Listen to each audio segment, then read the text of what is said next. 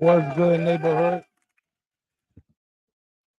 What's popping? What's popping? What's happening? What's going on? You're back in the lab with your favorite neighbor, your man Marq Nash. He is I am he. Another great episode of Breaking Beats. How y'all feel? What's the deal? Say a premium account on X is required in order to stream on the platform. You can damn, they don't change that on X now. Wow. So I'm gonna have to share it over there. That's crazy. Damn, Twitter. All right. So I'm gonna have to share it over there. They won't even let me just stream over there no more. That's crazy. All right, we got a lot to unpack on this episode. What's good with y'all, man?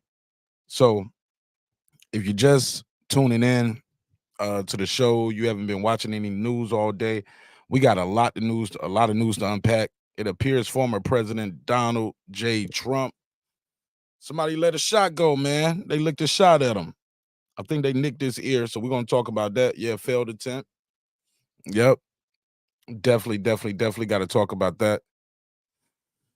But it was an attempt nonetheless. It's definitely an attempt. So we're going to talk about that. Wow.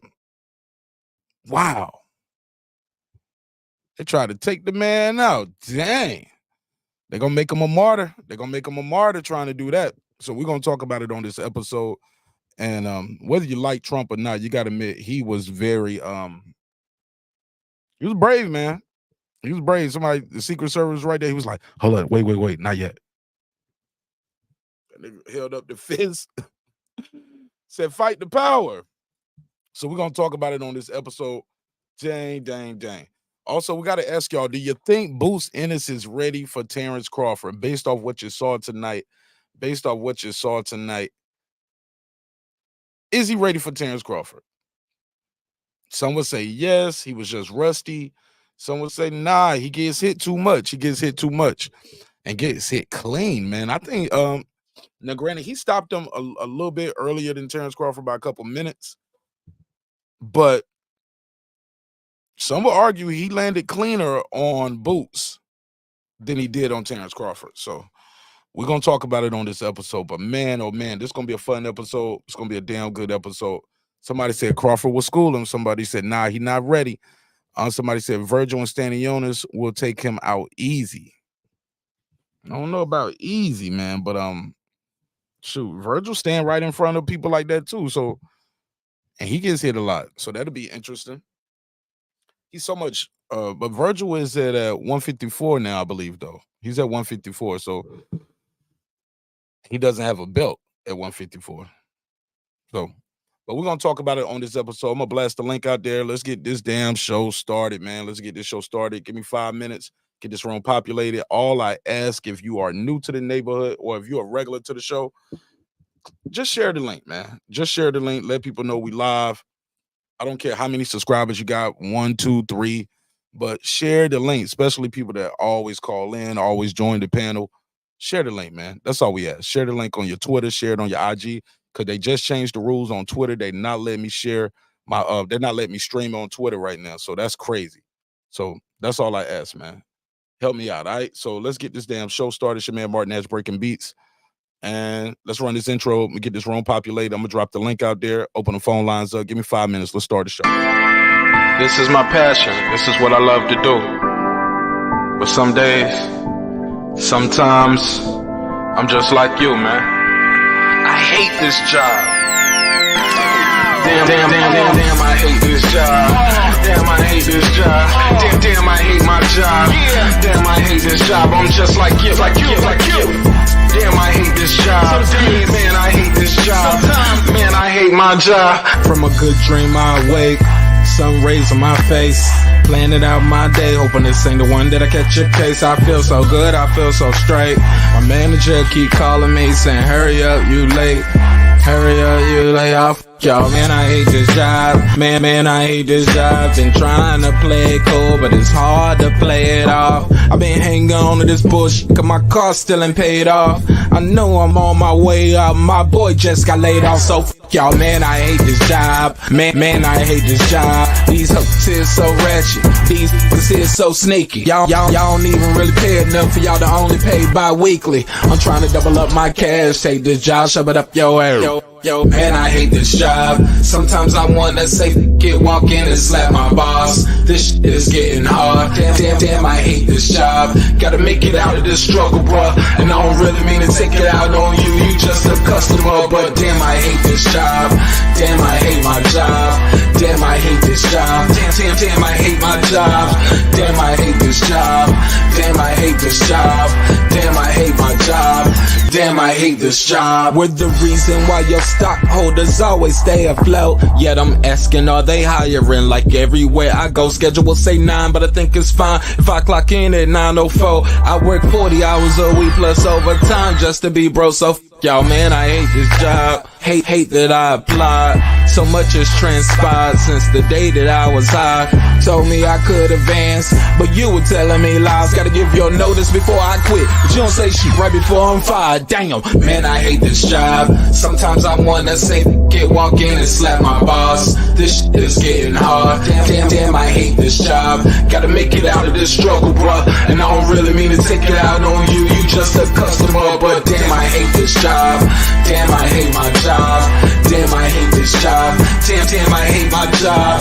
Damn, I hate this job. Damn, I hate this job. Damn, I hate my job. Damn, I hate this job. You and your procedures, you and your protocol, you and your policies, none of that shit don't apply to me. You and your quotas, you and your standards, you and your 2 sick days a year. Y'all niggas bananas. Wonder why the postman's posted with hammers, going postal with Popo on camera. His wage got him enraged, stressed out, it's hard to maintain. He flips the middle, grabs his.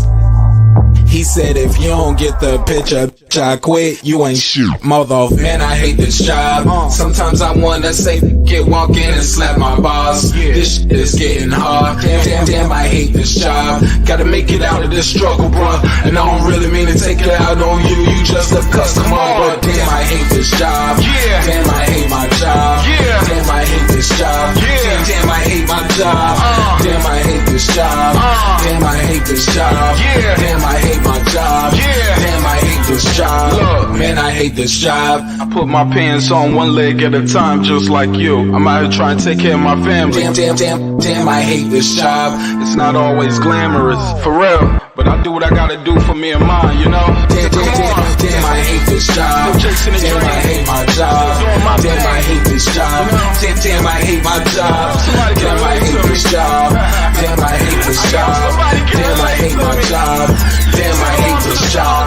Damn, I hate this job. Damn, I hate this job. Damn, I hate my job. Damn, I hate this job. I'm just like you, nigga. Damn, I hate this job. Man, I hate this job.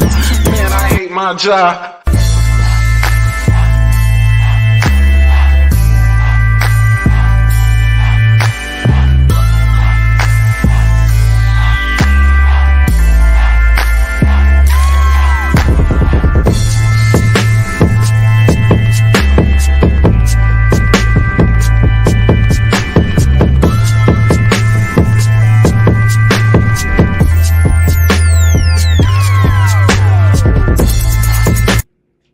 The views and opinions expressed in this program are those of the speakers, commentators, experts, and/or the host.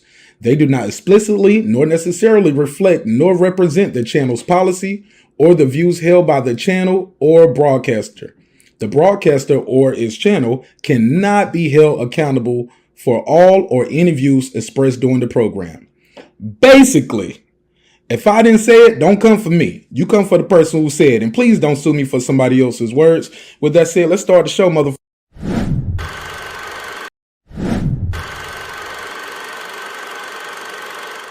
This that squad sound. This is madness.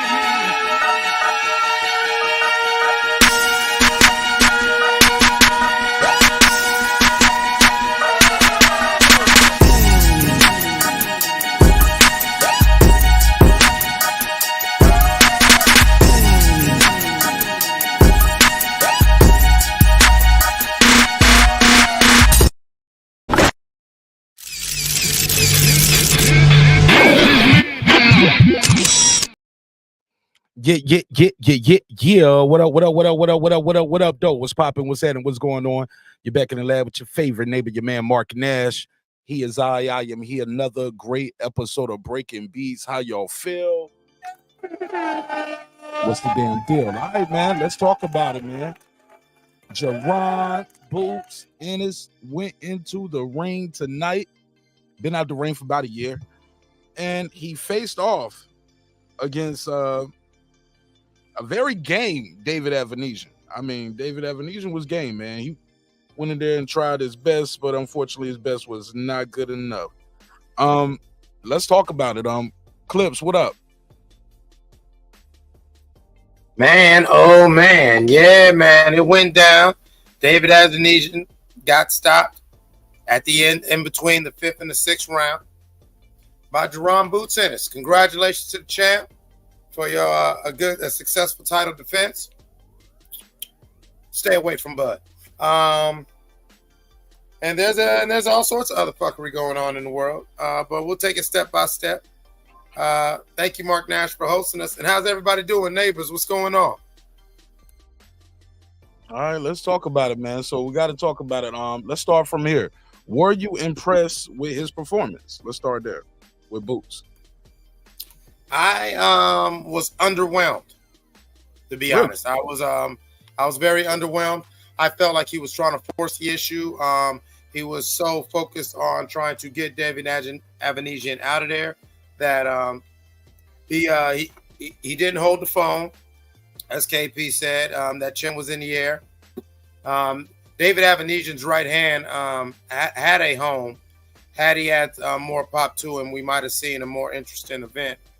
And we even saw that time where he swung so damn wild, he fell to the ground, and that shit looked crazy. Like, I thought he might gas out. I said during the fight, I believe that this could go another way because he might gas out. He seemed too pressed, a lack of patience.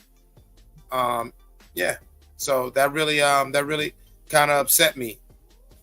Other than that, it was a dominant performance, but we expected it. You don't, and if I'm not mistaken, you did say he better leave Crawford alone. Is it possible? And we talked about this while we was watching the fight live. Is it possible he fought that way because he didn't fear anything coming back from David Avanesyan, and you're gonna get hit when you're trying to knock somebody out? Is that a possibility, or you like not? Or is it? Excuse me, could it be a ring rust? And he fought a guy like on 2 weeks' notice. Like, don't you think those other factors matter, or no? I mean, they're all ingredients to the pie, and at the end of the day, the things that I think the takeaways that we get from this performance, I still think this was a successful homestand. It sounds like they sold out the building or got at least some good numbers in the building. So hopefully they do some good numbers on the sales with the streaming and whatever like that, and pay-per-view. But my main takeaway was he need to fight Stanionis or any of these other boys like we was talking about in the watch party. He need to stay away from Crawford. I saw too many things that I know Bud would have fun with. Say the way he was just pressed and pressed. Let's say he lands a couple good punches on Bud. From what I saw, he's going to try to just go, oh, man, I got him, and he's going to go in. And as you know, Bud's cold on that back foot. Go ahead. Let me do this. I'm setting up. Oh, yeah, but like I said, Bud is cold on that back foot to where somebody you're over-aggressively trying to pursue and trying to force a knockout or a stoppage against somebody like Bud. And it's like, well, I don't know. A lot of his body shots, I loved his body work, low blow included, even though that was unfortunate for David Avanesyan. I liked his commitment to the body, but I still thought that when he does it, he ducks his head and kind of leaves himself open for somebody who could like take that step back and just punch you, and catch you in that moment. And these are all things that we know that a switch hitter who absorbs data and processes it quickly, like Bud, is able to do. And so congratulations once again to the champ. I don't want to shit on him. I think that as long as he doesn't make Bud the next thing on his menu, he has a long career ahead of him. And there's other worthy opponents for him, but he needs to look at Bud as a maybe 26. Him and Bud in 26, maybe 27, but looking for Bud in 25, he won't make it out alive. Really? Yeah, he needs another fight or two. He needs another fight or two for Bud. Because Go ahead. I don't know. I just really believe that what I saw too many holes out there that could get exploited. And honestly, I think he needs a challenge, at least one good challenge, before he would try to step up to fighting a Bud level fighter. Because like me, you, and KP were saying during the fight, or you even asked me previously, I wonder, was Avanesyan hitting more because he didn't have respect for his power, and so maybe he needs to get himself in a little bit of trouble to where he can, break that habit of overconfidence and hubris.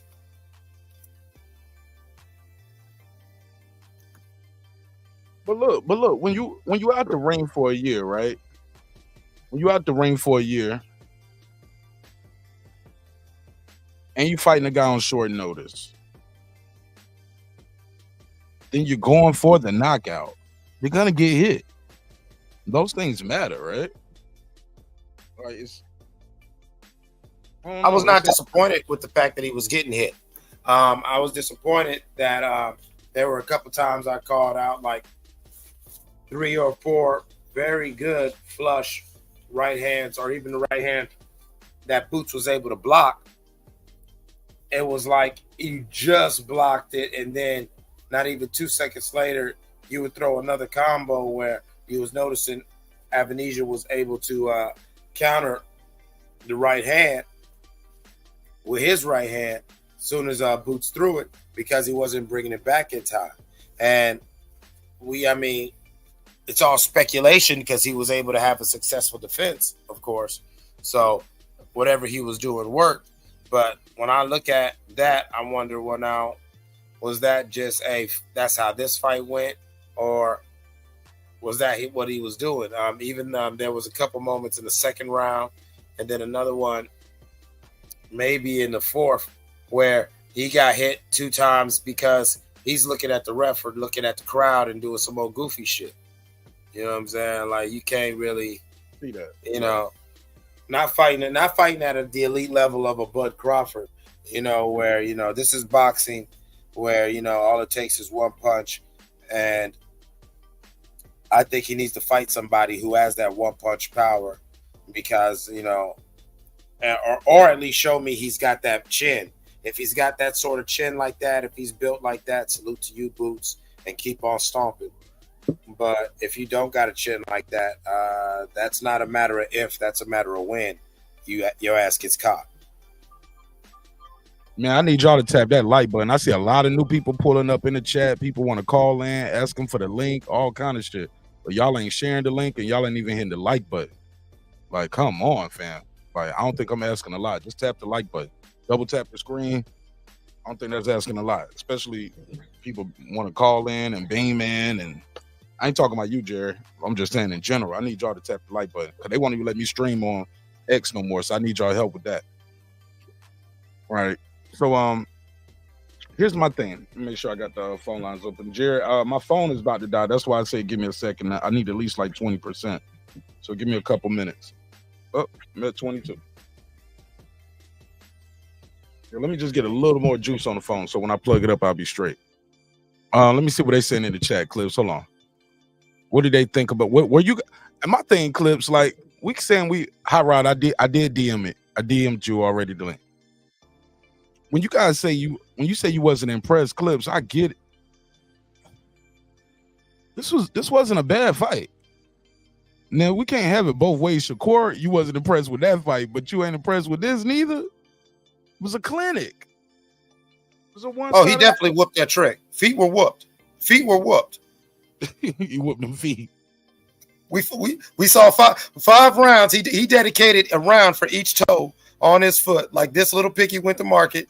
This little piggy said, and then on the 5th, he said, we, take your ass home. You know what I'm saying? Now, granted, does he have some things he need to work on? Yeah. I thought he was keeping his chin up too high at times. I think we all spoke on that. Another thing I noticed that he was doing was he was throwing a lot of the shots with the same speed, the same power. And a guy like David Avanesyan started getting his timing and was punching in between his shots. Now, if he can do that, I think Terence Crawford will have a lot of success with him. But then again, this is coming off a layoff. We don't know how he'll look fresher, and with the opponent that he's actually prepping for. So I don't know. But what's up, KP? What you think? What you think of the fight? It was a good showing. Boots is gonna beat guys like that. I would love to see him in with Stanionis next. And like he said, before he steps in the ring with a Hall of Famer, he got to at least step in the ring with a championship level guy, so to speak, that we believe that's a threat enough to at least give him 12 rounds. You know what I'm saying? So I don't want to see him go straight to Crawford. I don't think he gets to Crawford anyway, because it doesn't make any sense for Terence Crawford. But I think Stanionis will be next for him. After Stanionis, then maybe it happens. He's a good fighter. Chin is up in the air a lot. Against the sharpshooters of the world, he's going to get caught. But the only sharpshooter he got to fight right now that's active is Terence Crawford. Because I ain't seen Keith Thurman since Donald Trump was president. Hey, look, another thing, too. I've heard some conflicting things. So I've heard him say he wants to get all the belts, and by this time next year, he want to fight Terence Crawford. I don't know if you're going to get all the belts by this time next year. That's a lot of fighting, bro. To get all the belts by this time next year and fight Crawford. Crawford already said he only had 3 more fights left, and he got one coming up now. I don't know. I don't think within a year. I just don't think it's enough time on the clock, and I don't know. And then prior to that, he'll have a profile big enough to demand the money that Terence Crawford is going to command for that fight. To generate that money that Terence Crawford is going to demand for that fight. I don't see it. Do y'all think so? Y'all agree? Disagree? That's why I said Crawford needs to be in his mind for maybe 26, mid 26, early 27. Because if he's thinking that's going to be the next thing on his menu, I just, like you said, like that. Where's the real incentive? I saw a great fighter. I saw a young champion who showed me so much room to grow. Yeah, you don't go from eating. I want to see the process. I don't want to just see him. Oh, fuck it, throw him in there with Bud right now. Yeah, bro. No. You don't go from eating baby food to steak. You don't do that. I thought it was a good fight. I thought Boots looked vulnerable enough where some people will start actually giving him a fight instead of everybody running from him. Y'all know I never hit it. I've been a Boots fan, been supporting homie, and I never been one of those people that's like trying to protect Crawford from him. But I just know when the fight ain't ready right now. I didn't think the fight was ready. You know what I'm saying? And no, I agree 100%. I'm also a big Boots fan. Go ahead. Please, don't get my words misconstrued. This ain't like a diss or nothing to him. When I said that I was underwhelmed, you know what I'm saying? Because I expected him to go in there and whoop ass. You know, I think Jaron Boots Ennis is the best chance that we'll get the epic fight that we thought we would get out of Spence Crawford. And the reason why I'm saying think about it for 26, 27, you just laid it out. He said he had 3 more fights left in him after Spence. This would be the Madrigal would be 1. And I don't want Boots to go in there and not be ready. Some of the holes and some of the things he needs to work on, these are things if his team and his camp carefully select a next opponent and don't wait too long, but hurry up and schedule a next opponent. They can time this just right, where the stars can line up, and he could get that fight as 2 fights from now. And he's worked out, and if he picks his opponent right, it'll be an opponent that'll test him in the right ways. He'll have a training camp where he will be tested, where he'll be working on protecting himself from those ways he left himself vulnerable. Like you said, to his credit, and no, this is no bail money, but that Avanesyan was a late addition. He didn't train for him, so that also adds to the performance. So let's get him to fight a real, true, competitive fight where there are no excuses. Work on some things, and if you line it up right, you're the next thing for Bud. And if you do it right, you really get that real sensational fucking fight that really makes people say, "Where you at, Bud?" See, this was a good fight, but I don't think this was the fight that he could have grabbed the mic and said, "Hey, Bud Crawford, I'm on your ass. I'm coming, nigga." Ain't got none of those guys. Because think about it, who would he fight? Barrios? No, that's not gonna make people say that. Stanionis? No.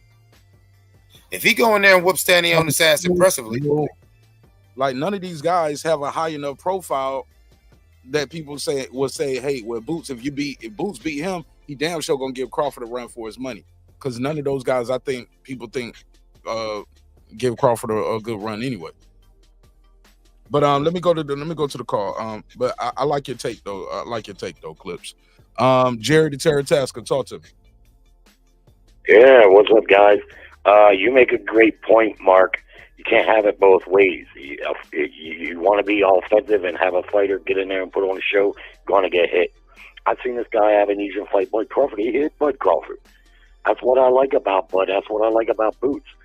All defense, that's fine, but that doesn't move me, man. He went out there to put on a show. He was working them up, down, body shots. Man, he was just working on him, man. That guy's a special talent. Now, I do agree with Clips. I do want to see him up. He needs better competition so we can know that he's that good. I mean, the eye test, it's there. I mean, this guy is a hell of a fighter. He may be the next guy to really make a move if they can get his career on track. Now, I know he wants to defend that title, but I'm scared a little bit for him because he's so fucking big at that weight. Now, he's young, and just like Spence, he's able to get away with it right now. But that can catch up to him at any point.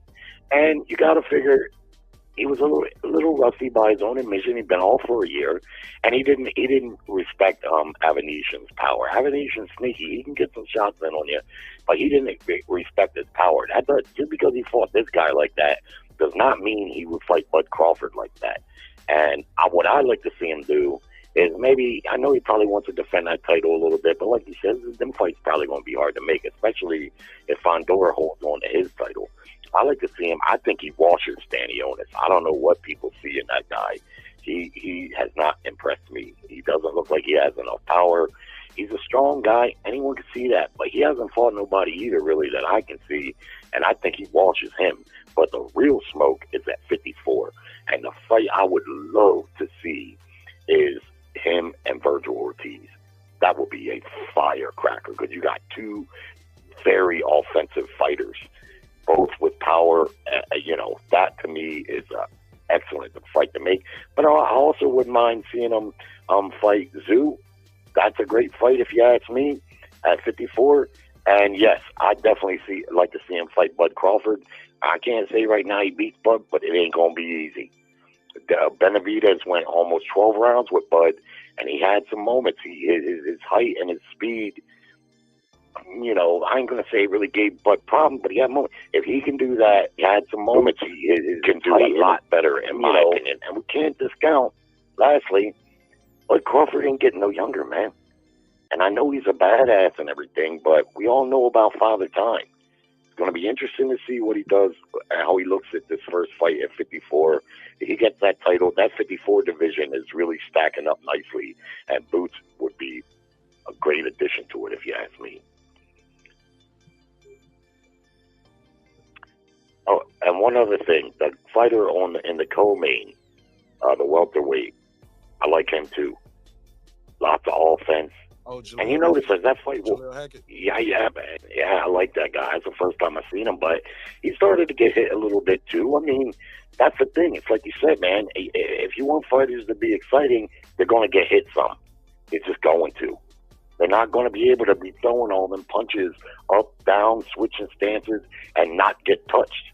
If they're in there and they don't get touched, at least some, then they're in there with a total someone they have got no business in the ring with them. You know, in my opinion. So I don't hold it against him that he got hit some in this fight, because I didn't really see where he was trying to avoid it that much. Right. And I don't think he was fazed by none of those shots. I said that too. I was like, I think he felt that power early on and was like, this guy ain't got nothing for me. And I'm going for the kill. So you're gonna get hit when you're going for the kill. Also, it's a last minute opponent. The dude is awkward, and you've been out the ring for a year. I mean, the dude got a stoppage in the fifth, at the end of the fifth round, and he was like, "Yo, I had an off night. If that's an off night, bro." I'm glad to see him back in the ring, man, and I really hope Eddie Hearns does what he says. If nothing else, keep him active. You know, keep him active so the fans can see what kind of fighter we got here. You know what I mean? Well, it's not, well, I like Bud I don't Crawford. know about the activity. He needs high level competition, bro. He don't need. I agree, but if he can't get that, because it was gonna be Cody Crawley if it wasn't this. And y'all know y'all was clowning me. Brian Norman Sr., all of y'all was clowning me. Kyle kept saying Cody Crawley. Kyle kept telling y'all what was coming down the pipeline, because I look at the rankings. I'm like, Cody Crawley's right there. He's like, man, stop talking about Cody Crawley. You on payroll? I'm like, bro, he gonna get a shot somewhere, because he's. I thought it was Charles Conwell. Oh, you know what? Was it Conwell or Crawley? One of them. I want to say Conwell, because remember you were saying his name off funny. Charles Conwell. No, I think it was the guy you mentioned, Mark. Cody Crawley. He was. See, the thing is Stanionis and Fundora, they're PBC fighters, right? I believe so. I just don't. Yeah, I don't think he's going to get either one of them fights being over there with Eddie Hearn. I mean, he might. I'm saying, I agree with you. He needs better competition, but that's going to be tough unless he's fighting a Bud Crawford or a Sinzu or somebody like that, because some other guys I don't think will be able to compete with him. We got to see, but I just don't see him getting those fights. So if nothing else, keep him busy. Don't have him out, because his career has been stalled enough. If nothing else, keep him busy so fans can be exposed to him. You see that? That's what I'm saying. Yeah. But I agree. He needs better competition, but let's see if he can get it. Virgil Ortiz, from what I understand, is fighting for the title here coming up soon against a very good opponent, another knockout puncher, and I think it would be great if he could get the winner of that fight. Now, I do agree with what you said about, he needs better opponents, and I just wanted to have a little pushback. I wasn't saying, I'm disappointed. Once again, I'm not disappointed that he wanted to fight and brought the fight. That's what I liked about him. He does need better exposure. This style of fighting is fan friendly, and if you keep him active, then yes, he could probably build some more cachet to his name. With that said, let's stop this excuse that he's been on a year layoff. Most fighters at his level, his age and everything, they only fight once a year anyway. All right. We talk about fighters being dogs and animals because he fights twice a year. Canelo is still looked at like a fucking freak for fighting 4 times a year that one time. You feel what I'm saying? So a fighter fighting 1 time a year is kind of par for the course. So, if he was completely inactive, that's more on him. But if he's a true professional, I'm sure he was staying in shape. He was, he was doing his things to kind of stay active. He might not have had a fight on the horizon until recently, but, just looking at that man, I don't think he was truly inactive for 1 year. That man was in shape. Like we said, it looked like a middleweight versus welterweight or whatever. But look, that man was in shape. But when you're that big, Clips, it's probably harder for him to make that weight too. You know what I'm saying? Because he's so much bigger than, if David Avanesyan is on weight and can make that, David Avanesyan is naturally a smaller guy, right? But then again, for him to take that fight on 2 weeks' notice, he's right on weight. He's in shape all the time. Boots, y'all saw him in the fight. The dude looked like a damn middleweight in their versus a welterweight. Yeah, he's big So as shit. yeah, so He's to big get as hell. down and or to maintain that weight year round or have to cut that weight, that shit gets harder and harder as you get older. I feel you. But I feel you. I think you did make a good point. Guys only fight a year anyway, but I don't think it's an excuse. I think it's a fact. You know. Yeah, Well, I think the fact is, same 1 year of layoff can affect one guy a little more than it does the next guy. They're not all the exact same. And by his own admission, he said he's been staying in shape, which it looked to me like he was in great shape. But he also said he didn't say he was like super rusty or trotty. He just said his timing was off a little. But after the third round, you could see he was well warmed up. And you notice he wasn't really getting hit with those punches early. It was as the fight wore on, where he just was like, fuck it, I'm stopping this fucking guy. He was determined. You could see that he wanted to make a statement there. So I think it was a great performance against a durable but average opponent. And, good luck to him moving forward. yeah, I just think Jerry, Jerry, he's on the phone real quick, Mark. Excuse me. You saw the wild swing, and you saw other moments throughout the 5 rounds where it felt like he was trying to force the square through the circle, and I love the tenacity. But this isn't my first Jaron Ennis fight. I feel like some of his lack of timing and some of his awkwardness came from he had put the impetus on himself to, I got to stop this motherfucker before Crawford stopped him and blah, blah, blah, and everything. And that's what made that. And that, I think because he tried to force that performance, we could say great performance. Me personally, I'm looking at, I don't know if you could do that. That's my thing. It's like he wanted to make a performance like, see, if I could do this, then I could whatever. Triangle theory sort of shit. But coming out of the performance, it's like, I don't know. We do a little bit and are we trying to find something to nitpick at? Because I seen Floyd Mayweather do that in a lot of fights, swing and miss and fall down. Like, Boots ain't the first one that does that. That's not an indictment on who he is as a fighter or his performance. Never. No, I'm not saying that. I'm saying in this fight, in the fight that we just saw, he did seem like he wasn't showing that patience and that resolve that I know he has. This isn't my first Boots fight. This was somebody who very clearly, within 30 seconds of that opening bell, I'm like, oh yeah, this motherfucker is trying to knock him the fuck out. And he did, though. So what's wrong with that? No, nothing's wrong with that. Well, but like you said, about not switching up the speeds, on his punches. Like, it's like, okay, I get it. You're having success and you want to stick to it, but at the same time, I wanted to see, I wanted to see more of a calculated killer. You know what I'm saying? Like, it's fine to take risks, but I felt some of those risks were unnecessary. That's all. Fair enough. Go ahead, Jerry, and I'm gonna bring it right here. That's fair. That's fair enough. I get that, but it does sound to me a little bit like nitpicking, a little bit, with all due respect. He wanted to make a statement, man, and frankly, being laid off in his career, not moving the way, I think he fought a great fight in there tonight, both for getting the job done, which he clearly did, and both for making the fans happy, man, and putting on a show. I don't think he would fight Bud Crawford exactly like that. I mean, I think he's got plenty enough boxing IQ to know who he can do that to and who he has to be a little bit more calculated with.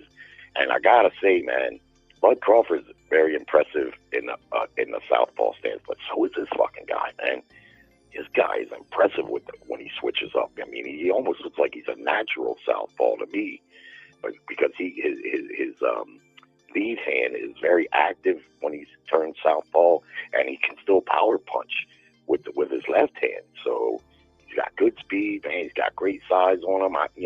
Like I say, I hope that if they can't keep him busy, get him up out of 47, because Fundora and Stanionis, I don't see them fights happening because there's just not enough star power between them all for the PBC to sacrifice those guys. They probably more likely fight each other at some point, Stanionis and Fundora. But the smoke is at 54.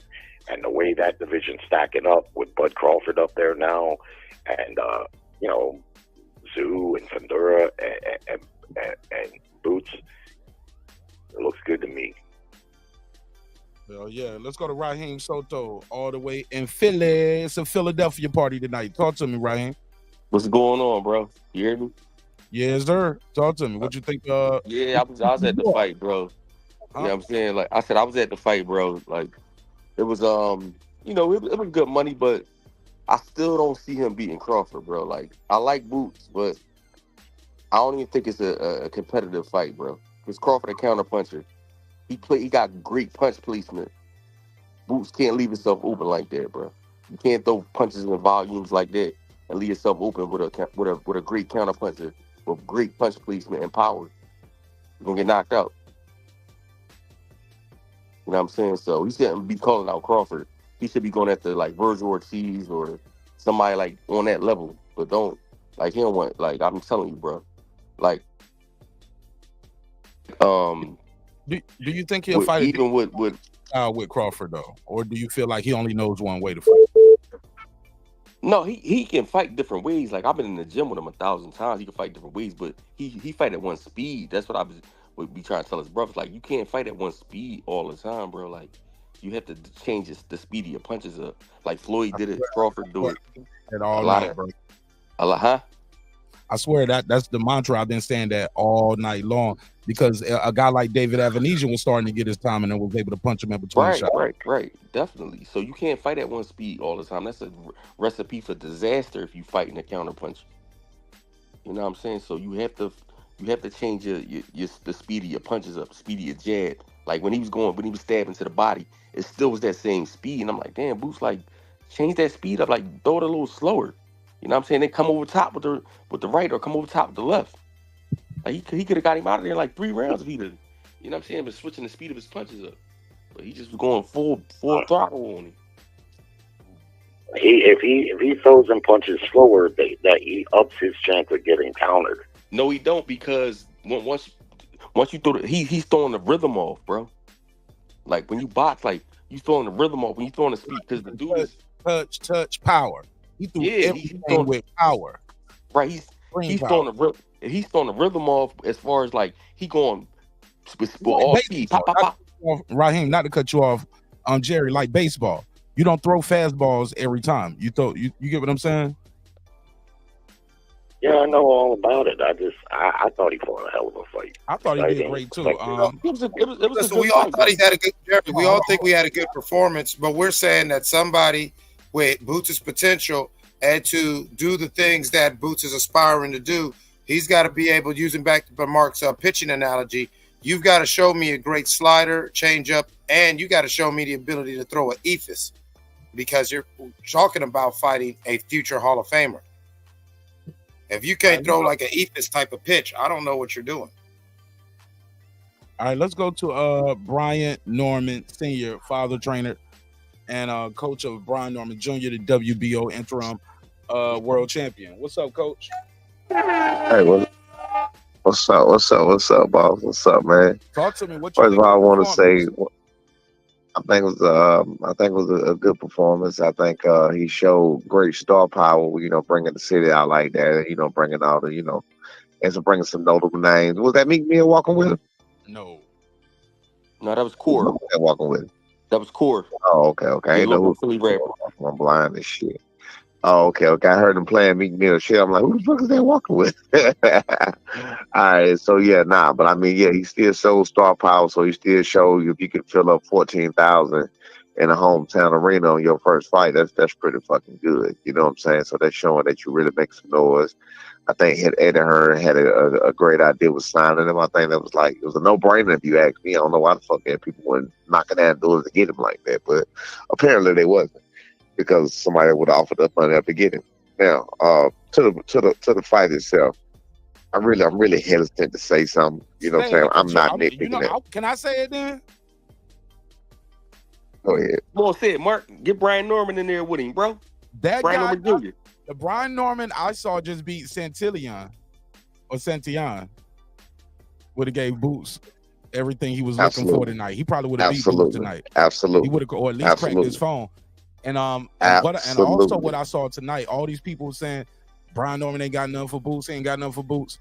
That guy y'all saw tonight, Brian Norman can fuck with him, yo, and he can crack. Let me with them small. Let me gloves, explain. I'm gonna say that because I want to. I just text I know Bozy. Bozy your guy. You know what I'm saying? Yeah, I text him, congratulate him and everything else. But I'm gonna be, I just text him, told him congratulations and everything. And now it's a great performance, but I'm gonna be real with you. I think everybody needs a superhero. Everybody needs a dream. You know what I'm saying? Just like everybody want their superhero or want the next big thing like that or whatever the case may be or whatever. But I definitely see some holes that can be exposed. I'm gonna leave it at that. You know what I'm saying? But again, it was a great performance. That's why I really didn't want to say shit because I don't want to throw salt on nothing like that. But I definitely see ways that he can definitely be beat. Definitely, you know what I'm saying? For example, like y'all was talking about the speed and not changing it and the power, whatever else. Actually, all of those wasn't power shots. He was just letting his hands go. So all those really wasn't power shots. He was just letting his hands go. Let me say this too: tremendous body punch. That was great. You know what I'm saying? Whatever. I think that you can make the argument if you talk about Boots and Bud, that Bud clearly knocked Avanesyan the fuck out. And that was a fight that was set, or whatever. So he knocked him the fuck out. This was a replacement opponent on short notice, that was, that had to quit or whatever he had to do. But again, that's not taking away from the performance. But if you want to say that, yes, I think the fight can be made. I don't want to see the fight. I told you, I always say this in every interview. I believe that Crawford had already proved itself. I think the shit is outdated by a few years. I think Boots just didn't get where he is fast enough. Or whatever, you know what I'm saying? Maybe if Terence was still maybe 33, 32, 33, yeah, possibly, but like 36 years old. Now, how much credit is he gonna get for doing that? And if he get beat by Crawford, which is a very good possibility, if he get beat by Crawford, then that's gonna fucking take his stock in the fucking hole. You feel what I'm saying? Like, some people gonna look at that shit and say, man, you got beat by a fucking 37-year-old Terence Crawford. Or 38-year-old, whatever he is at that time, or 30, damn, pretty much 40-year-old Terence Crawford. That's what you're fighting. You're fighting a pretty much 40-year-old Terence Crawford at 37 years old, because he got this fight coming up now. You know he ain't gonna fight no more this year, so it won't be till next year. So he'll be pushing 38 years old, right? That's a long fuck. That's an old motherfucker, man. So I mean, to me, I think the fucking talk of this is ridiculous at this point. It's just outdated. It didn't happen. Boots wasn't as big as he should have. Not should have been. I'm sorry. He wasn't as big as he needed to be when it happened. I did want the fight to happen. I did pick Boots to win in the first place. You know what I'm saying? But when he did what he did, Aerospace or whatever, that's when I changed my whole tone about everything. And and remembering the sparring sessions, and remember seeing what I've seen, and remember thinking what I think. I'm like, you know what? I do see how Boots can be beat. You know what I mean? But hey, that's just my opinion. But a great performance overall, though. Very great performance, and it was a tremendous night. And I think it was a making of a star. I know he already got his little start, his stardom or whatever, but it made him even a bigger star tonight. For sure. Stay with me, Coach. Go ahead, Jerry. Yeah, that was solid take. I don't have much more to add on Boots. I'm glad to see him back in the ring. Want to see him like you guys against better competition. We want to see that. We want to see the greatness. But we can say that about any fighter. He can only fight the guys that are put in front of him, and his career's been stalled. And I agree with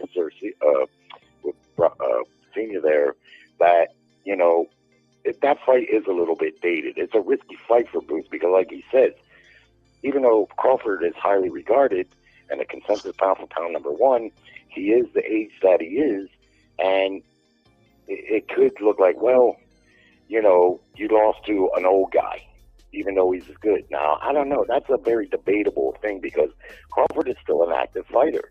And some guys can fight late in their careers. And while Bud Crawford does get hit occasionally, I haven't really seen him in any wars. I haven't seen him take a lot of damage, and he's a clean living guy. So I think it's a super fight, but I don't think it's likely going to happen. I don't think Bud Crawford really wants to fight him. The money is probably not going to be there. He wants bigger fights for bigger money with just a couple left on the table. But that's okay. Boots can be the next Crawford. You see, he can be the next guy.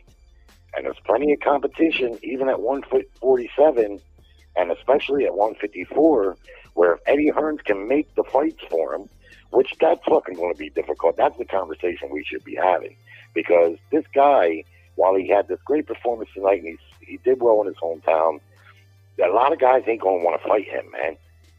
I don't care who they are. They're just not going to want to rush to fight him.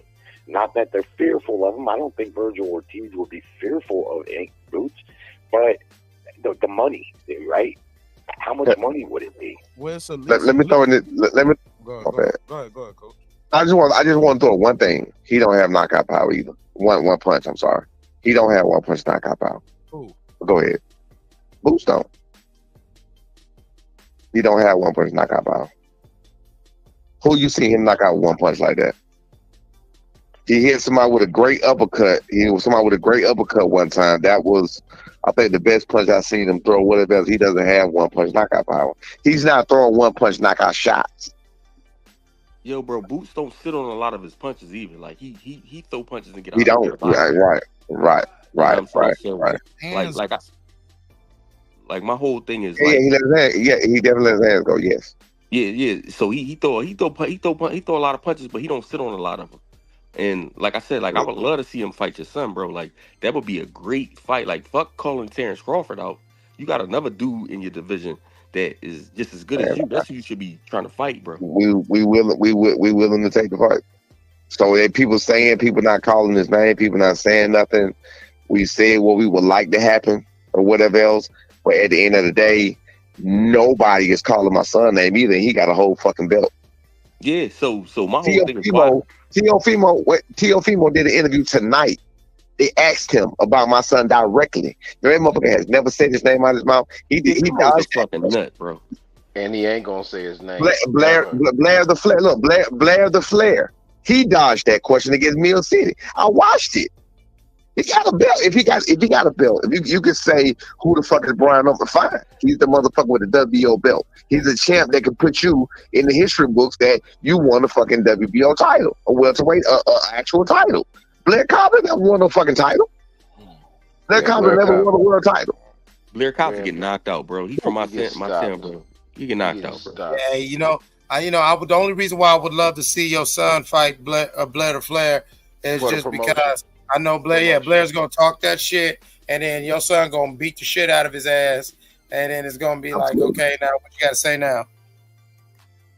Right. I would love that too, whatever. But again, I just saw him on Matchroom, something they was showing Boots. I guess he mentioned Crawford again at the end of the interview. He on Matchroom post saying nobody ever wants to mention my name. You would have to go all the way to the end of it and click hidden post because he put niggas. He put niggas so they hid niggas or whatever, right? So he put niggas never mention my name. So of course I went on that motherfucker like, motherfucker, I'm mentioning your name. We'll fight you now. You scared to mention our name. Bro, I was looking for him to mention your son's name, bro. Ryan Norman Jr. I was sitting there. Nobody had mentioned there. I was waiting. I'm like, yo, he said Barrios, he said Crawford, and he said Stanionis. He didn't mention nobody has mentioned my boy name. Wait, Norman Sr., it's the way the interviewer sets up the question though. They set it up in a way so that they don't mention certain people's names. They do that intentionally. You got to pay attention to the way they ask questions. What do you think about Terence Crawford? Oh, they just go. You see, they're going straight to that. Like everybody else doesn't matter in the division when they're closer to his age. Like you're asking about a guy. No. About to retire. But he still said other people's names. Which one? Which one are you talking about? Which interview? On the DAZN interview, when the fight was over, he said. Oh yeah, no. Yeah, I'm not talking about his interview. I'm talking about Blair the Flair in the comments, not Boots. Okay. Nah, that's fine. Yeah, no. I heard how he set that up. That's fine. I heard that. That's cool. I'm talking about Blair the Flair in the comments of that interview. Yeah, I'm not talking about what Boo said is fine. He just said, he wanted anybody with a belt, which means us. He said what he said, stay on the way. I mean, that's fine. Cool. He never said your name though, bro. He named the other champion. You're right. He said the big. I heard him. Hey, coach. Let me charge your battery real quick. The fact that he didn't mention your son, we take that personally. Definitely. Listen. I look at it like this. Out there, that motherfucker. He knows we outside. We outside, nigga. Listen to me. Listen to me. All I gotta say, and of course, I have nothing but respect for them. All I know is that every interview you can hear my son in, you read the comments, the first name you're gonna see is Boots, Boots, Boots, Boots. Won't say Boots, won't say Boots. I heard Boots do 5 interviews now. 5 interviews. And not one as my son name came out of his mouth. Nope. But in the comments, you see nothing about that.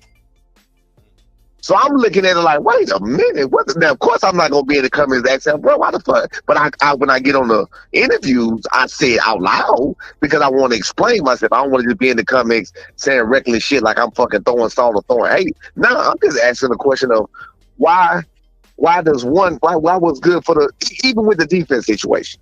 With the defense situation. When my son got hit with shots and Giovanni, the one my son fought through a whole lot more heat than Avanesyan threw. My son took some shots. You heard he don't have no defense. If you ask me, arguably he took less shot, not less. He took not more damage because he did some good uppercuts today. You feel what I'm saying? Boots did. But you hear instead of no defense, you hear well he showed he has a chin. Well, goddamn, ain't that a bitch? You feel what I'm saying? That's the propaganda. One, he get hit with his. It's propaganda. You hear one, he don't have no defense because he get hit with his shots against his lesser opponent, against his. If he get hit with a bigger puncher, that's his ass. But on this particular case, well, he was getting ready for it. He's trying to make an excuse. He was getting ready for a Cody Crowley, and he changed this up, and he did. And Boots, of course, is really he is. He's like, no, that ain't what it is. You know what I'm saying? We got, and that's true. They got everybody in the gym, all walks of life, all types of fighters. You know what I mean? So respect the Boots and his. They real as they come. You feel what I'm saying? But I'm just talking about the people, the propaganda of it. You'll paint one like this nigga ain't got no chin. You'll say, he ain't got no defense. And another, oh man, he showed he got a killer chin. Well, what the fuck? Wait a minute, what's happening here? One person ain't got to say shit, and one person is like, come on, bro. This shit is crazy to me. Double standards, I'm gonna share double standards, man. I'm gonna share my screen for the audience out there. Terence Crawford just tweeted this out. He was talking about when Eddie Hearn was like, he just went in there. He was describing David Avanesyan. He said, world-class fighter. And then Terence was like, world-class fighter, huh? The double standards be crazy. Eddie Hearn. Absolutely. So, because when Crawford fought him, he was David, I've been sneezing. Talked all that shit. I've been all of that. I thought about that too. It was crazy. Yes, I thought about all that. So, crazy. So David amnesia. David, I've been sneezing. David. The reason and the reason he called him a world-class fighter is because he fought Terence Crawford, but what the fuck else?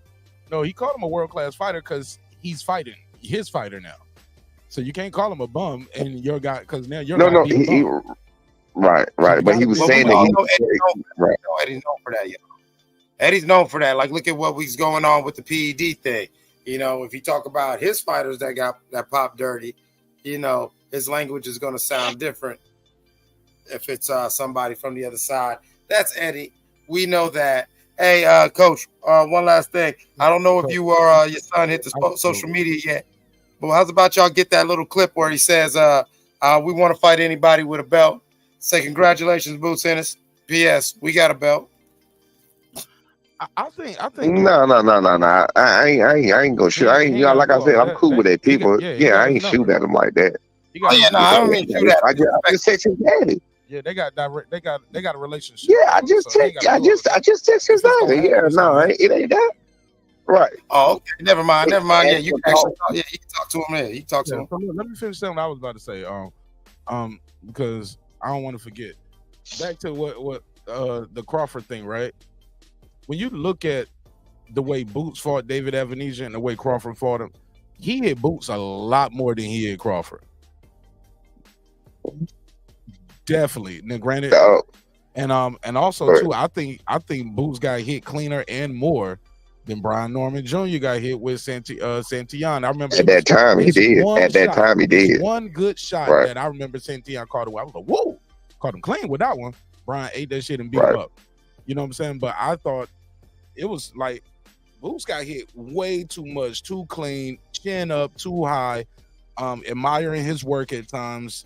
Now, granted, his body work was phenomenal. I mean, beautiful. Phenomenal, that body work. And the way he would torque to get the power on those shots. I mean, I thought he was gonna stop him to the body at one point. So right, I knew he was. That's what I said. He gonna stop to the body. That's what I said when it started. I said, yeah, he gonna stop his ass to the body. But bro, he was getting That's what hit. Boots was getting hit from Ramon Villa, whatever the fuck his name is. I saw that. I'm glad you saw that. I've been peeped that. So I like, didn't bro, like, say nothing what are you I've been doing, going salt. I've been peeped that. I've been peeped that. What he say? Say it again. Roman Villa was hitting cracking his eye too. Oh yeah. Roman Villa. Yeah, he can be here. He ain't motherfucking a superhero.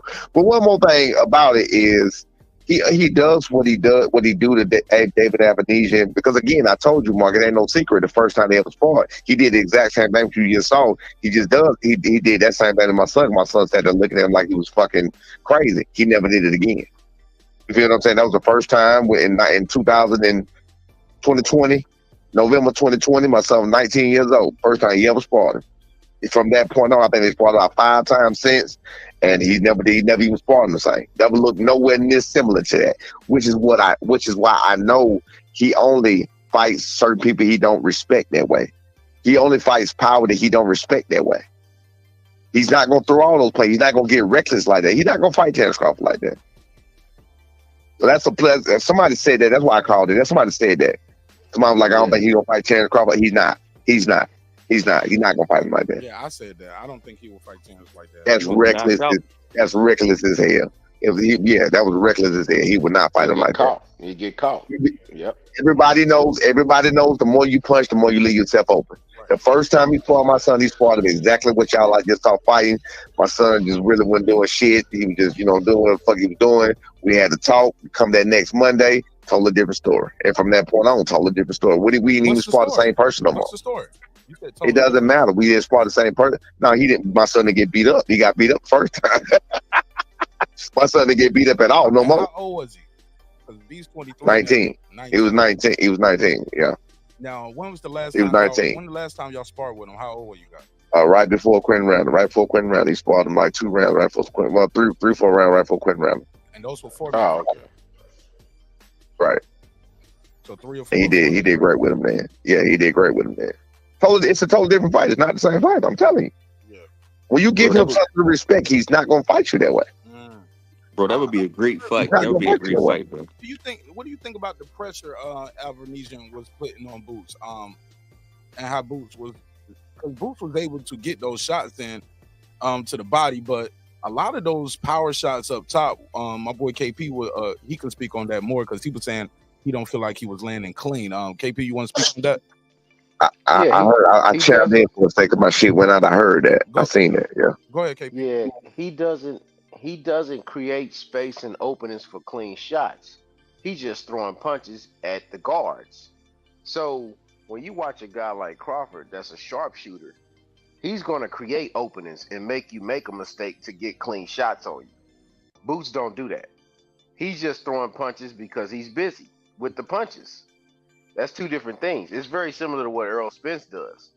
They both throw a lot of punches, but just throwing a lot of punches and not landing a clean shot, those guys are physically bigger and stronger than Terence Crawford. Errol Spence and Boots is. He ain't stronger, bro. But okay, hold on. Let me just explain this. They're both bigger physically and more dense than him. But just because they're bigger and more dense don't mean that they have more power. And they never surprise a guy with a shot that they don't see. The guys see the shots. Bottom line with the Terence Crawford and Boots argument, this the bottom line. The Boots y'all see fighting is not going. That is the fight will not go that way. That's just plain and simple. You have no clue. Y'all, none of us have no clue what that fight is gonna look like at all. We're imagining one thing. Bro, yeah, we imagine against times, man. Like that shit. Like Boots is a gym rat. Like, we go to the same gym, so it's like, all right, so you Boots, Boots, you be doing your thing in the gym, but like I said, I always be telling his brother, like, yo, bro, why don't you get him to switch the speed of his punches up? He's like, nah, he good. Like this is our style right here. Like we don't give a fuck. So you in the gym with him? Ain't he disrespect the motherfuckers when they come in? They fuck him up. Yeah, the people that just that's his house. Yeah, he come in there. He beat the shit out of everybody that come in that joint. He just beat the shit out of everybody. Yeah, he just beat the shit out of them.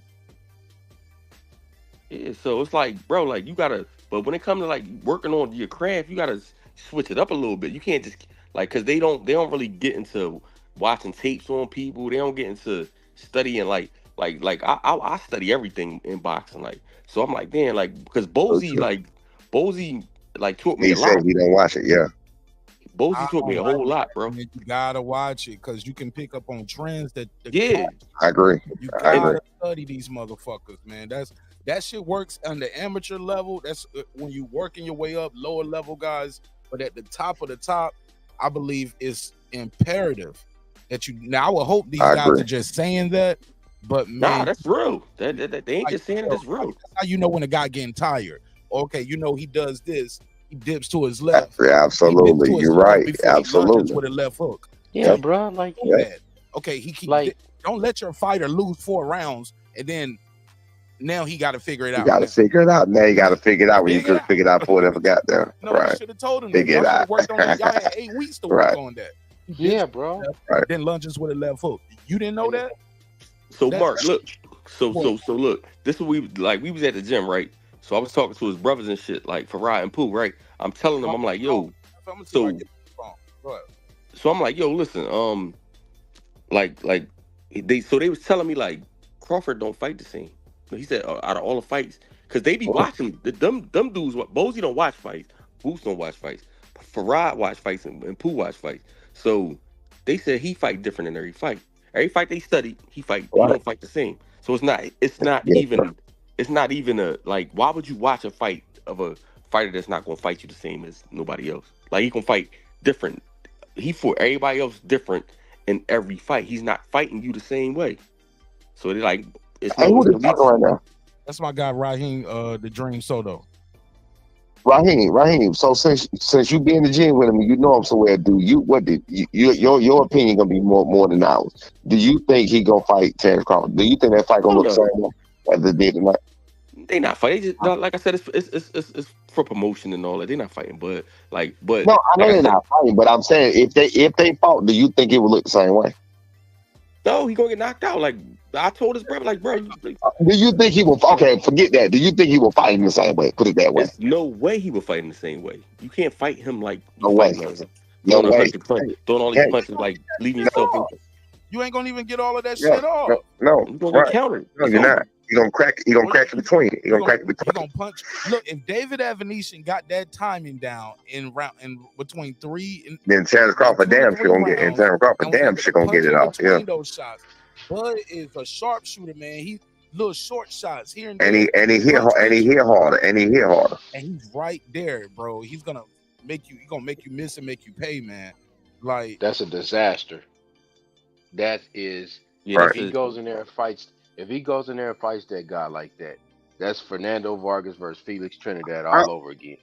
I'm just glad we got level. I'm glad we got level heads on the channel tonight, because usually when you talk to people, they be like, "Y'all crazy, y'all didn't see this, y'all didn't see," and not knowing what the fuck they looking at. But everybody on here tonight is absolutely right. No, I'm not. No, I'm not going for that, bro.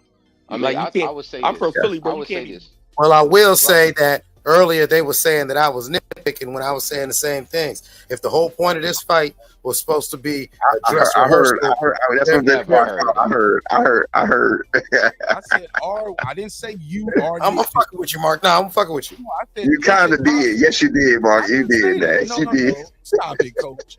Stop it, Coach. Don't you? It was right before I called. It was right before I called. I heard you. It was right before I called. Look, man. It was right before I called. Go ahead. No, because Clip started off saying I wasn't. What he said, I wasn't impressed or I wasn't entertained. What he said, I was underwhelmed. And he said, I don't want to sound like I'm nitpicking. And you said, but you kind of are nitpicking. That's exactly what you said. You can run this back. I didn't say it. Run it back. It's on Jerry. I said, are we nitpicking? You know what I'm saying? Okay. And my whole point to that was, I said, because I don't think he would fight Terence Crawford that way. I think he fought this guy that way because of the layoff. But he knew he could. He knew he could. Plus, he knew he didn't fear this dude. He didn't fear no power back from him. Bro, like I Hey, said real when quick we on was that, watching it, you bro. said the layoff. Brian, No, that ain't no layoff, bro. Like that Hey, dude, Brian, he What? no, skinny he Yeah, right there. you said He did have a leg. you said the layoff, but I mean that he fight he in there, everybody he in in the the way gym though. every day, bro. That was a year. Like that wasn't no, Yeah, that that's how he wasn't fight. a But big he deal. That's how he fight. no, I'm talking about the timing, like he was getting hit with shots that I thought he could have slipped. I thought his chin been tucked more, but then again, chin when in you the air, bro. and you Bro, beat he was fighting Raymond Villa the same way, bro. You got to look at the patterns of the fighter. Like he had certain patterns. in front of him was a punching bag, bro. So was Now, Avanesyan. He was he got smothering. caught. He got caught. But he He was said he got caught. smothering. Raymond Villa he catches dudes. So, He was whipping dudes' ass for the longest. but so was Avanesyan. He was smothering a lot of the punches. But if you look at like how Boots Helped get hit, Avanesyan last as long as he did by smothering those shots. Because mid-range Boots would have beat him up even worse. but see this, bro. So what was happening? Like I said, I was in the second row next to Ab Lava. I was sitting right there. So I'm sitting there. I'm just watching. I'm just like, yo, like what is Boots doing? Like why he going? He's going like it was like he was so excited. He was going 1,000,000 miles per hour instead of like relaxing and you know slowing it down and making. He was anxious to show out and show off. Yeah, he was going 1,000,000 miles an hour, and I'm like, damn, bro, like.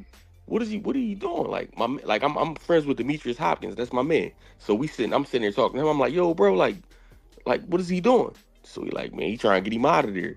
I'm like, after a while, if he don't get him out of there, he gotta slow that shit down. He gotta pace himself. He gotta change the speed of them punches up.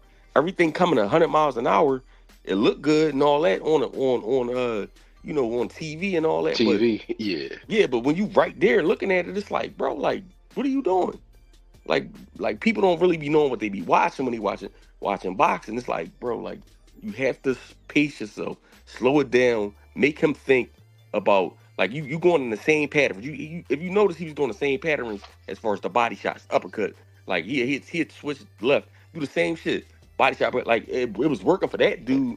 But you can't do that against a experienced, you know, a master boxer, bro. Like you can't.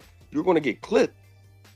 So it's like you got a bunch of yes, you got a bunch of yes men around you telling you, oh yeah, that's good. You need the truth behind. You need somebody to telling you like, bro, like listen, like his pop was telling him like, yo, why you getting hit with that bullshit? Like I was right there, I was like in the second row. So he telling him like, yo, why you getting hit with that bullshit? Like why? Like what's going on? Like what are you doing? He told him that a couple times. And the problem with a million punches again, like I said, when you throw them, every punch you throw, that means you're open that many times. So if you throw fucking 200 punches around, you're open 200 fucking times. Right. And he don't want to get a Pacquiao like Marq has Pacquiao, jump in there and get boom and you know what I'm saying, laid out. So he got a chance. Like I said, I like Boots. Like that's my man, brother. Like that's my young boy. But you have to take like they be getting mad at me because I don't give a fuck about what I be saying. Like you so if you don't like criticism, you are a fucking idiot. Because like if I'm watching you box and y'all saying, oh yo you a hater. No, I'm not a hater. Like I'm telling you the truth, bro. Like You telling it like it is. Right? You telling what you see. Yeah. Yeah, I fuck with you. Like you from the city, you know you my man, brother. Like you my young boy. So why y'all talking about I'm a hater if I'm telling y'all like what I'm seeing out my eyes? Like y'all going off. See, they don't go off like a bunch. Like that's why I like Crawford because they go off a lot of different eyes, bro. You know what I'm saying? So when you going off just like Bo, you go off Bozy the main boy. So then you going off like Farad, like you know what I'm saying? He probably second in command. I don't know if he's second in command or whatever, but he wasn't even in the corner in this fight. Though, nah, he wasn't in the corner. In this fight. What's that dude that look like Farad? What's the dude that look like Farad? That's the older brother. Who? No, it's not. The one with the braids that I was with. Oh, what the fuck is his name? This one he's not his son. The one with the braids. I know exactly what you're talking about. I think that's like one of his cousins or something. He number 2. Oh, yeah, he number 2. Oh, all right. But he like number 2. Yeah, every time I'm there, he always there. Yeah, I know exactly what you're talking about. Heavy set dude, right? Yeah, the big boy with the he look just like Farad. He got braids. Yeah.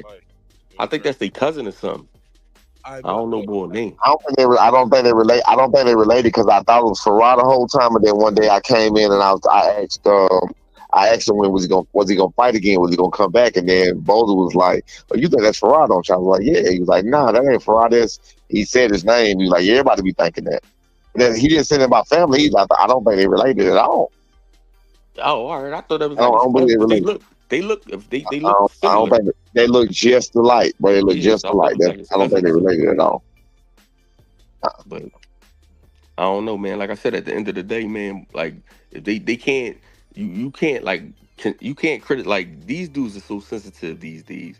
Like you can't criticize like what's going on. Like you can't say, bro, you need to change this. Oh, well, how you gonna tell me what I need?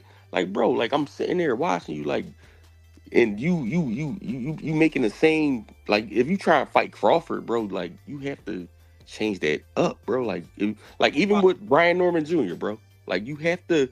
Like you're not gonna get away with doing that same bullshit, bro. And like I said, look at the Villa fight. Look at the Karen Kukajan fight. Look at this fight right here. It's holes in Boots' game, bro. A lot of holes. The biggest So hole I've seen in this game so far is Roman Villa. He had problems with Roman Villa's movement, but Roman Villa didn't. I mean, not Roman Villa. I'm sorry, Karen Kukajan. Karen Kukajan. Movement gave him troubles. He eclipsed, had him spinning like a top in that fight too when he missed. Big, spun like a top, falling down, spinning like a top, going to the ropes. So the lateral movement was giving him a problem. And then Crawford, I heard some people say, well, he ain't got no legs no more. I was like, how do you know if he got his legs? He's standing in front of dudes in the pocket and using and saving energy. He's not burning energy moving. He's sitting down on these punches and he getting guys out of here. So I think if he needs to use his legs and move, because there was times during that fight he used his legs, moved, and let Spence run into some shit. And then there was times where he started pushing Spence back too. So I think the guy, when he needs to use his legs, he can. That was did it. Especially in a fight where, okay, this guy has trouble with movement. Let me make him move. I'm gonna move around, make him miss, make him pay, and I'm gonna tap him, then power shot, and let him run into something too.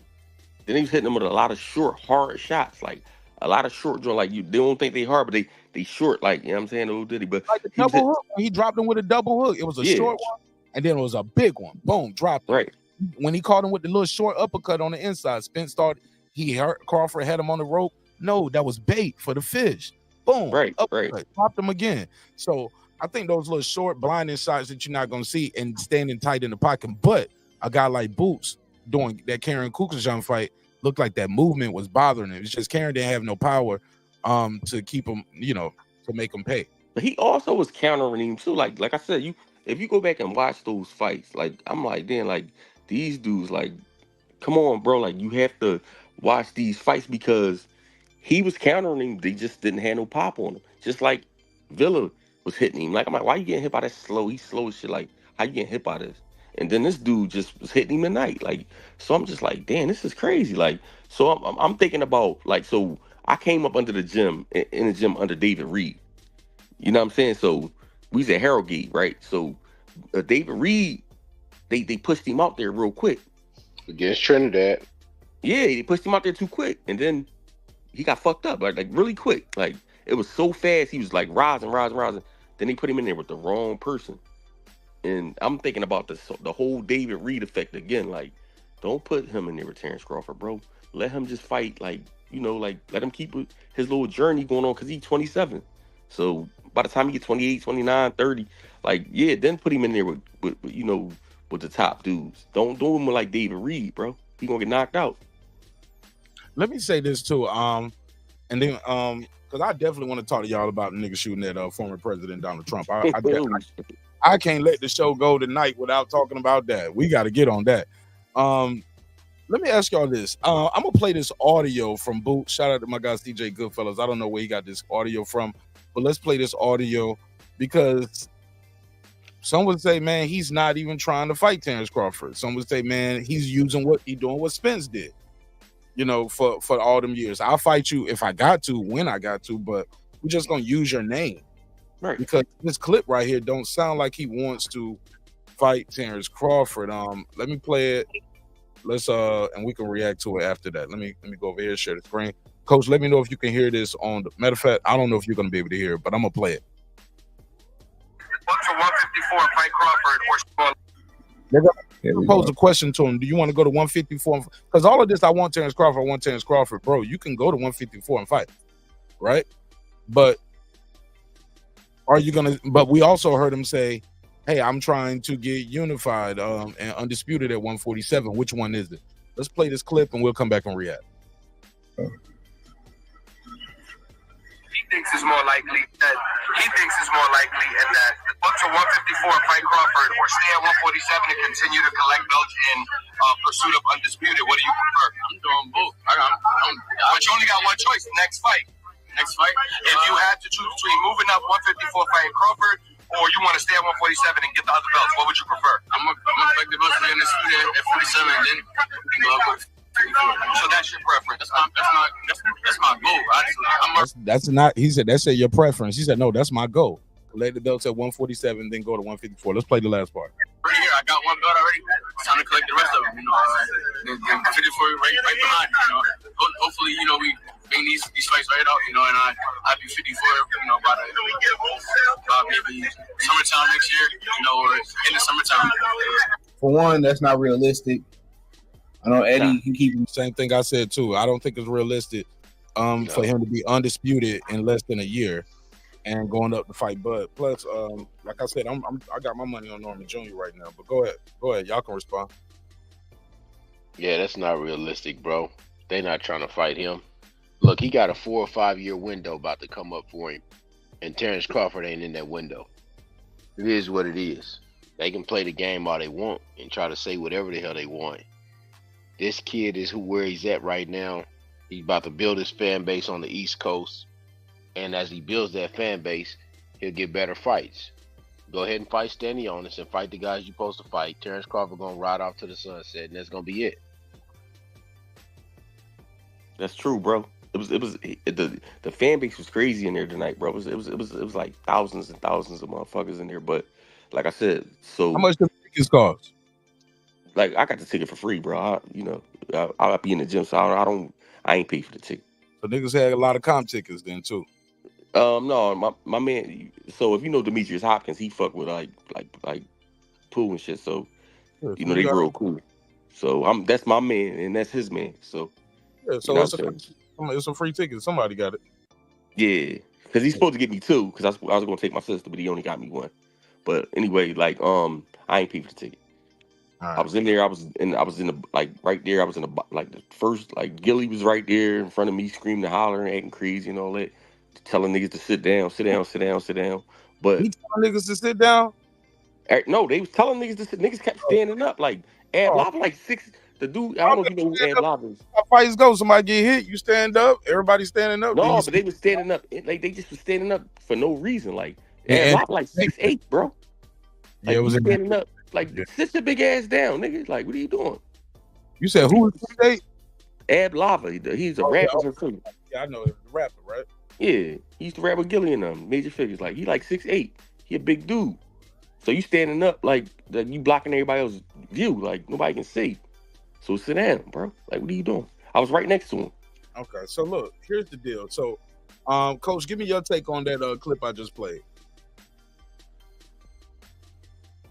What he said about everything about the 154 and collect all these belts by I want to fight Crawford. It sounds like bullshit. I mean, I don't think it's probably bullshit to him. He probably just talking without thinking. You know what I'm saying? He don't know.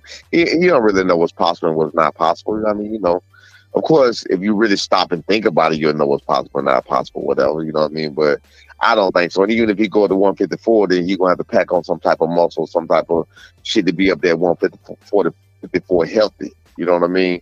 You don't want to be up there 154. When I say this shit, people never listen to me, bro. He's not huge. He's big, but he's not huge. Hey, Raheem, what you think of walk around about 175?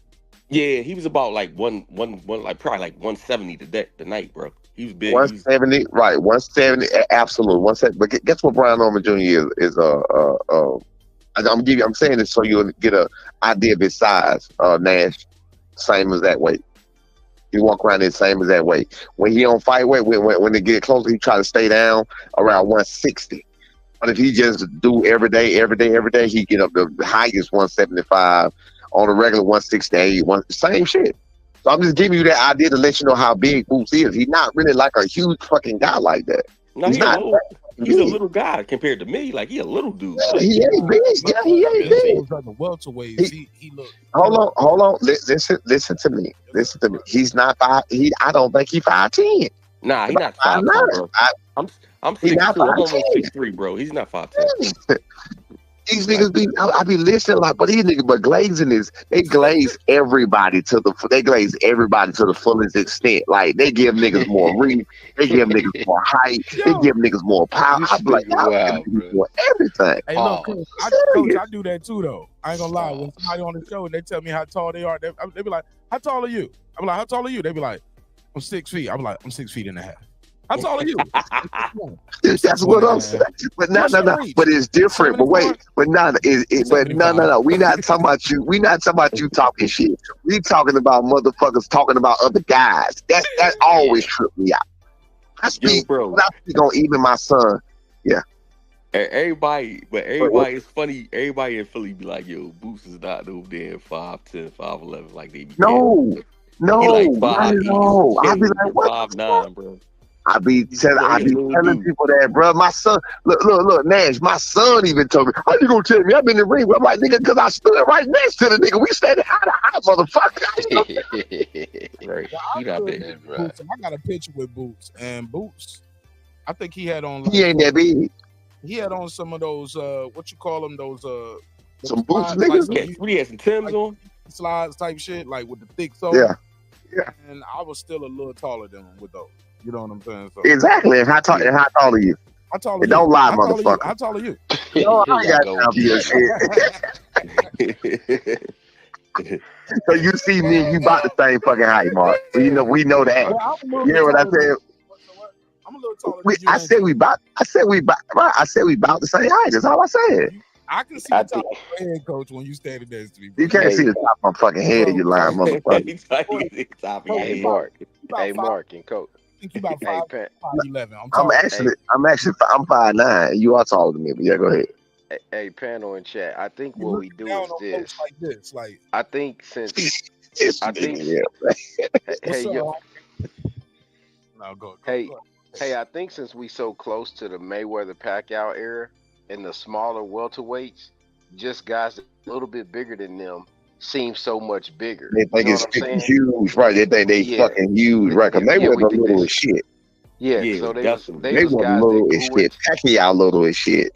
Yeah, they was guys that grew into the weight versus guys that's already coming down to the weight. You know what I'm saying?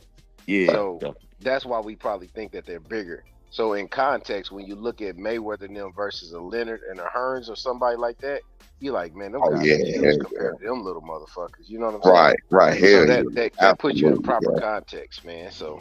Hey man, I'm gonna give y'all a little goddamn little cheese real quick too, man. Either my boy gonna fight, it's gonna trip y'all out. Don't laugh at me. I'm telling you the truth.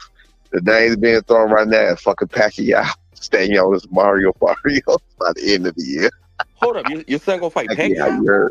Let's go. You heard what I said, bro. Damn, you about to eat an egg roll, dog. Pacquiao. Not Pacquiao. Ooh, that's up. Versus who? Pacquiao. Huh? Versus who? My boy. That's what I said. My son, my boy.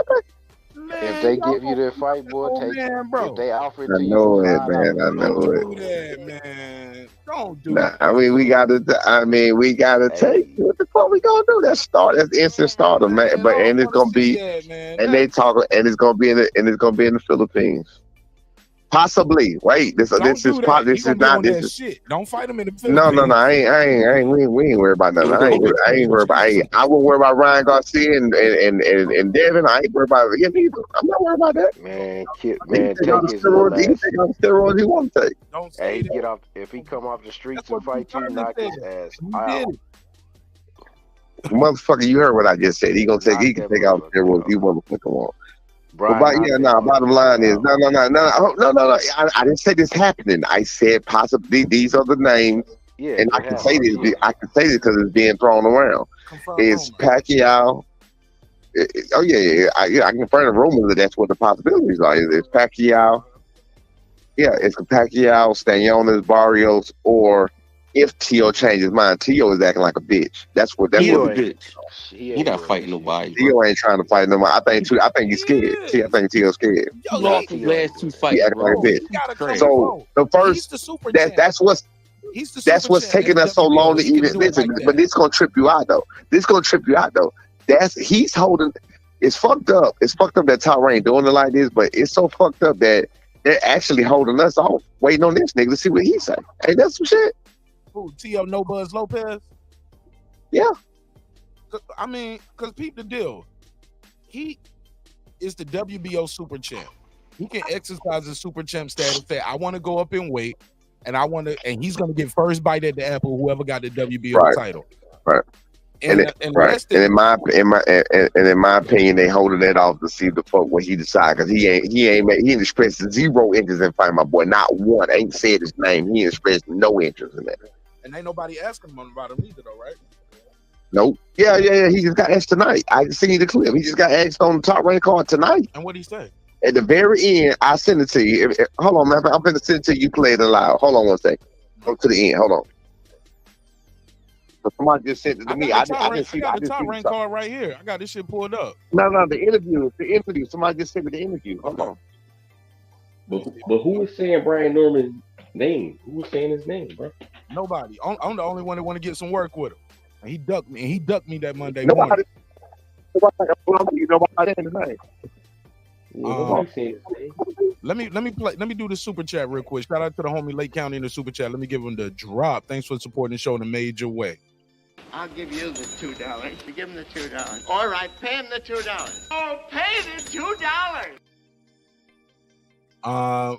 He said, yo, Marq, the panel, the chit ad. What up, though? Appreciate you, homie. Thanks for supporting the show in a major way.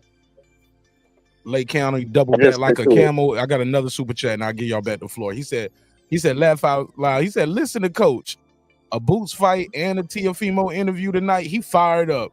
He said, I know. He said, please tell me Top Rank got some good news for y'all. Got some good news for y'all. He's talking to you, Norman Senior. I got 5 on it. 2 seconds. I'm talking to you. Memory, click the link. I need you on this Trump topic. Click that link. When you get up here. Matter of fact, let me finish this boxing talk. Memo, stay where you at, because when we get to right there, we got to have you on the show, because I know we got to talk about this Trump shit. They shot at your boy. They shot him. Left him. Hey, play what I sent you. What you sent it on? Play the end. IG or Twitter? I sent on IG. Let me go to IG. Play it at the end. They asked that nigga directly. He never said my boy name. All right, let me coward, bro. Well, you know what he said. Top Rank can keep their black fighter, so we already know. Yeah, he coward, man. Dude's a coward, bro. Top Rank can keep their black fighter. He ain't never fought. Has he ever fought a black fighter? Comey? No. Comey knocked them out in like the first. He not black. That was an African boy. That's not an American black fighter. American. He's African. Let me share the screen real quick. This is the talk though, yo. They talking about, it's so dope, man. You talked to me tonight about what he thought of the fight. Who? You. My boy. Yeah, yes. Man, I called the nigga. He ain't answer the phone. He in Puerto Rico. He ain't answer the phone. I tried to call him. So you in wow, what's up? Islands, right? I'm in the Virgin Islands. He in Puerto Rico. Man, y'all boys living y'all best life, man. What you talking about? Why you asking me if I talk to him? Because I know how hype I am about it. You know what I'm saying? And just he ain't seen. He don't give a fuck. He ain't watch that shit. I promise. Not saying he got no beef with it, but he ain't watch it. He don't be studying shit like that. Yeah, he's 23. Yeah, he don't be studying that shit. That's his job. That's my job. I watch all this shit. I stay on it now. And that's right. And this is his job. He off of work right now. You get what I'm saying? He on vacation. Right. He won the title. Right. I'm gonna tell him what's up. Yeah, he'll watch when he need to. When you break down the fight, let me ask you this: when you study the film and break down the fight, do y'all look at it together, or do you watch it and tell him what he need to look for? I watch it. Then I'll get him. So I tell him what to do. then I'll get him to show him, because for some reason, even though in every interview you ever talk to him, or even if you ask him, he'll tell you, I have literally never told him shit wrong in life about nothing ever. And then, but some reason, still as a fucking father, you got to prove to this motherfucker.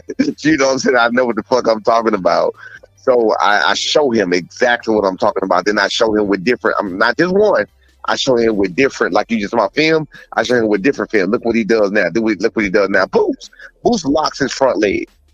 Heard it here first. Watch. Go watch. He locks his front leg. His front knee locks all the way back. That's why he's susceptible to uppercuts, bro.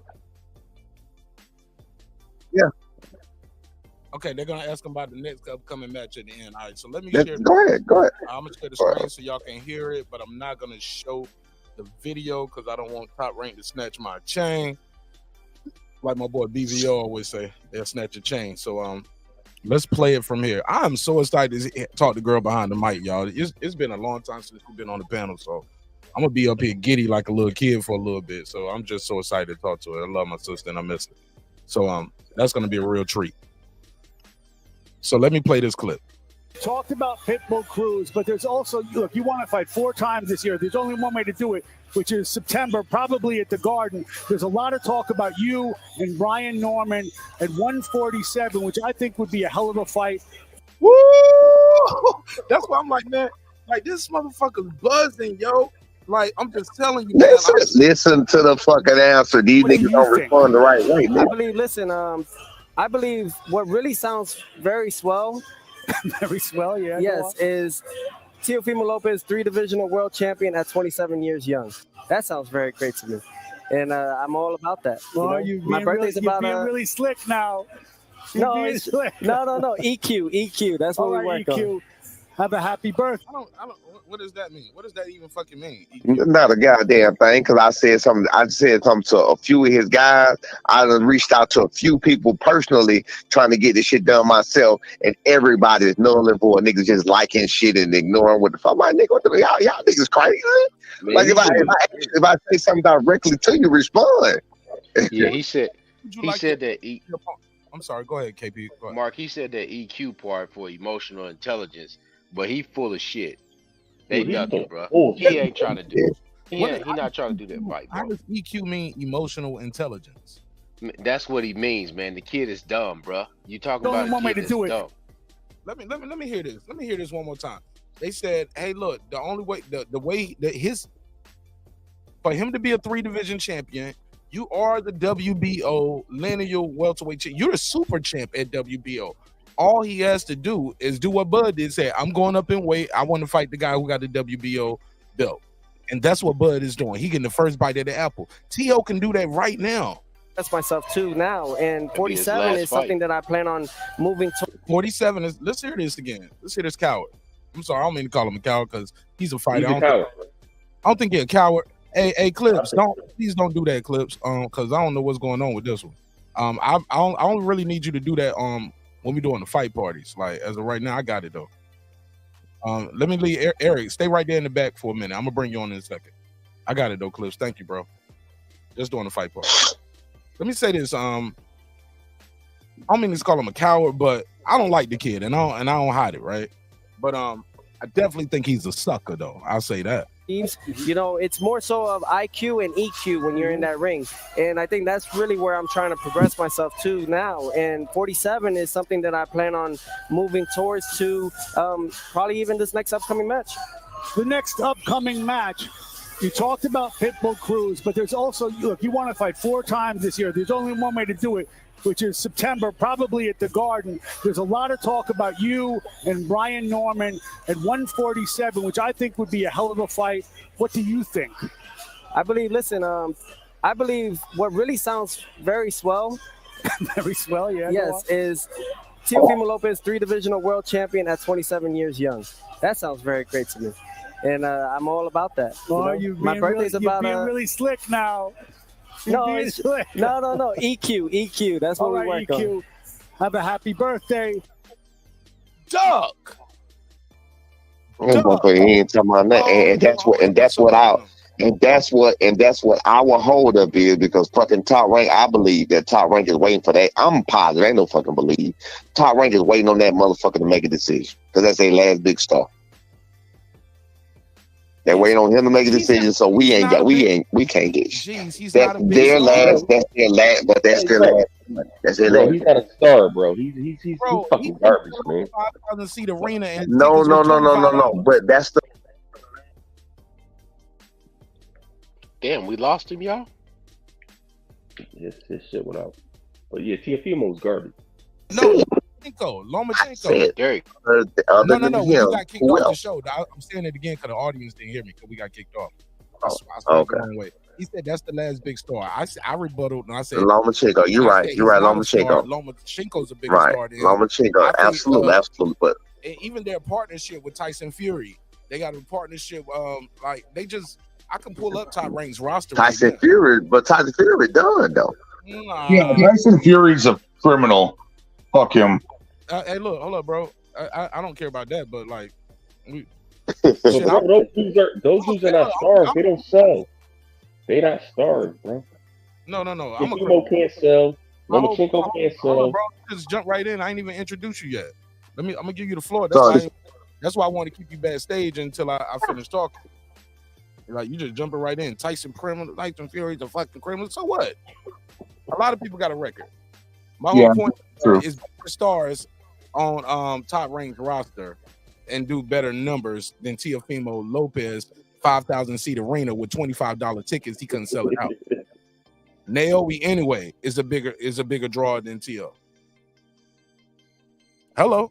Jaron Anderson, bigger draw than Tio. Loma, bigger draw than Tio. Shakur Stevenson was a bigger draw than Tio. Tio ain't that. He ain't the goods, man. He's not that good. Apparently they feel like he is. Fair enough. All right. Fair enough. Yeah, y'all got me on my Tio hate train right now. No, Tio just needs to leave Top Rank, just like everybody else. Well, welcome to the show. Is this Eric Pike? Yes. How you doing, sir? Thank you for having me. Yeah, man. You changed the avatar, man, and it's been a minute. I ain't seen you in a minute, so I ain't. Yeah. I apologize. I go to bed pretty early these days. But I love your show. I love your show, and I love you. But thanks for having me on. I'm stoked for the Bud fight in 2 weeks. You coming to the Bud fight? No, I'm not going to California. I'm staying in Omaha, but I will be buying it. Definitely, I'm buying this shit. I'm gonna be in Jamaica. Really? I'm be in Jamaica, man. So and I hate it too. I'm mad I'm in Jamaica instead of LA, man, because I booked the flight and all that shit, and I'd already paid like my $400 deposit, and then they announced the fight like a week later, and I'm like, fuck. But were you going to one of those sandals resorts? How you know? Secrets. Those are cool. Yeah, I've been to one. It's fun. Bro, this is gonna be my 6th time. This is my 6th time going to Jamaica, and I said I was gonna stay somewhere else different, and then I was like, nah, I'm gonna stick with what I know and what I love, man. Yeah, it's a good deal. It's a good vacation. Yeah, I don't blame you. Hey, Mark, you at the point now where you go on the website, they're like, would you like the same room again, sir? Actually, bro, I stay at the same resort, but I did the Montego Bay, right? I always do Montego Bay Secrets, but they got a sister property called Breathless, and their rooms were more modern, so it's more touch. You can change the light of the rooms and all that touch screen, all that shit. But you gotta walk over there to Secrets to get the breakfast in the morning. You got 25 room service, and they got their own little breakfast, but the big ass breakfast buffet that they do, nah, I was like, fuck that, I'm too far away. Yeah, they got their own little restaurants. All the restaurants over there secret. So I'm like, man, this shit ain't what it's cracked up to be. I stayed at Breathless one time. Other than that, I've been back at St. James, man. Yeah, Montego Bay has that nice sand. Best beats, right? I love it, man. I love Jamaica, bro. I love Jamaica. I can't wait, bro. That's why I've been working out like crazy too, nigga. I'm be Good for you. Hard by. You going by yourself, bro? You going with your female? Like my wife, man. I'm married. Hey, He said my female like we mating or something like dog. I'm saying, like, the marriages ain't nothing but like shit you signed, bro. Female is she ain't heat? Nah, yeah, I'm going with my wife. Yeah, it's our anniversary. 10 years, man. Congrats. 10-year anniversary, man. Been together 17, man. Damn. Damn. That's impressive. Right. You said that's aggressive? That's impressive. Impressive, sir. Impressive. Shit, man. That's what's up. You been working like you try to have them other girls looking at you and shit, nigga. You ain't slick. Yeah, I gotta wait my wife jealous. Like, yeah, 10 years. Her jealous, like, yeah.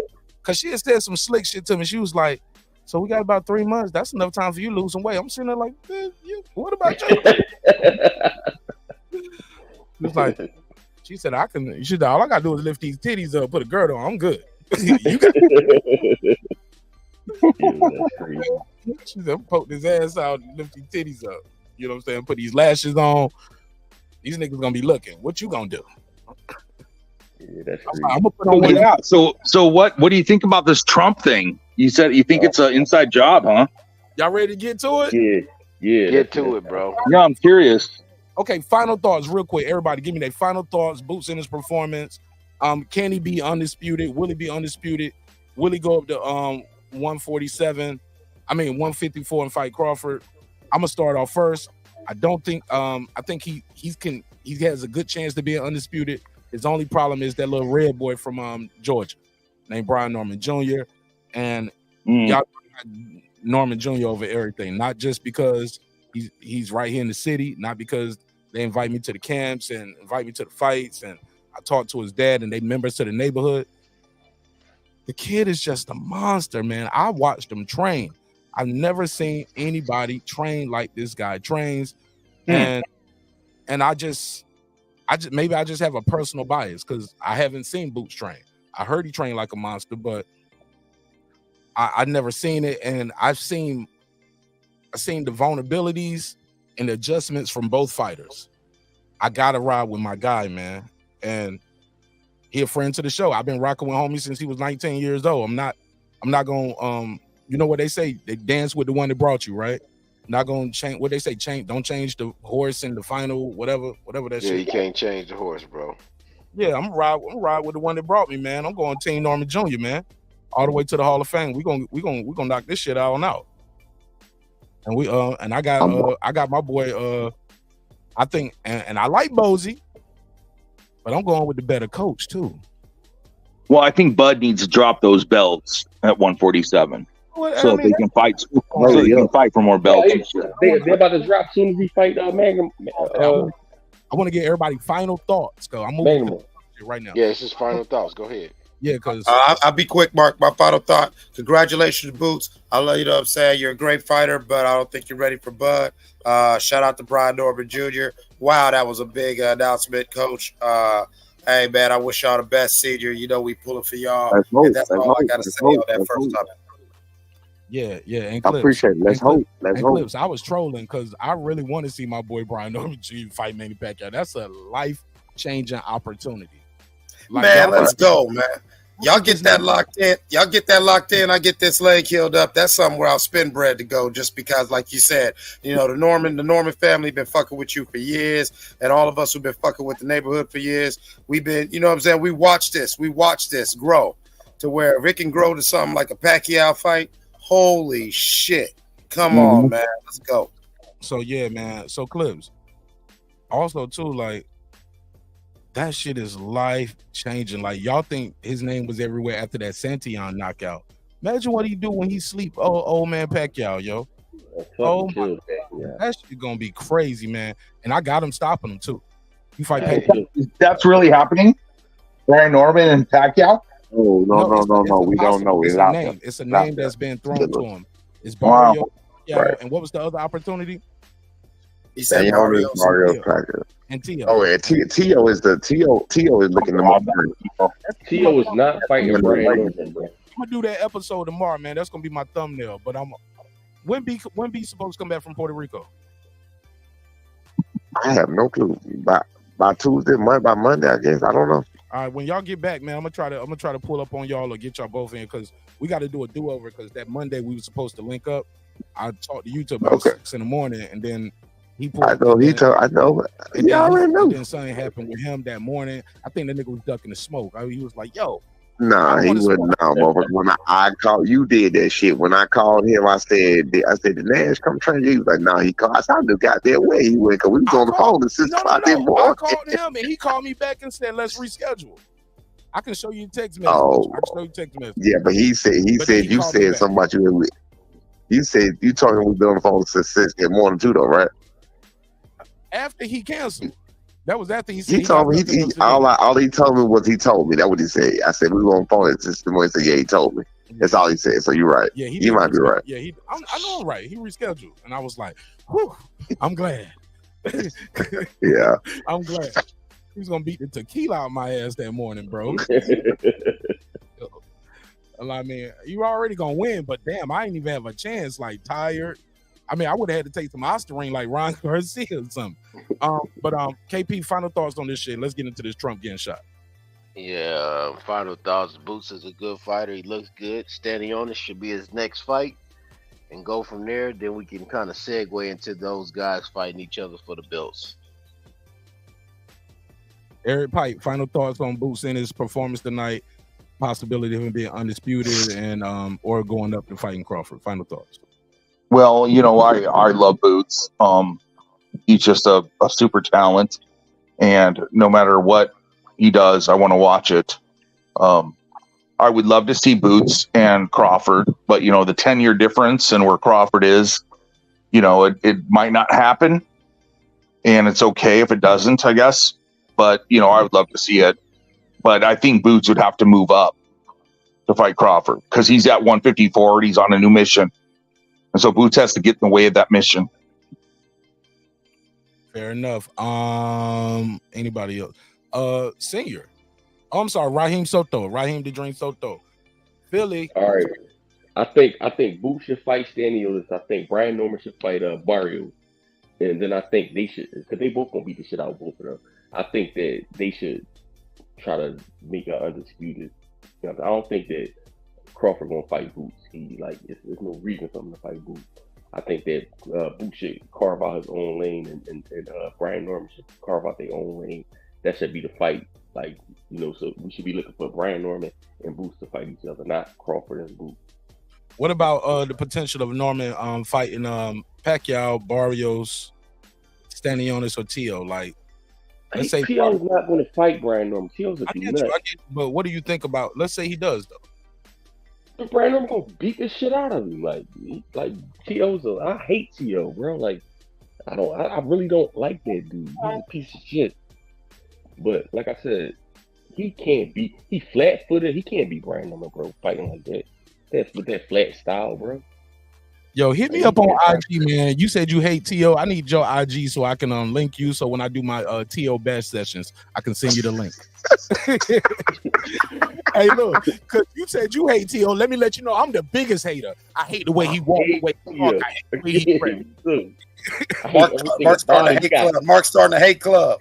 Hey. He got shark teeth, bro. He got shark teeth. He's talking about this shit. He's a straight up racist, and he don't even know his own race, bro. He's a piece of shit. He the bottom of the barrel, bro. What is he? He's not even Mexican. He's an Honduran from Spain that reps Mexico and Guatemala. He's black, but he hates niggers. That's from ancient Greece. Everybody simmer down. I'm trying to final thoughts so I can. I know I'm interjecting, but let me do that. But I'm trying to wrap this shit up. I got to get the Trump getting popped on. Let's go. Respectfully.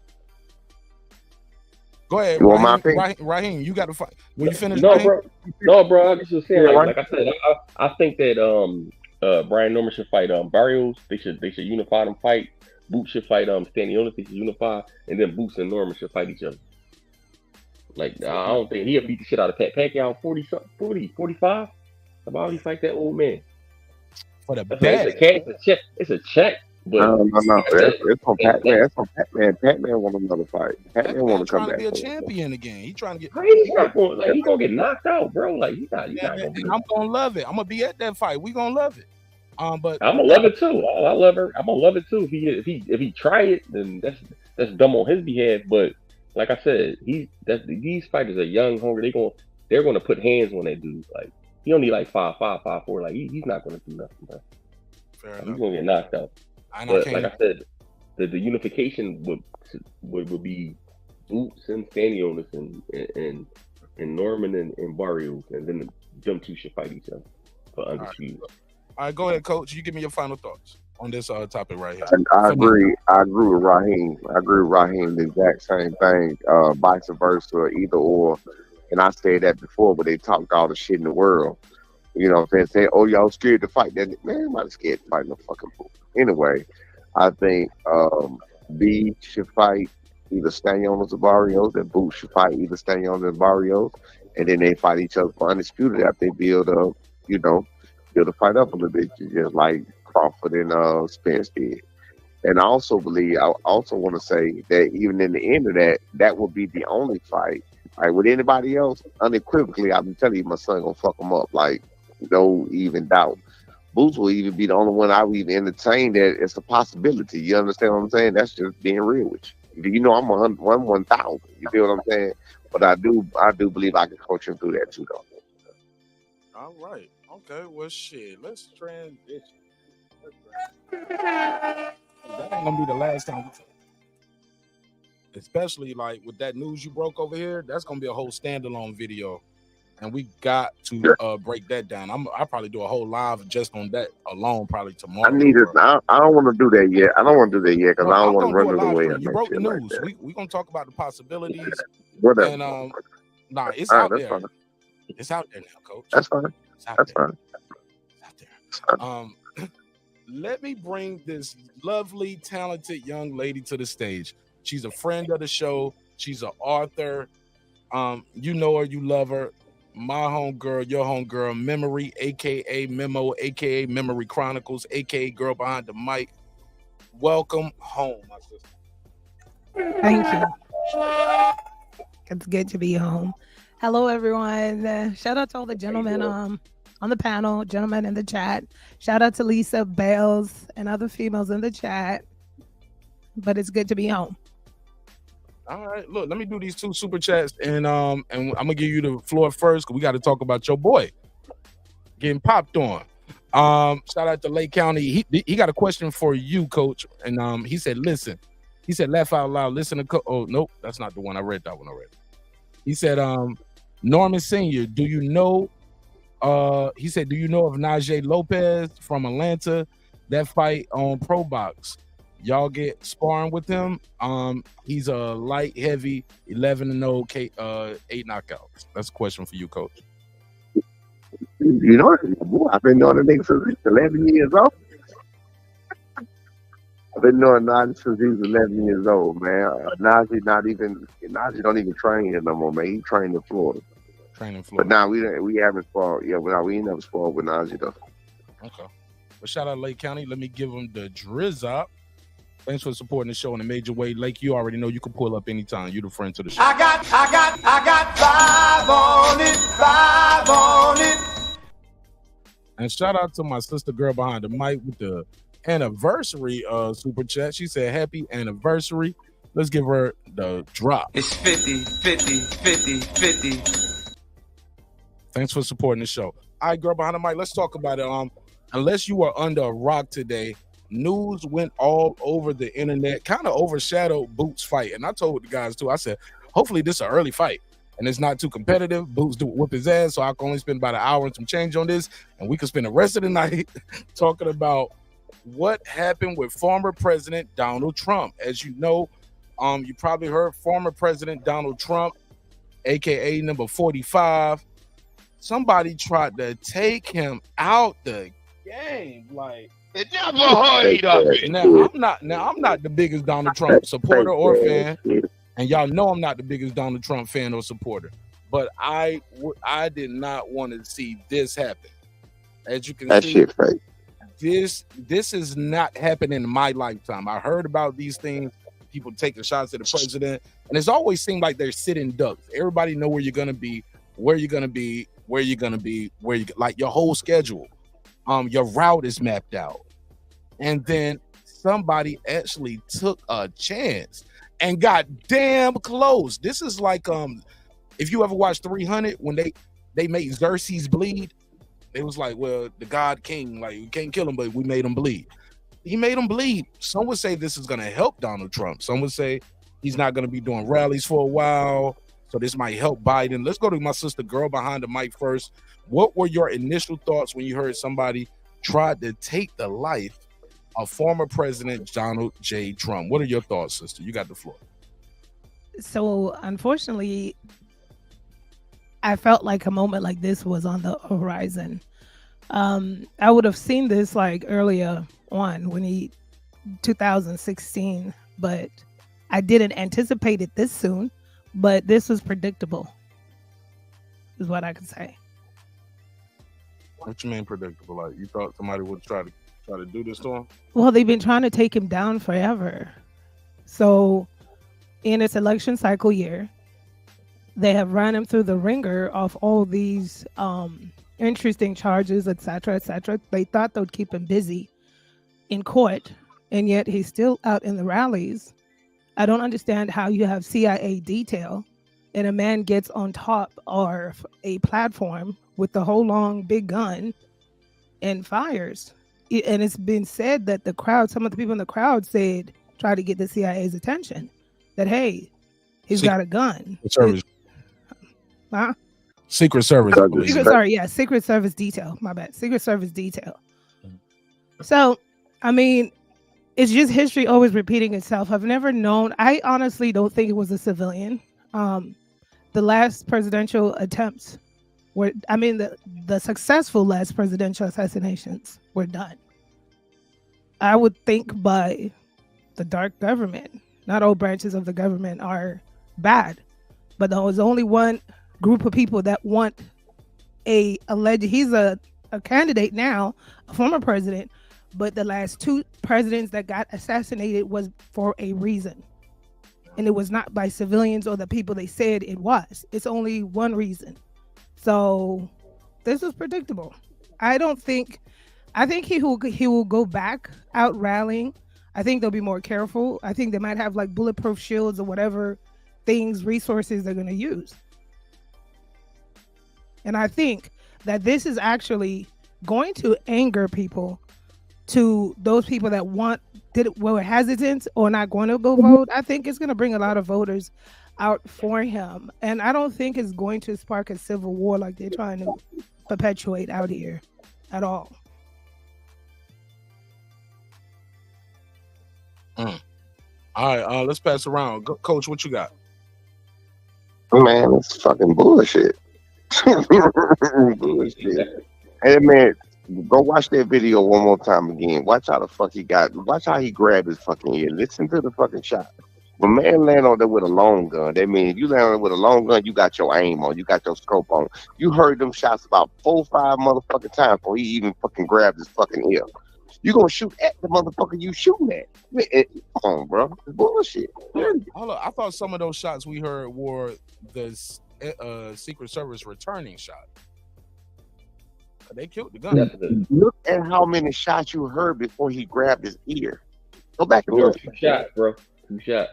Well, they all. Well, look. That's how. But look, let's keep. I know they're reporting, and a shooter took 8 shots. Everybody jumping in. Let me say this. I'm gonna let everybody get their opening statement off. Coach, I just want to be clear. I'm gonna show the video. I just want to be clear. You know, these long range rifles. You hear the boom, but that. And then and then they shoot. Takes a right. long time to travel because he's in a building across the street. According to all reports. He wasn't in a building across the street. He was on a building. I'm sorry. I thought I said that. I'm sorry. I misspoke. He was on the building. Yeah, no, he was on the wait. He was on the building, but one of the rally goers that saw him said they looked to the fucking side and they saw him. The rally, that means, listen, if he at the rally, he looks to the side and see him, that means he's pretty fucking close. That means he's pretty much in the fucking rally. Okay. He's in the building, and I don't believe that the Secret Service didn't. I mean, you know, people had these speculations of it was somebody on the inside, you know, on the other side or whatever the case may be. I believe it's somebody on the inside, on his side. I don't believe he got hit by a bullet at all. believe it's some bullshit. I believe it's some Oh, bullshit you because think he that when won't they give. did all that tackling, they squeezed a little blood pellet right there, something like wrestling? Yes, sir. I believe he want to be a martyr. I believe he want to be a martyr. Period. I believe Oh he just shit! wants to So, be. Yes, I do. but you know, people actually Don't died don't though. look at A the shooter fucking tape. did die. An innocent person died, and 2 other people got injured. So, it was bullets. It was real bullets flying Do somewhere. you know? Do you know how crazy? Right, and I don't believe he got hit with one. Do you know how? Go watch how he grabbed his ear. If your shit gets burnt by a fucking. No, I've been shot 4 times. Been shot 4 times. Let me tell you something. That shit burned. You ain't gonna grab this shit like a fucking ant bite. You feel me? You gonna grab that motherfucker? You gonna yell? You gonna do what the fuck? You're not gonna grab that bitch like an ant bite. Nigga didn't even say nothing. He grabbed his fucking ear and went down. He had a fucking microphone right there. You didn't hear him scream. You didn't hear shit. And then when he got up, he fucking raised his fists up. Bro, he's trying to look like a fucking martyr. Go back and look. Okay. The first thing. Go ahead. Finish your thought, and then we're gonna pass it. I want everybody to give me that opening The statement. first thing you do after that is you raise your fist up. Why? What the fuck does that have to do with anything? The first thing you do is you fucking get to safety because you don't know what the fuck is going on. That's the first thing you do. You get the fuck out of the way because you don't know what the fuck is going on. That shit is bullshit, bro. And I do believe he got motherfuckers crazy enough to die for him. And we talking about the shooters or whatever. I believe he got motherfuckers crazy enough to die for him. You know he do. But hey, look, man, that is what it is. Okay. You know, people That's gonna one take. speculate, but they won't speculate. That's one take. I love it. Yeah. Let's go to Eric Pike. What's your take? Thanks, Mark. Well, as the token white guy here, I'd like to preface this as I am not a racist. I am not a Republican. I'm not a Trump supporter. I'm not a Biden supporter either. I don't like either of them. I'm not even going to vote. But I don't think anybody wants to get shot on purpose. Right? I know I wouldn't. So I don't know what happened here, but I don't think anybody wants to get shot on purpose. This is just a crazy person, or maybe it's a, deep state thing. I don't know. We'll have to find out more. We have to find out more before we jump to conclusions. But I don't think anybody wants to get shot in the ear or anywhere else on purpose. I don't think he got shot. Yeah, he said he think that shit was cap. Like I don't think that. Yeah, shots rang out. He touched his ear, came up, and almost like that's what he's saying, Eric Pike. Oh, so like WWE style with a razor blade?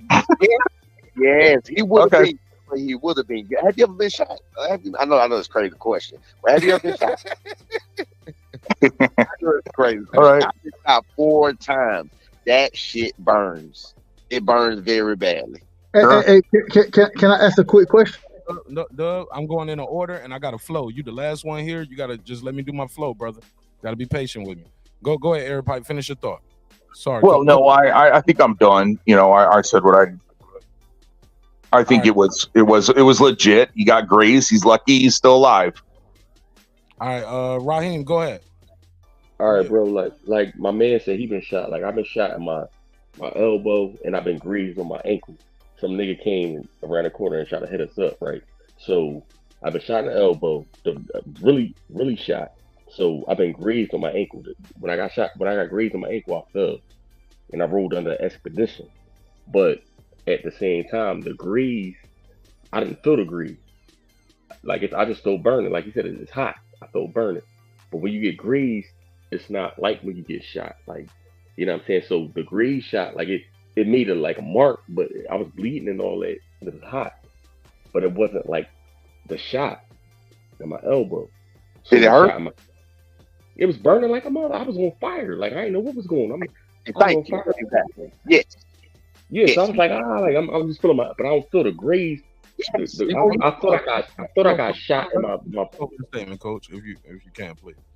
My bad. Go ahead. Land your plane. So like my whole thing is like when you get grazed by a bullet, like that shit is not like getting shot, because once the bullet hit the flesh, that shit it tear the flesh. But when you get grazed, it's just like somebody slice you with like a a knife or some shit like that. Like it's not a. So I'm not just sitting there saying, oh, he didn't get grazed. He got grazed by a bullet. You know what I'm saying? He didn't get shot. He got grazed. And like I said, they killed the boy that grazed him, and they end up shooting. Like he ended up shooting another civilian. So I don't think nothing is fake. Like you're not gonna kill like regular civilians or kill somebody that like that's on the top of a roof. So I think that it's a setup within his camp, and I think that like the Democrats had something to do with the setup in his camp. And I'm not either voting for Trump or Biden, but that's what I think. Go ahead, KP.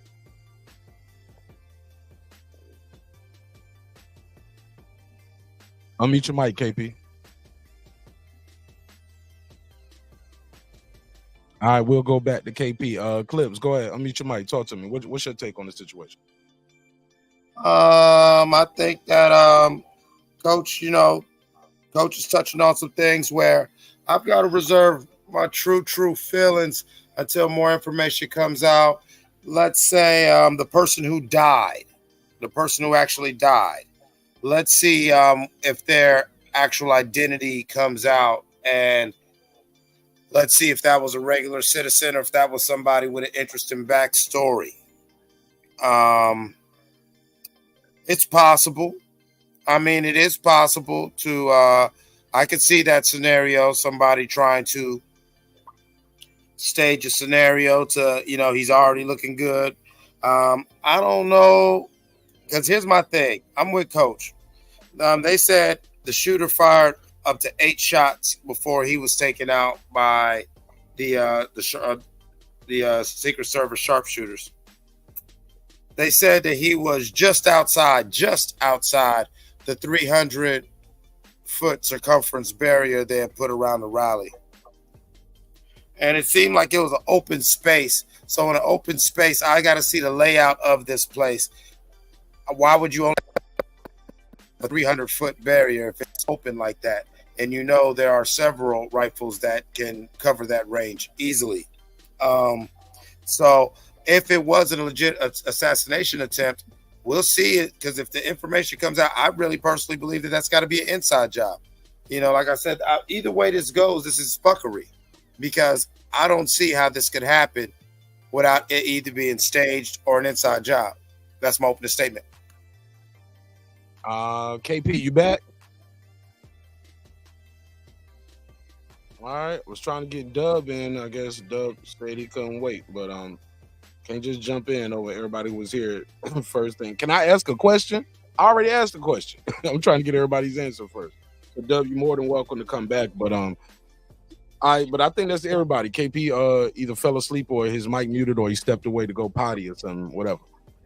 Hey, look, I'm an old man. I still say potty for my daughter.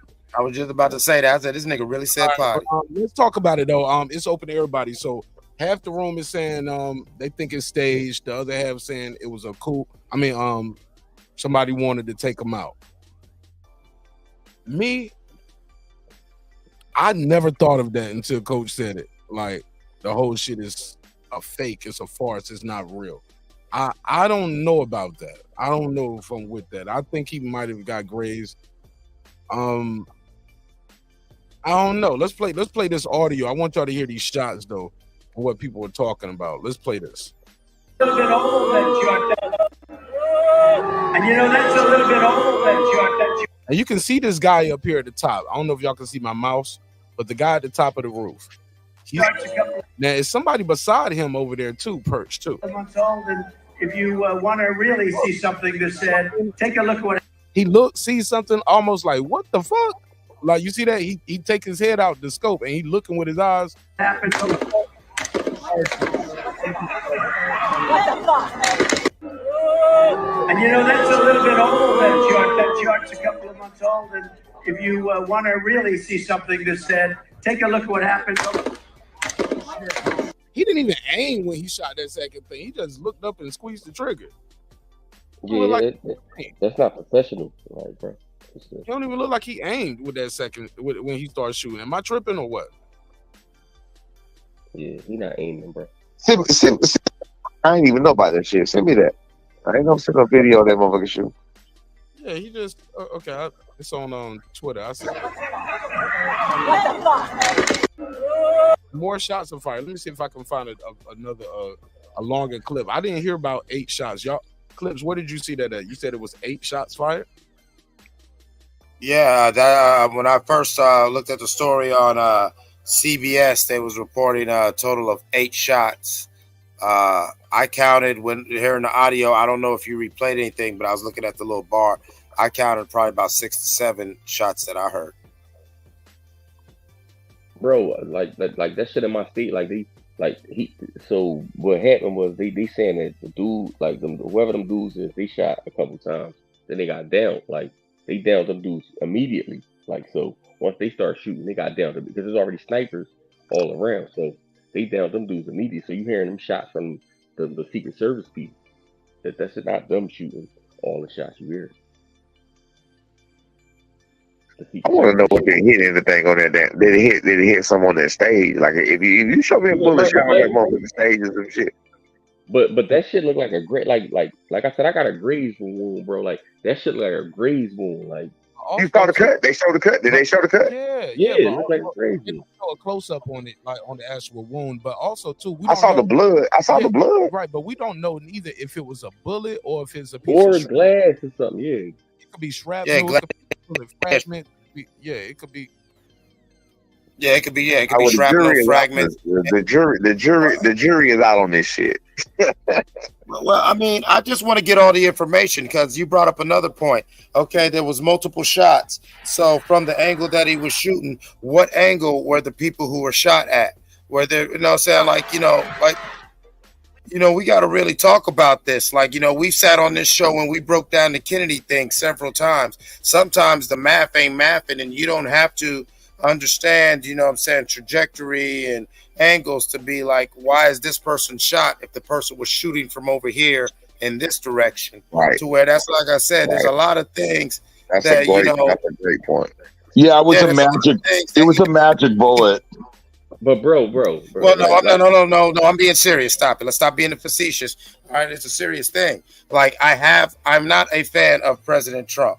However, he is a former president of the United States. And right now, we must approach this like there was an assassination attempt on a former president of the United States, Republican nominee for presidential candidate, months before the election. This is crazy. Like Joe Biden just went up in front of the world and was fucking up everything, bro. Everything that he was saying, he was fucking it up. Like he was talking about he fucked my wife and he called the boy Putin and what I'm saying? He was talking some crazy shit. So my whole thing is why would that happen the day before this happened? So Trump, Joe Biden is talking some off the wall, crazy, out of his mind stuff, right? And then all of a sudden it's a dude standing up on top of him, or two dudes standing up on top of a roof and shooting at Trump. Now, it even can, like you said, my whole thing is I think it's an inside job. They don't want this. They try to lock him up. They can't do that. They try to put smut on his name. They can't do that. Are they doing everything in their power to silence this dude? Why? You got people shooting at him. Now people shooting at him. What's next? I mean, well, that's what I said. We got to let it all play out. We got to let. And just my take on everyone is entitled to their own opinion. I work in a level 1 trauma center. I've seen all kinds of gunshot wounds. And to compare one's personal experience to what happened today is diabolical to me. I have seen all kinds, sometimes in the same area, same activity, but different outcome.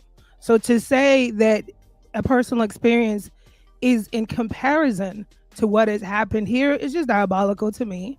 I've seen a lot more gunshot wounds. I'm pretty sure more than you've ever been shot. So this is my experience. You got your experience. You got shot up. Another person got shot up. But this is what I do. I see these. I see this. I see this. And so it's okay. That's why I said everybody has their own opinion. But to say that my toothache is exactly the same as everybody's toothache in America, diabolical.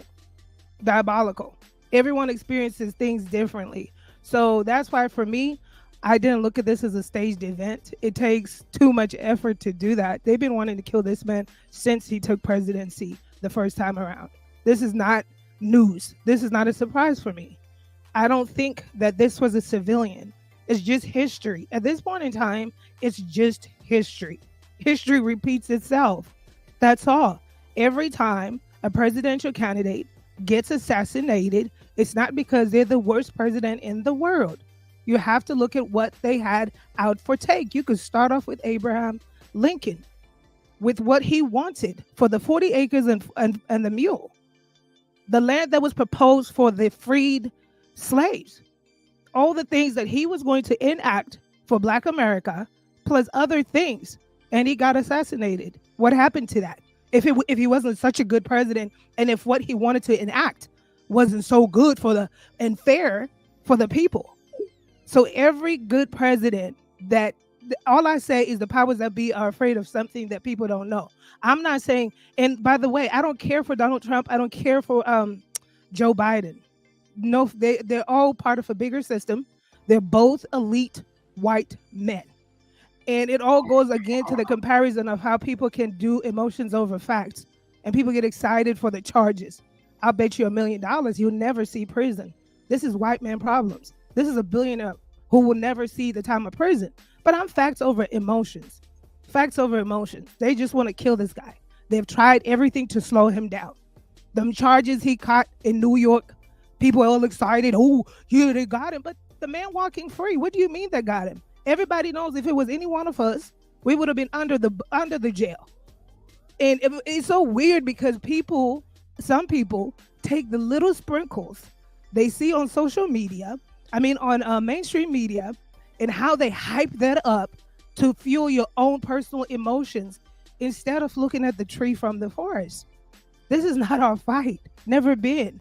And to even anticipate and think for a second that a white billionaire man would spend a day in prison, a former president, that's diabolical to me. I hate to be the bearer of bad news. That's not going to happen. We are being played. It's a game. This is election cycle year. If you can't see this, I don't know what else to tell you. But sis, look. So you know they made their own special prosecution up for that case. That's illegal. You know you can't do that, right? If they go to the state of New York and say we want to prosecute Trump, and then the district attorney say, nah, we're not prosecuting him, and then they assign a new district attorney to say, all right, we're gonna make a special attorney to prosecute him, and we're gonna have our own special prosecutors and all that. That's illegal. So that's why he's not in jail, because they did illegal activity to convict him. You can't just throw somebody that's not a part of New York City into the mix, and then he working with the district attorney of New York and say, oh, we're gonna prosecute this guy. You can't do that. And no states, like that's an illegal. That's just violating his right. So that's why he's not in jail. It's all cat. So you can't. So they tried that. That didn't work. So then they tried to get him to debate with Joe Biden. That didn't work. It was a disaster. Then they got Joe Biden on stage talking to the what was it, NATO or whatever. So that was a disaster. So now it's like, what do we do? Like, he got the momentum. Respond. Let's blow his head off. I hear what he's saying, but I'm like, I hear what I'm responding. I hear what he's saying, right? We could find and dig everything for the reasons why he's not under the jail. But we need to stop being gaslit and just open our eyes and realize that the system is not for everybody. That what they throw our way is like, people have to be discerning at this point in time. I say, how many election cycles do we all have to sit through and just think like this is legit? Like, we have to start asking the questions here. Yeah, granted, yeah, they had the wrong he's not going to prison, period. Even if they had the right ducks in a row. This white billionaire, 80-some-year-old man, whatever he is age, he's not going to prison. This is stuff that's breadcrumbing. The breadcrumbing through the election, because I want to bet somebody $100 January the 10th, let's say, past the 5th, the 1st, 2025. Let me know where this case goes. Let me please reach out to me and let me know if he's in prison. He's not going to prison, so they'll breadcrumb whatever glimpses of hope to everybody, because the country tends to be so divided over these issues. But the reality, facts over emotions, that white men will never see prison. I don't care how much you hate him. I don't care what they say about him, like CNN did, where their ratings were so low after he got out of office and their little app didn't do good. Because and then you got people like Chris Kumo, who got fired, who's got his own podcast, who's now literally telling y'all the sauce. So it's diabolical to me. I believe that they were out to get him. He was going to get killed today. He didn't. I don't know what's going to happen to him. I don't know. But that's where it's at. When you say they trying to kill him, do you mean the shadow government? The same people that killed JFK, the same people that killed Abraham Lincoln. Deep state. Pretty much. This is legit. This is in books. CIA wrote about this stuff. The CIA, if people knew how dark the deep state, the branches are, these are in books, literal books. Yep. You can read The Manchurian Candidate for one. Don't forget about Martin Luther King. I agree with Memory Chronicles wholeheartedly on all this. She knows what she's talking about. The feds are a whole nother level. They're on they're trying to kill him because he told way back when that he was going to go after the deep state. So therefore, the deep state is going after him. He's lucky to be alive. But he didn't, though. Yeah, he talked that talk, but he didn't. Great for pointing that out, Mark. And correction, Eric, it's not the feds. He was going against the agency or the company, as it's called, and that is nebulous gray and black ops that operate under the umbrella term of the Central Intelligence Agency. That's part of the feds. It's part of the feds. They're paid by the federal government. I just want to say, Eric, I wasn't trying to correct you as much as we're having a good conversation and let's actually talk about it. I hate when people say words like deep state and deep state because these are nebulous terms that are you hear it a lot on the internet and you want to bring it into your lexicon. But let's actually talk about what I mean by deep state are people that you can't get rid of or you can't possibly fire them. They are embedded for good. Like part of the military industrial complex. They're not exist. The military industrial somebody complex. Who doesn't exist. No, they exist. They're unfireable. They're so embedded. I'm with you, Eric. Listen to me. When you're doing gray and black ops, you don't exist. Everything is a company through a company through a company through a company through a company through a company to where that's why you get these terms because these are invisible people to where depending on what you're doing and circles you run in life, these people exist. You may interact with them, but get you a private investigator or whatever and start digging around. Somebody's going to knock at your door. Yeah. Because these people don't exist. These people don't exist. You know what I'm saying? That these are certain people that if you actually know this person's full name, you need to look over your shoulder. Yeah. So, bro, look. So do you know, so back in the day when they killed Kennedy, they tried to kill him, before. He had another assassination attempt on his life before they killed him. You know that, right? Oh, yeah, they've been trying to kill Kennedy. So, with Donald Trump, why are they trying? All right, this is the first assassination attempt on his life. You know what I'm saying? So Kennedy had one before he got killed. You know what I'm saying? So they set everything up it was going to be the same little situation where he's driving the car with the top down and all, but he didn't go. So they had to, he didn't go. So we're going to have to remix it. So it's the CIA. They we didn't get him here. Now we're going to get him here. You know what I'm saying? So with Donald Trump, it's damn, we missed him here. Let's get him here. So you gotta understand. You gotta understand that first of all, this election and this heated season of tribalism, in my opinion, has nothing to do with Donald Trump and Joe Biden. I have said for a long time, I don't think it has anything to do with Donald. I think Donald Trump is a great pitch man and a front man, has been most of his life, adult life. And at this point in his life, in his political career, he's using that. He is very useful to certain interests and certain organizations who tend to operate on the right side of things. And so, yeah, Trump, it's not Trump or Biden. These are interests. And that's why I am open to the possibility of either an inside job or fuckery, because Trump's bombastic nature, I could see a whole bunch of reasons why people, they want the Trump support. They want these Trump supporters and these MAGA supporters all in for whatever, but they don't really feel comfortable with the idea of Trump being in office. So if we can hurry up and make a martyr out of this motherfucker right now, and we know who, and that way we can slide whoever we want in this bitch, because people are just going to rubber stamp our idea trying to ride for Trump. I could see someone trying to get that off. On the extreme left, I could see somebody on the extreme left saying, you know what, fuck this dude. If he's elected, blah, blah, blah, blah, blah, blah, blah. Let's go. And here's the craziest thing. You got people of those opinions on both sides of the gray ops. Look, let me say this one thing, and I'm gonna throw it back to Memo or Coach. You still there? Yeah, I'm here. All right, I'm gonna call you 50 Cent. 50 Coach. Coach 50. That nigga said 4 shots. That nigga came on like, yo, memory. He started off on some shit. 4 shots. Is it true? I took it and smiled. Yeah, I did not know you had got shot. Bro. Yeah, 4 times, bro. 4 times. Was that before your boxing career, during, or after? Look at my arm. Look at my arm next time you see me. I got shot in the chest with a 12-gauge shotgun and shot right through my arm. Look at my forearm. Look at my right arm. Look on any video you see and look at my arm. Look at my right arm on any video you see. I'm literally fucking handicapped.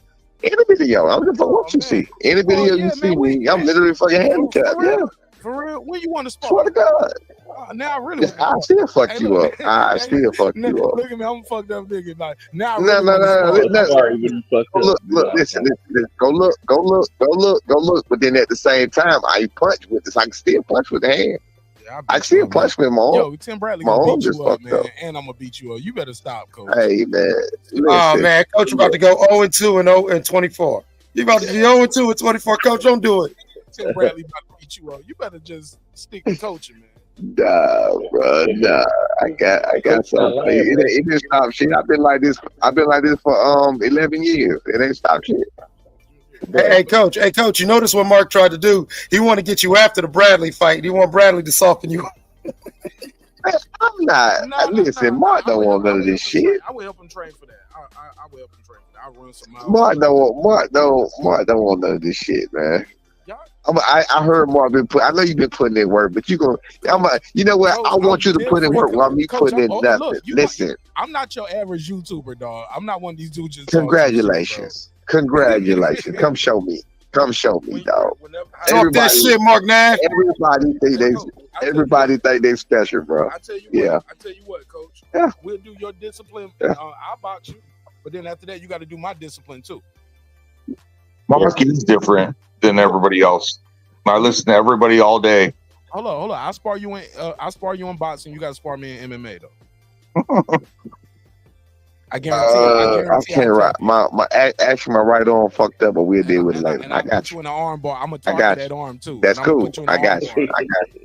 Yeah, my arm fucked up right now, but no. We not gonna forget that. We gonna remember. I got you. Look, if you don't want to do the full MMA, we can pick one. We can just. I don't give a fuck. Listen, man. No, we gonna do whatever. We gonna do whatever you want. You heard that, Marq? Coach said he ready. He'll thumb wrestle, nigga. We can thumb wrestle, nigga. I'd rather do MMA. MMA is fine. This me, bro. Coach, I'm everything. MMA is fine, bro. MMA is fine. We can do that. So hold up, Coach. You got shot 11 years ago, bro. So what? Coach got shot 11 years ago. The last time I got shot, I got shot first when I was 16. The second time I got 16. Nigga, you didn't learn the first time? Like, why you keep? No. Yeah, Coach, you sound like you was an Aggie nigga all your life. No, actually, listen, the funny part about me, the first time I got shot, bro, you know why I got shot? Because of how I walk, bro. What you mean? They thought you was somebody else? I got the way I walk. I was walking through the neighborhood. You know how you throw your head. I got Southern hospitality. I've always been this way. Like when I see you, I look in your eyes, I speak to you. So dude riding by, you know, it's called a light. He fucking riding a Cutlass.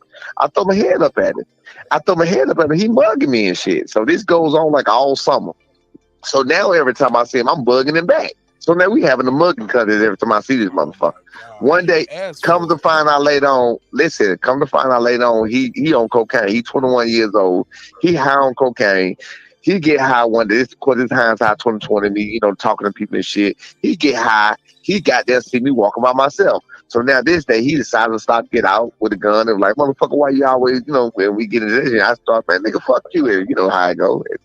It is. Catch that twice. You know what, Coach? That's a goddamn shame. But I've seen shit like that happen. I literally seen two niggas at the gas station get into a fight over what's up and what's good. Two niggas locked eyes, and like I'm the same way, Coach. You know what I'm saying? I got them southern mannerisms where if you look at me in the eye, I'm gonna acknowledge your presence. I'm either nod my head or say what's up. Absolutely, bro. That's not just southern, man, bro. Like y'all gotta stop that. Like that shit happen every. Like I'm in Philly, nigga. I'm on the East Coast. Like nigga, look me in my eyes. What's up, bro? Like that's what it is. Yeah, that's what we do, bro. That's what we do. Hey, what's up, big dog? I don't give a fuck. I've been doing it. That's just how I roll. Right. The reason why people say that's a southern thing. The reason why I know, like, you know, being black, the reason why I always say it's a southern thing is that's something that carried over and came up north with us. You feel what I'm saying? From back when we was down south, that's a very big thing. Like, you know, I'm you know what I'm saying? When I was growing up, that's crazy. Look a man in the eye when you talk to him. If somebody's looking at you, acknowledge their presence. But Clips, what you didn't hear was, and memory, did you hear what he said? He said, I waved at him, he mugged at me, and the shit went on. No, I threw my head up, but I ain't wave at the nigga. I threw my head up at him. You gave him the head nod. Yeah, what's up? Yeah, well, yeah, what up? Yeah. He didn't do it back, and you said it went on for the whole summer. No. He mean mugged me. I threw the head up. He mean mugged me like, now y'all mugging each other for the whole summer. Yeah. I see what you're doing, Mark. Turned out to be a dope. And he's the same nigga that shot you more than one time. Shot me twice. Shot by different people. So y'all niggas was running around for years just staring at each other so much. No. Let's get an answer to that. The guy that shot me twice. I'm finna tell you, the other time I got shot 10 years ago. I just told 11 years ago. I just told you that. You got hit with 4 bullets. You didn't get shot 4 separate incidents. You're right. I got shot 2 the first time and 2 the second time. 2 different people. Okay. They tried to kill me straight up. Like the second one.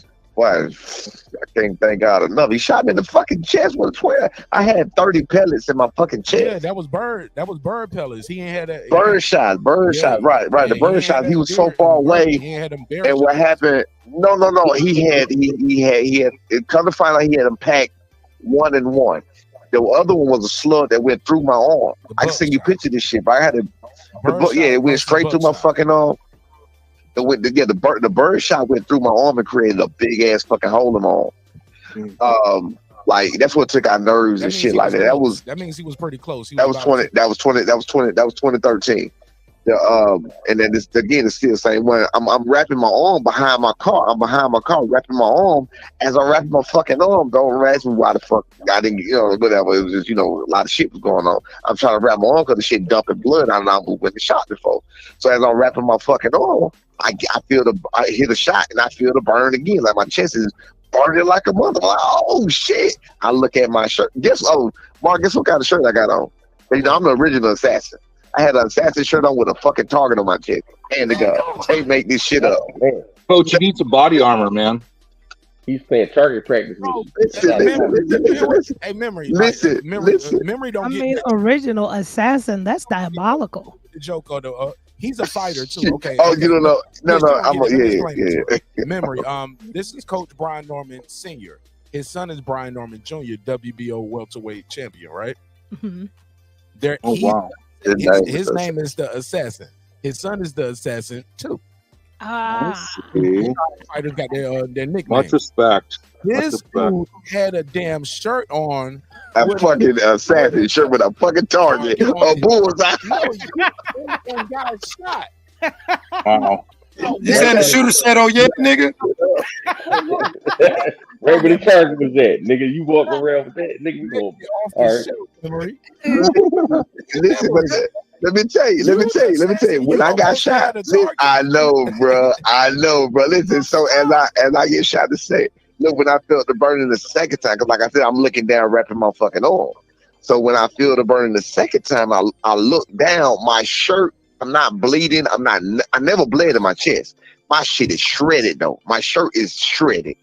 So I'm like, what the fuck? So I look up, and the nigga sleeping and shoot me again. And that's when I got the fuck out. My chest never bled. My chest never bled. I had 30 pellets in my fucking chest. They never bled. And check this out. Over time, I still got one for to come out now. Over time, they all just came out my skin, and I never seen one. They all popped out. Yep. That shit was crazy, bro. Man, I don't even want to spar you no more, man. I don't want to be a part of Damn. Great. Hey, look. Hey, remember, this like I'm blessed, man. I'm blessed, like bro. fighting Joe Biden and shit. Like, I ain't gonna get I'm not fucked up. Hey, Marq, you say you gonna hit him with a body shot and you're gonna hear like bullet pellets dropping on the ring floor? Marq, Hey, bro. You heard how Joe Biden walk into the joint and was farting and shit? Like, bro, he out of fucking pocket. You hit that nigga with a body shot, just like Joe Biden. That's go ahead. I'm not fucked up, bro. I'm not fucked up at all. Coach, we definitely gonna link up together and watch some film. Cause I love the fact that you watch film. So I'm super excited about that. I don't know, and I'm gonna make it a whole little event, man. And we gonna do it right for you. You know what I'm saying? I know you told me I could pull up, but man, I'll probably make it a whole little thing, man. We can go on the patio. I'm gonna put the fights on the big screen in the backyard. You know what I'm saying? A grill or something, and we gonna watch. Hey, just so you know, ain't no love lost between me and Boza. As we on this phone right now, he just texted me. You know what I'm saying? I told him congratulations. He told me I appreciate that good brother as usual. So, yeah, you know, we still 1,000 on that. You know what I'm saying? Yeah, yo, bro, like Bozy, my old head, bro. Like Bozy, a cool, like he a humble boy.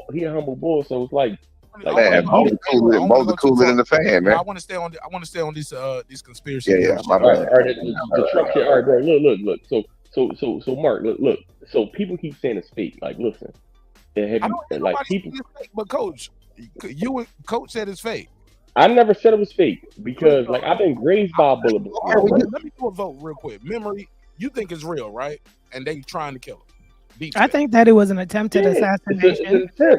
I think the only thing that I would I think the only thing that's fake that will come out in the press is that it was a civilian that was killed. I think that was a person that was on an assignment. He failed his assignment and he got shot clean dead. Okay, let me scroll up. I don't know if y'all can see the screen. Let me show y'all this. This is what I'm having a trouble with right here, y'all. Let me share the screen. And clips, look at this. Coach, can you see the screen on your phone? I can't see it. No, I can't. I'm on your phone. I'm on the phone. You can't click the link? Man, I wish you could click the link. Let me click the link. Hold on, let me click the link. Click the link. It's when you go to my channel, it's pinned at the top. Matter of fact, I'm gonna send it to you on IG. Send it to me on IG. I gotta hang up there. Yeah, cause I want you to see I'm on. I see it. Okay, so this right here is, you see some people sitting here. Damn, that lady is that her arm? That lady got a big ass arm right here. Is that her arm? Or is this turkey arm? You know, we be saying glitch. Leave that lady arm alone. I think that's an AI glitch, though. I don't even know how real that is. It's from another universe or something. It looked like the flag coming through her arm right there. Hey, can you zoom in on that? Let me see. Come on, Clip. Oh, that's her arm. Is it? That's her arm. Oh, that looks like that's. What about that bluish gray? Are those? I see the varicose veins right here, but what about? That's a church lady arm right there. She know how to fry some real good chicken. Oh yeah, she got them bat wings. No. Ignore the fat part of the arm. What about this dark color at the top right here? Do y'all see this? Is that a go up some more with that circle? Yeah, I see something dark behind her. No, that's weird. Good catch. It's supposed to be on her arm. So is that a tattoo? I don't know. I'm just real critical of this shit, right? Like that look like a shadow. Like how this guy got this shadow right here, over here by this flag. It looked like that's a glitch in the AI, but I don't know. But it could be a shadow like these guys got on their pants. How this guy got right here, so that could be a shadow. I don't know.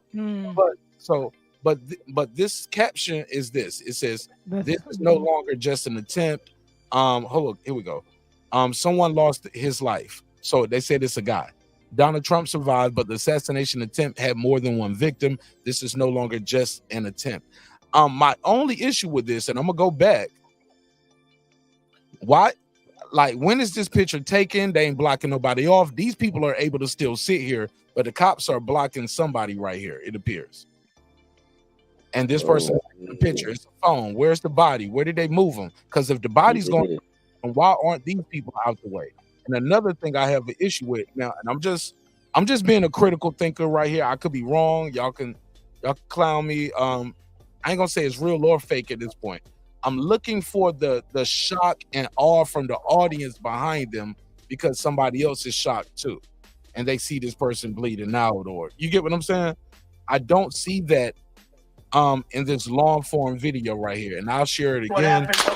You're gonna see him grab his ear. Now, when he grabbed his ear, I don't see nobody because that shit is going this way. I'm just like Cliff said. Somebody should have got hit. Somebody should have got hit. Right behind him, the trajectory. Somebody should have got hit. Now, right behind him, he gets down. Some old folks get down, and nobody do shit. And I don't see nobody with somebody in this short looking down like, oh shit, my wife is shot, my husband shot, my daughter. Right, exactly. Listen, I came with a shot. Okay, this person been sitting beside me this whole time. I came by myself. That motherfucker didn't get hit. Yeah, but I'm looking for the person. Where's the shock from that person behind him getting shot? Where is that at? And conveniently, nobody got shot because there was no fucking bullet. Let me see if this shit got any audio. They say somebody died and somebody was injured. And that's like you said, where were they at though? I don't know. Where were they at though? I agree with you. Have y'all ever heard of the lone nut theory? Like the lone nut theory. I want to go too far on that.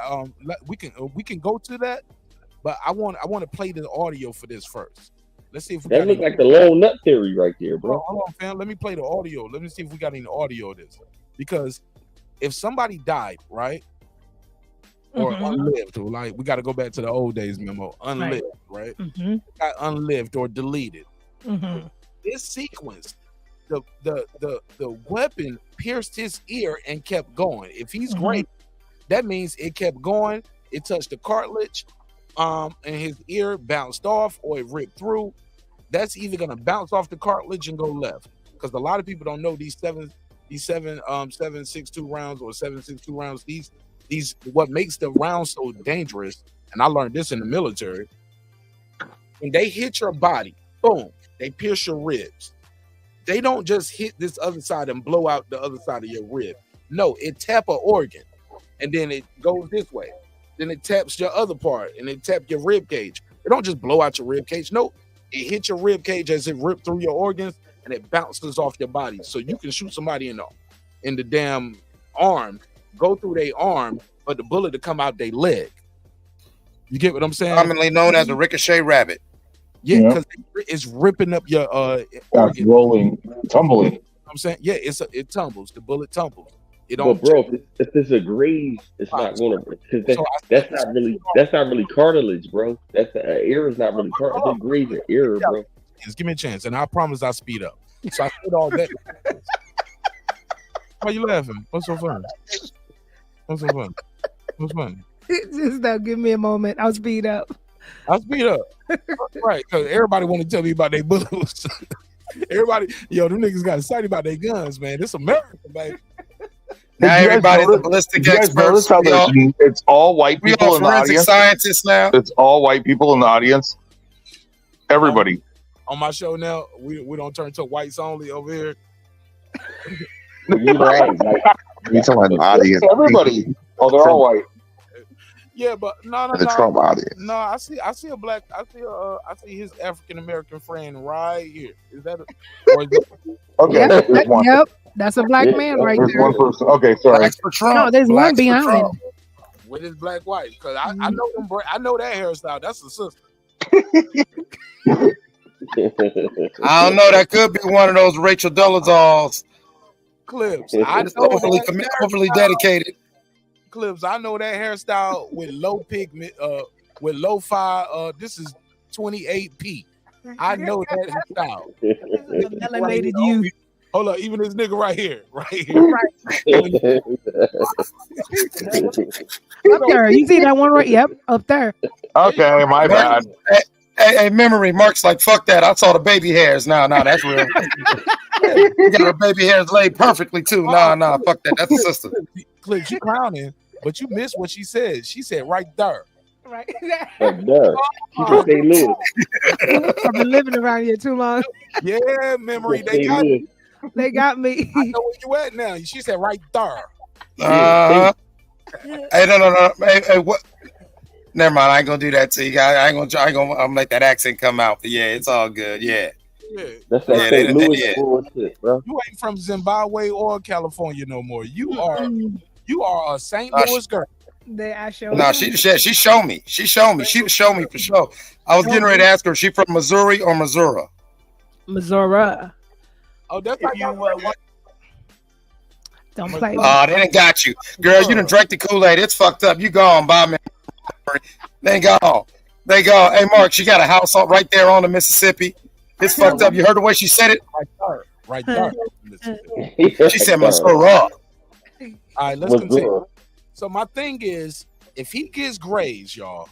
I want to really see something that said, take a look what happened. Let me zoom out a little bit. Bless you. So is the shots coming from the front or the back? Pause. It's coming from an upward on his right, our left. Our left, like, so look to the left side. But his right. Because the front or the back, bro? From the front. Oh, okay. From the front across the street. And then we heard it. Sound like a little firecracker. And he started grabbing the hit. Now nobody behind him is at like they hit yet neither. Everybody is looking to the left over here. Look at this. Well, not everybody. The lady in the pink hat, red hat. Man, I feel like I'm breaking down some Zapruder film shit, yo. That's what you breaking down, nigga. Bro, I love that. Yo, that's my favorite conspiracy theory ever, yo. I got that Kennedy shit, man. Whenever y'all wanted to talk about that, I'm all in on that Kennedy shit. Memory, I've been begging for that shit for 4 years now. Nope. I'm talking about the Kennedy thing. Mm-hmm. Respectfully. I said, remember, I've been begging you for that shit for 4 years. I'm with all that. Martin Luther King, Kennedy, Robert Kennedy, all that. So now he's like, God damn, something bit me. And now he's getting down slow. He's actually going pretty fast. Joe Biden would have stood there like, what's going on? Like, son,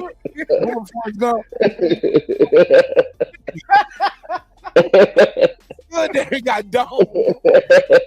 Joe Biden would have stood there and got dome. Hey, you'd had enough time to empty the whole damn clip, reload, eat a popsicle. Clip. I think I changed my pick, man. Like, God damn, man. Like, Joe Biden would have been like, son,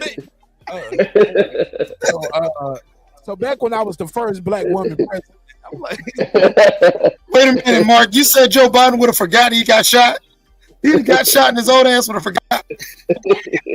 What's good there? Yo, shout out to Trump, man. Like, look, say what you want about Trump. I'm not a Trump supporter. I'm not a Biden supporter. But I understand the way this democracy works. It's corrupt. We have money in politics. And unless everybody would just want to write in a name, I mean, that's called quote unquote. They'll say, you're wasting your vote.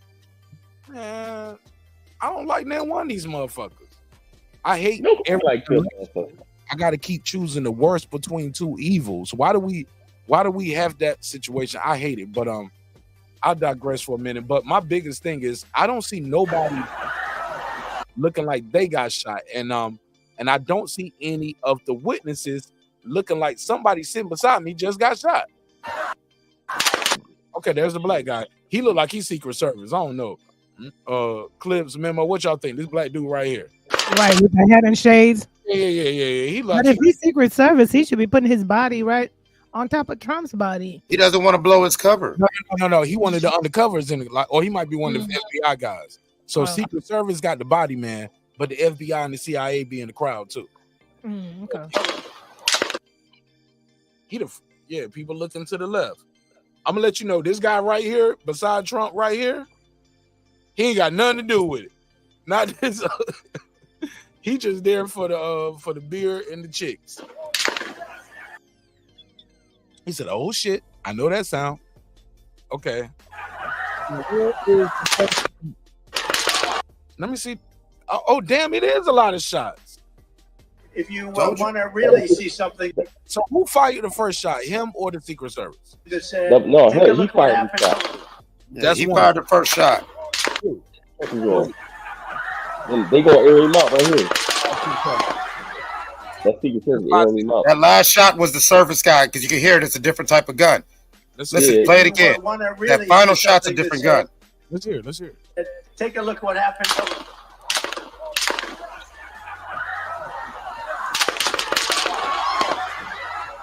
Yeah, that last shot is a pistol, or it's a different rifle from a different area. Yeah. The last shot, actually, if you play it again, it's the last shot, and the last two shots are It's return not- fire. Yeah, it's not the same shooter. Is he right? It's either return fire or somebody. Hey, look, all these motherfucking Trump supporters, somebody somewhere got a gun too. Like I've been waiting. And that's for what shocks me. Thank you, Mark. That's what shocks me. This is the crowd where hundreds of these white motherfuckers run around with tiki torches, ARs, and goddamn luau shirts. Where are the luau shirts? Worst shooter ever, and Trump's got some of the worst steppers ever. So like that's the reason why Trump was able to beat Trump is because Trump scares people. Because like you saw January 6th, okay, white people were scared of white people for the first time in a long time in America. White people looked at the TV and said, "Oh, I think we need to do something about this." Man, Like- shout out to my sister Trisha, aka Queen P, in the chat. Queen P, pull up real quick. Give us your take on this shit. You think it's real? You think it's fake? Is it gonna help Trump? Because that's the next part I want to go to. Let me change the survey because I had a survey in the chat asking, do y'all think it was an inside job? Memory, you saying yes, right? Oops. That shit look like bullshit I right say, there. By deep state, you saying inside job, like the government is doing this. I say that the assassination attempt was real. And I feel like what's going to come out in the press is that it's going to be some white male civilian from a small town. But I feel like that part of the narrative is going to be a false flag. I anticipated in this election year or in this election cycle something big.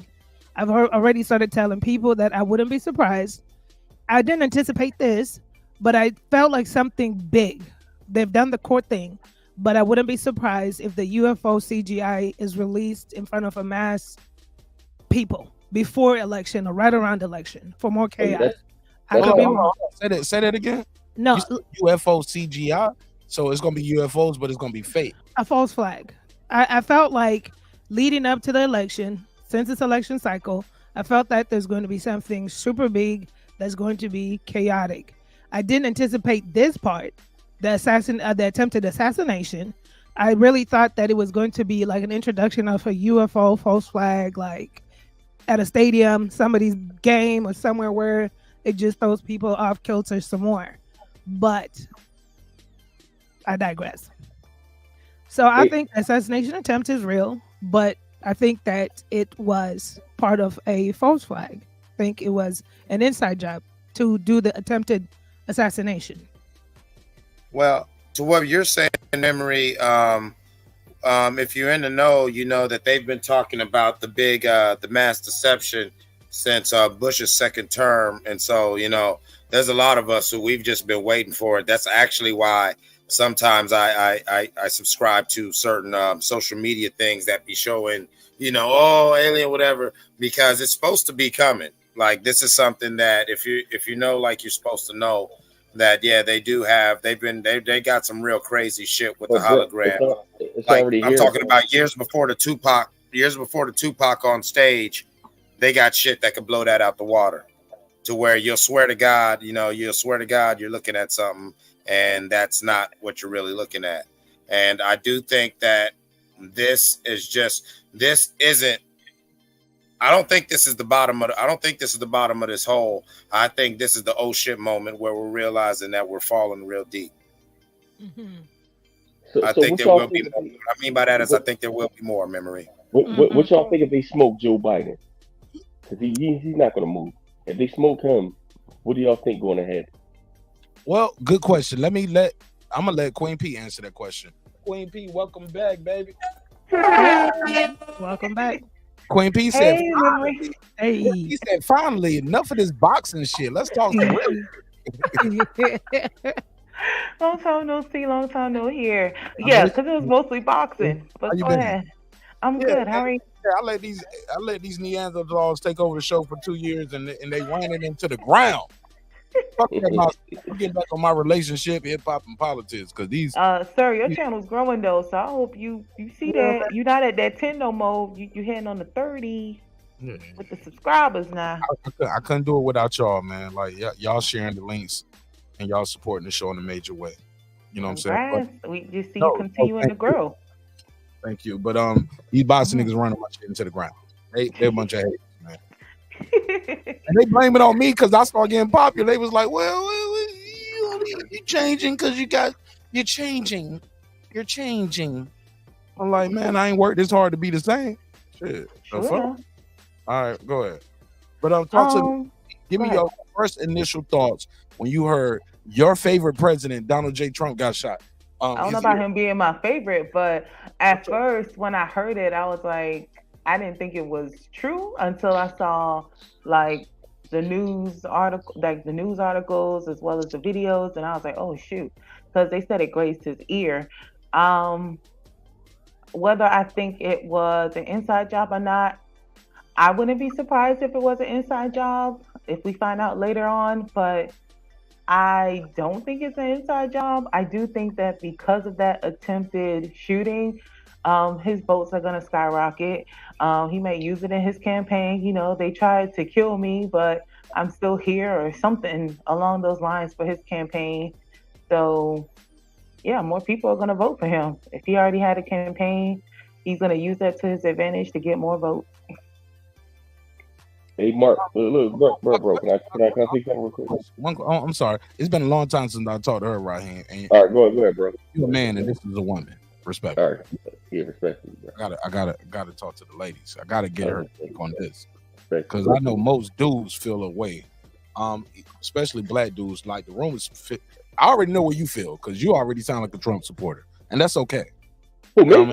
But yeah, hell yeah, nigga, you been glazing I'm not supporting no fucking. And that's okay. Yeah, you all night though, and that's cool. She just got here. I gotta ask you this. Queen P. So do you think it was an inside job? Yes or no? No, but I wouldn't be surprised if we found out later on it was. As of right now, I'll say no. Do you think he was really shot? It was a real shooter? Do you think somebody really died? Do you think this is all like deep state shit? I thought it was real. I mean, they said it grazed his ear, so somebody was trying to shoot him. Luckily, it didn't hit any organs of his. I don't know if other people that were in the crowd was shot at. I hope not, but yeah, I think it was real. Yeah, I did hear somebody. What do you think people who don't like Donald Trump and what Biden supporters are gonna vote for or gonna change their vote just because of this? Like, are they gonna say, well, he gotta be something special, they trying to kill him? Like, are people at this point they've already made up their mind, like, okay, well, somebody trying to kill him, they trying to kill him, but I'm still voting for Joe Biden. Like, it don't matter to me. I think that a lot of people, if they choose to vote for Trump, is because they don't like the way that Joe Biden's running his presidency. So people, I feel like with this presidency that's coming up, people already have made up their mind. They don't want Joe Biden to have another term. So they probably were already planning to vote for him because I don't know too many candidates that are running for president. Besides, those two are the most vocal that I've seen. I don't know about other candidates. I know there was like a lady that was supposed to be running, but then she ended up dropping out. So yeah, I think people are going to vote for Trump anyway. especially because they don't care for Joe Biden. The shooting, whether that happened or not, I think people are still going to vote regardless. All right, it's open. Go ahead, Raheem, Clips, Memory, everybody. So, bro, like I'm asking y'all, do y'all know about the lone nut theory? So it's been happening since the '60s, bro. The lone nut theory is one shooter killing or shooting like a president or somebody that's of importance. Like, you know what I'm saying? So why would one person like it's weird to me, like one person killed, they say one person killed Kennedy, one person killed Abraham Lincoln, one person killed Martin Luther King. You know what I'm saying? One person shot Ronald Reagan. One person shot Trump in his ear and all that, whatever. Raheem, yo, what's up? The reason why you always get the lone wolf theory when it comes to major assassinations is the first rule of assassination is kill the assassin.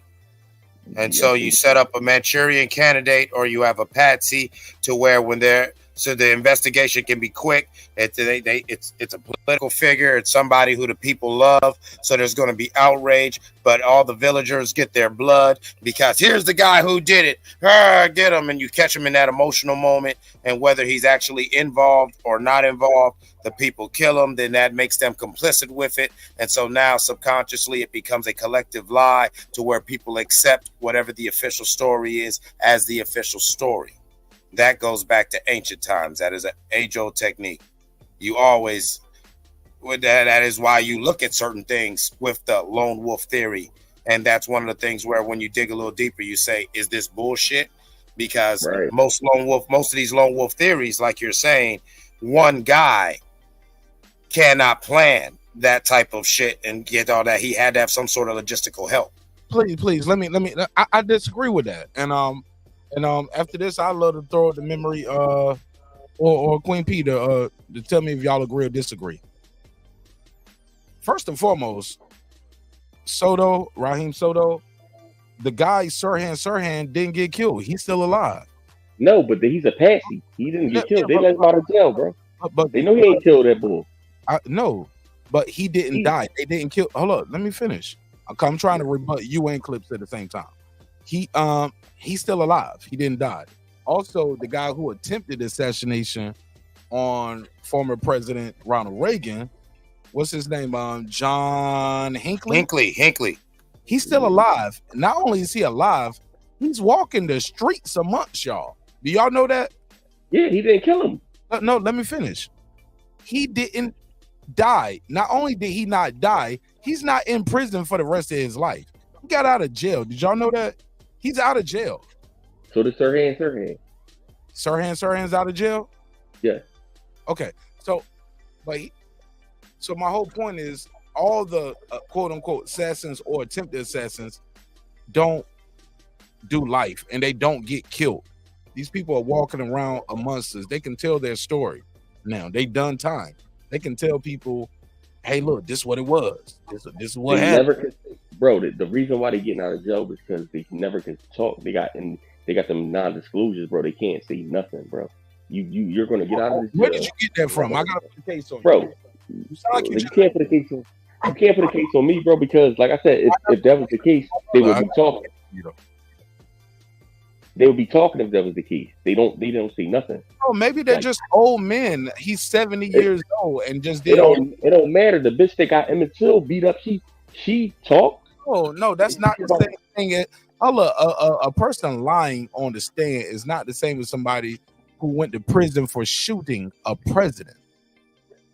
Sirhan did not shoot the president or the president. No. Sirhan tried to shoot the Pope, and the reason why Sirhan is still alive is because Pope John Paul personally advocated for his safety. But I'm talking about John Hinckley, fellas. John Hinckley. Exactly. No, I was trying to point that out. He was using the two, and I'm trying to point out that it's two completely different things. The person who he shot was the Pope. And the Pope, who could pretty much do anything in Italy, made a big thing about forgive him. Would even visit him often in prison. I thought he shot no, that was he shot Robert Kennedy. He supposedly shot Robert Kennedy. Sirhan was Kennedy. Okay, yeah. Who's the dude who shot the Pope? I don't know. The dude that shot Sirhan. But I know Sirhan killed Bobby Kennedy. he supposedly killed Bobby I Kennedy. stand corrected. I stand corrected. I had it too confused. I'm sorry. Yeah, and but my whole point, and ladies, I want the ladies to get back in the conversation too. I want the guys just dominated because as y'all see, the ladies just gonna sit here quiet sometimes. So I gotta actively make sure I keep them involved in the conversation. So to be fair, right? Plus, I missed them. I miss Memory. I miss Queen P. We missed you too. Really? Yeah. Hey. Can I get my crying meme? Can I? Where's the crying meme? I miss y'all, and everybody was saying y'all didn't like me. I was like, man, we cool. They just got a life, and we talking about boxing. They don't fuck with boxing. Y'all niggas don't took over the show with Crawford every night for 6 weeks. So, anyway, when we're talking about this situation being a cool attempt or they was trying to do it, Memory, I just feel like, well, I believe at this point in the race, most people have picked their dog or pony or their fighter or whoever they riding with. I don't think it's gonna make a big difference, but also I don't believe it was fake. I'm with Senior. I'm not with Senior, but Senior makes a good point. And Memory, I'm gonna show this video again. Who are the people behind him that look like they got hit? If you want to Let's play. really see something that said, take a look at what happened. And I'm gonna take the sound off because we don't need the sound. Just look at the body reactions of people. Now everybody goes here. The camera's gonna give a wide shot, but I see a lot of people looking over to their right, our left. That's where the action is going at. But I don't see anybody looking like, yo, somebody over here got shot. They're gonna cut away, and they're gonna cut back. Where's this person who left all this blood on the scene? So the thing is, like, if you all really go watch Right Side Broadcasting, the people that never cut or edit Trump's whatever these are called, rallies, you will notice that he's standing on almost like a second tier. There are people below him, behind him. And I like the theory you propose that is facts about the bullet, how it travels. So we don't know if somebody behind him at the bottom got hit because the camera didn't pan behind him. And then there's a whole audience out of the panning, the small slice of panning the camera did. I don't know who got hit. I know somebody died, somebody's injured, but they never said from behind him, from the side. I don't know these things. But what I'm saying is if you go look at the entire rally, which is always cast by the network I told you that don't edit because they're not mainstream media, so you'll be able to see the setup. You will see the layup from how his campaigns usually, his rallies are, or even this rally. The other part is the people in the background. When I first saw it, I didn't believe it. I think I logged onto Instagram and one Instagrammer was talking about it and I thought it was a joke and I thought it was weird. And then I went onto Google and that's when Google was saying something. And then I started digging to try to find footage because I didn't believe it initially. And I'm saying all that to say, most people don't understand what happens to your body in the moment of a shocking event. Because it's the same thing when I started watching those clips, like on the broadcasting network I talked about that doesn't cut or edit and splice. People sat for a while because that's why I was confused too. I was like, wait, what's up? Because Instagram said he got shot in the head. So I'm like, in the head, he's dead, possibly. But people were sitting there. Yeah, they don't look. They're like, what's going on? Because there's so much chaos and mayhem. There's so much. You can't say what you would do in a survival situation. I've been in crisis situations where you see how people react differently. I've been to a car crash. I remember one time, me and my coworker, we pulled up behind a bad motorcycle accident with a car. The guy was just sitting in his car. The car was catching on fire. It was an elderly gentleman. We had to pull him out of the car. We kept saying, sir, you need to come out of this car. His hands were just on the steering wheel. So I don't know what I would have even done either. Even in an open, the school shootings, mass shootings, we don't know how you react because I wasn't anticipating a shootout at a rally I knew that they probably want to assassinate this man for the longest time. I just didn't think it would be like at this rally out of every other rally that he always goes to. So I don't think people are sitting there like, they probably, some of them duck down, but people are probably like, what's going on? Reactions are different. You cannot judge a situation by how other people react and put yourself in a calm situation and feel that you would react differently. Secondly, we don't know the person that died and the person that's injured in what location they were sitting. If it is the person that received the bullet, that or what do you call it, a stray bullet. So that part we don't know. We just know that there's casualties in this. Go ahead. Let me bring in J-Dub. Let me bring in J-Dub. He just joined the panel. What's up, Jay? I'm doing all right, bro. What's up, man? I think that I'll turn this shit in a second. Say what? Oh, anyway, I thought Boots was a little bit getting hit too much tonight. Don't you think? Man, I'm past. I think he was getting hit way too much. Hey, J-Dub, I know he probably just got here. But yeah, Boots did get hit too much. He won the fight, and we on to the next. He won the fight, but he getting hit too much. Yeah. Trump didn't get hit too much. You know, I was hearing about the Trump stuff.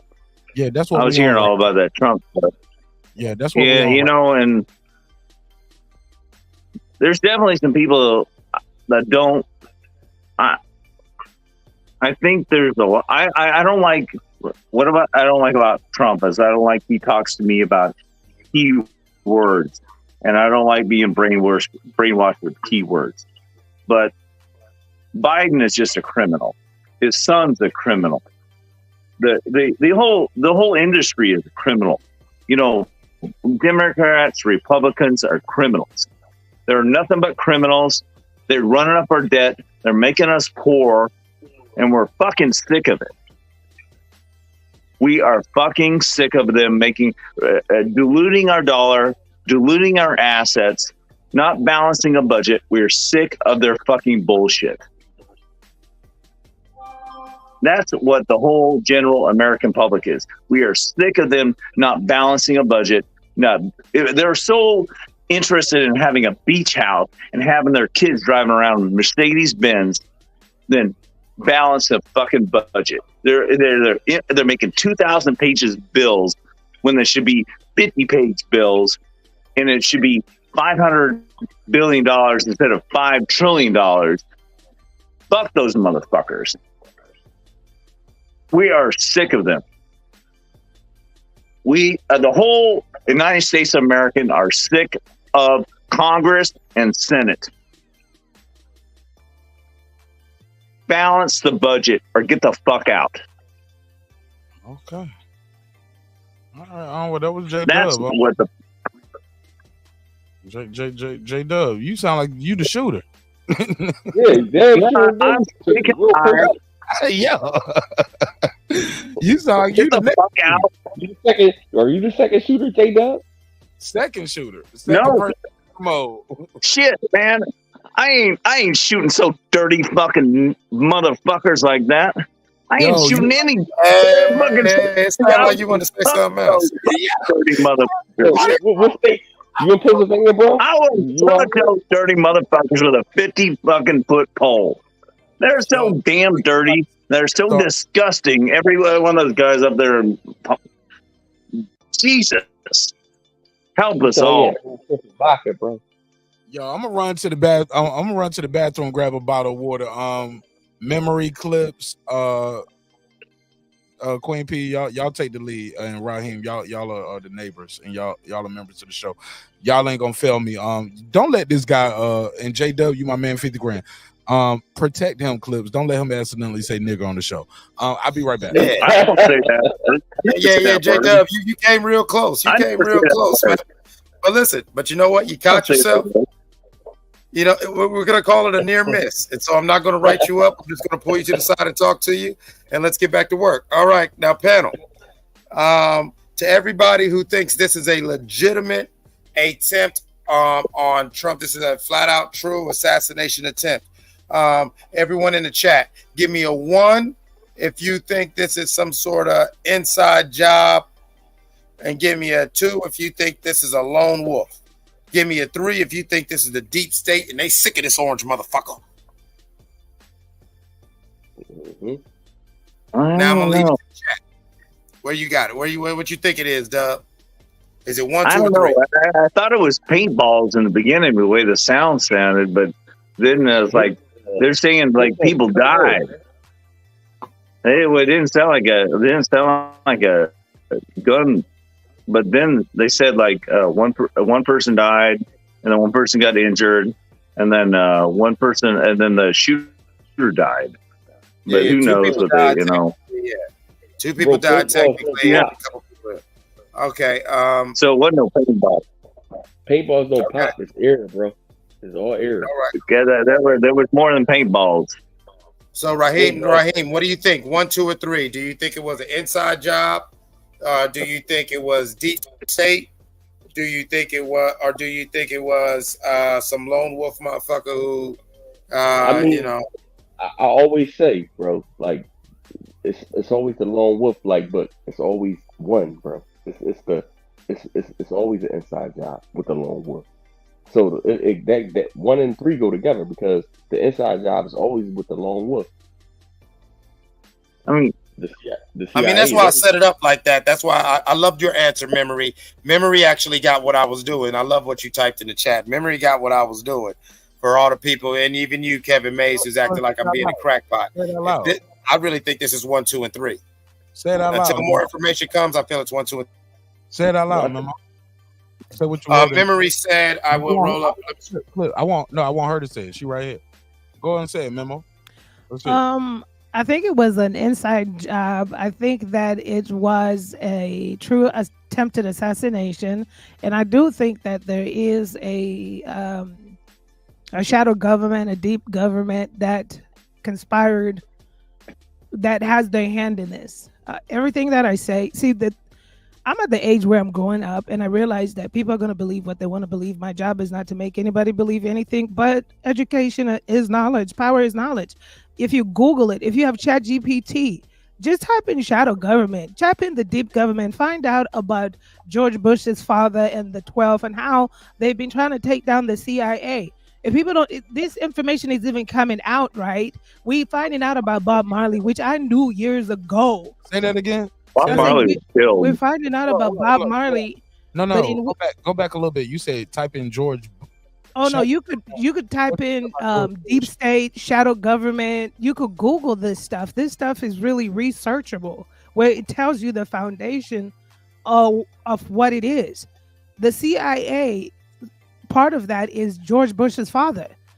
He's the one that created this, what is now elusive, dark, deep state, whatever you want to call it. The CIA operates at its own convolution. The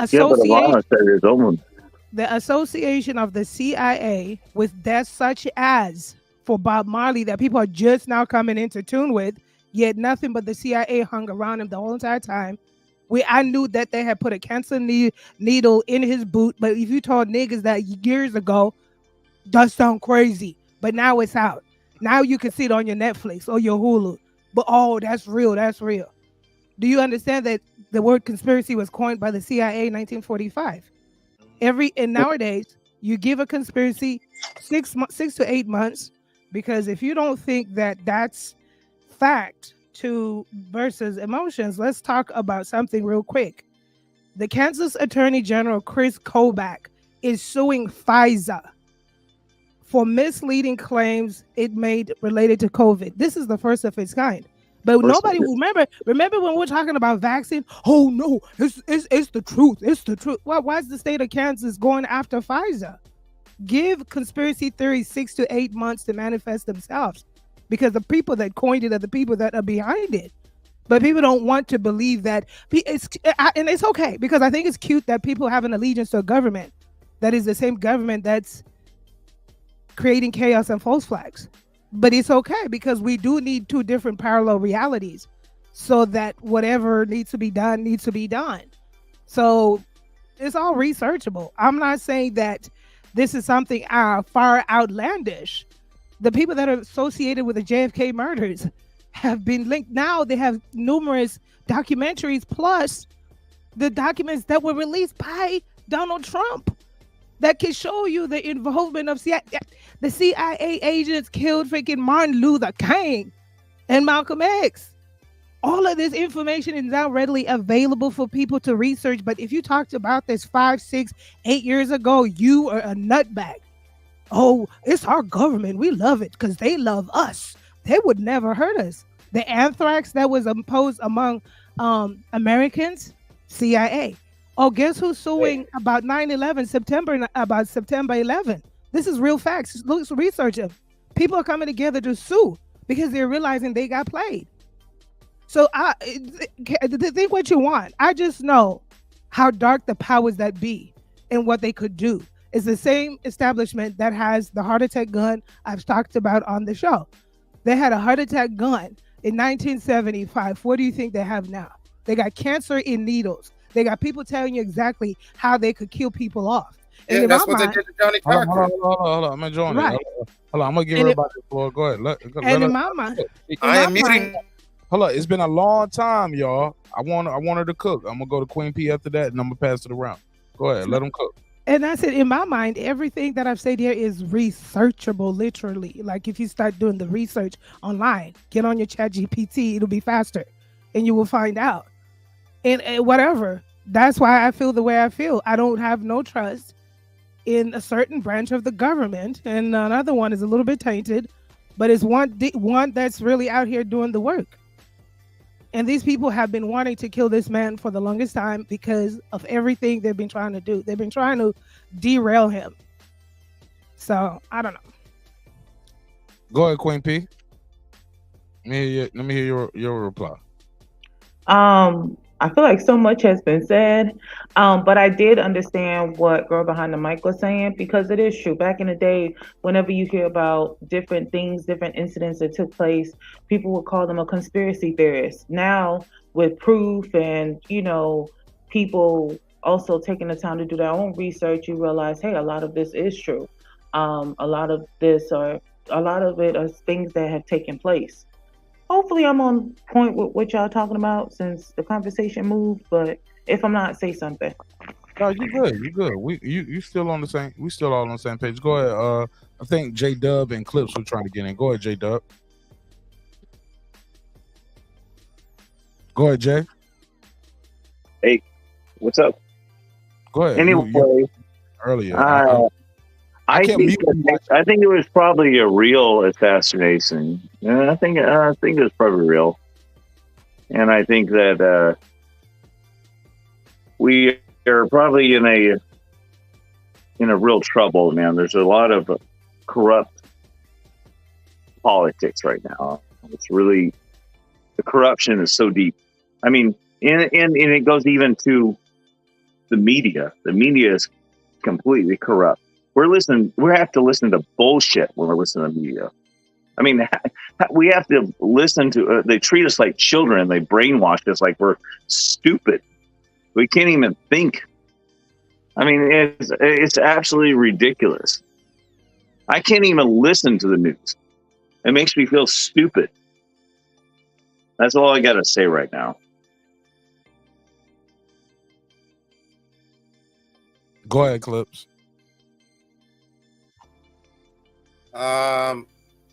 Basically, well, one, we, for all the shit we're going to talk, and we have talked, and we'll probably keep talking. I am very glad that the former president, Donald Trump, is safe. Condolences once again to the person who died, his family, friends, and loved ones. And I pray for a speedy recovery to anyone else who was injured, and closure for the people affected mentally and emotionally by this, which is the whole country. The reason why I said it like that. All right, we are a nation. We are a united nation, is what we're supposed to be. But we all know that's not the case. But we're all in this together. I believe we're at a real chippy time. And I would hope See, normally in moments like this, say when it happened to a Republican Congressman, Steve Scalise, when he was shot on that softball field, excuse me. He took to the media, everyone took to the media. We talked about peace and we tried to bring the country together. We tried to tamper down some of the passions. We tried to lower the volume on some of the extremes on both sides.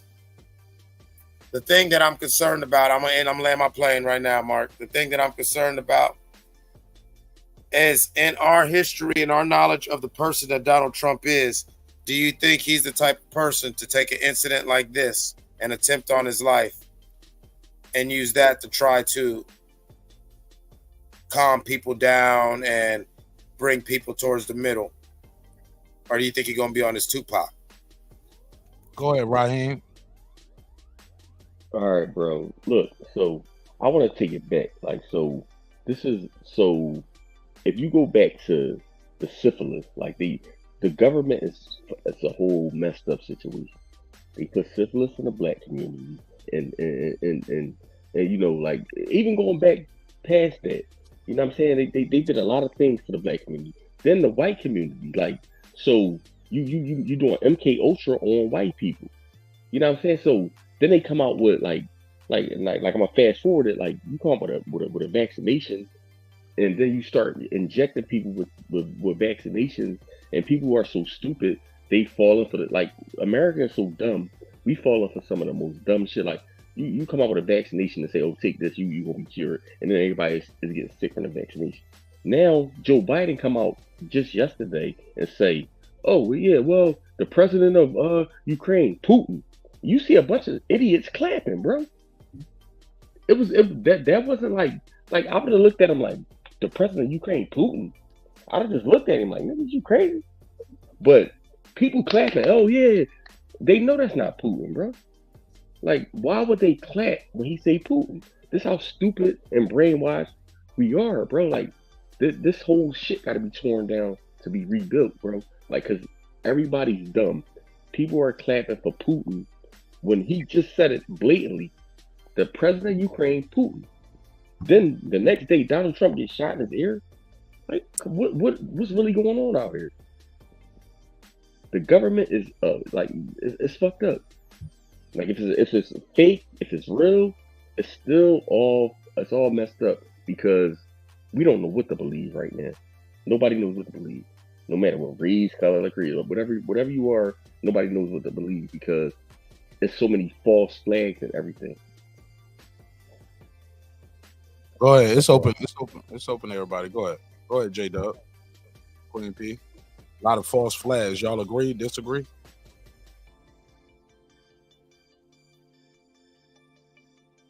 Everybody quiet. J-Dub, go ahead. His mic was Hey, muted. Go ahead. I'm here. Hey, do you know that by 2030, our national debt the interest on our national debt is going to be greater than our GDP? And we need to be talking about that. That's what they're trying to distract us about. They need to balance our budget and pay into our debt. We're going to lose all our federal land. We have liens on all our federal land. Our assets are being diluted by our national debt. That's the reason we're paying so much for everything. And they need to address this. This is bullshit. They ain't never coming to this bitch to collect. They ain't never coming to collect. This is bullshit. And it's something needs to be addressed, and we need to stand up as a country against these motherfuckers that are ruining our lives. Careful. Taking our federal lands and our federal oil and our federal minerals. Well, here's the scariest thing about that. Let's talk about this. Hey, J-Dub, if you want to, hey, J-Dub, you really want to get yourself riled up and get people scared, as they're seizing federal assets because we're not managing our debt properly. Thanks to Social Security and all like that. The reason why we have our numbers is we are technically federal property. Exactly. So So we all now, so by 2030, 2040s, whether they don't have to put it on the media or make a big deal about it, all it takes is the wrong president. Like me and Mark been saying for a while, all it takes is the wrong president, a weak ass Congress, and a fucked up Supreme Court. And without a lot of big whatever, we're all corporate slaves. Exactly. Has nothing to do with, and I'm talking about not the metaphorical, we're corporate slaves because you just got to work and you're stuck in the hamster wheel. It's no, legally literally done. Legally done. Thank you. I'm glad you said that, because most people say I'm crazy when I have my problems with certain things government does. They're scared to talk about it on the news because they lose their jobs. They're too scared.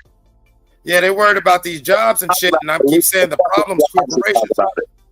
As long as I met Marq Nash has talked about, he thought the problem was corporate donations into politics. These corporate, because, it's an artifact that as of the late 60s, 50s, a corporate, well, actually, since the beginning of this country, but in the late 60s, 50s, they really started exploiting it, was a corporation, if incorporated right, has all the rights and whatever as a human being. These are anonymous, amorphous little concepts that they could keep hiding behind. It's friends and family members of congressmen and senators that are inserting all these bills inside of, all these papers inside of our bills, and they make these 2,000-page bills that are $5 trillion, and they're only doing $500 billion into our infrastructure, and the rest of it's bullshit. Well, J-Dub, that's why they call it pork. That's why what's the term that they have for that? They call it pork. You know what I'm saying? When they put that bullshit on the bills. You know what I'm saying? Because yes, it's serving these interests. Yeah, the bill sounds good. Oh, let's make this initiative for the environment, and let's save the bucktooth platypus. And we say, oh man, and then we say, you know what? Yeah, let's spend $200 billion on duck platypus. Them duck plus platypus may be getting maybe $2 million a year. I mean, you got to be fucking kidding me. How can you vote on a 2,000-page bill? It should be illegal. Bullshit. So you're saying that our bill should be simplified, even very nuanced, codified law that has to be broken down. Simplified. It's simple things, so people can vote on it. Actually, vote on it. They're voting on a 2,000-page bill. I mean, I understand that too much information becomes confusing and whatever. But I don't know. Memory Queen. Do you think all laws and bills should be simplified and down to a Cliff Notes version without addressing any nuance? Less than 50 pages, so they're going to vote on it. Actually, vote on it. How are they going to vote on a 2,000-page bill? You cannot vote on a 2,000-page bill. Well, I think the bills most times themselves are simplified. It's the crap they tag on that's hidden within the bill that becomes a complicated document. But initially, the bill itself usually is very simple. It's the thing on the top, usually if they're not trying to hide stuff earlier on. And then it's the stuff that they tag on that becomes 2,000 documents so that people can see, the first few pages, because people don't want information overload. So they'll see the first, which is what they usually set it up as, this document, this bill is a good bill, but the other stuff that's tagged onto the bill, the 2,000, nobody's going to read that. That's why they pass it. Oh, it sounds good. We read the first 10 pages. Sounds good. But what else are you saying it sounds good to? It's always a polar opposite. It's always a pro and a con. So this bill is going to save the American people. But then behind it, it's going to tax the middle class heavy. You see what I'm saying? And they hide that in the writing. So, but why are they doing it? Because they all have lobbyist families and friends that are inserting these things into the bills. Yeah, that's why they're all crooked. Yeah, but what are we gonna do about it? No. There's something to be done about this shit. Speak on this a little bit. we got to understand that it is called it's called politics for a reason, right? We do have a problem with our quote unquote politics, and the biggest problem in our politics is money in our business. You have people who can pretty much buy politicians and get the politicians to do what they want them to do, but also we have people that vote against their own interests because they like the way the person speaks. He speaks so well, has a nice suit. Also, another issue that we have is you can bury things in a bill. Like, okay, y'all want this done? Okay, well, I want this done too. Like, motherfucker might have in the defense spending bill, they'll have something that deal with regulation of toilet paper. You get what I'm saying? Like, it could be anything. Like, why is that in this budget, or why is that a part of this bill? So they sneak and squeeze certain things in, especially if they know they have leverage. But the biggest issue with our government right now, in my humble opinion, is money and politics. You can just buy politicians. Yeah, you can buy them. And lobbying groups like that. When you start thinking about PACs and super PACs and lobby groups and special interest groups, when you really think about it, you be like, this shit should be illegal. Your quote unquote, because they're not my founding fathers, your quote unquote founding fathers would be rolling over in their grave if they knew how this shit was running right now. As far as we can just buy what we want. And then we just make American citizens give their tax dollars. I'm gonna say it. I know I'm gonna make some people mad, but can I say it, Clips? Can I say it, Memory? Want me to say it? Say it. Say it. Say it. We just give tax-free government money, U.S. bread, easy dough, your money. Y'all motherfuckers are working every day slaving, and we just gonna give it to Israel. Tax-free. Ukraine. Let me. I ain't even done. Let me speak, J-Dub. Shut this down. No, I'm about to make them mad. Not Israel. No, because Israel don't get it. How Israel? No. You said Ukraine. Ukraine don't get it. What like Israel? All got. No, hold up, J-Dub. You're wrong. We built Israel, bro. You're wrong. Ukraine ain't got shit to do with this. They don't get nothing. Like, they ain't got no damn Iron Dome in Ukraine. Talk to him. Obama gave them the fucking Iron Dome, man. That's some technology. Man, Zelensky is over there in Washington right now twerking for a few missiles. He did not get an Iron Dome.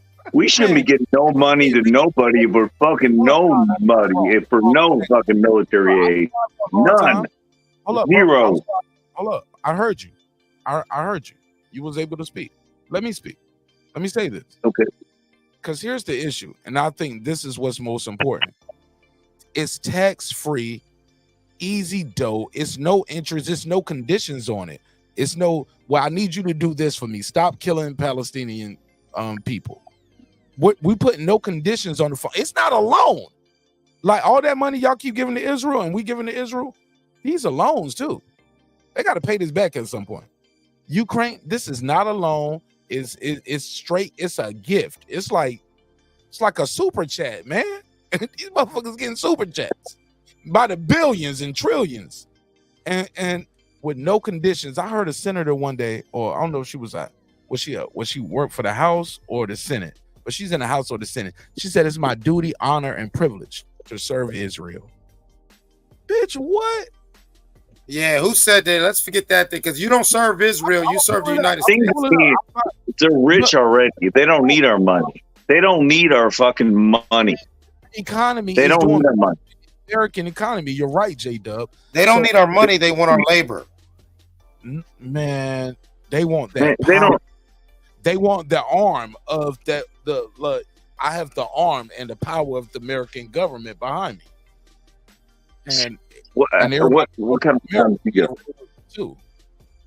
You get what I'm saying? But I digress. I lost my point. J-Dub, you cut me off too many times. I got to mute your mic next time I talk. Sorry. Yeah, Sorry. You got to have some control. Everybody else was muted, so you threw me off. But go ahead. I apologize too. I was getting in the mix sometimes, and that was probably out. It's cool. Y'all go But ahead. it's all good. But no, Mark, you cooking on some points because, and this ain't no anti-Israel thing, but we got whole countries because it ain't just Israel, but Israel is a big one. We got these whole countries who they get free passes and free money with no checks and balances. We have certain politicians. We have certain judges getting elected to federal and Supreme Court appointments who have it in their mind, either through political or their religious beliefs. They are more loyal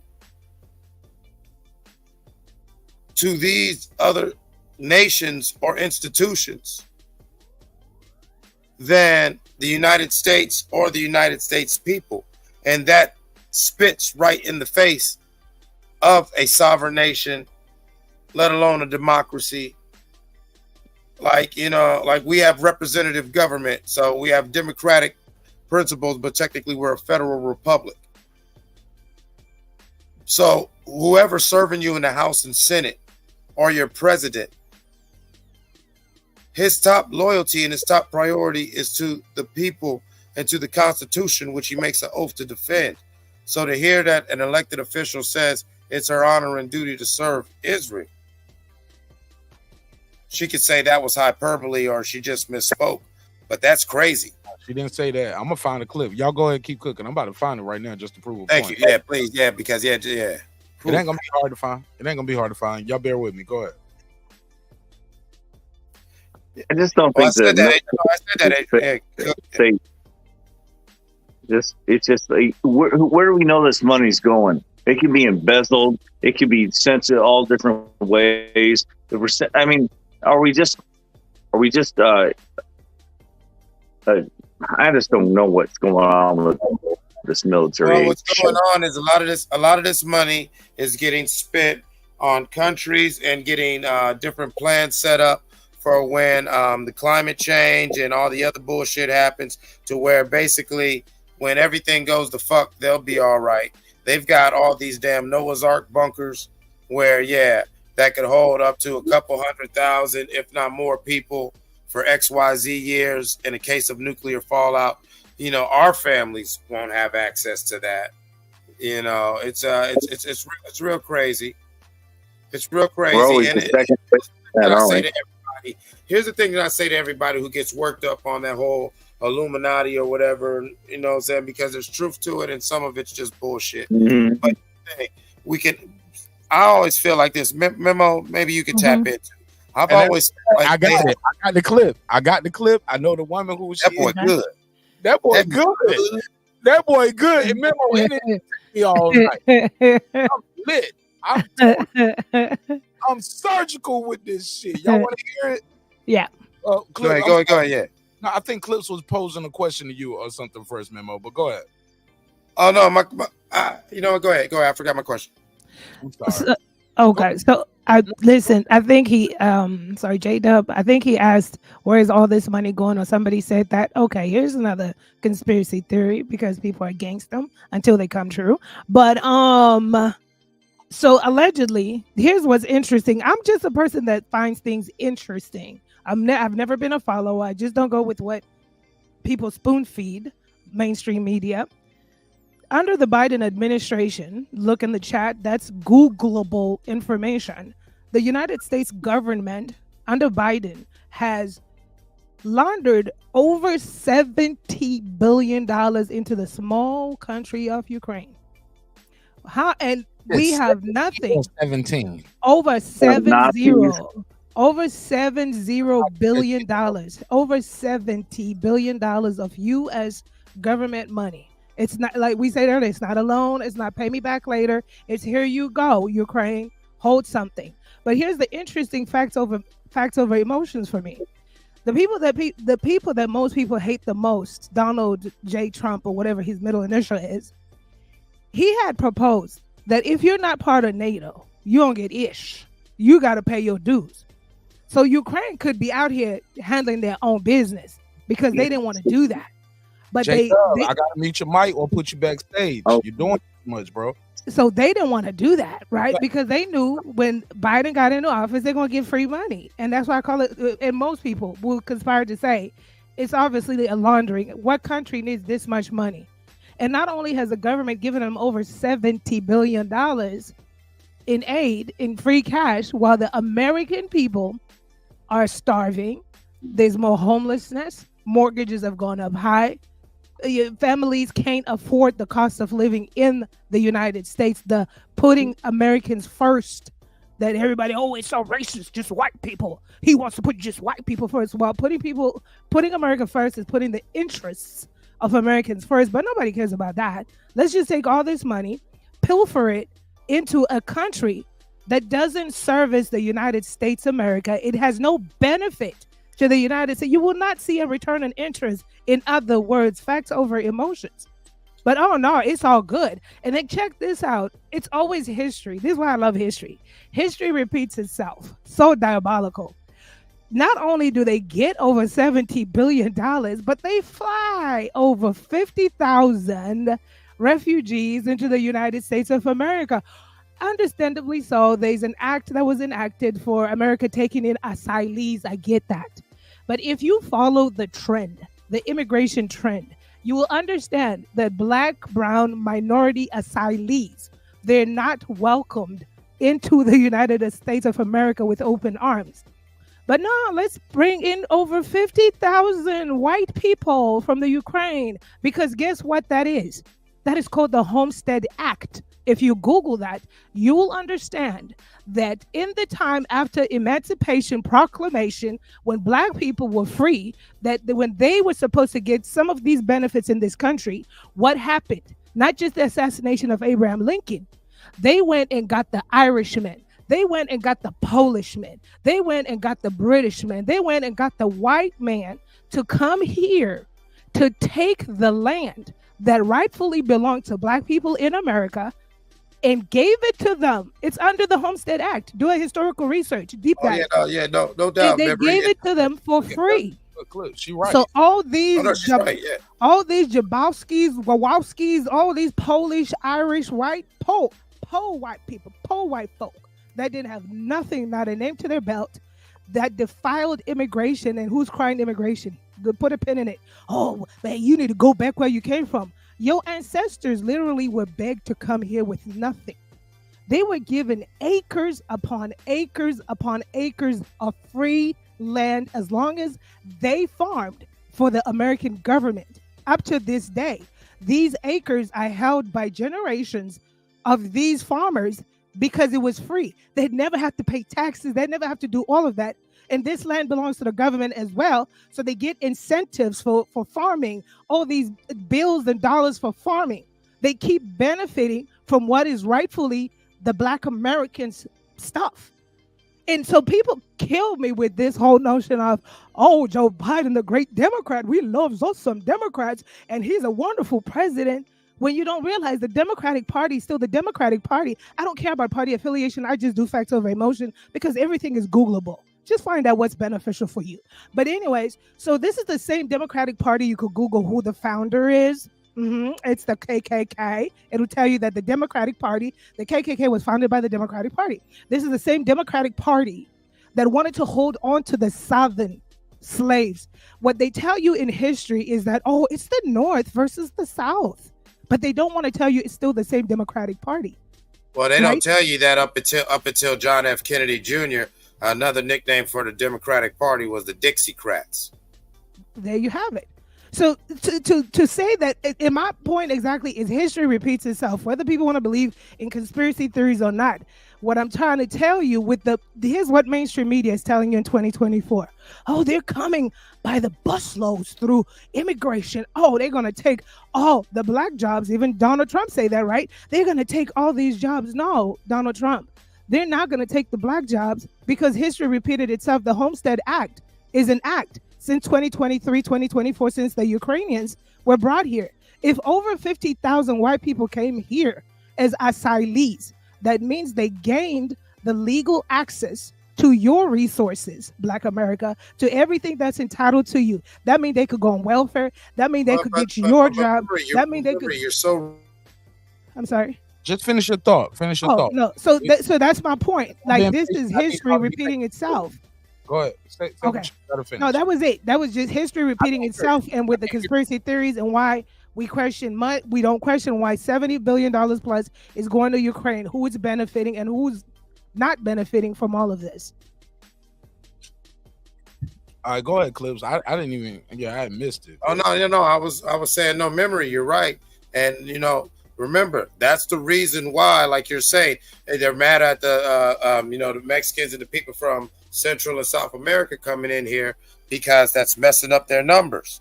And so what are they doing? They're going to play up these different other crises and saying we need to help these people. Trump even clearly said it. No, he wants more people from like Denmark, Norway. He wants more white people from non-shithole, as he designated them, nations. You don't see us. You don't see us saying, "Oh my God, that's crazy as fuck. What's going on in Haiti? Let's get as many of them people out of there right now, and let's go do something." What's going on in Congo is insane, and that doesn't get 2 seconds on the news because that's just good. There's blacks killing blacks. That's spinning out the numbers. Everything about all the political and all the isms and all the systems that get brought up with white supremacy is all based on they're paranoid about the numbers game. Their paranoia of the genetic dominance of melanin. And so you're 100% right. We're crying about the wrong things and we're missing out on certain facts that half the reason why we're helping Ukraine in the way that we're helping Ukraine is because we are helping that agenda by bringing more Europeans over here and fully propping them up to make them productive, fully functional members of society, giving them a leg up on other members of our society, even natural-born Americans.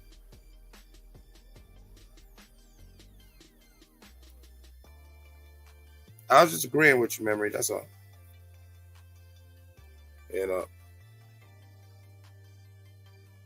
Hello? For sure, I'm here. I think Mark had a clip. I'm bored everybody to sleep. I'm sorry. No, you did not. No, that was, it's just insight. It just like grinds my gears. That's how the misinformation and disinformation campaign engineered systematically by the CIA of 1945. You could Google that too. Yes, Google is not a reliable resource. Yeah, you got to be smart about it and research what articles you're reading. But remember, it was the CIA who invented the internet anyway. So and Hollywood, exactly. So you gotta be careful with that. It's right. But I'm with you. And remember, all this goes deeper than what you now call the agency. You know what I'm saying? Before that it was the strategic whatever. What it was, or what they called it in World War II, SSI or whatever like that. Right. So, remember, mm-hmm. Oh yeah. You know what? I do have that clip. To bring it back full circle, right? It's two parts. It's two parts mm-hmm. to this. I found it via another source, TYT, the Young Turks, because they definitely did a story about it.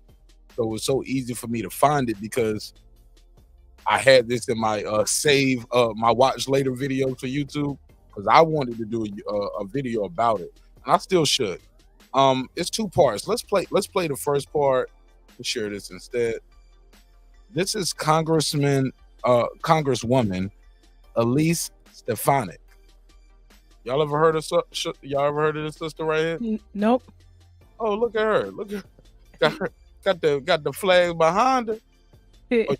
Y'all can't see the screen, did you? No, I can't. Okay, now I can see it. Oh wow. Oh, she might as well have pom-poms. She should have been in Israel. Tell me she's in Israel doing this. Oh no. Let's hear it. As long as I serve the American people, I will defend George Washington's vision of religious pluralism and freedom. This was a month ago. When was this? Okay, so it don't tell me. Let me see. Let me get the date. May 20th. So this was last month. Well, 2 months ago, May 20th. Today, this means crushing anti-Semitism at home and supplying the state of Israel with what it needs, when it needs it, without conditions to achieve total victory in the... Stop right there. She don't even do that shit for her own district. What it needs, when it needs it, whenever, however. She vote against her own district and shit that they asking for all the time. How I know? Because she works in America. She's American. Come on, man. Let's hear it. Face of evil. Anti-Semitism at home and supplying the state of Israel with what it needs, when it needs it, without conditions. Without conditions. Without conditions. That's the key part. Because we could have told Israel, this is a loan. You got to pay it back. American taxpayers don't get to pay for your endless war for shit that they don't even agree and then support, right? To achieve total victory in the face of evil. Now, over the weekend, American Congresswoman Elise Stefanik groveled in front of the Israeli parliament and that's the Israeli parliament. Pledged unconditional and unlimited U.S. taxpayer-funded weapons to a foreign government, Israel. But the humiliating display, unfortunately, did not end there. Stefanik also criticized President Joe Biden and touted her own record of shipping off our taxpayer-funded, talk that shit, Anna. Taxpayer funds and weapons to a far-right genocidal government. And I agree, it's definitely genocide happening in Palestine. Genocide in Palestine. I need to put that shit on a t-shirt. Stop the genocide in Palestine. Let me see how many people buy that hoodie. Good look. It is the United. They might not even let me sell that hoodie. You know that, right, Clips? I might put that on my site, and they probably tell me I can't do that. Hey, you know what? Just that you said that, I'm gonna try to do something on the site I mess with and see if they try to shut it down. We'll talk off camera. That's called biting, Clips. That's called biting. You know what I mean? You know what I mean? We're gonna do something. We're gonna try something similar. I ain't gonna say the same thing. Let's collab at least, Clips. Like, damn, don't just. Yeah, that's what I'm saying. We'll talk off camera. At least you told me to my face, because the mother hating ass nigga, they steal my ideas, and they got their own version of breaking beats right now. Yeah. Nigga, first video, I don't ever want to talk about race and politics. Now, every night, I'm going to talk about race and politics. United States high honor and high responsibility. Listen to what she said right here, though. I think this is key. Shorty said, this is my high honor and high respect. Let me put her on camera. I want y'all to see her face. Shout out to the Young Turks and for putting this out here. Taxpayer. Let me fast forward. The United States high honor and high responsibility. Is it our high honor? Is it? It's not my high honor and high responsibility to take care of fucking Israel.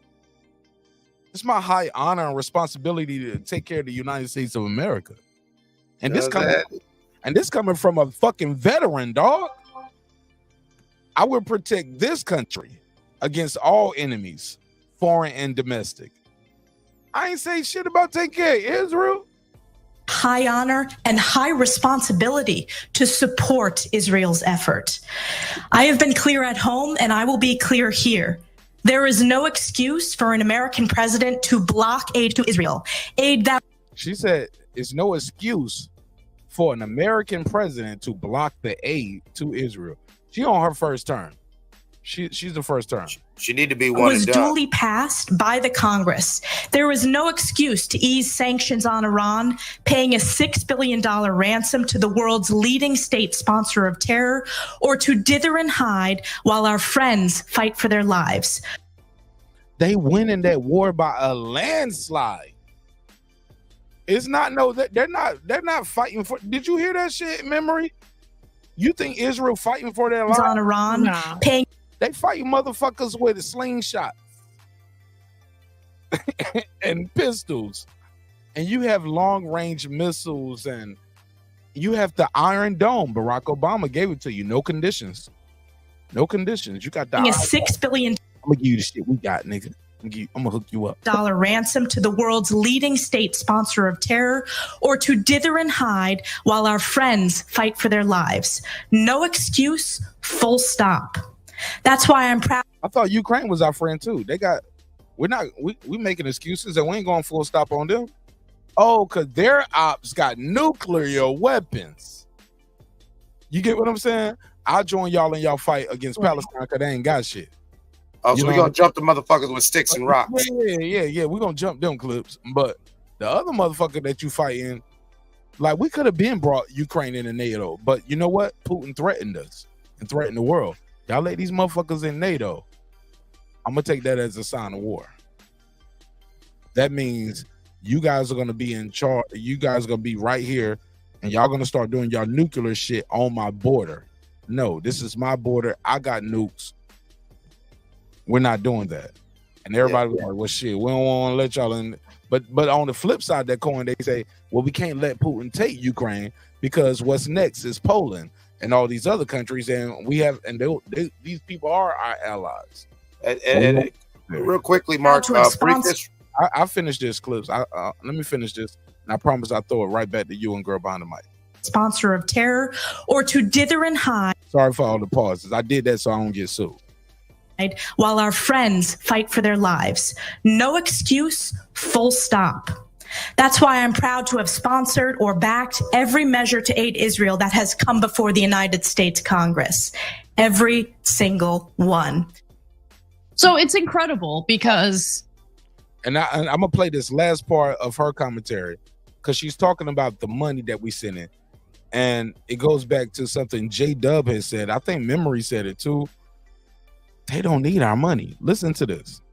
Cenk, I don't know if you knew this. I found out last week as I was researching for an Israel-related story, but Israel... And I didn't know this neither until she said it. So Cenk is the host. She's the co-host. He's the founder, creator. She's the co-host, been there for over a decade. They lock and heed. Like, you know what I'm saying? They neck and neck. She was like, I didn't even know this. Israel is at a surplus. They get into the money. Americans haven't been at a surplus since, when did she say? Israel actually had a budget surplus in 2022.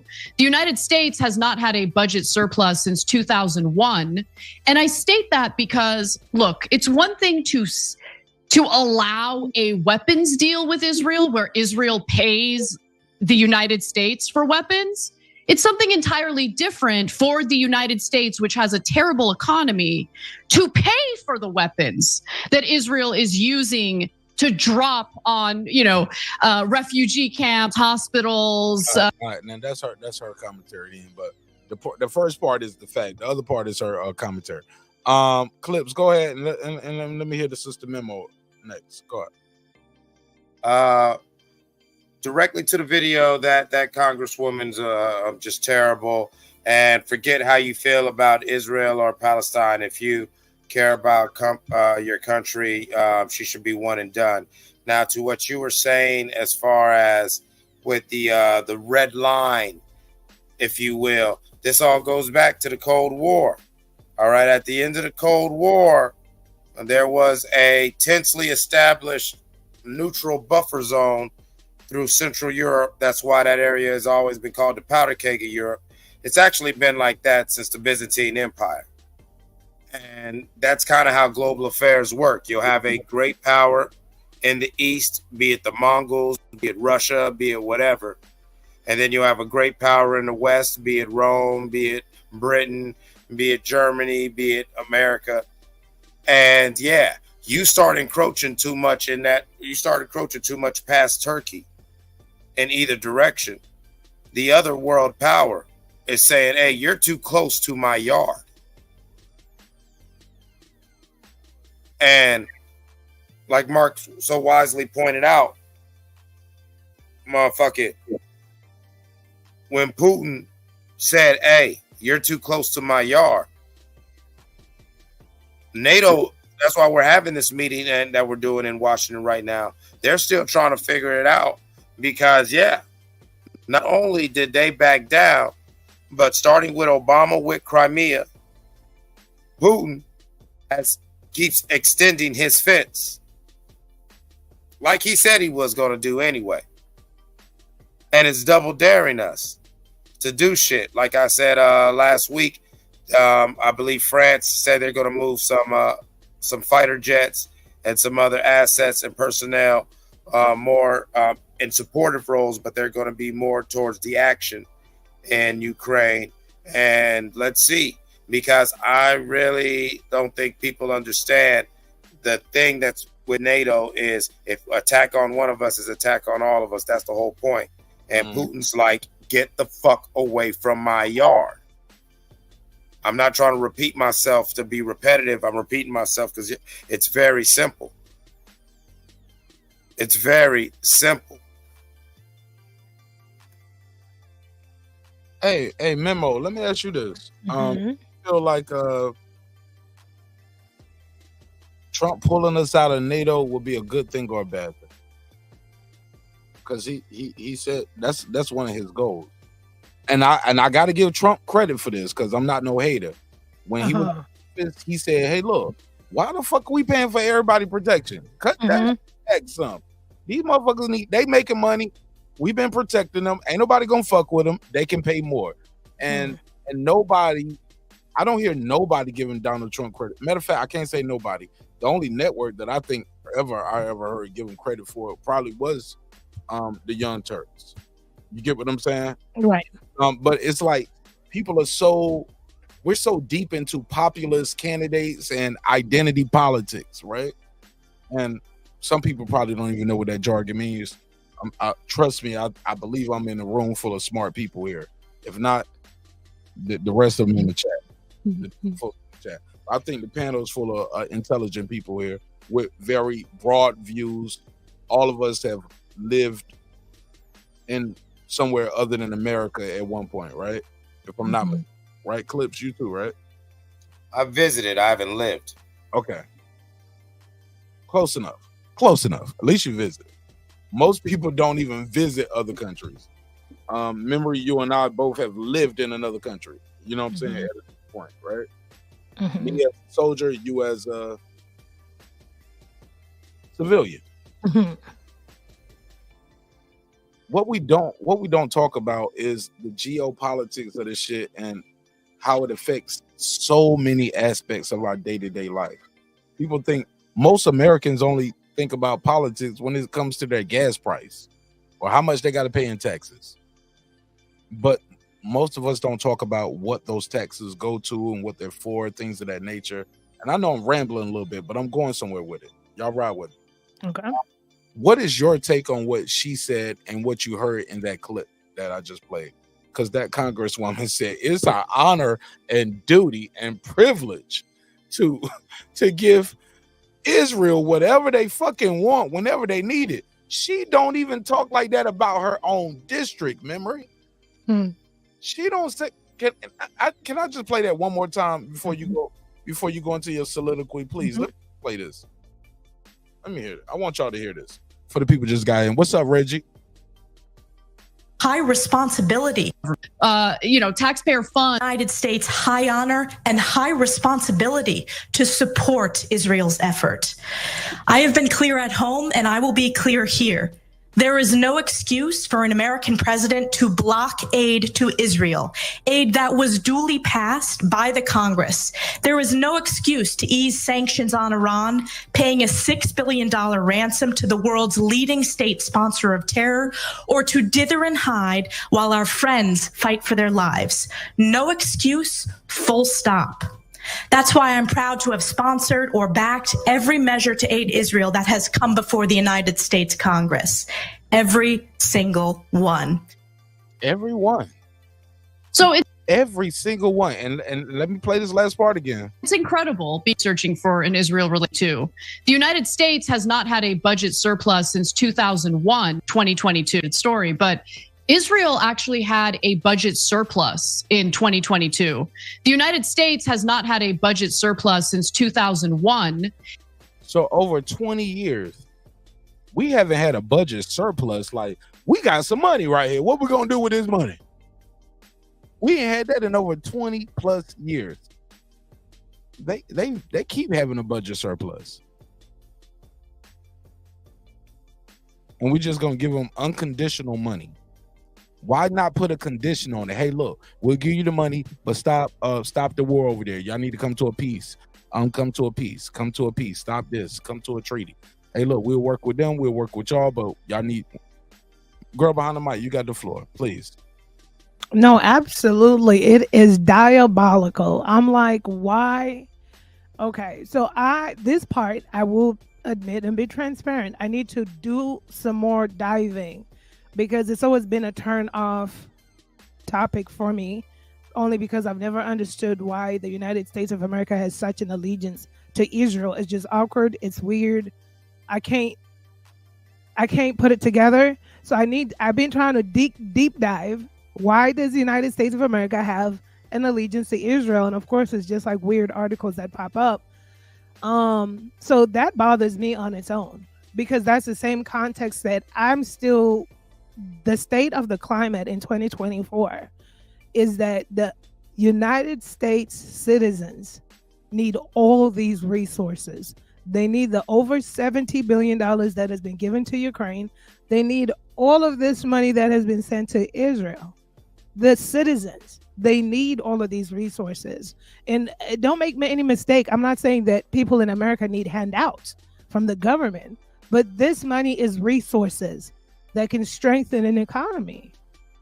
It's crazy. I don't understand it, and I don't know if I will ever understand it.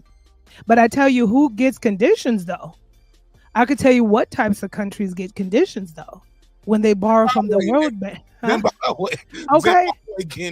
All right. The black president's going to be a freaking slave to the World Bank. And they don't even get as much as Israel or Ukraine. You don't get that much. You barely get a few $1 million. But it's going to come with high interest rates, like a shark loan.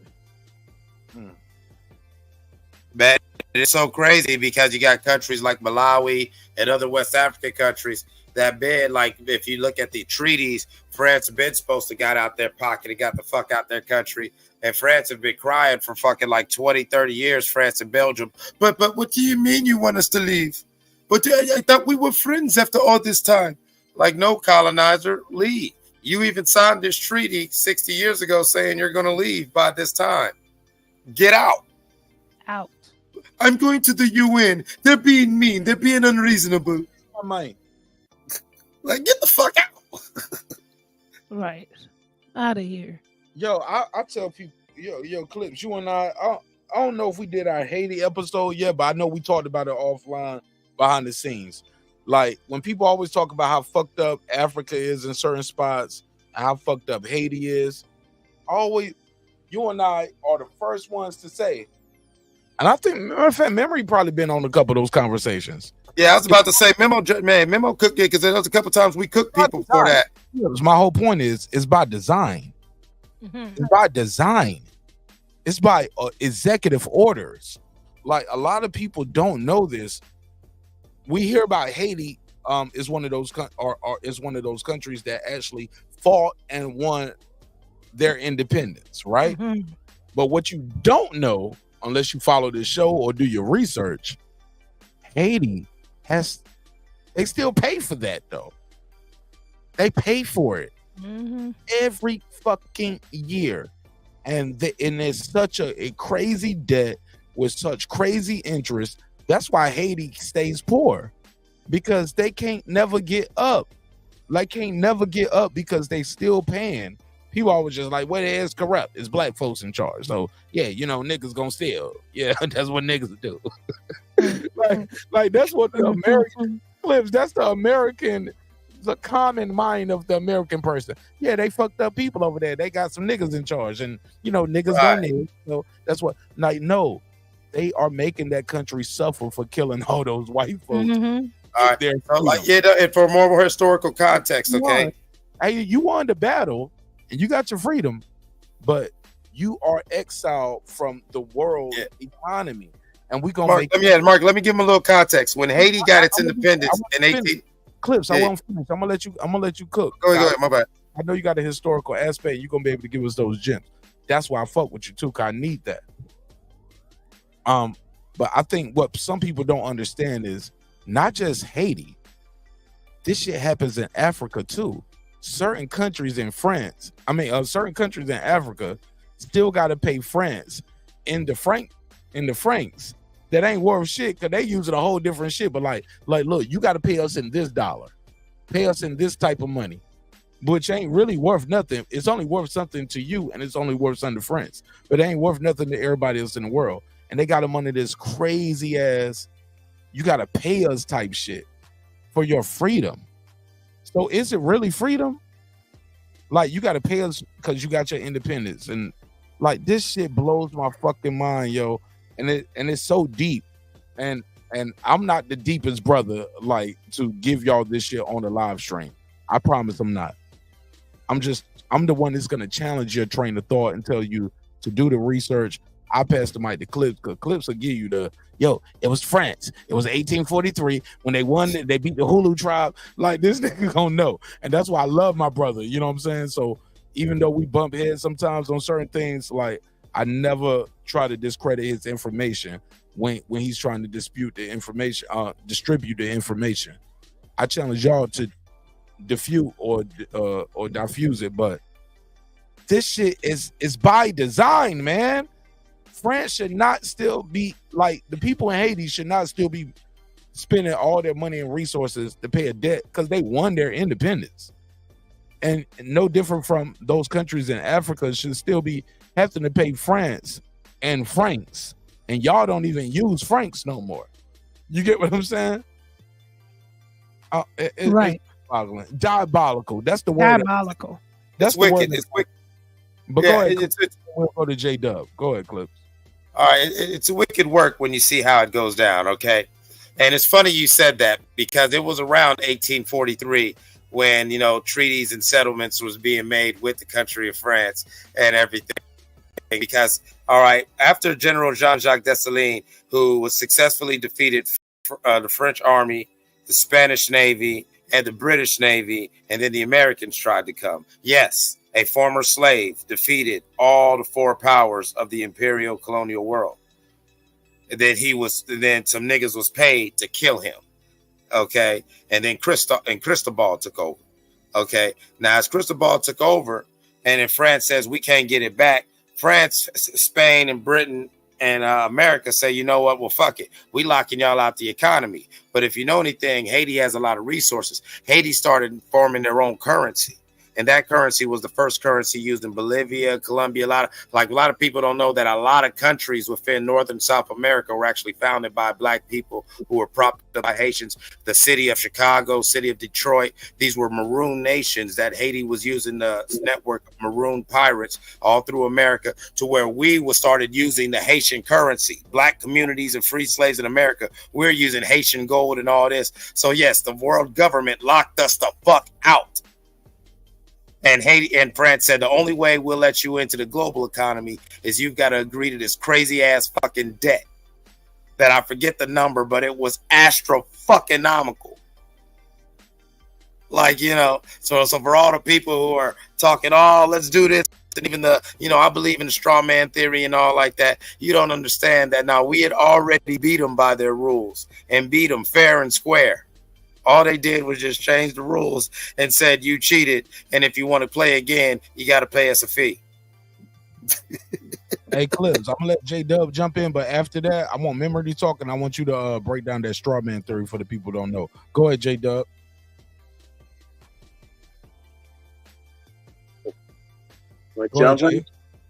I'm jumping in. Anyway, we're talking about currencies. And I don't know. I don't know too much about the early currencies, but we're talking about corruption in government, global corruption. Global corruption. I mean, what do we got to say about global corruption? I mean, it's been going on for people, in eternity. I'm fucking with you. In eternity, man. In eternity, man. It ain't gonna never stop, man. It's like these people. I hate. There's no way to stop these people. Why are we gonna stop them? That's how we're gonna ask. How are we gonna stop them? Today they missed. They only got an ear. I shouldn't say. I shouldn't say. They are corrupting everything that we know. Like, why should we be in debt? There's no reason we should be in debt. There's no reason. No, we have a great economy. We don't. There's no reason we should be in debt. Produce shit over here, really, bro. I mean, it's absolutely ludicrous that we're in debt. We send all the jobs, and we're in. Because y'all we send our jobs in the Clinton administration, and then we act like, oh, we had such a great economy in the Clinton administration when we send all our jobs over there to make it look good. I mean, that's corruption in itself. I mean, we're like, oh, look, we had a balanced budget in the Clinton administration, but we sent all our jobs to China. That's just hilarious. They the Democrats are like hold their sign up with that, and then the whole economy dropped off after that, and it's like, no, they send the jobs overseas, J-Dub, for cheaper labor. You know that though, right? Yeah, and now they're going to send them over to Africa and Indonesia and India because it's going to be too expensive in China. And they're just going to keep on pushing wherever they can find the cheapest labor. You know, it's the same thing. You know, they've been trying to push in. That's the reason they buy it. Like looking over in Kenya, they've been building like the Chinese government building all these huge buildings all over Nairobi. You know, they're all empty. They've been building all these skyscrapers because they want to go in there and move in. I mean, that's their whole plan, you know. It's like China has the long-term plans, you know, like 100-year plans in the future, you know, like how they're going to take over countries and how they're going to acquire assets and It's working very fast. Yeah, it's working. It's a real war. This is a financial war. People don't understand what's going on. It's a financial war, and when you go along with the war, you lose. When politicians take bribes in the United States, we lose. That's what the real war is. It's not about bombs. Go ahead, Memory. No, he makes great points, right? There is a big difference between how nations are handled. And I think it's safe to say it is very well observed. How I've always felt like how the the United States handles crisis allegedly in, like, let's say with Israel and other countries, Ukraine and other countries versus Haiti, Black and brown or marginalized Rwanda, shit like that. Like Rwanda, they didn't jump like, oh man, we gotta help them. The motherfuckers like that shit is wrong. What they doing? No, it was like, oh, niggas killing niggas. Fuck, cool. Right. Exactly. I'm sorry, real quick, but remember, niggas killing niggas in a proxy war for France and Belgium. Right. True. Thank you for that correction, Clips. Go ahead. Exactly. Man. They're like, let them thin themselves out. And I used to think it was because maybe some of these countries didn't have much to offer Western powers, but Ukraine doesn't have much to offer back to the United States, nor, I mean, Israel's doing decent for themselves, but there's no, I mean, it's just, I don't know, it's weird. It's diabolical. Well, Memory, and I'll throw it back to you on this one. Ukraine offers that intermediary space between Russia. It gets America and the foreign powers closer to Russia. That's Putin's argument. Why I don't want these people in NATO. If y'all try to click up with it, it's almost like in layman terms. I know you get it, J-Dub, Clips get it, but for the layman listening, right? Can't trust NATO. I got beef with this homie that lived with this next door hood, right? And me and these motherfuckers been beefing forever. I've been kicking their ass. I can beat them up whenever I want to. But I didn't go shoot up the schools. Putin is not doing what Israel is doing to Ukraine. Right. But he could. You get what I'm saying? Mm-hmm. Well, he's not doing it en masse. There has been allegations of parts of the Northeast. Absolutely. It is war crimes there. He has been labeled as a war criminal. Mm-hmm. So you are correct. But he's not doing what Israel's doing. Like right there on camera, we gonna shoot up this fucking aid truck. But NATO caused that war. That's a whole nother conversation, and that's what I'm leading to. It's one thing for me to have beef with this guy next door, and I'm beating his ass all the time. You know what I'm saying? Now, everybody from all the other hoods trying to click up with him and get on his side, and they all saying, well, this our set right now too. We move like, bro, if y'all move in on this shit and try to say this y'all territory, cause this is open space right here. I bully this nigga. I take what I want, when I want, how I want. I control all this shit. Mm-hmm. It's another thing for all of y'all to say, well, this about to be our territory too. No, it's not. If y'all try to make this y'all territory, now I got beef with y'all. And my guns are big as your guns. People are more apprehensive. Like that's why it's kind of been, he keeps begging to get in NATO, and they were saying no, but now it looks like Biden is about to lose the election. So now they pushing really hard to get them in NATO, because Biden is probably going to lose, and Trump is trying to pull America out of NATO.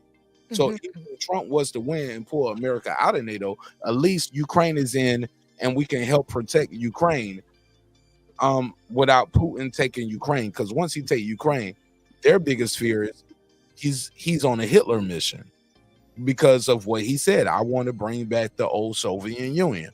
I want all my old shit back. And I'm going to die trying to get it. Shit is crazy. And in the meantime, we talking about who won, Kendrick or Drake. Like, nigga, Kendrick won. Stop it. Like, it's over. Hey, yo, that's crazy. That's crazy as hell, man. You putting it like that. Like, we got some real Lord of the Rings crazy global shit going on. And we like, yo, did you see what such and such posted? Clips, we arguing about the best court gesture. Who's the best court? Who's the best court jester right now? I like such and such. He's a better juggler. Now, to be fair, sometimes you need a distraction. And Jonathan Majors and Michael Ealy and Megan Good gave us that. We're gonna get to that. Oh my God, Mark, did you get the thing I sent you?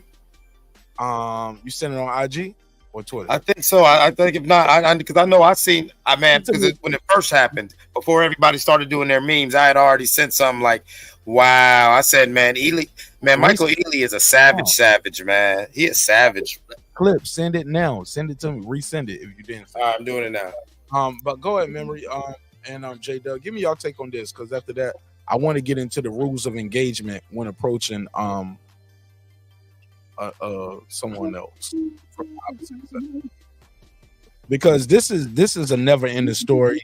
I'm a small YouTuber. I gotta mute your mic, J Doug. You got some background noise. I'm a small YouTuber. I don't know how much change I'm gonna bring to the world in life or death, or who this show reaches, but I definitely want us to have those kind of conversations. But Memory, give me your take, your final thoughts on this. I definitely want your take on this Michael Ealy, and the hug heard around the world. Yeah, man. My final thoughts are: listen, it is, at the end of the day has to end, and it is what it is. Whether you like it or not, somebody gonna be in that office, come 2025. So that's where it's at. Do we know anything about Trump's VP yet? Who's the VP gonna be? I haven't. It just feels like there's no energy around this election cycle. Like, I don't know any other candidates other than Trump and Biden, and I don't even know who his vice president pick would be. it. That's what's bothering me, Memory, because America's grandparents, grandpas. because and Clips, I'm waiting for that. Let me know when you send that. Memory, that's what's bothering me because you know most people in both parties, you don't want to run against the incumbent. And then the other candidate is the former president. Most people don't run against him neither. Like, this nigga actually won. You know what it's like, people. So both candidates just kind of, both parties curled their tail to both candidates. It was just a giving very early on both sides. Like, this is who we running with. We're gonna do a rematch. We're doing a rematch in politics. Right. Senior citizens assisted rematch. That type of shit, right? So grandpa energy. A lot of granddaddy energy, right? So that's what we have with it. So let me get your final thought on that. Like, we don't know why or how, but nah, that's my final thoughts are I don't even know what direction the elections are going to go. Honestly, I don't know who's going to win, and I don't know what it's going to look like after. I just feel like for myself, this has been the weirdest ride, just the time period, just post COVID and all the stuff that's been going on, the economy and all this other stuff. Everything's just crazy. It just feels so surreal too for me, because I'm just like, at what end? Like, my thing is like that. How long are the housing market interests, are the housing interests going to keep going? How long is the economy just going to keep, at some point it's going to be a stop. So I'm not sure who, when. Yeah, stop. Just, like, the interest on housing, just the economy, the state of the economy.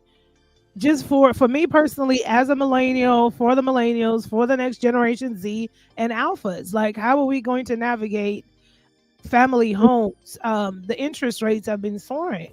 When is that what are we gonna do about that? Like, are millennials ever gonna own properties? Are they ever going to? You got people out here with careers. The new yearly income has doubled in houses in terms of what you need to make to be comfortable, but I don't know how many people are going to touch that too, because now it's like people got full-time jobs, you got side gigs. It's just a lot going on. It's a lot going on, and this election cycle, nobody has, and most people don't have momentum or care about what's going on because it just seems weird, So, and people, I don't think, and I don't blame them. People don't have to be motivated. Look at the candidates Look at the options. There's nothing to be excited about. So I'm just eager to see what's going to happen on election day. Honestly, I'm just also eager to see what's the next false flag. What's that going to look like? Well, Memory, I love you, but I in a sense I kind of disagree. I'm excited. I'm very excited, and as the Chinese saying goes, "May you live in interesting times." These are interesting times. Shit ain't been weird like this since before flood. Like, you know what I'm saying? Like, you know what I'm saying? There's a lot of weird shit going on so many different levels. I'm actually excited. I will be honest that some of that is a nervous excitement. The butterflies in the stomach. Anybody who ever got in fights before know what I'm talking about. That little feeling when your spidey, when you're in the bar and you're saying to yourself, I probably should leave. Ain't nobody said nothing or did nothing, but you're feeling it in the air. That's what I'm feeling right now, and especially with what happened in Butler County, Pennsylvania. I feel like, wow. Who do you predict is going to win? Honestly, right now, I still got, not who I want to win, but I see Trump probably getting back in.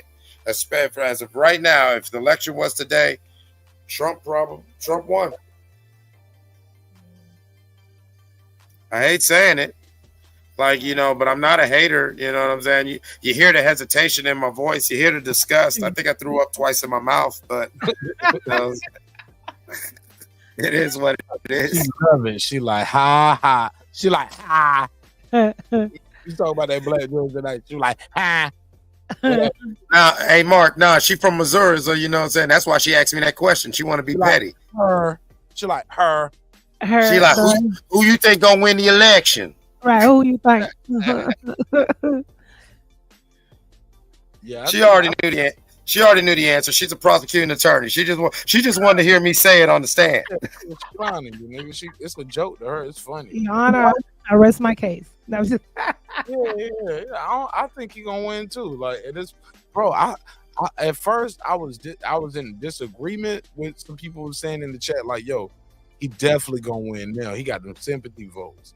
I think that's what Norman and other people are talking about too. Like that's why they think it's fake, because they think he's gonna get these sympathy votes now. And I'm like, he might. He's definitely gonna get some people that was on the fence before. They definitely are gonna be like, yo, I'm riding with Trump, yo. You know he real. They tried to kill him. Hey, look, you heard Brian Norman Sr. He was like, I've been shot too. And that's crazy. Don't always want to be excluded.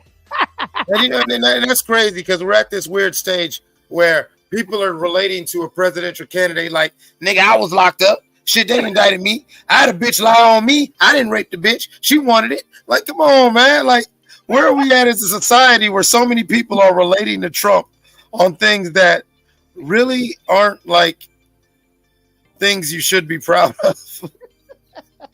Even a nigga who's a street nigga, a criminal, getting locked up ain't cool. That means you ain't good at crime, nigga. Them niggas said, I got locked up. I got shot. He just like me. Comparing bullet wounds is diabolical to me. A girl behind the mic, as much as you wrote books, I know you know another word than that. Why is diabolical? It's because it's my favorite. That's what we're doing at TikTok. That's what we're using diabolical and demon time at TikTok. That's what we're doing on TikTok. All I know is next time you pull up, I'm gonna be prepared. I'm gonna have some shit with me, and every time you say diabolical, everyone in chat take a shot. Drink a beer. It's still a little late, but I ain't got nowhere to drive tonight, so I'm on the counter tonight. Every time she said, I'm like, there we go. You know what time it is. So, that's it, man. Start the counter clips. Like, damn. Like I say, hey, you know what, Mark? You're not alone. Marines don't let Marines, you know what I'm saying, fight alone. I got a little bottle with me. They never leave a man behind. Remember you drink some water. Yeah. Or Diet Coke or something. Right. I had some Man, fuck that memory. Go on and get you some tequila. And at motherfucking 6 a.m, go on and jump on your husband. No, that's what we're not gonna do. No, exactly right. No. No, that's what we're not gonna do. I know. She gonna get drunk and get the whole other personality. She gonna come out with the green wig on. Oh no, I'm feeling good. I have my little CBD gummy and my Lily tea, so we're good. Yeah, she good. I was coming to be ready for a fight, but I realized. Hey, look, if I get her drinking all this motherfucking shit, I'm gonna be picked her up from the airport in a minute. I'll be on talking into some shit real quick. Like, well, you know what I'm saying? Me and my wife, we're going through our own thing right now too. You know? Man, yeah, but I'm gonna see a flight right now. And what's your full name? What's your full name and birthday? That's when you know you got to get fluid You out. already know the vibes. What's your name and birthday, man? Let me go and put you down for one shit. I'm due for a trip anyway. I'm gonna be on vacation in Atlanta, man. Fuck with a girl behind the mic, get her drinking somewhere. All right, seriously, on some we gotta talk about it. The hug heard around the world. Girl behind the mic, I think you might have been one of the first people to send this to me, and I was looking at it and I didn't get it at first. I was like, well, who is this? Okay, that's Michael Ealy. I know his yellow green-eyed ass from anywhere. Right. Yeah, I know him, but what's going on with the rest of this video? Why are you sending this to me? Why is it trending? What's special about this moment? And then I looked again. Let me share the screen. Let's share the screen. Now, I've seen another version of this, and if you look close when this first starts, Jonathan Majors is greeted by Michael Ealy. We look at this. He looking like he want to fuck too. Sorry. Stop it, Mark. Oh my God. You know what? It's past 4:00. We here now. Welcome to the neighborhood, y'all. Yo, that nigga Jonathan Majors like shit. I want to fuck Michael Ealy too. He like, ooh, he got green eyes, girl.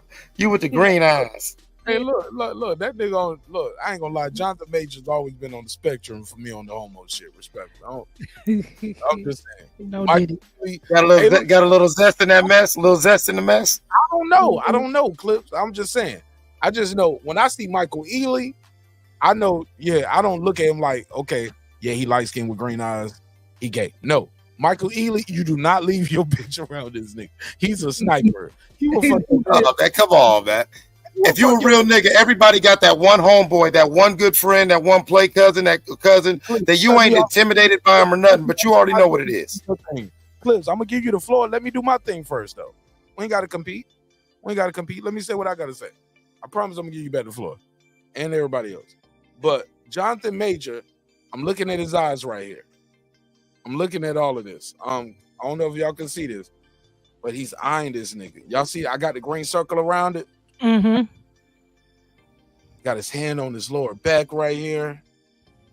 Whole time he's looking at Michael Ealy. Michael Ealy is looking good and making good. Let me put the circle around her. Look how she look at this nigga with enlightenment. And look at Michael Ealy's homeboy right here in the background. The weirdo. Yeah, he just why is he there? Everything, yo. Okay, so boom. Now the video continues. And everybody is saying Jonathan Major got played. Michael Ealy used to fuck your girl. Da da da da da. Everybody know it except you. Okay, let's let the video play. Now they said Michael Ealy broke rules of engagement. Like I said, Michael Ealy is like I told y'all. Now keep in mind, I always looked at Jonathan Majors like he on the homo spectrum anyway. Michael Ealy never looked at him like that. I was like, nah, that nigga fuck your bitch. And your mama. And we'll show up to Thanksgiving dinner and say the blessing.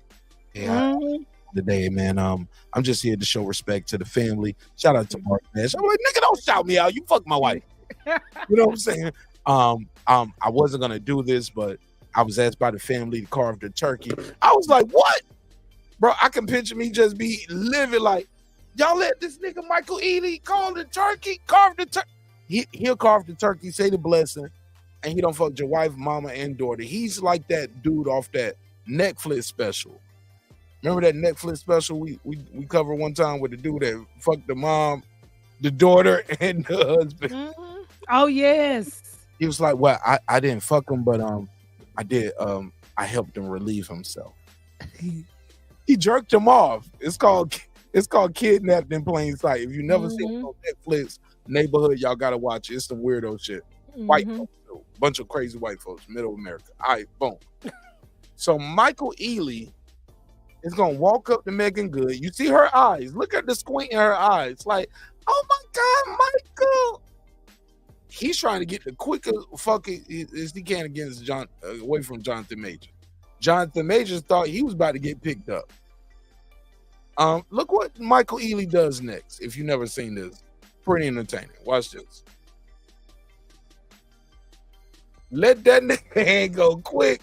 Do we got audio? Of this? Let me see if we got any audio. Unmute. Hey, oh my God. Look at this. Jonathan Majors look goofy as fuck. Look at Megan Good looking beautiful. And they hugging. He's watching. Ain't nothing happening. They looking. Dap him up. What's up, my nigga? Good to see you, man. All right. Good piece to you, Queen. He didn't. Hey, look, decent. Hey, look, he didn't pick up D Smoke, girl. Look at D Smoke. D Smoke was like,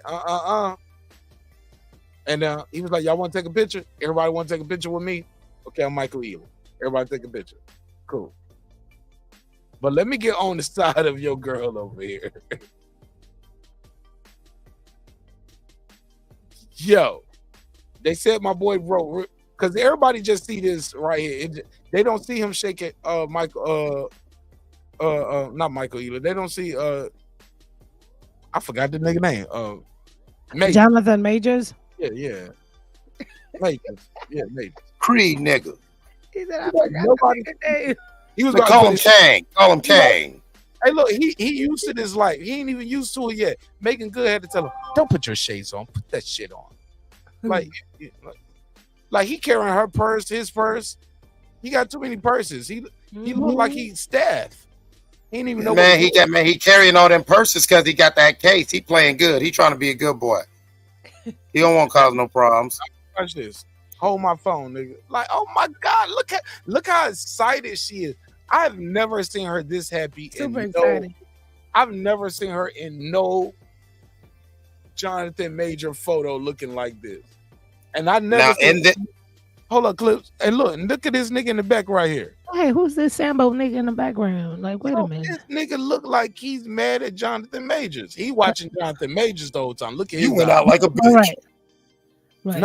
No, that's his boo. He's stepping over. Like, don't get mad. It's just for show. I look at Jonathan Majors. He wiping his nose. He point at his boo. He's feeling so awkward and out of place. He was like, make sure. Yo, that was funny. You pointed that out earlier, but that was funny that you showed it again.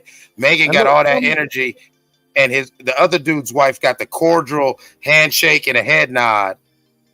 Wow. Look at Megan Good's like, nigga, like you dealing with those funky ass shades. Put them shit somewhere. Okay, take the picture with me and Michael. Everybody smile. Say token. Say like I mean, oh my God, bro. Now and Michael Ealy and go ahead. I'm sorry. No. You got the floor because I've been talking for a minute. I'll take it back in a second. I was just gonna say real quick. I gotta play the memes after you speak, and the girl behind the mic. Go ahead. Oh, the memes are savage. But in Michael Ealy and Megan Good's defense, over their 2 long illustrious careers, they've been in quite a few movies together. They've worked together quite a few times, and they've even worked together in certain movies as love interests.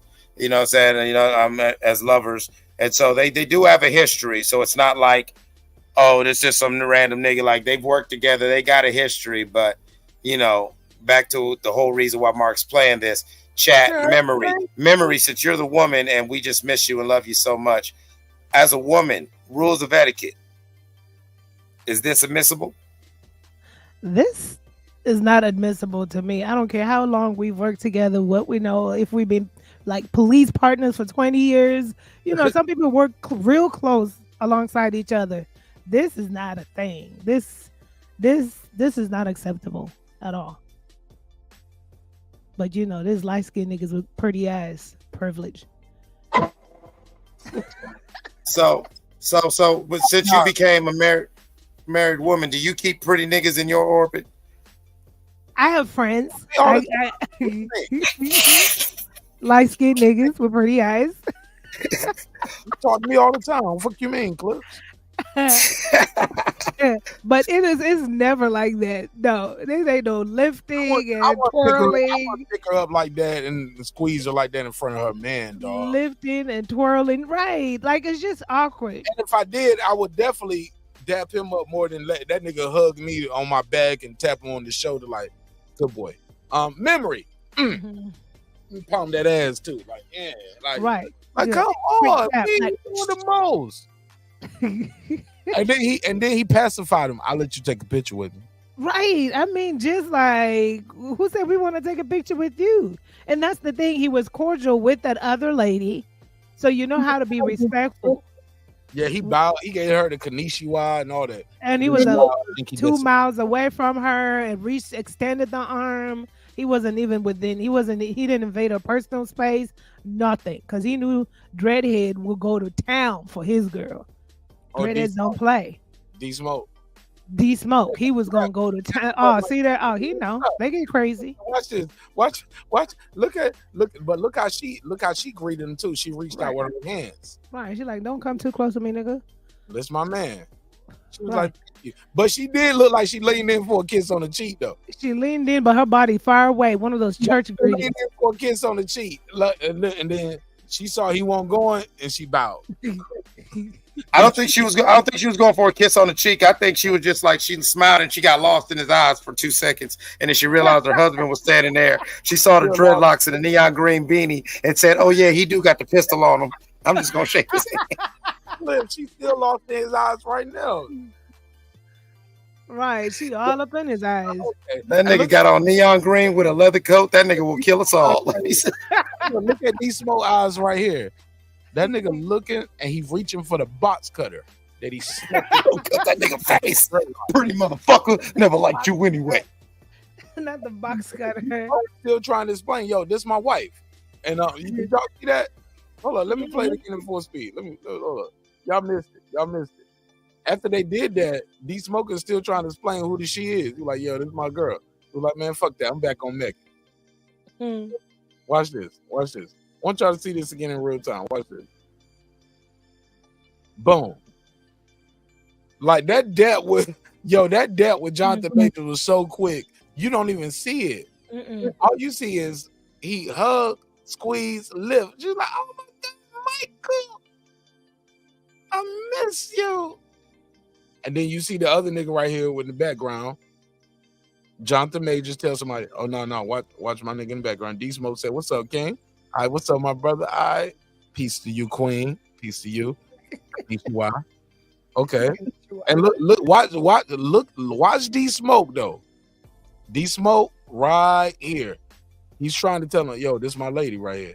He like, that nigga like, I don't care. I'm back. Look at Michael Ely. I'm back looking at Megan Good. She was like, oh, she looking like, Michael, what are you about to do? What's going on? Are we taking a picture? Look at Jonathan Major. He ain't even focused on what's going on. He telling somebody in the background, did he just sniff some cocaine? What did he just do? Look like he sniffed a little coca. What did he do? Wait a minute. Did Kang hit the cane? Kang hit Kang. Did that What he doing? He's fidgeting too much. Glasses hanging over your face. Why he always look like a civil rights activist from 1960? Yeah, why do Majors dress like that? Majors dress like, yeah. You know. Sometimes I'll be seeing Majors out in public, and it reminds me of that scene in Django where the white man let him get his own clothes. Well, what Megan Good was for his black image, because that really hurt his image in the community. I would never do that. When you got caught up fucking with the white girl and you did some bullshit, but at the end of the day, we all know it was some bullshit and you didn't do nothing wrong. But they still got you though. And it was like you got caught up because you was fucking with the white bitch, respectfully. Hey, I just watched that. You've been running it back. He took a bump.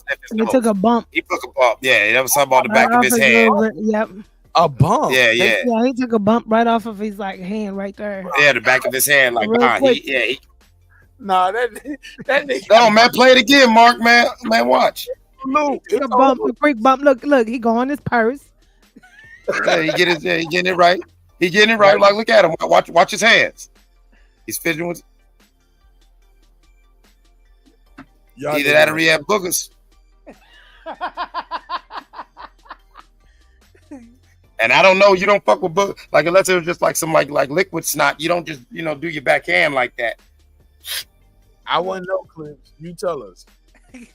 Hey, I'm just saying. I don't partake, but hey. We know he had to be something to call that white girl Coretta King Scott. No, he's. Oh, that was the corniest shit ever. That they got him on the Coretta Scott King. Coretta Scott King, the white girl. That nigga said, I need you to be like Coretta Scott King. You telling that to a white bitch? Nigga, like, oh my God. Like, that's what these somebody should have said, like Coretta Scott King. I'm just supposed to watch the kids while you are fucking. Clips. Yo, I'm going to the bathroom. Oh shit! I got to pee. Because in the immortal words of Reverend Dr. Martin Luther King, fuck this shit, Jesse. Let's go get some hoes. Hey, man. Hey, look, that man marched for 20 miles in the goddamn Alabama sweat with goddamn all them random white folks calling him all them niggas, throwing bricks and spitting at him. He needs his dick sucked. Okay? So if Dr. King needs his dick sucked for his dream to get expressed and his vision to be taken across from sea to shining sea, well, you know what? Go ahead. You know, he said his dream was for little black boys and to hold hands with little white girls. Hey. Literally. Hey, look, let me ask y'all something.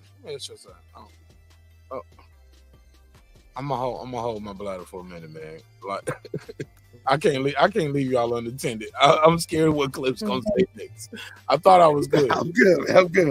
It's good. I'm scared of what's gonna happen next. Can I play y'all a couple of these memes real quick that I saw? And the jokes that was going around with this. Somebody said save. Bookmark post, new folder. Where are my bookmarks at? All bookmarks. Because Twitter won't let me stream on live without being a premium. I gotta pay for Twitter now. Wow. I gotta pay for Twitter to stream my show on Twitter now. $8 a month, yo. Wow. Were they really trying to lean on you? Bro, today's the first day I tried to stream my show on Twitter. But shout out to everybody who's sharing the show on Twitter and who shared the show. Like, appreciate y'all. But yeah, Twitter making me share it. Let's play. I want to show y'all this though. I thought it was funny.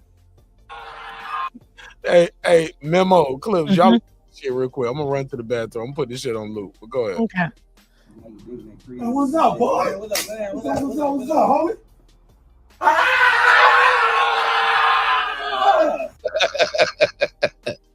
Can y'all see this shit? Yeah, I can see it. Let me see if I can zoom in. Yeah. Put it in full screen if you can.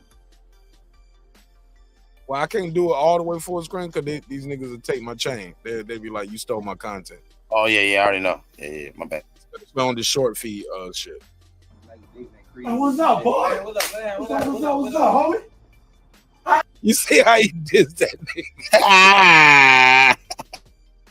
He left that nigga and watch how he pick up Mega Good and grab her by the ass too. They put a fake ass on Shorty and everything. Look at the fake ass they put on the memory. Hey, what's up, boy? What's up, homie? Fuck you.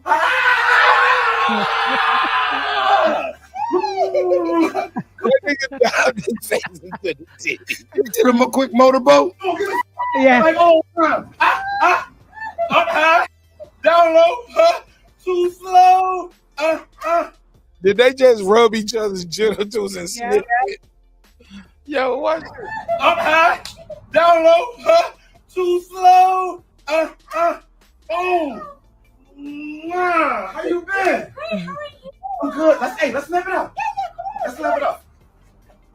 Okay, my bad. Look at all that. They held it. Let's get one more. Watch this. Oh, he out of control. Hey, I'm gonna holler at you. Okay, great. All right, boy. Okay. Nice seeing you too. Oh man, you supposed to dive on that nigga. Jonathan, please, not here. Jonathan, wait. Jonathan. Yo. That was good. Is that how y'all niggas saw that shit in y'all mind? That's exactly how I saw it. It's exactly what I saw. Pretty much. Go ahead. Speak on the memo. I mean, he just picked her up with so much confidence. And I get it. They might be really good friends. But I feel like if you're good friends, right, and let's say you talk here and there, it was just way too dramatic. It would be just like, oh, hey, because, you talk to your friend most of the time. So, I don't know. It was weird. Maybe that's his friend he ain't seen in a long time. Even that, though, that she's dating Jonathan Majors. You know that this is no news to anybody. How will Michael Ealy know that? He working. He's a real That's actor. true, too. But who you think this nigga is that's next to her, though? Hey, memory. Hey, memory. He's in your memory. I'm just saying, like, but maybe he knows something we don't know. That nigga gay anyway. This is a Hollywood relationship. Maybe he knows something we don't know. Right. Hey, memory. I'm gonna quote Mike Jones. He don't give a fuck about her, man. As a man, just I will say this. I didn't see the video where it looks like he daps him up until I found another version to send to Marq. So I kept seeing just the versions that looked like he just walked up, hugged Meg, and dapped up dude and took a picture. And still, even with the handshake with John Majors, as a man, there was a lot of testosterone and there was a lot of energy. And even with this fuller video, like you even pointed out, memory, he's shown he knows how to conduct himself with the other dude's wife. Even if you're good friends, even if you're close like that, come on now. And the fact that you haven't seen her in a while would be all the more reason to just try to be cool, and you might chat her up a little bit more. But you damn sure ain't picking her up by the ass and giving her the twirl. Right. Exactly. All right, let's put it like this. Memory. Let's reverse the genders. And you're John Majors, and some chick who knows your man walks up and he gives you this she gives you to Michael Ealy. How's that night gonna end? Right, like she jumps on him, straddles him.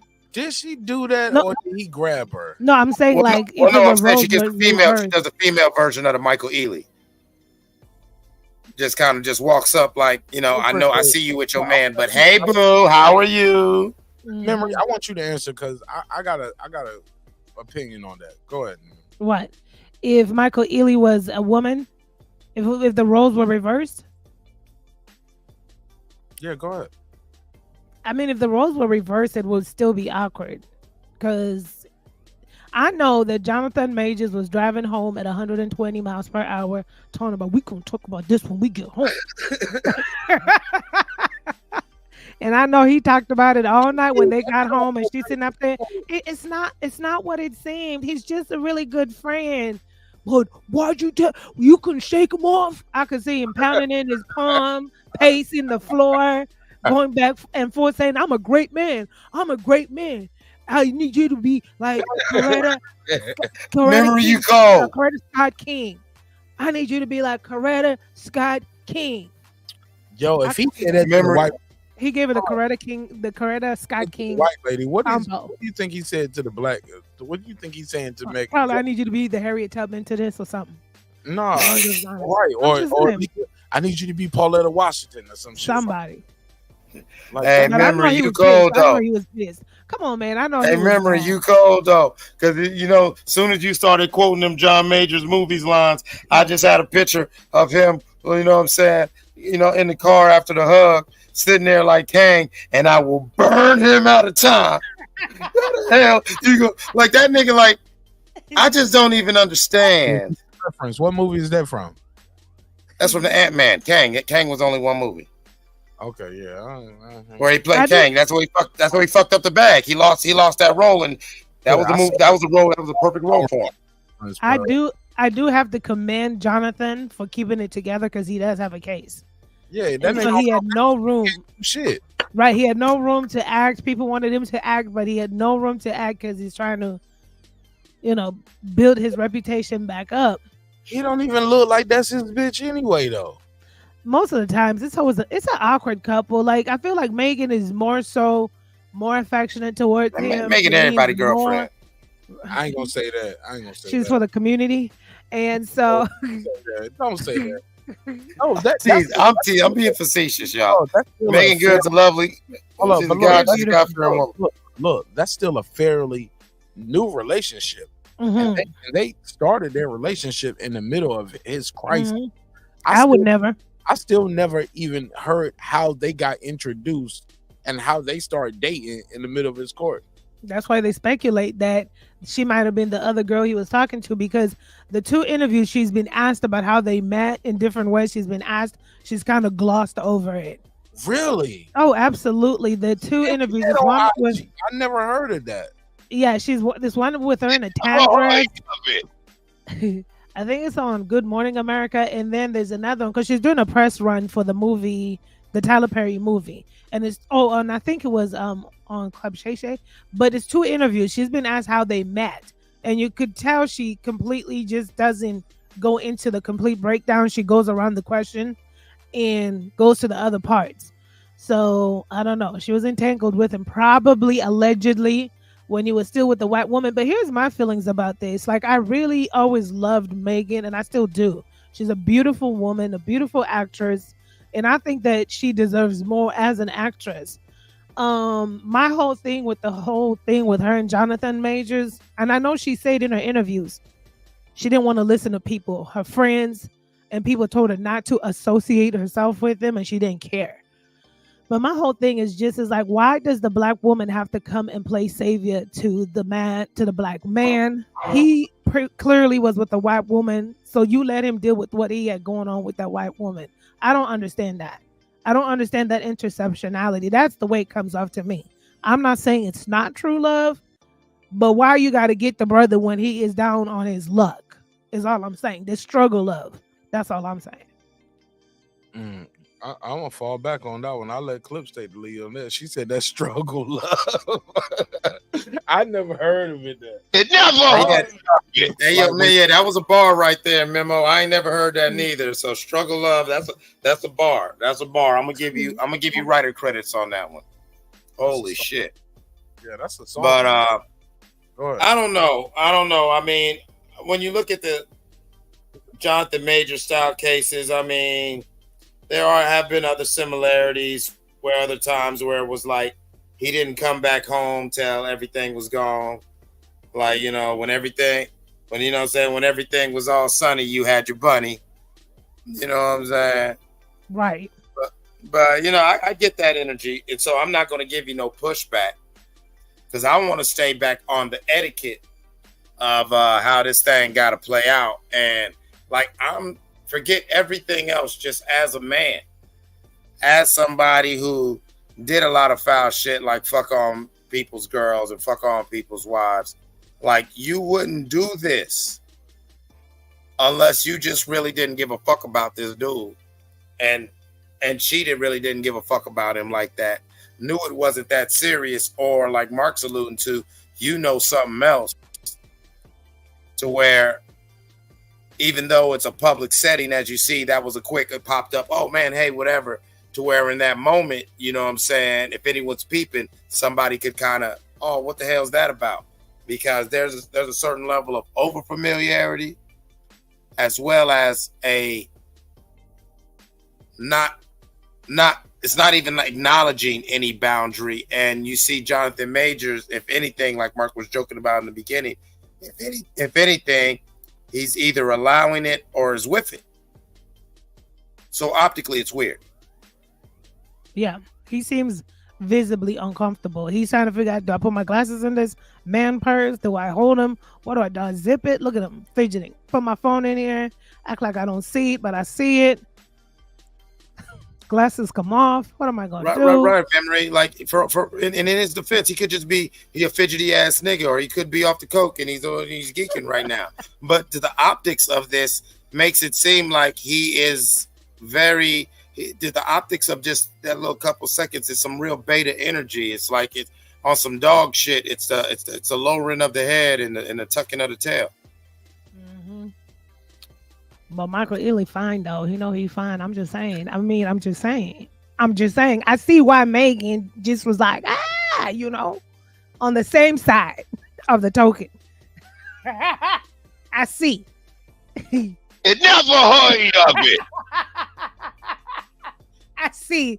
Those eyes are mesmerizing. So you saying Michael? So you saying Megan should get a hall pass because them goddamn? No, I'm not saying that. I'm just saying maybe if I was in Megan's shoes, I could see, like, if I was like lifted like that, I was like, oh my gosh, oh, it's not a big deal. But so memory, you would have threw him on. Hey, look, it's not. not. I'd have been like, keep spinning, keep it's not spinning. a big deal if you already fucked them. Like, this is light work. Ooh, there you go, Mark. So that's an old body. That's an old body. Like to where when Jonathan Majors was like, so how do you know him? She looked at him like, do you really want to know? I know him how I know you, biblically. So you're saying that's a comfortable zone right there that we... Man, what? Hey, look, it ain't even got to be that comfortable. Shit, don't get me on it. Like, Yeah, I deal with a lot of chicks who they get savage in certain moments. You start putting their back against the wall, that savagery will come out. I met some of my fans in real life on the show. That's all I can tell y'all. Goddamn. And they ain't all male fans. I met some of the female fans on the show too. They straddled you dry. But it was kind of so I did meet some of them and they were with their husband. But I saw it in their eyes. Like I could tell they hated they was with their husband when they bumped into me in Vegas. Like, Marq, oh my God. I was like, what's up? What up? And I hugged her. I've hugged them in front of their husband. Did you pick them up though? No, swirl. They were sitting down and they stood up to hug me. And their now, husband, did you go full Marq Ely, Marq? And he took my hand. I mean, I hugged his wife. I might have kissed on the cheek too, on the left side. Like the nigga might be over there, like, "Hey, what's going on?" You know who you are. You know who you are. You had a talking to on our way home. I'm like, God damn, man, I know you smell this good. What's good, brother? How you doing, man? Marq Nash, pleasure to meet you. Oh, don't tell me you was that grimy. Don't tell me you pulled her in close, whispered some bullshit. She was like, Room 404. She was like, "Can I touch your bucket?"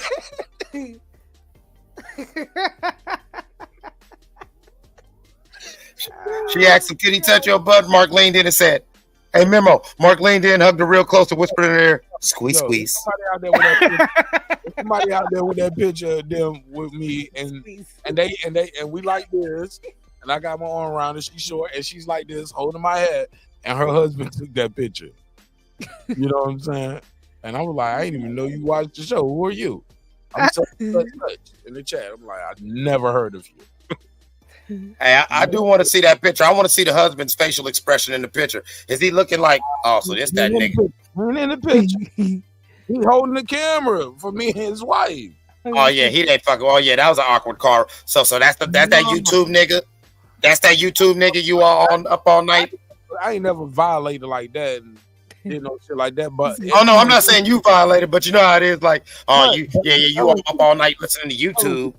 No clips. What I think we're going too far beyond the pill. What I'm trying to tell y'all is I'm going to continue to do it. But sidebar. Other thing is I didn't grab her, squeeze her, lift her up, all of that shit. I ain't doing nothing crazy. You didn't hold her so close to your body and then turn her around. Man, they called me over, took the picture. That was it. You get what I'm saying? But there you go. That's what's supposed to happen. But I can understand. I don't know. I just got a different perspective. Like he looked at it like how he looked at it. I look at it like that nigga fucked Shorty, yo. That ain't that. I feel like y'all remember that movie Django? Mm-hmm. And Stephen brought Calvin in the study. He said, "We need to talk in the study, in the library." He brought him in there. He said, "Them niggas know each other." That's what I felt watching it. I was like, hey. You don't know Michael Ealy like I know Michael Ealy. You know him biblically. Mm-hmm. She knows him. Hot dog in the Cheerio type shit. Like, come on. I'm mad with the camera angle. I'm mad at this camera angle because I wanted to see if her legs was kicking while she was twirling. When her legs was in the air, was kicking her legs. Let me go to the next one. Yo, taking pictures with people. Memo know what I'm talking about. That mean a lot. Memo, you know what I mean? Yes. So it's one thing when they put their legs in the air. It's another thing when they be kicking them and twirling. That's when they just feel free. Ooh, daddy got me. I'm going shoon. He said them niggas know each other. That was funny. All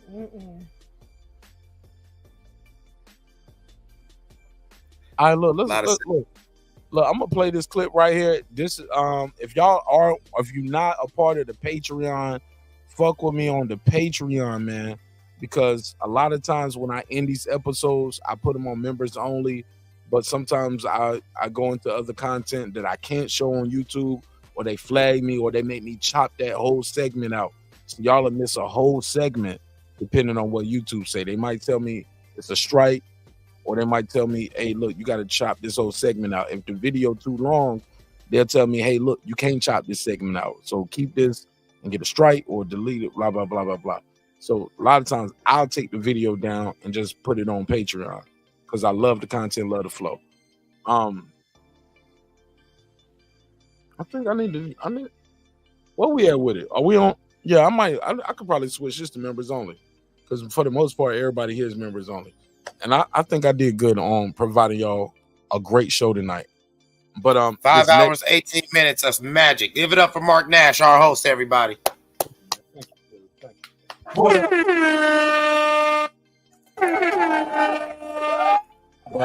don't know if I can play this next segment on YouTube, but I know y'all need to hear it. Matter of fact, let me do this. I'll do a screenshot. And I'll play the audio. Let's do that. I want to save it. I want to keep this because it's good content. And I want everybody to see this episode because I want to lead this episode up. So let me do this. Let me try this. I put the screenshot up for this topic, right? Let me get. I need another screenshot so y'all know who's talking.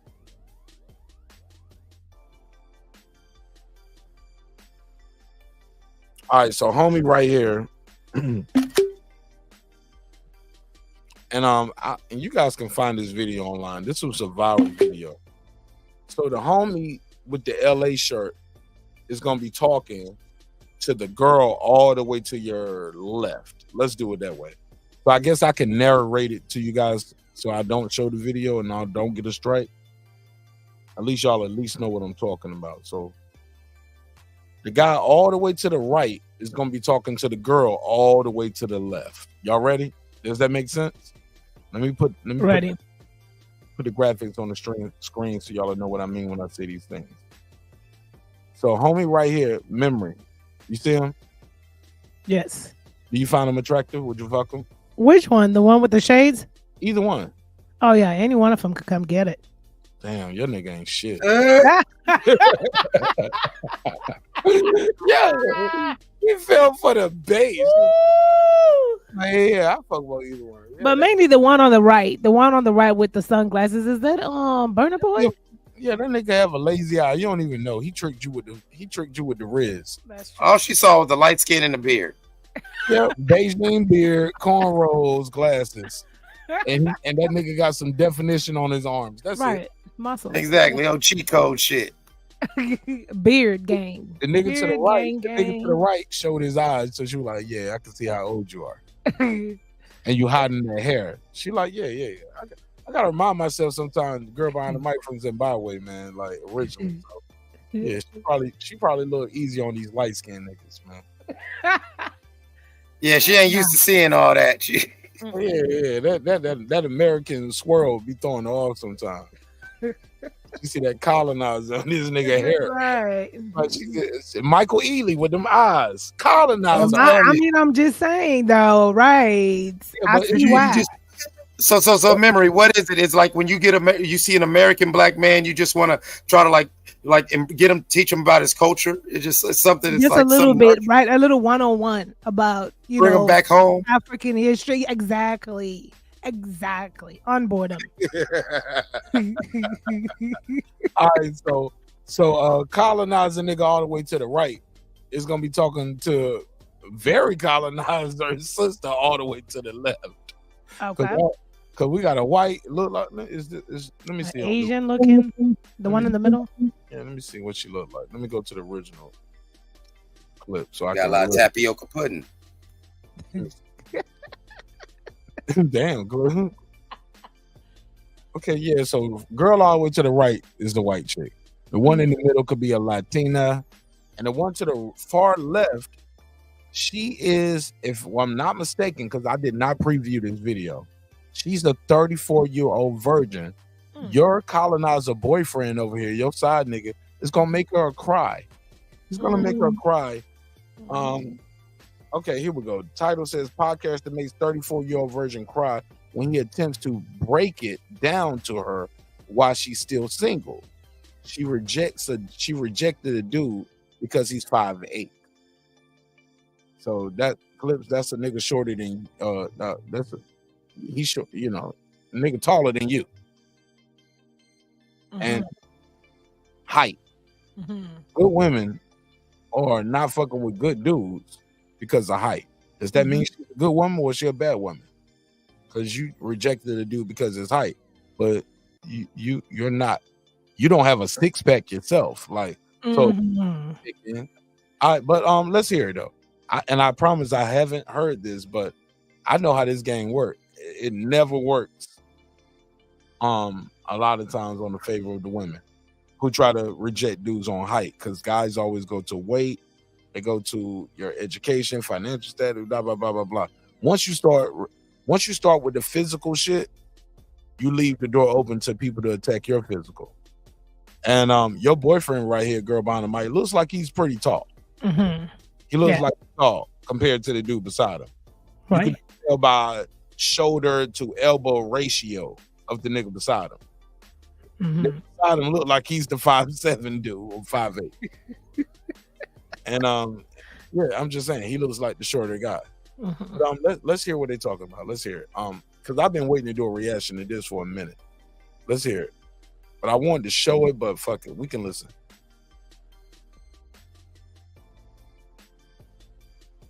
That's his voice too. Nigga definitely got the moist voice. Clip. Yeah. I don't hear that. Oh, y'all can't hear it? No. Oh, okay. Let me make sure I do this right. Because I'm a hater already. I said, he got the moist voice and y'all can't even hear it. I'm a hater though.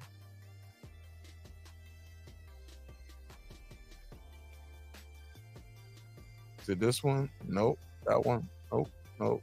Nope. Nope. Nope. Nope. Nope. Nope.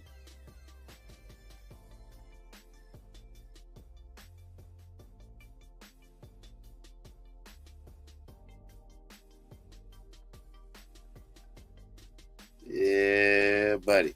He does look shorter though. Got it. I'm sorry for the delay. Here you go. Mumbling, and she is very light-skinned shorty who is on the end is mumbling, and she is very prudish. Okay.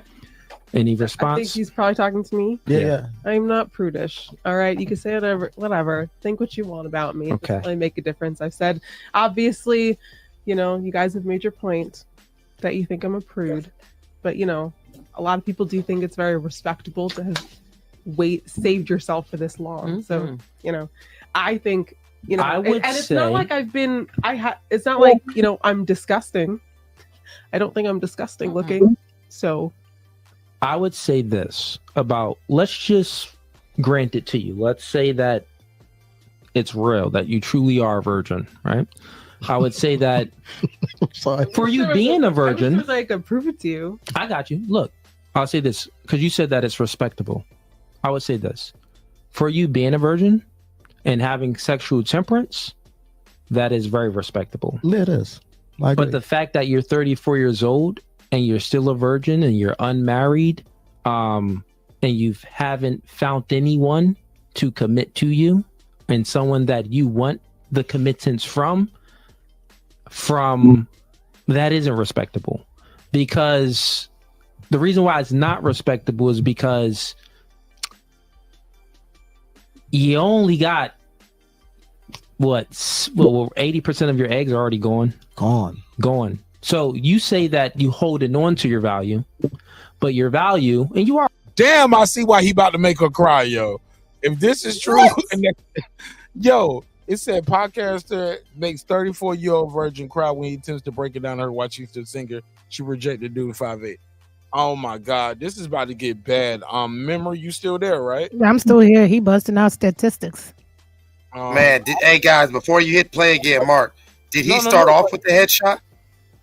No, but he's starting off with some shit. I'm listening to him, but at the same time, he's throwing out these percentages which he has no factual base. He don't know the percentage of that woman's egg.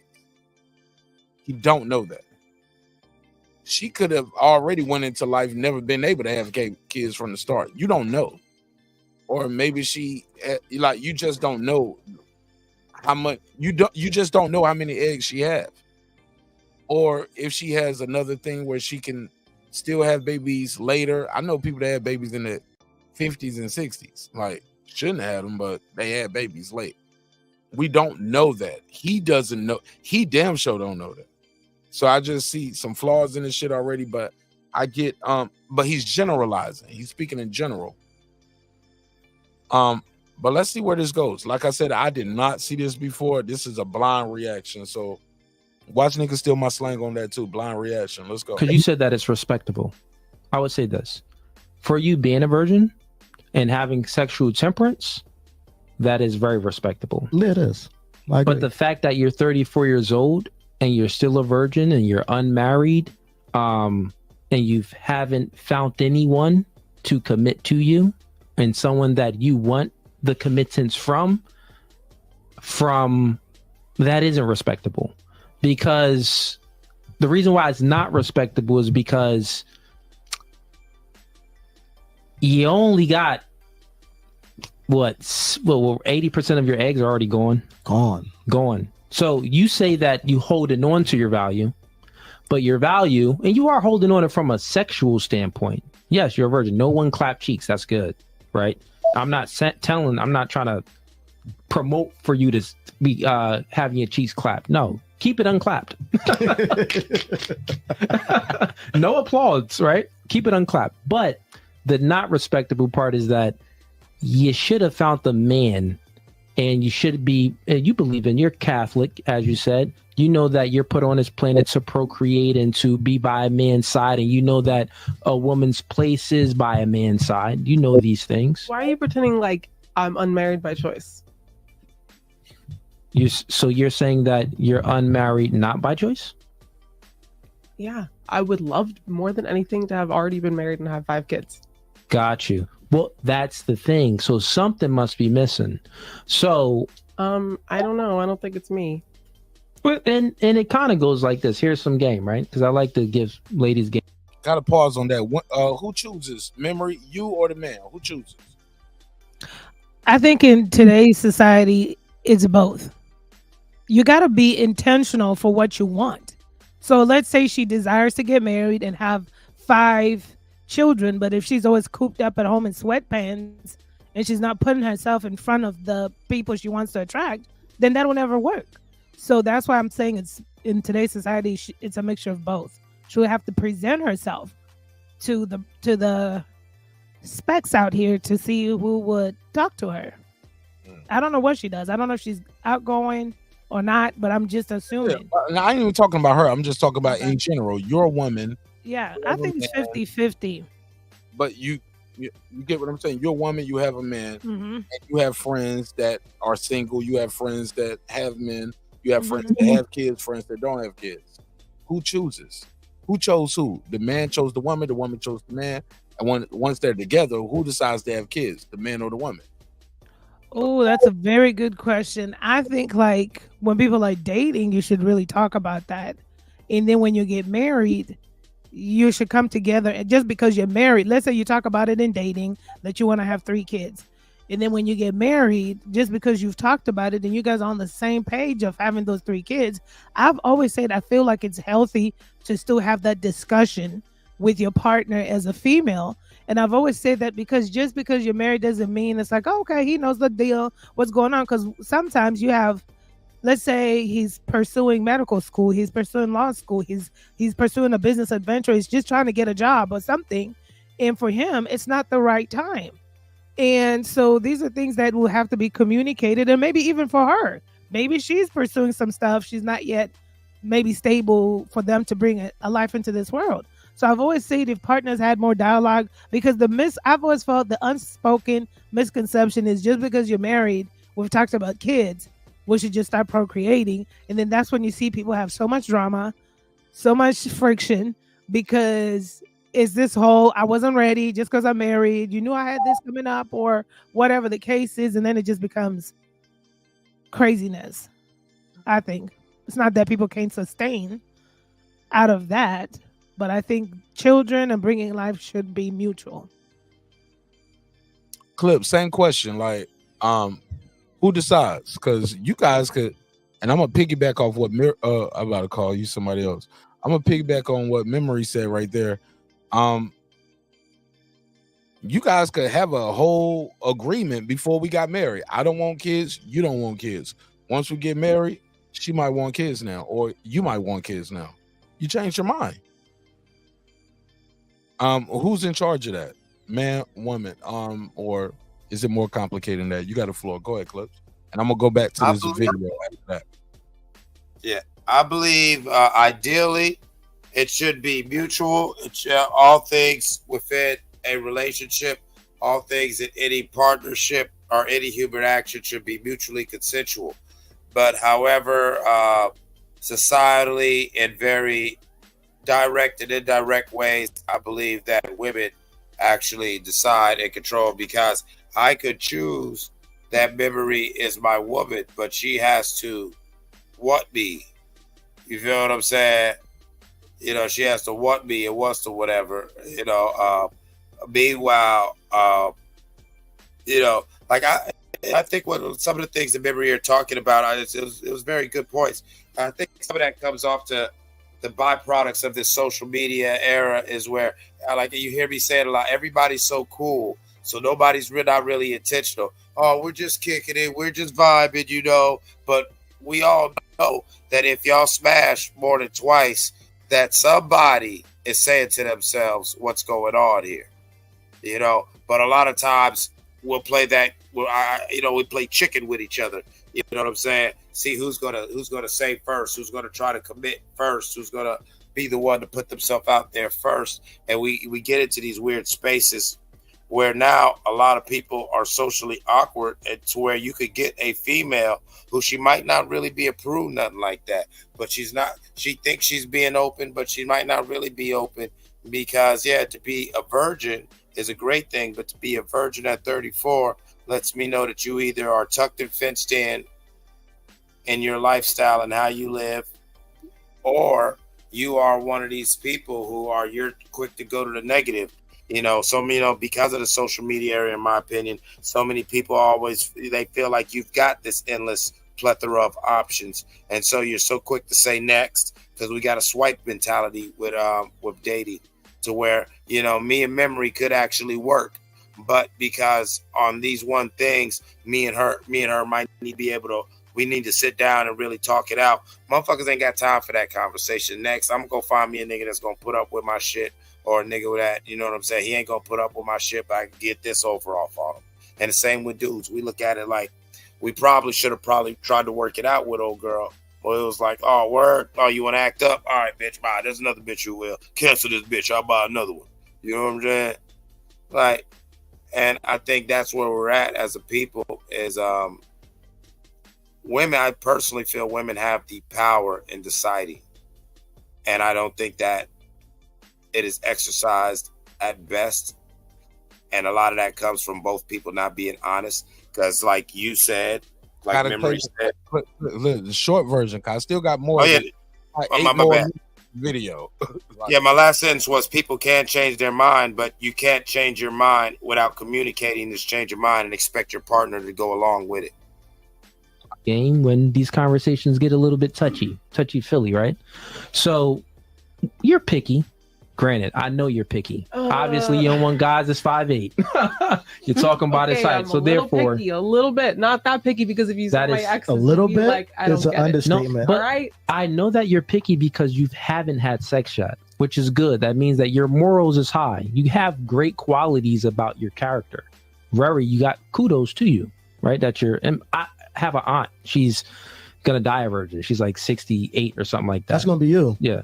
Probably will, but hopefully not, right? Hopefully you can find a man. So here's some games here, right? So women, what they do is they advertise themselves to attract qualified mates to them, right?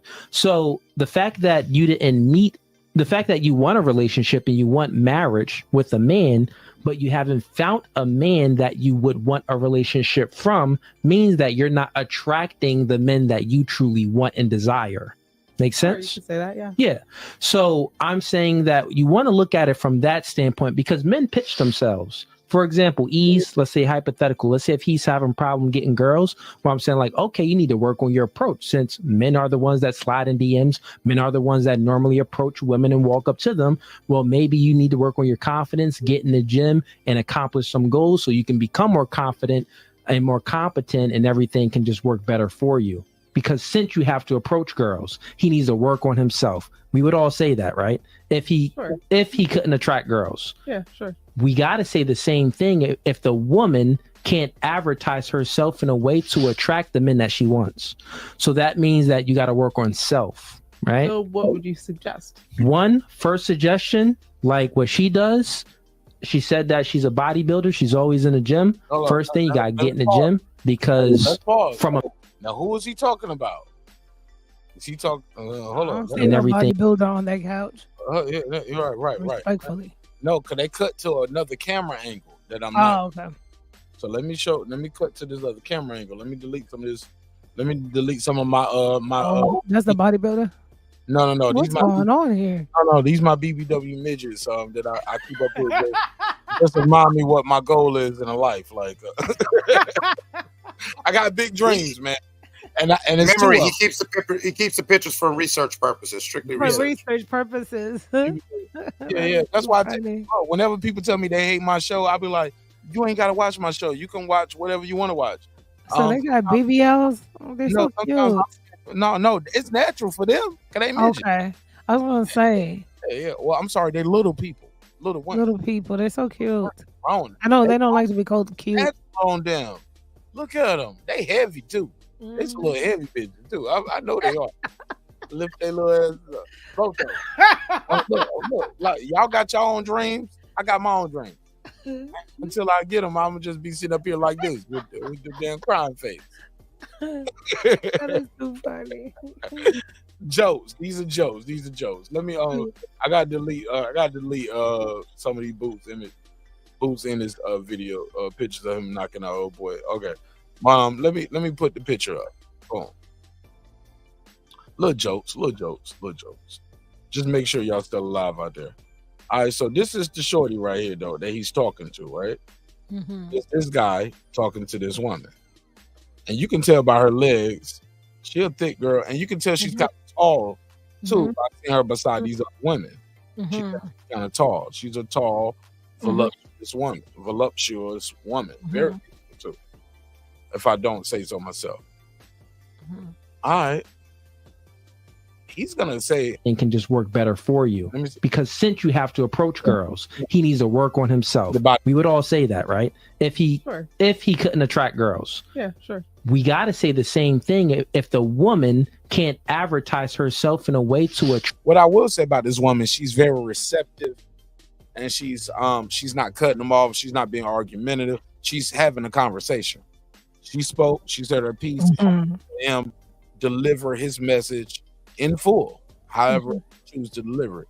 She clearly does not agree, but she's letting him speak. So I gotta applaud both of them for this. Track them in. They're having a real conversation that she wants. So that means that you got to work on self, right? So what would you suggest? So what would you suggest? Cause you're talking, you saying this way. So what are you talking about then? Cause she's trying to get some dick. But sidebar. I mean, she's like, yeah, I want some dick. Like, that's what it is. But I don't want to just give away the pussy, though. You can to dudes who don't deserve it. Now, funny part about this scene, clips, look at how this girl right here, look at her when she says, well, what would you suggest? Look how this girl look at her like, you stupid bitch, don't say that. Don't ask. Don't ask him that. You don't need his validation, queen. Like, Clips, what does her face tell you? Am I tripping, or do you pick it up too? The look on her face says, first of all, she's already got about 5 suggestions in her mind. Look at the other chick's face, and the other chick is more like, bitch, do you really want to know? No, that girl face looked like, what time is my Uber getting in here? Just going somewhere else. I don't want to be here. I thought I was coming to sell some pussy to some horny black guys. this girl right here, she definitely got bitter baby mama face. And I don't know if she got kids or Bitter not. baby mama face. But yo, she just got it. Like, that's the look your mama give you. She got a mama look. She looking at her, or she got Why an in the hell would you even ask that? Mama, right? Mama or OG thought. Like, she don't get the pussy away so many times. She don't need like some. It's okay. Nah, that's what she looking at her. She giving her that look like up here talking like you a virgin, but that mouth motherfucking platinum. Oh yeah. Now, shorty right here, I don't care what she said. Yeah, the cherry ain't been popped, but the mouth been gone. The mouth been gone, nigga. Yeah, somebody definitely got some neck about that. Ain't no virgin. That mouth ain't no virgin. Not with that hairline. Yeah, you can see from that ponytail. She got that little Alicia Keys ponytail. You know what that ponytail's all about. Somebody know all about that inner mouth skin. She a mulatto. You can tell she a mulatto, mixed breed bitch. And she always thought she was better than the black girls, but she didn't want to be a whore like the white girls. And yeah. And so she ended up being a mix of both. Yeah. She's one of those. I grew up with the white girls. I'm still a virgin, as long as I don't give up the pussy. But I do stuff. You get what I'm saying? Yeah, and that's okay. We need those. Like, I mean, make some noise. Yeah, I'm not judging her. Shit.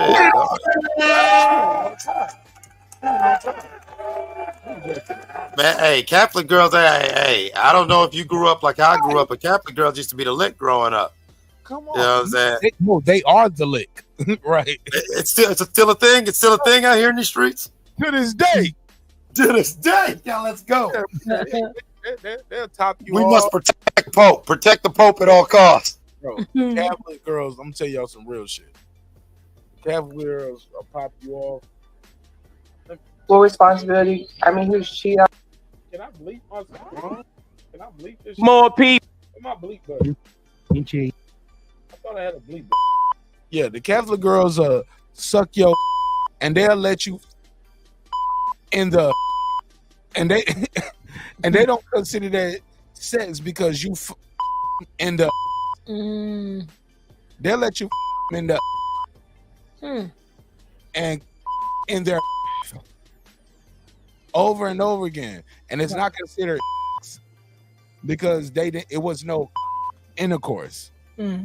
So basically, they're trying to dot their I's and cross their T's, and it's okay to F them in the A and C on their T's. As long as you don't play with the P. You get what I'm saying? You get what I'm saying, Cliff? You can in front of their mamas and bruh. But technically, they're still a virgin. Right. On Jesus Christ. On Jesus Christ. I guess. So is that the equivalent of like taking a brand new car, driving it around for a week, then put some new tires on it? Clips, we ain't even got to when he makes her cry. How does he make her cry? We ain't even got to that part. Cause that's the viral moment. But I had to pause for the cause because I do the best reactions. I don't say it. Y'all told me that. What do you mean by that? Your back is broken. What, a vertebrae or spinal? Y'all said it. Y'all crown me the reaction king. Hey, look. This woman's out. Can y'all see this green circle? I can see it. I can see it. I click over the StreamYard, I can't see it. But when I can see it over this, yeah, I get it's visible. Look, the eyes of her looks. I'm serious. I want to know what's going on. Her eyes just like, you stupid bitch. Shut the fuck. You making a look. You saying a baby. You feel me, Memo? She is right. I'm not capping, right? So I'm good at reading. She's right? mean mugging. She's like, bitch, why would you ask him? What would you suggest? Why would you fuck you ask this nigga what he suggest? Oh, and she got the cup too. And her cup is empty, so she been drinking. So that means those are real facial expressions. Or she might have had a shot. So, and the shot is damn near gone, and she probably got a pee too. I'm looking at the clothes she wearing. She had her little lace body shit on, you know, but she had a cover up, you know what I'm saying, because she probably got a big back, and that's okay. Okay, pretty big though. Shout out to the big backs. Man, she talking about a bitch with a baby daddy. Niggas gonna go. Hey, look, these niggas gonna go. Don't get confused, sisters. Y'all ain't even gotta die like that. Right. These niggas gonna go. These niggas gonna go. Put them lashes on, get dressed up, smell good, suck it in, girdle it up, put the little pants on to lift the boot. These niggas gonna go. I see. He like shit. I like a woman with strong arms. Hey, remember, and they gonna die over it too. They'll kill a nigga over that bitch. I'm just saying. They going to prison for that shit. So baby, you ain't gotta do no diet. I'm working out for all of y'all. Marq Nash, I have taken on the burden of my community. I would do the body transformation for all of y'all.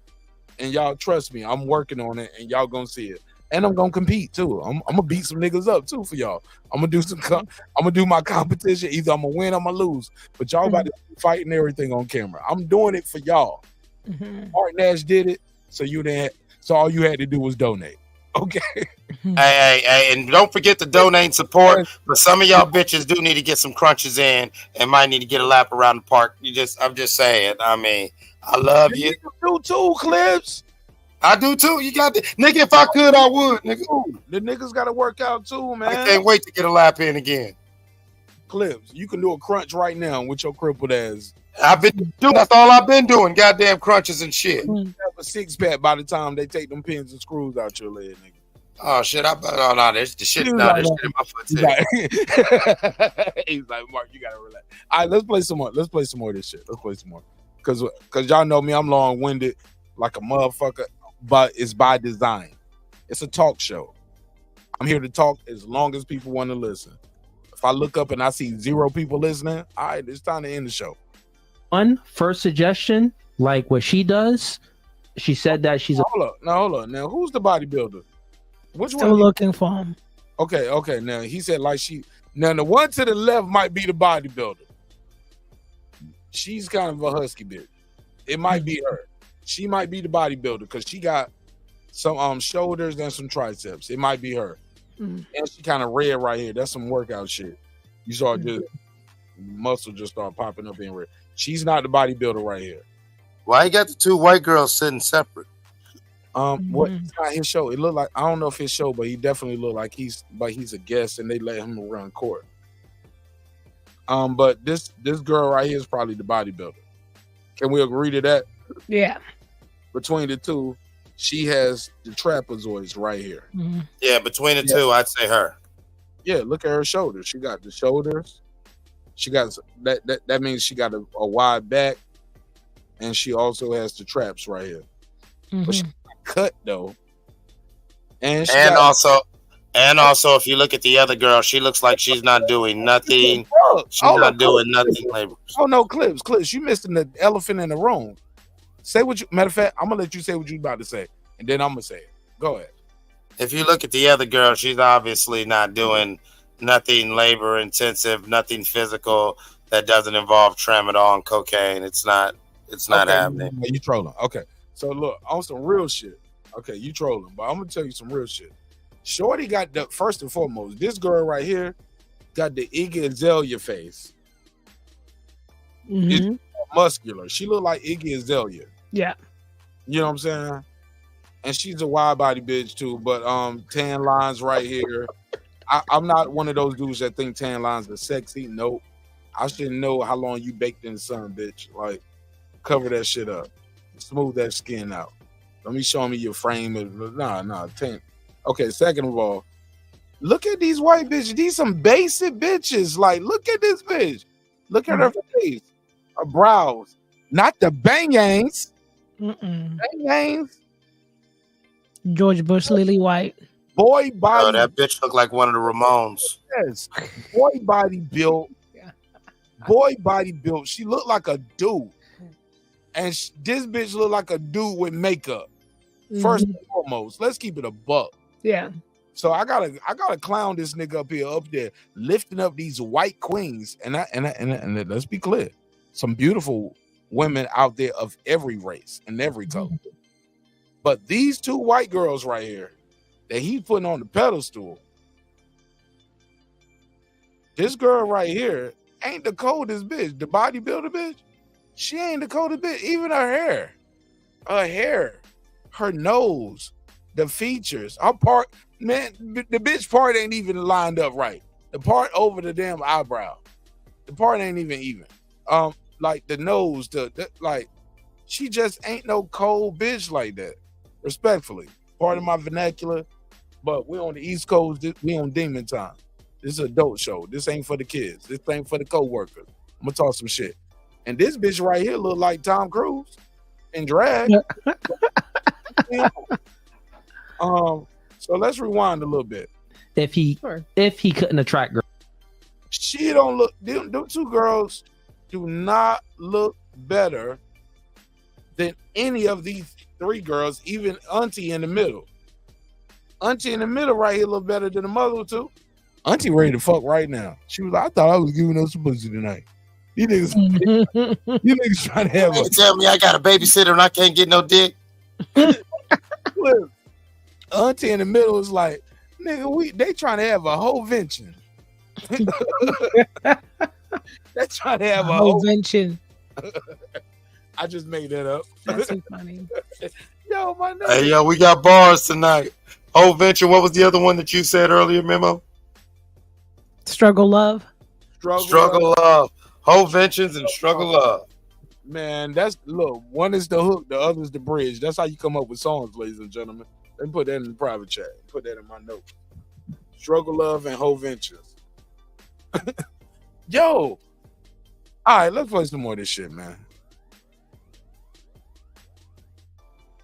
attract girls. Yeah, sure. We got to say the same when it comes. Work on themselves. Yeah. Oh, okay. Let's Themselves. Know what you're saying? Sorry, let's hear Tom Cruise. See, they like. I think niggas like white women because of their voices. You know what? You get what I'm saying? It ain't the submissive. Really? I'm starting to think niggas like white girls sometimes because of their voice. The voice is just so meek and calm, and you used to your mom and your sister and your auntie, and everybody else talking to you with such a tone. So when you hear the white woman say, "Hey, turn around, just relax," okay, baby. Like, he just did. Yeah, that's a good theory. That's a plausible theory, Mark.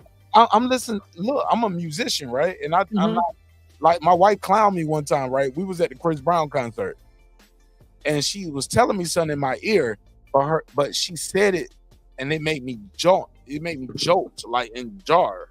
Let me show y'all. So we might have been talking, right? And I'm gonna try to speed this up. We were talking, and she wanted to say, I was like, "What you say?" And she said, "I said blah blah blah blah blah." But when she said it, it was right here, and it made me do like that.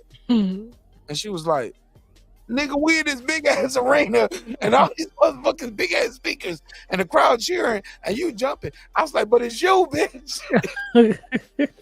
You got a different pitch and a different key, and you right there."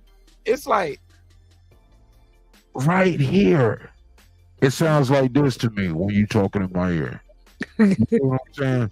And she like, "Motherfucker, like he about to do my song." I'm like, "Yo, you gotta relax. He about to do my favorite song." I'm like, "Yo, back up. You still too close." He's about to do my favorite song. Cool. That's cool. She was like, "Why you acting like that? You acting weird." I was like, "No, bitch. Like, you acting weird."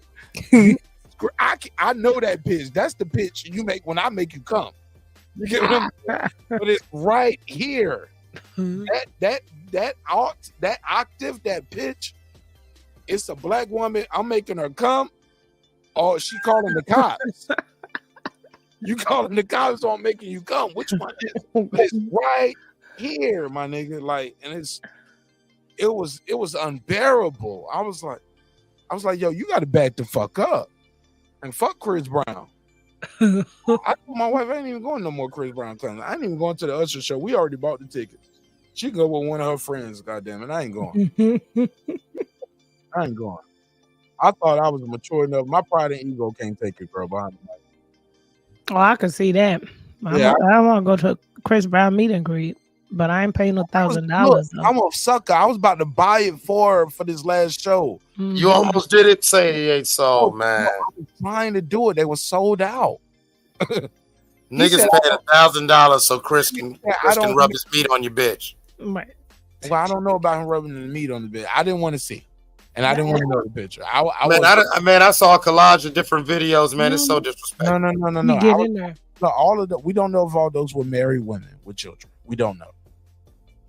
I just know I was Mario Winans. I don't want to know. If you take a meet and greet pictures, leave it on the low. And, but after we went to the show, and I was cool with it, man. We don't been to so many concerts. This is not my first time seeing Chris Brown with my wife. I've seen Chris Brown probably 5, maybe 6 times, right? Like in different variations, whether he was on the Lovers and Friends tour with us, not Lovers and Friends, whether it was Chris Brown and Trey Songz, it was one of his shows. It was he pulled up for like a summer jam. He was on the leg of, he might have popped up at what was the last show? What was that concert I went to in February? Like the Tycoon shit. It was a short version of his tour, but it was the Tycoon Festival that 50 Cent threw on. Bro, I've seen Chris Brown so many different times. But this last time, that shit was different. And I ain't going no more. Unless I get some pussy before we walk into that arena. Because I can't depend on that promise of pussy afterwards. The promise of pussy pass. Nah, man. I need to go some pussy present. I gotta fuck right now. You gotta walk in. No IOUs. I need an advance. Yeah, man. You gotta walk into that concert with dick on your breath already, so I feel secure. You know what I'm saying? Like yeah. To where when you kissing him on the cheek, you just smirking to yourself. Yeah. You know what I'm saying? Yeah, you gotta walk in with dick on your breath and oozing out the diaphragm or whatever. Like, but no, I can't just depend on you gonna give me some pussy after the show. Like, yeah, it's not like a nigga taking his girl to the strip club and you go home and you gonna fuck your girl good. Man, you go home with your girl at a Chris Brown show, she feel like she giving you Chris Brown pussy. I was like, oh. She on top, Ron. You talking about, let me see if you can run it. What'd you say? Oh, nothing. He didn't even do running. He didn't even do that song. She was like, maybe tomorrow. You don't want to do your podcast, your little show or nothing? Like, no. This is what we got going on tonight. Well, I'm taking my braids down. I was like, yo, this nigga got your best. Then she come on, she want to take out her braids, take off the lashes, take off the bra, like she took her shoes off. She over there clipping her toenails and shit, watching Law and Order reruns and like getting caught up on Power, taking out her braids. I'm like, bitch, you doing everything in the world except give me some pussy right now. This nigga for 2.5 hours. Yo, she was giving me the meme of 20 minutes out the arena. Like, she mad she gotta leave with me. She was like, why you walking too slow? It's raining. Ain't you ready to get into the car? I was like, Rasputia. I felt like that nigga Norbit. Remember how she was beating the fuck out of Norbit? Don't move my car seat. Yo, she was aggressive. She was like, I'll leave your ass out here. You know I got the keys, right? You know you ain't even got I was just trying to wave down the. It's like, get your big ass on. I was like, okay. I'm so much taller than my wife, man. Like, it was embarrassing. It was just embarrassing. That's too funny. Little woman bullying me around the arena. Hurry up, so I can get home and download my Chris Brown videos and look at his meet and greet pictures and play with my rose. That's why she was saying, don't you got to do your little YouTube thing? I'm trolling y'all. None of that shit happened. I'm fucking with you, man. No. But no, everything happened except that part. Like, she didn't say none of that to me. But I'm definitely serious about the I didn't get no ass before or after the concert, and I'm not doing that's terrible. That's a fact. And I was like, and then I started thinking back memory clips. I started thinking about all the concerts we've been together to, and before and after, and like I started counting when I got laid, when I did get laid, before after concert, and I was like, Hey, look, I was like, yo, But I know I took you there, and I know we left together, and you didn't fuck nobody, but I didn't get no ass neither. Like, you just went to sleep with your memories. That was a long shower, and then you were tired. You don't skeet it all in the shower with the shower head and your toys, and I know you got water. I know your toys waterproof. Oh my God, yo, she gave her best to the R&B nigga show. I'm a sucker. I let her do it. I should have went OJ with it. First thing, you gotta get in the gym, because from a man's point of view, you jokes. I shouldn't have went OJ with it. Beauty is your most valuable agency. I will say attractiveness when it comes is not my problem. Well, I'll tell you. I'll truthfully tell you. Can I? Sure, go ahead. I know what you're saying about the gym, because, like, men want to. Oh, listen to Tom Cruise. Dread. Listen to Becky. Becky got the sweet, soft voice. Remember, you ain't talked to us like that since your first episode here. And I had to get tough. Yeah, you try to do your best version, but listen how sweet. Look how submissive she sounds, Clues. That's what niggas always want. They don't know that submissive come with court cases, nigga. That the same way she sound like that, that's how she talk to the judge when she like you. Hey, Mark. A woman that will want to keep themselves clean, keep themselves healthy. Clean. She's saying black women are dirty. Yeah, did y'all hear that? Because from a man's point of view, beauty is your most valuable agency. I will say attractiveness when it comes is not my problem. Well, I'll tell you. I'll truthfully. No, she said it herself. She said, "I'll tell you, attractiveness is not my problem. You can't tell me how cute you are. I'll tell you how cute you are." Right. Girl behind the mic, I can tell you how cute I think I am, but you can tell me, like, Mark Nash, I don't think you that cute, or you all right, but you ain't Michael B. Jordan. You get what I'm saying? And I gotta take that. Or Mark Nash, you cute, but I still fuck with Jonathan Majors over I fuck with you. And I tell you, remember, you cute, but I'll take this light skinned girl right here with this low self-esteem right here on this camera. I think well, colonizer hair. But Let me tell you. Can I? Sure, go ahead. Listen, did you hear the white girl? Can I? Can I? Did you hear the clip? Can I? This is not my problem. Shut up. Attractiveness is not my problem. Once again, let's go back to how Auntie looking at her. Look how Auntie look at her. Like, bitch, shut up. You ain't that pretty. She said, look, y'all think it's a different screenshot. I mean, y'all, it probably look like it's the same screenshot. This is a different screenshot. This is the different screenshot. And it's the same expression. Same expression. Look at her face. Look, this is a different screenshot. She said, attractive is not my problem. And look at it. It's the same shit. Beauty is your most valuable agency. I will say attractiveness when it comes is not my problem. And look how she looked at her. And look how she looking. It's a different clip. Same Hey, emotion. she just looking straight ahead. No comment. I'm ready to go. I've had my Coke. They gave me the Coke. I got my money. I'm ready to go. She look like she about to bust a play right now on the cameraman. And this girl is still looking at her like, little boo. Like, she looking like the OG auntie that's been on around the stroll. I can see the struggle love in her eyes. She got that struggle love. Like, in this, especially under this right eye over here, you can see the bag 7. Like, boo. Get a pussy up. Go ahead and get a pussy up. Get on this block with me. And Shorty's like, attractive is not my problem. She's like, you ain't even that pretty, bitch. You all right, but you ain't all of that. Especially with your slick back. She thinks she's special because she got that slick back wavy hair, don't she? Came to the podcast looking like El DeBarge, bitch.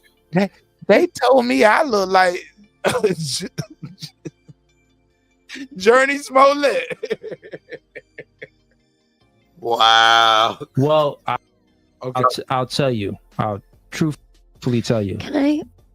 He was about to tell. Look, and look, the white girl saved her. He was like, I'll tell you, I'll truthfully tell you. You are, but you ain't the coldest bitch in the room. He was about to tell her, right? Now watch Becky save her. Watch Becky save her. Sure, go ahead. Go ahead, Tom Cruise. Let me get a screenshot of Tom Cruise. Tom and Brad over here on this. She's like, can I I know what you're saying about the gym. I ain't gonna lie though, Cliff. She got me through. Her voice is so pleasant. You seem like she's a good person to be around.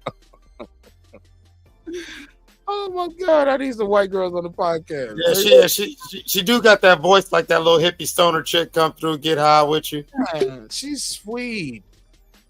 She's a sweetheart. She is so pleasant to be around. Where's Chaotic Truth when you need him? Mark, I told you, superior blacks need superior. Cuddled up with a white woman. That's where he's at right now. He got a black wife allegedly. But let's go. Because, like, you know, men want a woman that will. Hey, look, he got a black wife, but all his porn is white. Right. He be making his wife motherfucker wear blonde wigs and shit. That's fucked up. But let's hear this white queen. As Chaotic Truth was saying. She was like, can I? Hey, look, when they cut to when it comes is not my problem. Well, I'll tell you. I'll truthfully tell you. Watch this. Can I? Hey, look, she said, can I? And when they cut to her, she still got her hand over her mouth because she's trying to be a good woman. I don't know if I should speak right now. Can I? Look at her. She looking like she look Russian. This girl look like she got Russian or Polish, Ukrainian, don't she? She's like, you just speak. Yeah, Russian pole or something like that. Yeah. One of them Svitch or skis at the end of the day. Yeah, she definitely got a ski on that bitch. And this girl right here is just like, now, may I please talk to the Black King? Got her mouth covered. She don't even want to speak. All right, let's play it though. I know what you're saying about the gym because, like, you know, men want a woman that will want to keep themselves clean, keep themselves healthy, you know, want to work on themselves. Yeah. I just want to say that. Wait, that's all you had? Yeah, I just wanted to say so, and this is what I'm saying. Damn. He jumped in. She jumped in just to say the black women are dirty. What you think of that girl behind the mic? Right, that's how I felt about that. She said, like these other bitches look dirty. Men want somebody to keep themselves clean, keep themselves healthy. So basically, if you got a little weight on you, you're a dirty bitch. Did you catch that? Right. This is not my problem. Well, I'll tell you. I'll truthfully tell you. Can I? Sure, go ahead. I know what you're saying about the gym because, like, you know, men want a woman that will want to keep themselves clean, keep themselves healthy, you know, want to work on themselves. Yeah. I just want to say that. That nigga was like, that's what all I need to hear, right, Queen? That's all I need to hear. Oh my God, yo, where they get these tool ass bitches? Wait, that's all you had? Yeah, I just wanted to say. So, and this is what I'm saying. The part about being attractive is just that's not my issue. I'm not saying that.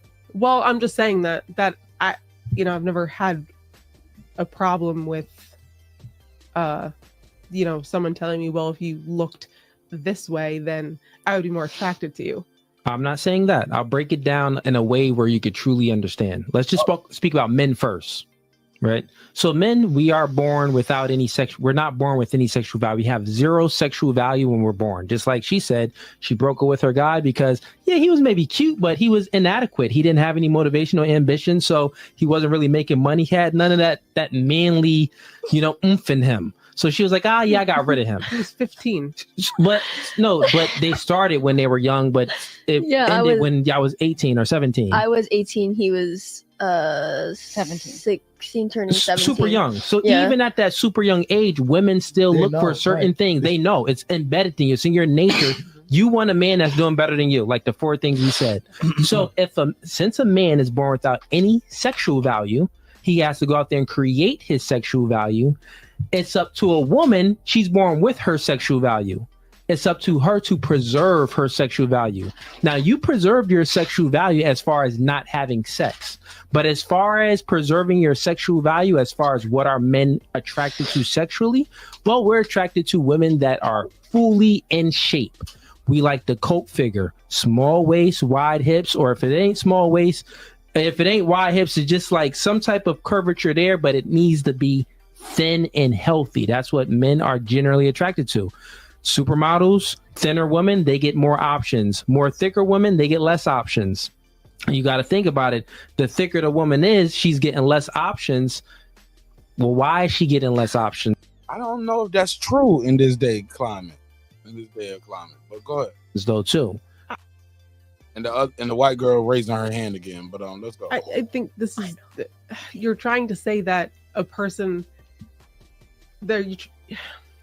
It's not completely just based on an initial attraction, I'm sorry, I shouldn't say that, because a lot of it is based on initial attraction. Because I can walk into a room and I can walk I can be on a date with somebody, and if I not attracted to them when I first look at the way they walk or their hands or the way that they walk into a room, my opinion's probably not going to change. I got you. And I'm also saying this though. But go ahead, I just want to finish my point. Sure.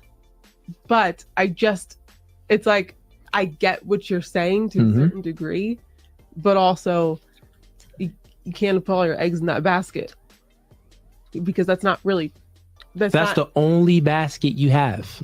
Yes, but I've gone on a let lot me of repeat dates, that again. Look, right? so look. It's not the only basket I have. I'll repeat it again. It's It just truly not. is. Look, the only basket that No, matters it's to not, men. because I can confidently tell you, like he just said, real That- quick. Just listen real quick. I'll say it one more time concisely. It's the only box. It's the only box that matters. That's the only basket that matters to men. So men, we have a lot of boxes that we can elevate in, because women are attracted to a multitude of things. You like him tall, strong, masculine, dominant, assertive. You like him good looking, smelling good, dress nice, being able to convey himself and hold the conversation and make you feel the vibes. So a man can, if he's not doesn't meet the height requirement, well, he can elevate by going to the gym, getting a better physical structure. He can elevate by talking to more girls and building. That's a fact. You short, it's the muscles, nigga. Up that confidence and learning ways to convey himself to a woman to make her feel all bubbly and giggly. So he can elevate on different levels. But that's because women are complex creatures, because they're attracted to so many things, which means that we can upgrade on many different things. But what are men attracted to? Only your looks. So that means that that's your only back. So what he's saying, man, you can make more money, you can get more education, you can work on your physical. That's going to attract more women. But women, all you can do is change your looks. I disagree with that part too. Remember, what you think? So, and here's the thing, right? It's the demographics for me, and I don't know the girl, but this is speculation. She seems like she's probably going for white men, and I could be wrong, because she's completely fine to date within the black gene pool. She seemed like she could get her a good black man out here if she put herself in those spaces, but she's Catholic for one.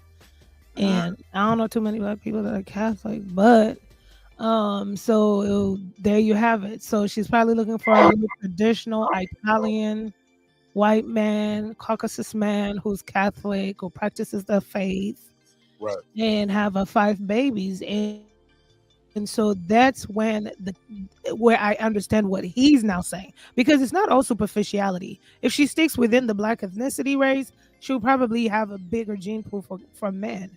But if she's targeting to date white men, I've noticed that most white men, not every white man, prefer to date. If it's a black woman, you have to look like a Lupita Nyong'o. You have to look like a Naomi Campbell.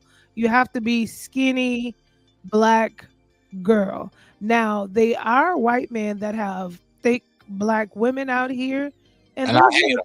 But go ahead. But those are relationships too, where you could see she said she doesn't want a 5'8". So now you'd have to kind of bring your height thing down, and you could find you a white man that matches with you, but he's not going to be 6 foot or whatever she wants. He's probably going to be 5'8". There are very few cases like that. Gabrielle Siddebeg just had twins with a white man, and she's on the thicker side. So there is possibilities, but she would have to lower her height requirement.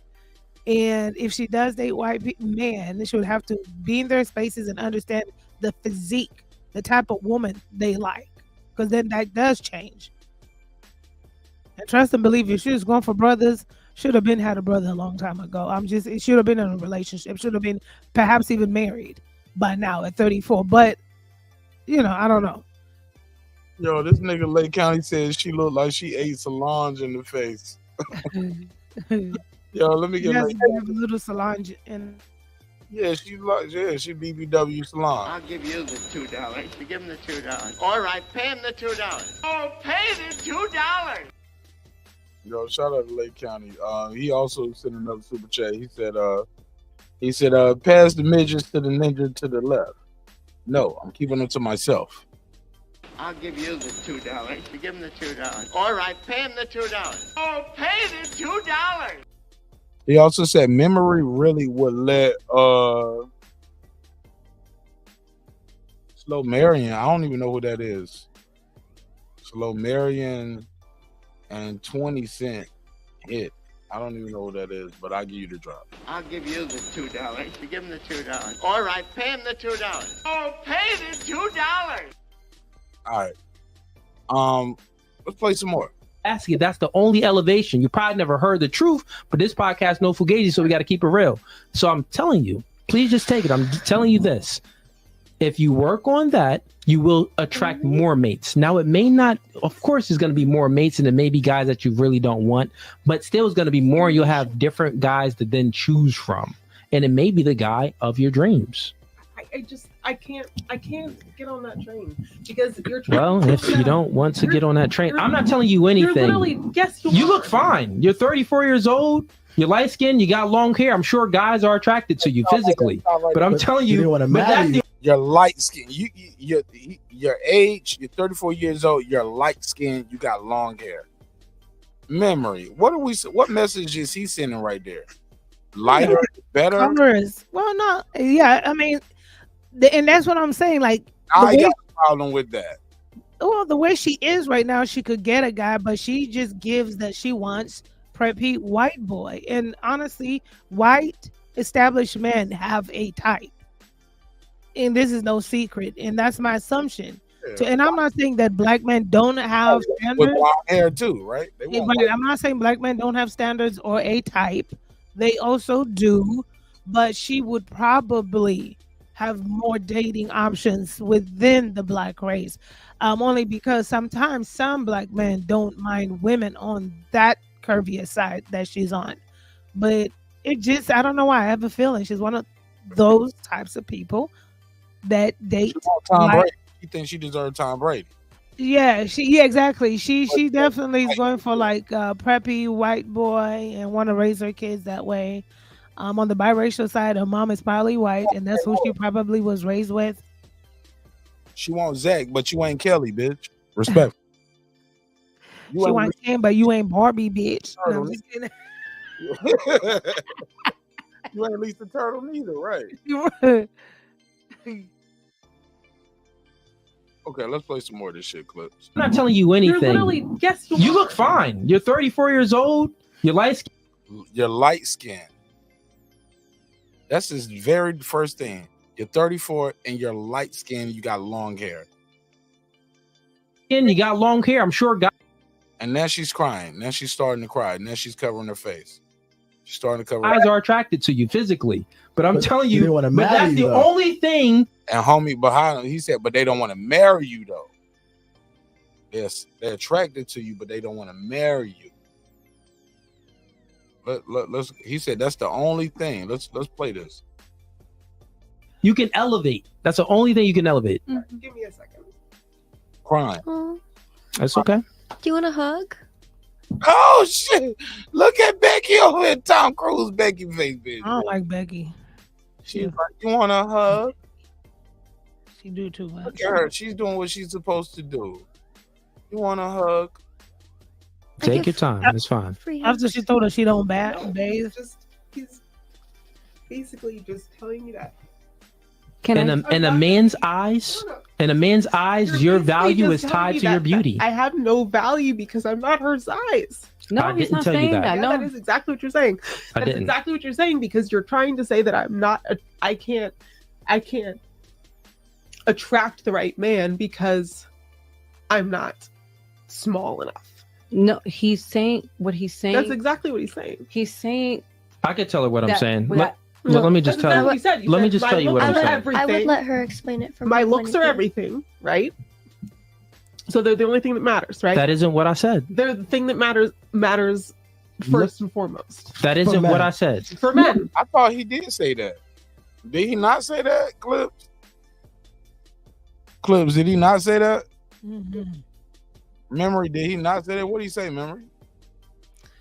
He's saying, I don't know if he say that her looks, whatever she's saying, but I mean, I see that that's the way she's processing it and receiving it. But he pretty much just said for the man that she wants to attract, your body shape is not going to pull in that guy. Yeah. Because he said men are visual. Reggie Johnson, respectful. You look like you like your power forward. Like I mean, the truth hurts. And that's the thing. Like, if she's 34, she's a virgin, which is good for her. And she wants to I wanted to know, and I'm glad she broke it down. She does desire to get married. She does desire to have 5 children. So that's good. But once again, I realized that being single, sometimes people live in like their own reality. And this guy is giving her a hard truth. I do. I think she dates white men, and she's looking for a certain white man. It's every race is a certain caliber. Like if she want a tall Asian too, though. She'll take a tall. I don't even see that with her. But I mean, if she wanted like the ones with the Confederate flags in the trailer park, she'll probably get her one of those. But she don't want those. She don't want the meth heads. So she want a preppy boy. She want a white boy. She want a Donald Trump Jr. or something like that. But you have to now. I mean, look at these people's wives. That's what I'm saying. I could tell she's a career woman that wants a Candace Owens, British sounding rich husband. But look at Candace Owens. Slim, very slim. That's what he's saying. Honestly, she wouldn't be single. She wouldn't be 34 single. And to be fair, Candace Owens is very educated too. And that too. You see what? Right. She seems like for all the people that talk about shit about Candace Owens, I was like, I feel like if I was alone with Candace Owens and talked to her for about 2 hours, I would want to fuck her. She seems like she can seduce you mentally and through conversations. Like if you a person like that conversation excites you. Like what's that called? People that are. Or I forgot, but there is a word for it. A word for it where intellectualism turns you on, right? Yeah, I forgot what it's called. Right, and I guess we so dumb that we don't know the word, so they can trick both of us. They can fuck. We'll give it up. Me and you both. Remember, you gonna give it up, and I'm gonna give it up too. I forgot the name of it too. You gonna have a threesome with Candace Owens? No, it's mine. Candace Owens. She probably a freak, low key. I know she is. But go ahead. No, that was it. I mean, I feel bad that she's crying. It's hard to receive that because the pressure on women is always the weight. It's always the weight. And I know that, and I like the fact that when she looks at herself in the mirror, she knows that she's a beautiful looking woman. But I think it's even worse to receive hardcore truth from a man. Why would she cry if she knows and feels that way in her heart of hearts? That's true too. If you are confident, why are you crying? Nobody can pull up to this show and tell me, Martinez, you ain't that nigga. You get what I'm saying? Right. Nobody, not my mama. You know what I'm saying? Not my mama couldn't tell me. Like, now she could probably say some embarrassing stories, but I'd be like, yeah, but you know I'm that nigga though, right? Like, right. You know what I'm saying? Like, I don't think nobody could make me cry talking about what I want and what I think I deserve out of a relationship, out of a marriage, out of a partnership and having children. You get what I'm saying, girl behind the mic? I'm sorry, Memory Chronicle. Got you mixed up with the girl that used to be here last year. No, it's all good. I answered them both. AKA. But you get what I'm saying? Like, same. Or do you picking up what I'm putting down? Could I get on this show tonight? You, me, Clips, anybody can pull up I don't think God bless the dead. I don't think Kevin Samuels can pull up and make you cry about what you think you deserve and what you want as the woman. And at the end of the day, still say, well, I'm confident, I'm secure and confident and comfortable who I am. No, she's not. She's dealing with some inner struggles. And this dude just put a magnifying glass on it. It's like kind of bullying too, because he picked the bigger girl. Right. You know what I'm saying? Right. And she feels like she's being pitted against like the other girls in the room that are smaller. And Look she how probably like look at the dress. right. And she probably has had to deal with it her whole life. Covering her These arms. guys. She's already hiding that. If we want to go a little further, and we will, let's zoom in. Look at this. She tried to look sexy. Look at this outfit she got on. It's a whole lace outfit. She got on right here. You see this? She's dressed to the nines. She got her whole little, but she still got that little fupa right there. And I bet her some good untapped coochie under that fupa. But she wore the whole little lace outfit on, so she wore the body lace outfit that looked sexy, but she covered it up with the shoulder, shoulder body shape. You get what I'm saying? Thing like that covers up my imperfections, but it still looks. You know what I'm saying? Little makeup. You know what I'm saying? She ain't weaved down. She just pulled that shit back, showing her daddy's hairline, because she definitely is biracial, and you can see her daddy's hairline right here. With that red comb over. She thought she was looking good. She saw this part right here with this green circle. Saw this little roll. And not to mention, you can tell she's tall. Same thing I was talking about him beside the guy right here. You can look at the shoulder to elbow ratio to the girl beside her. Look at the head. Look at the circumference on this motherfucker. She's not a little woman, but she's a beautiful woman, right? But somewhere in between there, she lost herself, and this dude just broke her down. Who's able to sit here with a cheap LA t-shirt, sleeveless, and cornrows and some shades. Right. He's able to hide, who he is, Right. But that's that right. isn't. I'm speaking specifically to a. But he's probably the reason to making her cry too. And this is my opinion. I don't know. I think he would be the type of guy she'd get the pussy to though. He would. And he would probably know how to take them panties off too, get them off of her. Yeah. He's so slick talking. So do you think that's part of the reason why she's crying too? Like, Yeah, she's hurt. No, she's upset. I would be hurt. Like if he said that to me, I would. I mean, my feelings would be hurt. You're a punk. Yeah, I mean, it's just like that. Like you're saying, she probably likes him, and she probably thought he was, handsome or something. But if you like someone, it makes a big difference. But if it was someone else, she wouldn't probably care. Telling her that. Hey, Oh, I'm sorry. Go no. Go I was ahead. just gonna say, I think it's also compounded from other issues. She's probably struggled with weight her whole life. But the girl's not an unattractive person. She could get her a stable. Trying to get though. Exactly. It's just now the guy that she's trying to get. But if she opened up her net, she could cast a wider net. And that doesn't mean settling for less or just taking whatever comes. But things like height to me is just weird. It's weird because it's like, what? Just because of height, they don't meet your height? What if he has all the qualities you ever wanted and he's 5'8"? So what? You gonna pass up on that? Yes, they are. That's crazy. That's diabolical to me. They think they deserve better. They think, okay, I'm gonna find another one.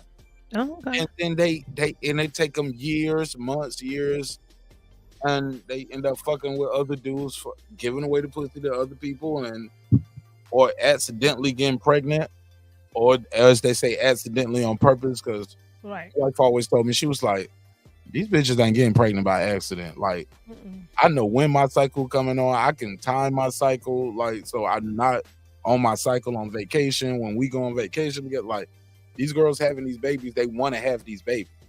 Mm-hmm. You know what I'm saying? Mm-hmm. You know, would you agree? Go ahead. No, I agree. I agree. I agree with that. So I agree with that. I think she's going through it, you know, and it's crazy because here's the reality: the demographics, women to men ratio are not equal, and then especially in the single pool, they're not equal. So therefore, I always feel men have always got a lot of options. I always feel that. Versus women, it's like we're all, well, single women, I should say, you're in this big competition of trying to get that one guy who's probably surrounded by all kinds of women. He's got his own type out there. He's got a woman he would wife. He's got a woman he would consider to be a girlfriend, one he likes to hang out with. So it's competition galore, but you over here tripping over 5'8". What if he's 5'8", loyal, puts you on a pedestal, loves your every curve? You pass up on that? Like, that's diabolical to me. But people gonna find out the hard way. Like, you about to be 45. I mean, only because she said out of her own mouth that she wants to get married and she wants 5 children. Now, as she says she didn't want to get married and she doesn't practice her Catholic faith and all this, then I would say maybe she doesn't want to get married. Maybe she just wants to live her life. If she gets a partner, she gets a partner. But it's because she wants all these things. And sometimes you're going to have to do something that's, you know, you're not always doing routinely. And I know his messaging is hard to receive, but his delivery is not harsh. It's just matter of fact. And I don't know, maybe she might take it and do what she has to do, or just consider dating, having a wider dating pool. Because I realize every demographic has a body type. And I'm not saying that it's 100% the man, like, you know, I'm not saying like 100% Asian men like small, tiny Asian women. It's a anomaly. You see that anomaly. I saw it today on TikTok. A thick sister with like an Asian dude. I was like, oh, okay. And I'm talking about thick, like Gabrielle Cedarback big, you know? So I'm like, wow, okay. She could get her Asian man. So, but that's an anomaly. But most people, we know the demographics, most races, the Chads and Bradleys, they want that bodybuilder on the chair or the little soft-spoken one. That's the Chad. They want the girl next door. That's the Chads and Bradleys. Heck, I worked with the last guy I worked with, white guy, in his 40s. He's married. His wife had 3 kids at that time. They're a young couple. So she was pregnant with baby number 4. This white man went and got a vasectomy, and he said to me, he doesn't want his wife getting pregnant anymore. After that fourth pregnancy, that's it. And he said to me, because she's starting to gain weight, or she's starting to become fat. It was one of the others. And I've always known this about like square lace white men. They want their women a certain way. And I was like, man, that's kind of cold. But that's it. And he said after she gives birth to that baby, he's gonna make sure that she loses her weight. And then when you look at her pictures, that girl was probably a 0-0. She was tiny. I'm talking about petite tiny. There you have it. So if you want Chads and Bradleys, you better listen to this man. She could go get her a white guy if she want a regular schmegular white guy. Like an IT guy somewhere, you know, who also just games over the weekend and doesn't have a life. Yeah, she could pair up with somebody like that who will have the same body shape, body type as her. I've seen that. I mean, it's wild. Hey, I'm about to get up out of here, y'all, right, man. I thought you was gone already. Right. I think me too. I was just quiet listening. Let me play this last part and I'll let y'all go. A certain thing, right? So I said that women advertise themselves. Women don't normally walk up to men, lots of men, and approach them. You don't walk up to every guy you see that's attractive and approach them. The man, and not only that, you would respect it more if a man would approach you. So men approach and women advertise themselves. So from that standpoint, since you're not meeting certain guys, right? So let me finish. Since you're not attracting certain guys that meets your qualifications, that you would want to even have them guys get down on one knee to marry you, if you're not meeting those guys, that means that you need to change something about yourself. That's what I'm saying. Right. So the one thing that I need to change, you're saying, is just to lose weight. I'm saying the one thing you need to change is to lose weight and to get in the gym, and you will become more attractive to more men. It's based off of beauty. But that's never been an Yeah, issue but for big me. is still beautiful. But it, I've what never I'm telling for a you, lot it of men. is. Not for a lot This of men. is I don't want a man who's only going to judge me based on my size. That's the Can way I- that's can how I- it is. can I say We don't want a something? man. Look. You just called him short. We don't want a woman that's only gonna base us based off our height. I'm 6'4", he's 5'8". But you said that he's disqualified because he's 5'8". But I didn't judge his character. But okay, but you judge his height and he doesn't qualify for you. Okay, but that's not saying. And we're saying, but look, time out. The same way he doesn't qualify for you, with your figure, a lot of guys you want. Oh, I see where you're going. Just like he don't qualify for you because his height, you don't qualify for me. I'm taller. I'm 6'4", and you don't qualify for me because of your weight. You see where you're going with a girl behind the mic? Exactly. And that's what my thing. There's so much competition, and most of the girlies, they want tall men. But the girl that fits his criteria will get first dibs. Play the last bit. Won't qualify for. And that's what you have to realize. But me as a person, I'm not going to qualify for a lot of guys because that's life. You as a Can I person, say you're something? great. You're. You don't even Let's know just me. say you're a I can virgin. say No, let's something just say now. you're a virgin. And Let's all just you've grant done it is to just call you. me names. No, we didn't call you any names. No I one didn't call called you you any names. names. No, can I I didn't call you any names. And real quick, you as a person, you have. Let's just say you're a virgin. Let's say I believe it. You have sexual temperance. Why would I lie You about have that? that means that you have all these characteristic traits in you that is very good. You're a person of high moral character. That's beautiful. What's on the inside is beautiful. But remember, you advertise yourself in men approach. So you want to display a beautiful outside. Just how beautiful you are on the inside, you want to display the outside. I'm not saying that you're not beautiful. I'm just saying that you can elevate yourself more. All right, let's read to it, Memo. No, that's it. I mean, I understand. I get what he's trying to say. And I know she's operating in her emotions, rightfully so, because her feelings are hurt. And I know she's probably walked around this world thinking she's fine. Like she said, I don't have a problem being attractive. But then what's the problem? It's either this is the most radical outlook on it. It's either she's such an introvert, she stays home all the time, she goes to work and home, she doesn't have outside circles where she meets the man that she needs. That'll be weird and far-fetched. But that's the only other reason why she's not meeting the guy that she wants. So I don't know. Best of luck to her. I would receive what he's saying because men are visual creatures. They always have been. So for whatever man she wants, like he said, she has to figure out how to present herself like that. Right, because somewhere it's not lining up, right? Like Exactly. it can't be. It's impossible for you to say I want a man, and you're 34 years old. You've had boyfriends, but you've never been married. You never had sex, but you say you into dudes. Everybody is wrong except you. Maybe you're in the wrong circles, or maybe you need to change your approach. But both things can't be true, right? Exactly. Like, you can't be like, oh, I'm in the right circles and I'm approaching the right man, and the right man And I'm attractive. and I'm attractive and they're attractive, and we just don't work out.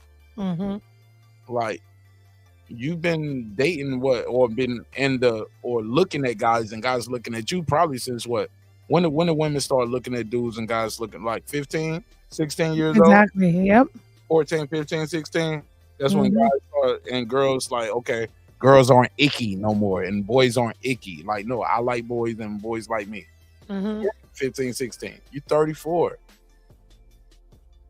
And she speaks well. She seems educated. So you went through high school, college, and now you're in the career field.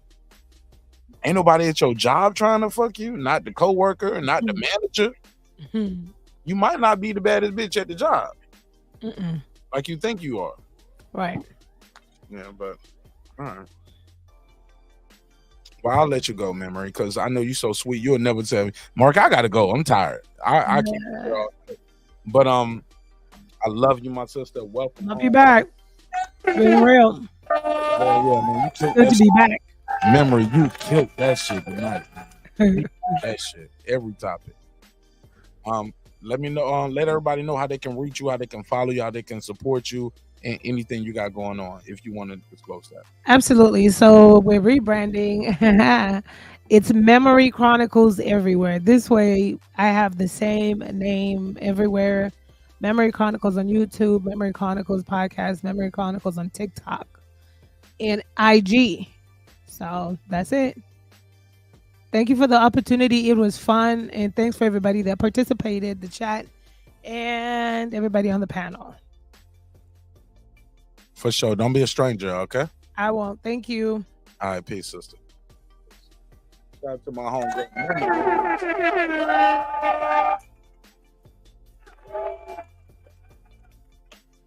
First thing you said, give him 47 seconds. That's a very pointed number, very direct number. Of course. I want to hear what Sir got to say about it, because I saw what he wrote in the chat. So I'll let him get his bars off real quick. He the homie, friend to the show. What I'll say about it is this. Matter of fact, I reserve what I'll say. In closing, let me read some of the comments. Oh, don't have time. Panel back open. I'll read this one right here, because this one of the OGs right here. This is my boy Tank. Tank said, when I watch the segment and I show it, he said it seemed like he only brought up her physical appearance, quote, end quote, weight, after she brought up physical appearance of the co-host. See, yeah, I didn't see the full thing. And she brought up his height as a prerequisite to being a partner. Yeah, see, I didn't see the whole thing. I only saw the clip. Oh, sorry. Go ahead, sir. Thing. Talk to us. What's your take on this topic, in this conversation?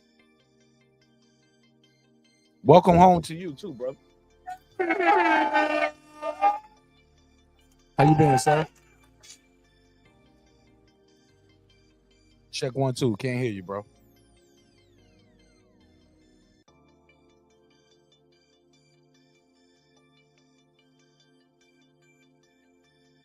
Sir Senior.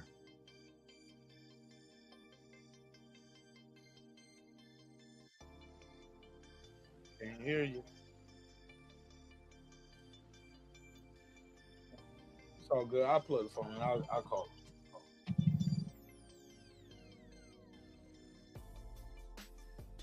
That's what friends are for. Sir, I can't hear you. I'm gonna click him off real quick. Okay, he muted his mic. He might be switching from Bluetooth to headset, so I'll give him a second. He said my mute is not coming off. All right, beam back in. I got you, bro. I'll be patient with you. You've always been patient with me. Yo.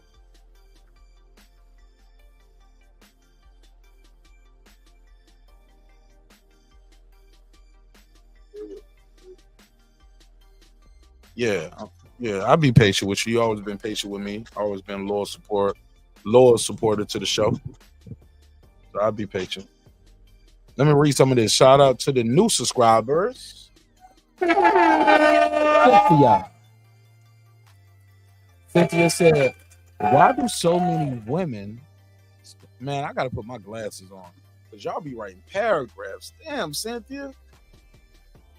And I appreciate it, but I'm like, man, you can break that up in like 2 or 3 messages. Like, I gotta put my old man glasses on.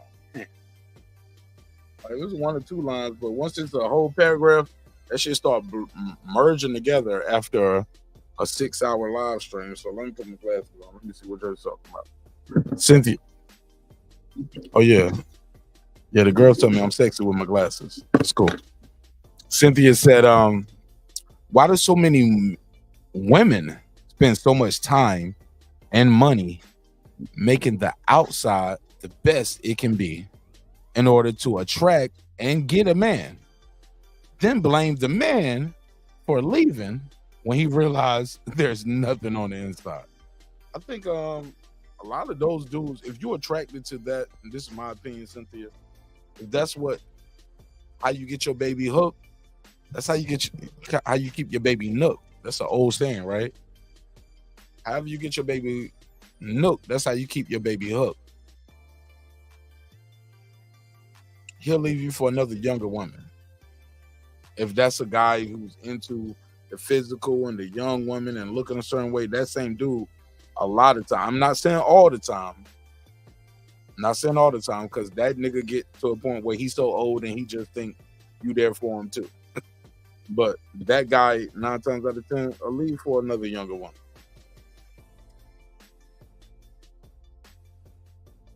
Not 100%. Nothing is. I don't speak in absolutes. I'm just speaking in general, in theory. Let me try to call Sir Senior. Let me see if I can get him on the phone before I end this shit. Because he's the home.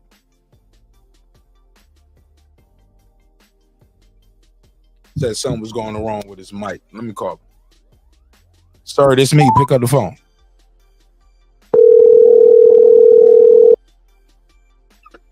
Yes, sir. Talk to me, King. You got the flow. What up, though? What's up? What's up? What's up? Live on the air, man. Talk to us, man. You said fuck them fat hoes. Go ahead. No, I'm joking. You didn't say it. I mean, I have. You know what I'm saying? I don't cuss no more, but I have said that, and I have done that respectfully.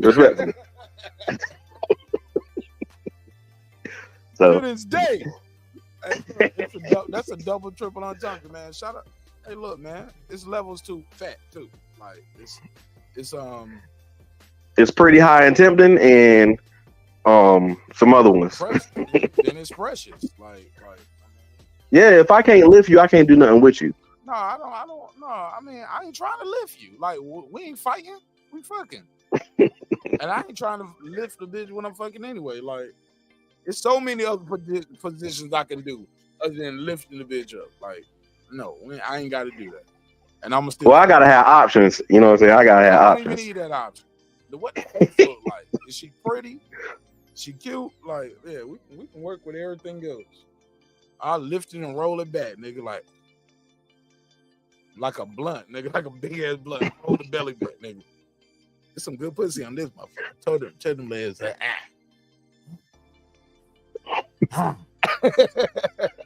I'm clowning. But then you roll over and you sit on top of her. You like, hey. Hey, look, and I'm still in the pussy too. Let's go. No, that's just a side. Nah, nigga. I know when the dick in there. Nah, I ain't never had that problem. Not knowing when the dick in. I ain't never had that problem. But that's a whole nother conversation. Go ahead. You got the floor. Talk to me. You think homie was too hard on the sister, or is our expectations too high? Is she in the wrong dating pool? What's your take? Go ahead, King. You got the floor. Yeah, so I don't think she's in the wrong dating pool. I think that just like when you go to a public pool, you need to take a shower first. So you have to get the dirt off of you before you go in the dating pool and contaminate it. And then especially you got to get the dirt off of you before you talking about somebody else's dirty or they stink. So if you want a man to be a certain height, he needs to be a certain weight. He needs to be, a certain look. He needs to have a certain amount of qualities. If it's financial, spiritual, mental, emotional, then you need to have those qualities, or at least the qualities of that type of man will want. And you can't say, well, I don't date people who are short, but that's a physical thing that they can't change, but you can change your weight. You may not be able to change it as much as the next person, but you can change it at least somewhat. Plus, if you can't change, some people are just bigger, but that don't mean you have to be softer, flabbier, and everything else. If you're not going to the gym, if you're not trying to eat right, if you're not taking the right vitamins and nutrients, and you're not doing anything to fix your weight, then why are you worried about something that he can't fix at all? That's you showing who you are, not just on the outside, it's showing more so who you are on the inside. I don't care if he's too short or if he's too skinny or if he's whatever it is. He can't be this way, but I can be. You just got to take me as I am. Yeah, I'm not taking you as you are. I might take you back to the crib for a night, and that's it. You know, if I'm into that. But yeah, you have to have something to offset your flaws, just like I do. I mean, I'm toddler height, but if I stand on certain stuff, you know what I'm saying? I'm 6 foot. You feel me? So I have to understand. I have to have other abilities to offset the fact that I'm toddler height. When I pick my kids up from elementary school, you know I can't shave because they be like, "Where's your hard pass?" So, so if I got to understand that, then you got to understand that you fat. Damn. It's just that simple. Or you don't comb your hair good. Well, I've tried everything with my hair. Have you tried washing it and put some oil in it? That's too much work. It's too much work to handle what comes out of your head. That's why you can't handle what goes inside your mouth. I understand. So it's those same things. Just like I can't walk around nappy headed when not brushing my teeth or not smelling like, you know, a magazine cover and expect you to just take me as I am. No, you can't smell me, walk by, and be like, what's that? That's doo-doo, baby. I can't smell like doo-doo and come around you. I can't do that. That's doo-doo, baby. So I can't do that. Now, you trolling a little bit too, but you clowning, but you shit funny, but on some real shit, sir. Like, let's keep it a buck. Shorty is not a ugly woman, right? Let me put a picture back on the screen. She's not a ugly woman. She's a very attractive woman, right? Especially when she's I wouldn't say very attractive. I'll say she's attractive. I think she's very attractive. I think she has more of a quote unquote natural beauty than the other women beside her on the stage. Most definitely. But she is built. She would be the center or the power forward of the team, though. She built for it tough. You get what I'm saying? but nigga, I can ride that motherfucker, nigga. Like I can steer that motherfucker, man. Left, right. I can work them curves and them corners, bro. But look at that. The first thing you think of is that. No, it's not. I think I looked at her strong jawline. I was like, that bitch. I looked at her jawline. I was like, I went to my go-to. I looked at them thighs and this lace on the screen, and I looked at her jawline. I was like, oh yeah, we can work with that. We've done it before. We accomplished this mission before. Tank, you said you was gonna click the link and pull up. Go ahead. I think she's an attractive lady, but the more she talked, I was listening, and I started listening to what Memory was saying. And Memory Chronicles, shout out to Memory Chronicles on the panel. She said, I think her problem is she likes and wants white guys, and they're not like what she's looking for. They don't want her because if she cast that net right there, that fish net that she wearing in my community. Oh man, we're gonna help you. We're gonna help the 34-year-old virgin. Oh yeah, and we about to be a family. This is my wife. We gonna hold nigga. Man, I know niggas that'll hold this woman up on a pedestal. They'll die for her and kill for her. Yeah, shaky legs and all. That's a big pedestal. But once you start talking about, oh, you 5'8", you're 5'9", I need a guy 6'4" or 6'1" or 6'2". Hey, look, okay, baby. Those niggas don't want you though. Take the man that's in front of you. Okay, well, no, I don't want him. All right, well, shit, I hate to say this, man, and a lot of people ain't gonna like this because we're gonna go to another level of this conversation. But Kevin Samuels was right. Single women keep women single, and sometimes some women they're gonna just die alone and single because I'm holding out. I'm waiting for Mr. Right. You're not Mrs. Right. You get what I'm saying? You're not Mrs. Right, but you're waiting for Mr. Right. Mr. Right, and the longer you wait, that Mr. Right you looking for is already gonna be married. He already got a family. You waited too long. The men that you want are already married. They got a wife, they got kids, and they happily married. You can't even be the side chick. Cause of your mouth. You run your mouth too motherfucking much. I can't even trust you to keep the secret. Like, wait for the bitch to die. Like, she got some kidney issues. You don't even know it. Like, but if you could just shut the fuck up for about 3 to 5 years, we could just let God do his job. or learn how to be a second wife. Practice polygyny. Look at this nigga Tank coming in with the smoke. Let's go, Tank. Hey, I'm just saying, learn how to be a second wife. Shout out to Marq. Shout out to Sir Senior. Hey, look, I'm gonna say it like this because I saw this show and I saw the whole thing.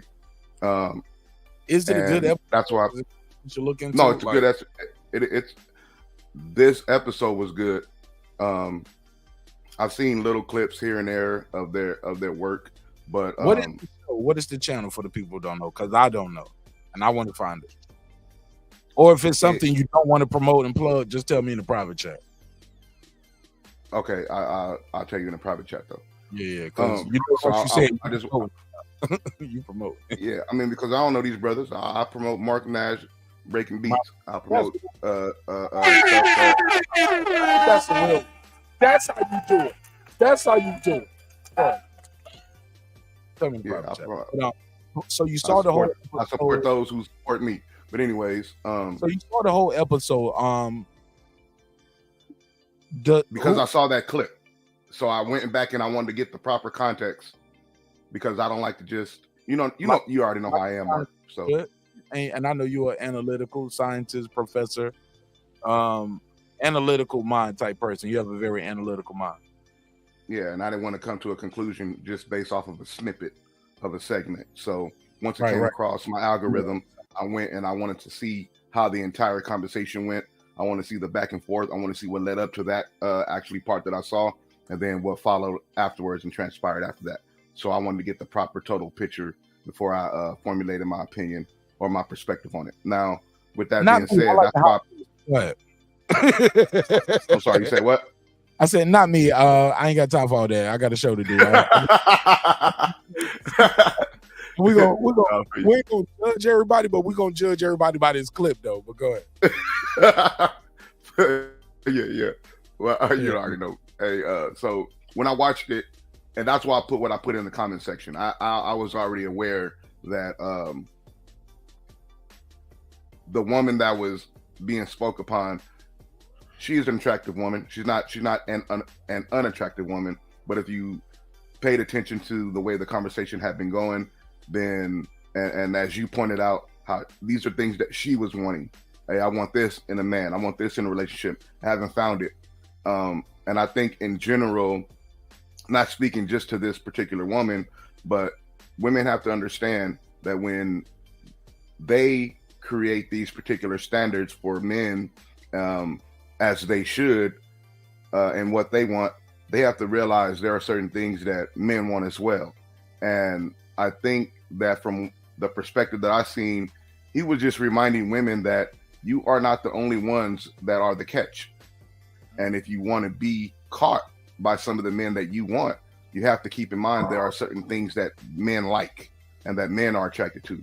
So you can't keep framing everything as if there are no more good men out there. I've looked, I've tried, I've seen them all. And from what I've seen, men are no good. And I know there's something out there that I personally am looking for. I just haven't found it yet. And this show and other shows and other platforms are constantly pointing out to women that you may have already met the man that you aspire to have. He just may be missing some of those check marks and some of those boxes that you have.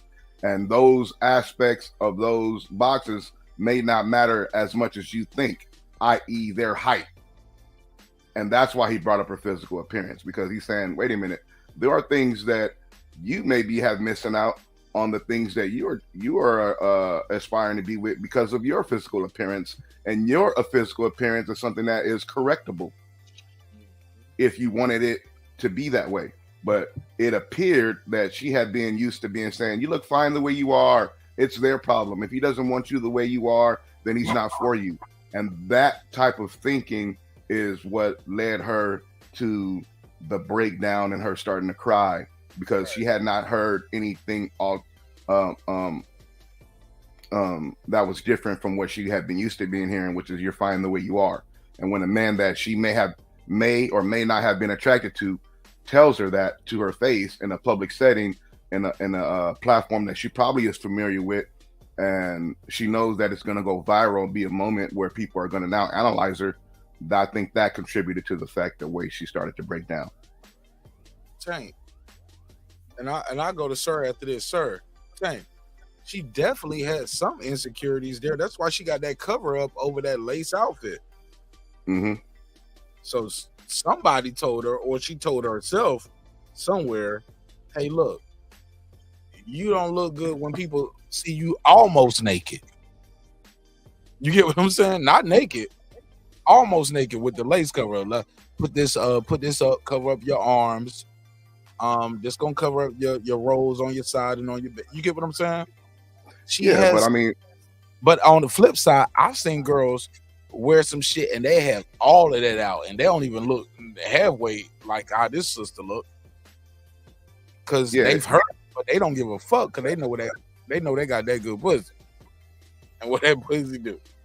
You know what I'm saying? And what that mouth do. This girl right here seems like she ain't.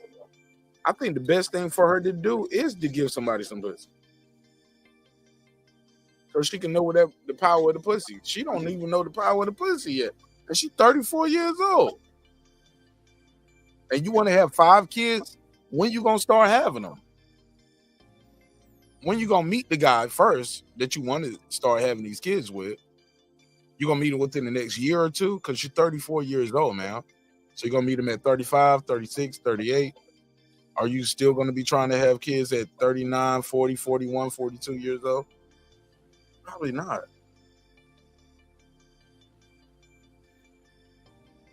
I don't know. I think my brother Tank hit it right on the head. I think Sir Senior alluded to it earlier as well. Like, you might have already missed your Mr. Right. Your Mr. Right is with somebody else now because of his fucking height. He wasn't tall enough for you. Tall enough. The dick lines up with a pit bull can get pregnant by a poodle if you hold her down and like. Okay, that sound like grape juice. I probably should have said that, but you get what I mean. Terrible metaphor. Yeah.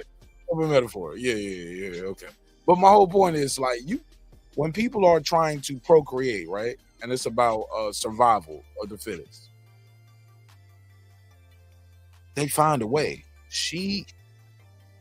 I think she's gonna end up with people telling her like you too good and you deserve better. But meanwhile, all those people around them are moving along. They get married, they having kids and all that. Yeah, girl, you deserve better. Single women keep women single, y'all. I'm sorry. I never thought I would be saying that like that, but I couldn't agree more. I see it, especially now that I'm getting older. The longer I'm married, I see it in other relationships that I have outside the show. You get what I'm saying? With friends, family, co-workers, spouse friends, shit like that, spouse family members. I'm like, yo, single women keep women single. Go ahead, Sir Singh. Yeah, I definitely agree. I've been screaming that for a minute, because the thing is that they don't want you to have what they couldn't get. And a lot of times they'll look through this, okay, the glass is half full because he won't man enough to fill it up. And it might be you just drunk it. You know, every time he fills your glass up, you drink it because you just that greedy. You just that selfish. And that's not some random guy's job to fulfill the things that you're missing in yourself, including a mirror. If you can't look at yourself and understand the good things and the bad things about you, you can't go out to the world and judge. And especially you trying to be in the dating pool. And I would tell you that I kind of feel what you were saying, but the thing where you was like, well, she need to, give it up. Nah, she don't, because she's 34. She gonna mess around with, third leg Tyrone, and he don't have a digmatized, and then she's gonna definitely say all men are trash. Because she a virgin. Oh, boom. Oh, well, I'm gonna kill this, and then he's gonna leave her because again, she hasn't done the work. She got no experience. Exactly. and she gonna be like, well, this is the best thing since sliced bread, and he's gonna leave with all her bread, and she gonna feel sliced. So I'm gonna just say that. Yeah. I got a metaphor too. Go ahead, sir. I got a metaphor. Yeah, you're 34, kind of old, and then she's already past geriatric pregnancy and everything else. She need to immediately stop everything, cut off her social media, and go and get some therapy and some Jesus. No, go get this dick right now. Hurry up. The clock is ticking, yo. Because I'm gonna let you know. Man, I'm gonna let you know when I meet if I meet and y'all know it's a late night show, so part of my vernacular, I use the B word very loosely. I got 3 older sisters. So I say the B word a lot. You know what I'm saying? It was very common in my household growing up. They didn't not use it like a disrespect term. Look, a bitch trying to tell me she 34-year-old and she never had no dick. I start looking at you funny. I'm like, what was your pussy, bro? You retarded, son? Like what's wrong with you? Because at some point we start looking like you like something wrong with you. And then what you gonna be 40? You 40 years old? Like you ain't got no nigga, you ain't got no kids, you ain't never fuck. Like, bitch, what you got? You got son? What you got? What's wrong with you? You got a bad heart? Like you sick or something? I don't know. I think it was what's his name? Rest in peace, Patrice O'Neal. He had a joke about it. Like he said, virgin at 30. Like, ew, yuck. It was like I want a virgin pussy like at a certain age. Like, bitch, I want a bitch to know how to fuck. And gonna fuck me good at a certain age. I ain't trying to teach you how to do some shit at 34. Like, bitch, like, no, I'm about to beat this pussy. Am I tripping or what? Are y'all familiar with Patrice O'Neal? Like, but yeah, shout out to Patrice. That's a piece. Man, he had a whole bit about like virgin. Ew, yuck. Like, I'm not trying to teach you how to fuck at a certain age. It's the whole bit, and I agree with him. Like, and at some point, the pussy is gonna be broke, and she's just gonna be out here telling every nigga she met that who's trying to holler at her, like, yeah, nobody was good enough for me. Well, bitch, I ain't good enough neither. Then shit. Like, if you're 35, you've been dating niggas for 20 years, because most girls start dating and talking to guys like 15 years old, right?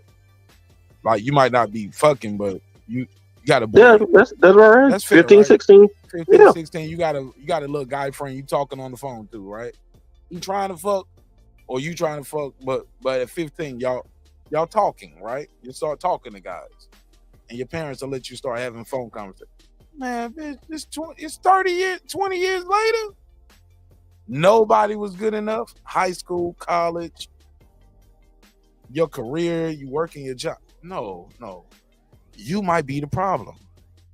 She is the problem because she ain't overly religious, because she wouldn't have came out there in that totally that little napkin set outfit, and then said, "Oh, now I'm self-conscious. I want to cover it up." You came out butt naked. That was the purpose of the outfit. Now you want to try to make it wholesome. So you want to hoe, but hoe some, but not hoe at all. Yo, Tank, jump in this conversation. Save us, Tank. Save us, man. We going in, yo. We going left. Save us. No, I was just gonna say that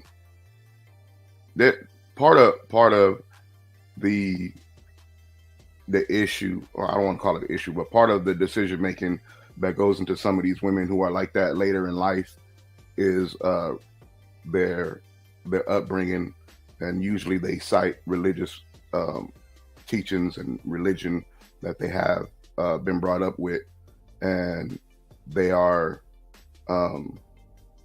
they're taught the importance of guarding that part of them, you know, in terms of not being sexual promiscuous. But the issue is you have to teach the other part, which is preparing these young women how to be wives and get out there and prepare themselves to be chosen by a man, to be a husband. They're chosen by a man so that you can have, so that he can be a husband to that wife that you're preparing your young lady to be. But what happens is these women are growing up and they are remaining steadfast in those religious values, but then turning a corner as they get into the secular world and becoming a career woman.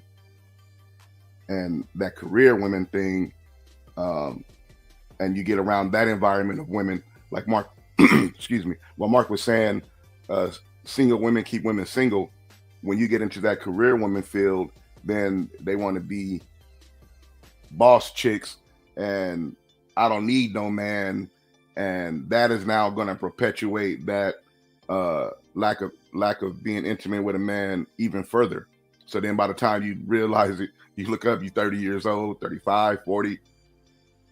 That's just from what I've seen with women. But you know, Marq and Sir are correct. You know, she needed to have already been getting out there and preparing herself to be a wife, and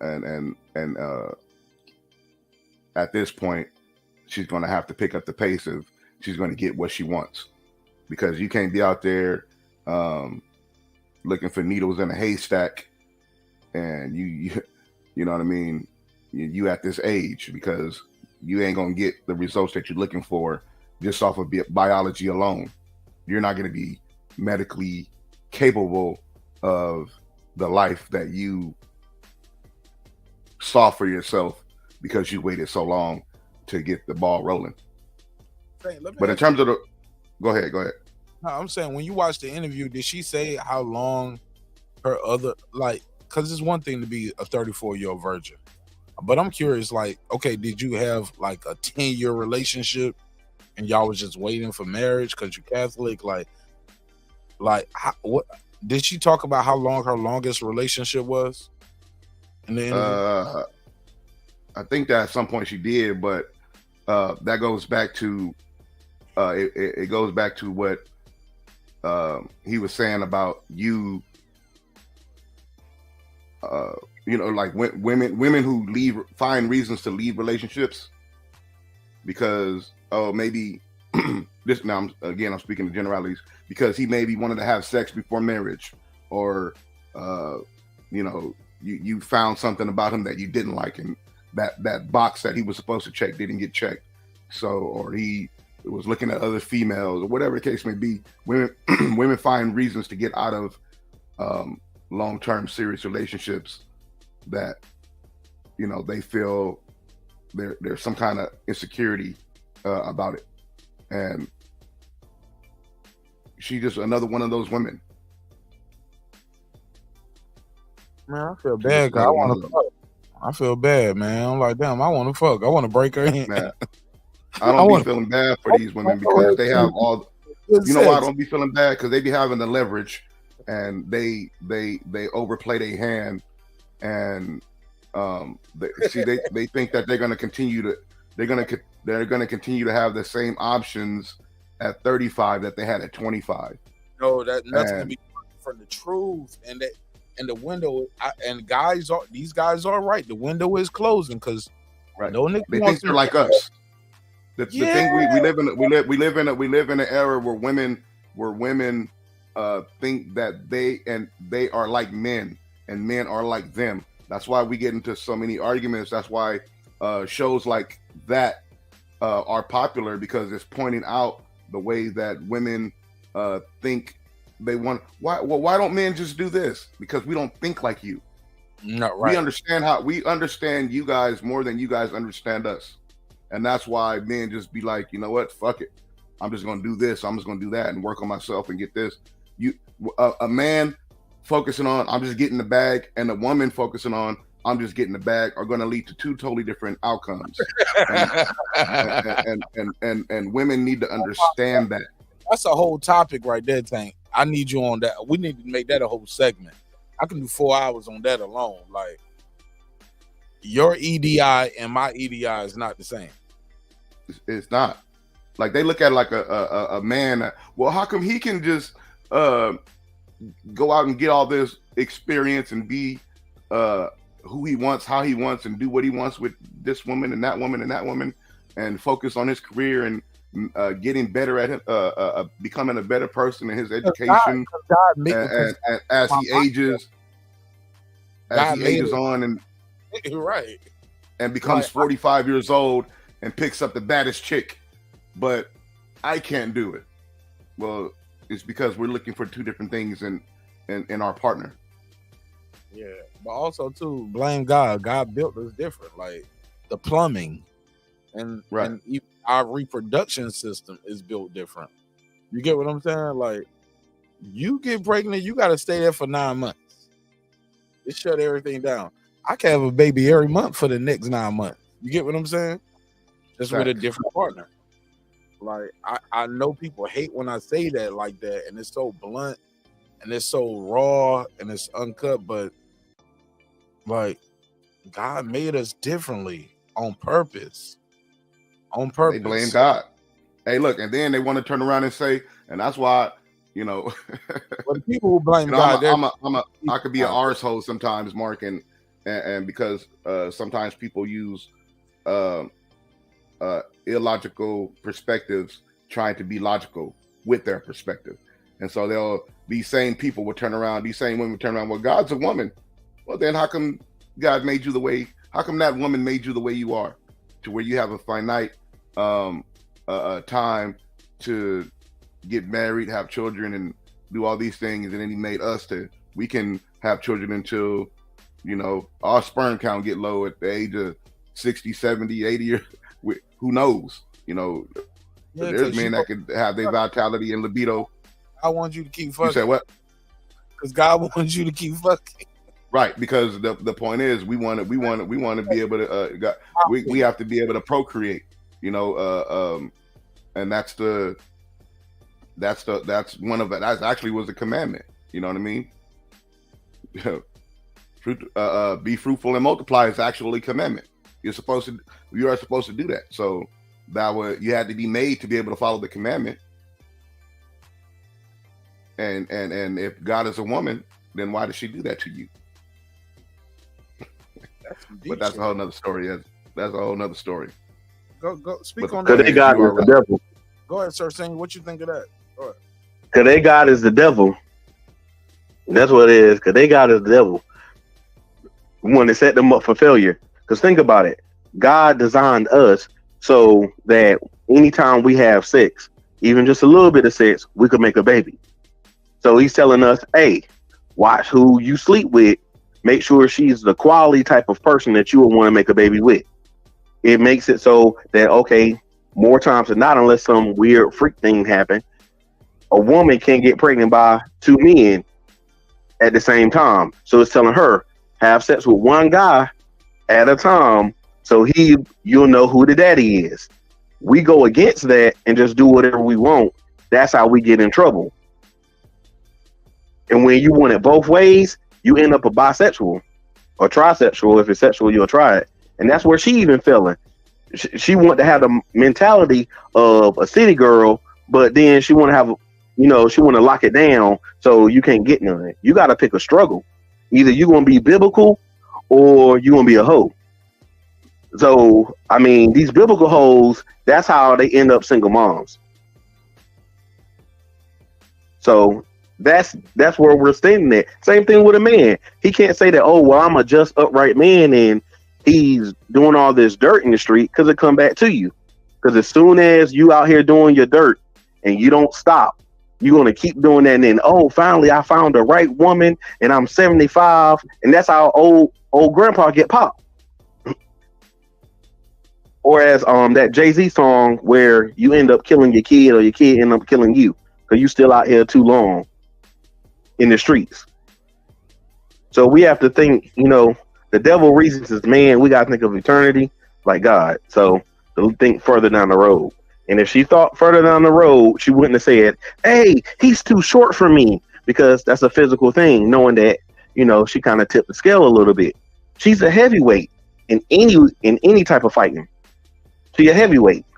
So she got to be able to take them punches respectfully. Oh, I beat her up too. I promise I beat her ass up. I beat her thick ass up, boy. I'm a monster, nigga. Like, y'all don't know about my conquest, nigga. I make them cry, boy. Yeah, I mean, like I said, she's an attractive woman, dog. That's not her issue. And I Right, think and that's what she was trying to allude to. What this niggas up Because- is I think the only one that constantly giving the sister props. I think she's I don't know what the titty line there. I don't know if are those the titties hanging over there over that. It's because she got the long hair covering everything up. She's, in my opinion, she's dressed in a semi-modest manner. Semi-modest, right? Yeah, because it's not really lace. It's just like a material that it's a design that is made to look that way. Hiding with the cover up. They'll cover up the sleeves and all that. She altered that outfit. That's definitely a thought outfit, but she covered it up, like trying to hide her imperfections, like the arms. Like she probably insecure about her arms, but she probably has some rolls on her side. Because, like I said, I zoom in on this motherfucker, bro. You're like, and you can see the little pouch. You get what I'm saying? Yeah. Hey, good point. Cynthia has been dropping bar after bar after bar in the chat, and you are not wrong in your assessment. She made a comment about these. I was gonna call them working women. That's a whole different topic. These career women, and they are their own worst enemy. This is me paraphrasing and expounding upon what she said, but these career women can be their own worst enemy because of the mindset that they create with this feminist attitude. And as I was alluding to before, they come up with this whole thing where they don't need men. And that is something that Cynthia had pointed out, because when you say that you don't need men, well, that's 50% of what creates the family structure. You know what I mean? You have the mother, the father. That is the 100% of what is needed to create the next generation. But we live in an era and a time where same-sex couples can adopt. So then they have redesigned, or excuse me, they have reimagined what a family is, and now. The family structure is no longer called the family structure. It's called the nuclear family or something like that, or traditional family. They use all these weird terms and qualifiers to describe what we grew up as. What you got your mom, your dad, and the kids in the house. Now you got a dad and a kid, and a mom and a kid, a mom, dad, and a dog. You know what I mean? That's your family. It's like, man, that's your pet. No, that's I'm a fur parent or whatever they call it. That's my fur baby. I'm a dog mom. Dog mom. That's what I'm saying. So the whole dynamic of family is just totally warped now. It's all designed for confusion. And this is the world we live in. And that's why they have platforms like Breaking Beats to point these things out. And showcase these conversations are going on around the world. Yeah, man, I don't think it's always made to. I think they're trying to normalize things. I don't think it's people. So I agree with you, but I just put a slight tint on it. You know what I'm saying? I think it's by design, and that. In the process of trying to make everything so inclusive and trying to make everybody happy, because the people that they're trying to make happy and make everything inclusive, these are the lawmakers. These are the lobbyists. These people spend millions, if not billions of dollars to push certain agendas, right? That's why every show that you watch now, they got to put a gay character on it. And they are equating that and lining it up to, well, it's like having a black person on the show. Y'all want a black person, right? We got to have a black. Like, bro, I watched Quantum Leap and I grew up loving Quantum Leap. They changed Quantum Leap so much. I was like, man, I gave the first season a try. But look, y'all got, first of all, it's okay. Everything don't have to be DEI. Like, you know, diversity, equity, inclusion. Like, look. Some shit is just a white show. Some shit is just gonna be a black show. Some shit is like, all right, you get what I'm saying, bro? Like, they changed the character from being a white guy who's lost in time with his white best friend to an Asian guy with a white woman as his wife, and it's a black guy, Ernie Hudson, in charge of the shit. And then you got I don't know if the person, they're not trans, but they definitely part of the rainbow community, if you know what I mean. LGBTQIA, like queer community, like, and this person it's a man, but he dressed like a woman, he's very femme, and he's part of it, but he's the super genius. The super genius got to be this guy. Could be Ernie Hudson. Ernie Hudson in there like, I don't know what we're gonna do. Hey Rainbow nigga, what's going on? What we gonna do? I'm paraphrasing, but like, yeah, super genius. What should we do? The show was just two white guys. It was Sam and Al. It was okay. Y'all could have remade the show with two good actors, Sam and Al, and do the whole shit over. But they tried so hard to include everybody. Well, no, instead of Sam being a white guy and Al being a white guy, we're gonna put a white guy. We're gonna put an Asian guy, and we're gonna make him have a white wife, and the whole show is about him getting back to the woman. You know, make it a love story. And I was like, man, y'all fucking this whole shit up. I love Quantum Leap growing up as a kid. They fucked the whole show up. Yeah. Trying to do too much DEI to the point it's not even, it's just so over the top. And I'm like, man. To the point it's annoying. Oh, yes. I'm like, man, I don't need Ernie Hudson for the show. Like, they could have just left it with the Asian guy with the white lady. It was like, nah, let's go deeper. Let's bring a black guy in. Let's bring somebody from the Asian community. Oh, we got to bring a Latino woman in too. It's like, and the thing is, Latino. It's like, I was just like, man, like, y'all trying so hard to make everybody inclusive, but the people who are hardcore fans of the show don't even want to fuck with the show no more because y'all fucked it up. And I'm black. You get what I'm saying? Mama, daddy, grandmama, granddaddy, both sides. And I don't like it. I'm like, man, I was okay with just the two white guys. Like, I'm cool. But yeah, the two white guys, they had a hit. It was a good show. We can run it like that. We don't have to do everything DEI to try to please everybody. Y'all fucking up the content. But go ahead. Well, you remember back in the day when they in the 90s they have like the what were like TGI Friday lineup where they had like the family matters and they had Full House and all that kind of stuff.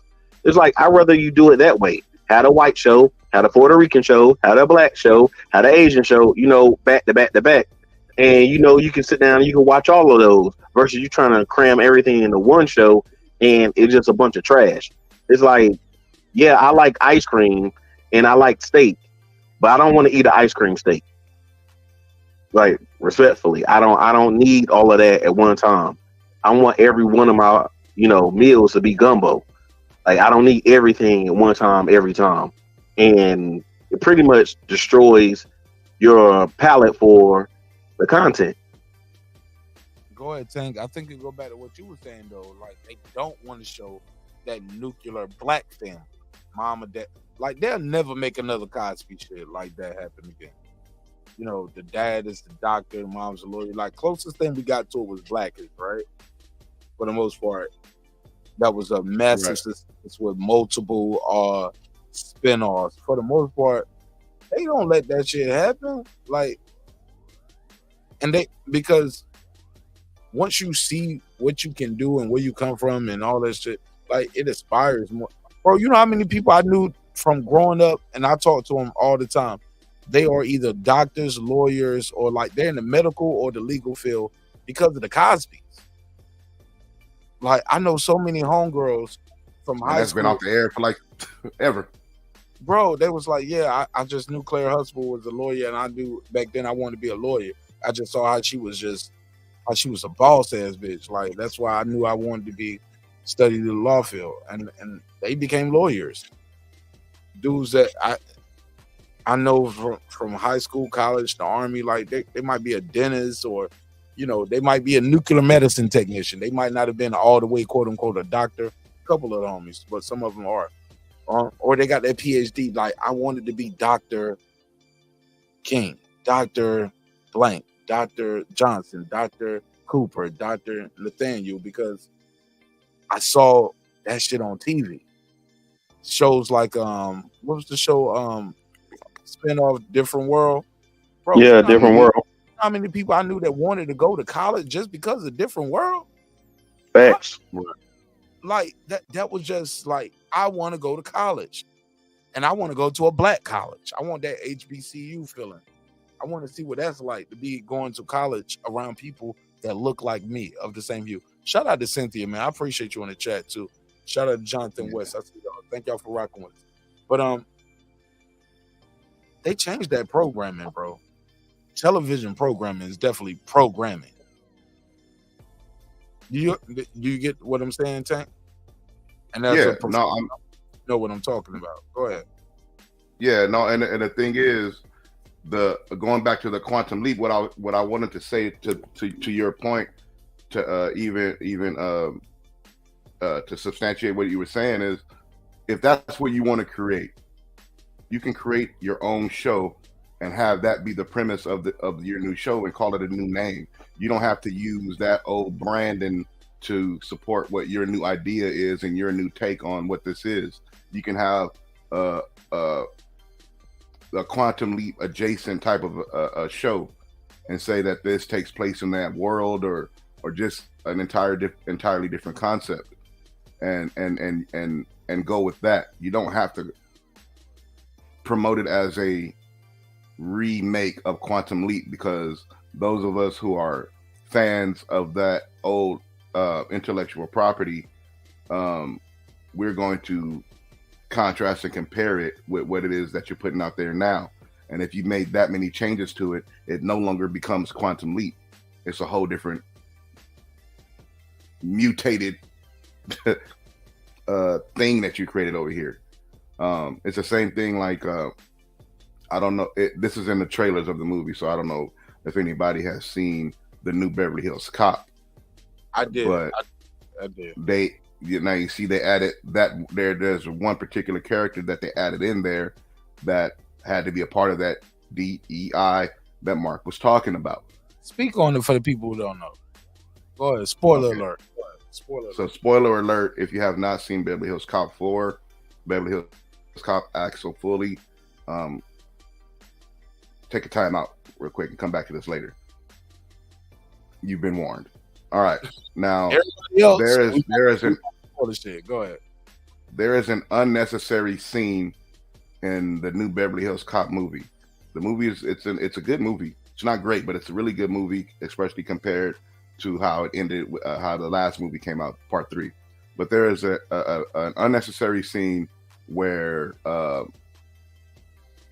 the uncle to a minuscule character in the film, they need to go see, and they being Axel Foley and this new detective that they're trying to build up in the story in Beverly Hills Cop.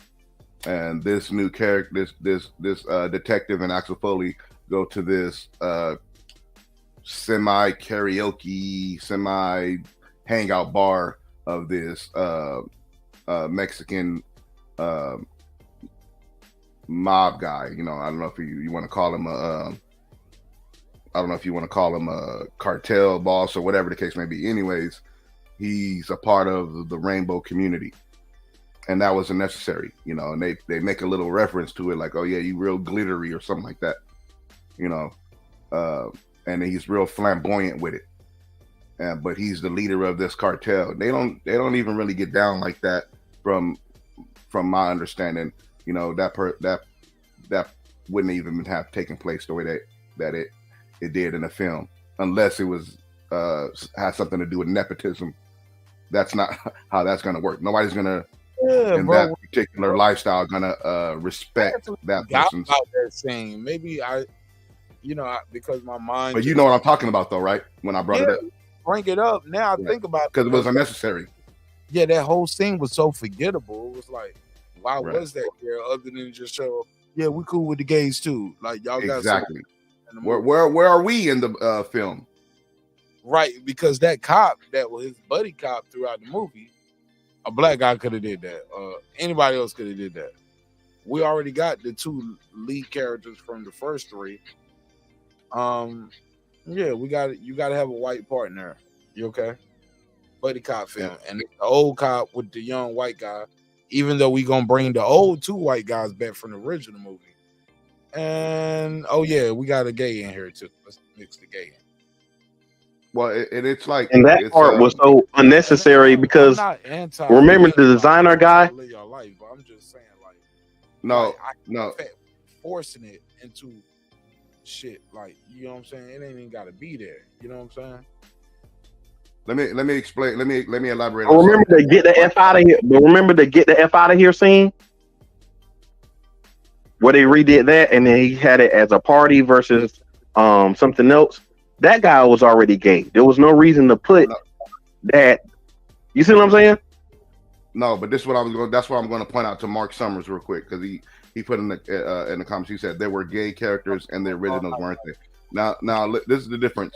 That character Surge, there was no confirmation on what that person was, on what his sexuality was. Am I wrong? I don't recall. I just know when you we don't recall. I just remember you responding to Mark Thomas in the chat, and he's like he's some. Oh, he's a troll. Okay, my bad. Trollish, you know what I'm saying? But I don't block. Yeah, my bad. But to Sir's point, that character, we don't know what that character was. As far as we know, he was just flamboyant. Now there are people that are like that. Oh, get out of here, whatever. But the Damon Wayans character obviously was. Mm-hmm. Oh, remember the banana in the tailpipe. Mm-hmm. So that was from the original film. But and then there was a point where Eddie Murphy pretended to be when he got in to see Victor Maitland at the place where he was eating brunch or whatever, because he told him he had to get checked for herpes simplex 10. So but it wasn't a thing where they had they just and this was going to go back to my original point. Hollywood has always had this a part of their programming, as Mark pointed out. This is not something that's new. What we grew up on, we've seen, films like Police Academy, where this stuff was in there with the bar where the police would randomly end up in, and you had that little community in there. Revenge of the Nerds, they had a character in there. Three's Company was they played on that theme where he had to pretend like he was that, but in order to live with two women. The movie Tootsie was dealing with cross-dressing. When I was in, I think, high school, that's when RuPaul and all that stuff was going on. So this is stuff that has already been a part of that industry. It is just that now it seems like it's being pushed, and whereas before it was just there. Does that make? Am I the only one that's that sees it that way? Like it's always been there, but it's been like over, it's been a part of it. But now it seems like, well, you can't do a project without it, and not only that, let's talk about it. It's forced on you. It's not something that's there. It's not an option. It's not any of that. It's forced on you. Yeah. You know what I'm saying? That's what I noticed about the different days and times. Like now we can't get a medium without a character like that. You see, back then you had these movies sprinkled in with other films and other projects, other TV projects that those characters didn't were not involved in. But now it's like it seems as if you go to a Hollywood meeting. Actually, I know this for a fact because I have people who are screenwriters and people who work in the filmmaking industry who have told me this. They've been sent back like where is your this character? Where is your that character? So these are things that are being made to be put into scripts that and inserted where they were not normally at.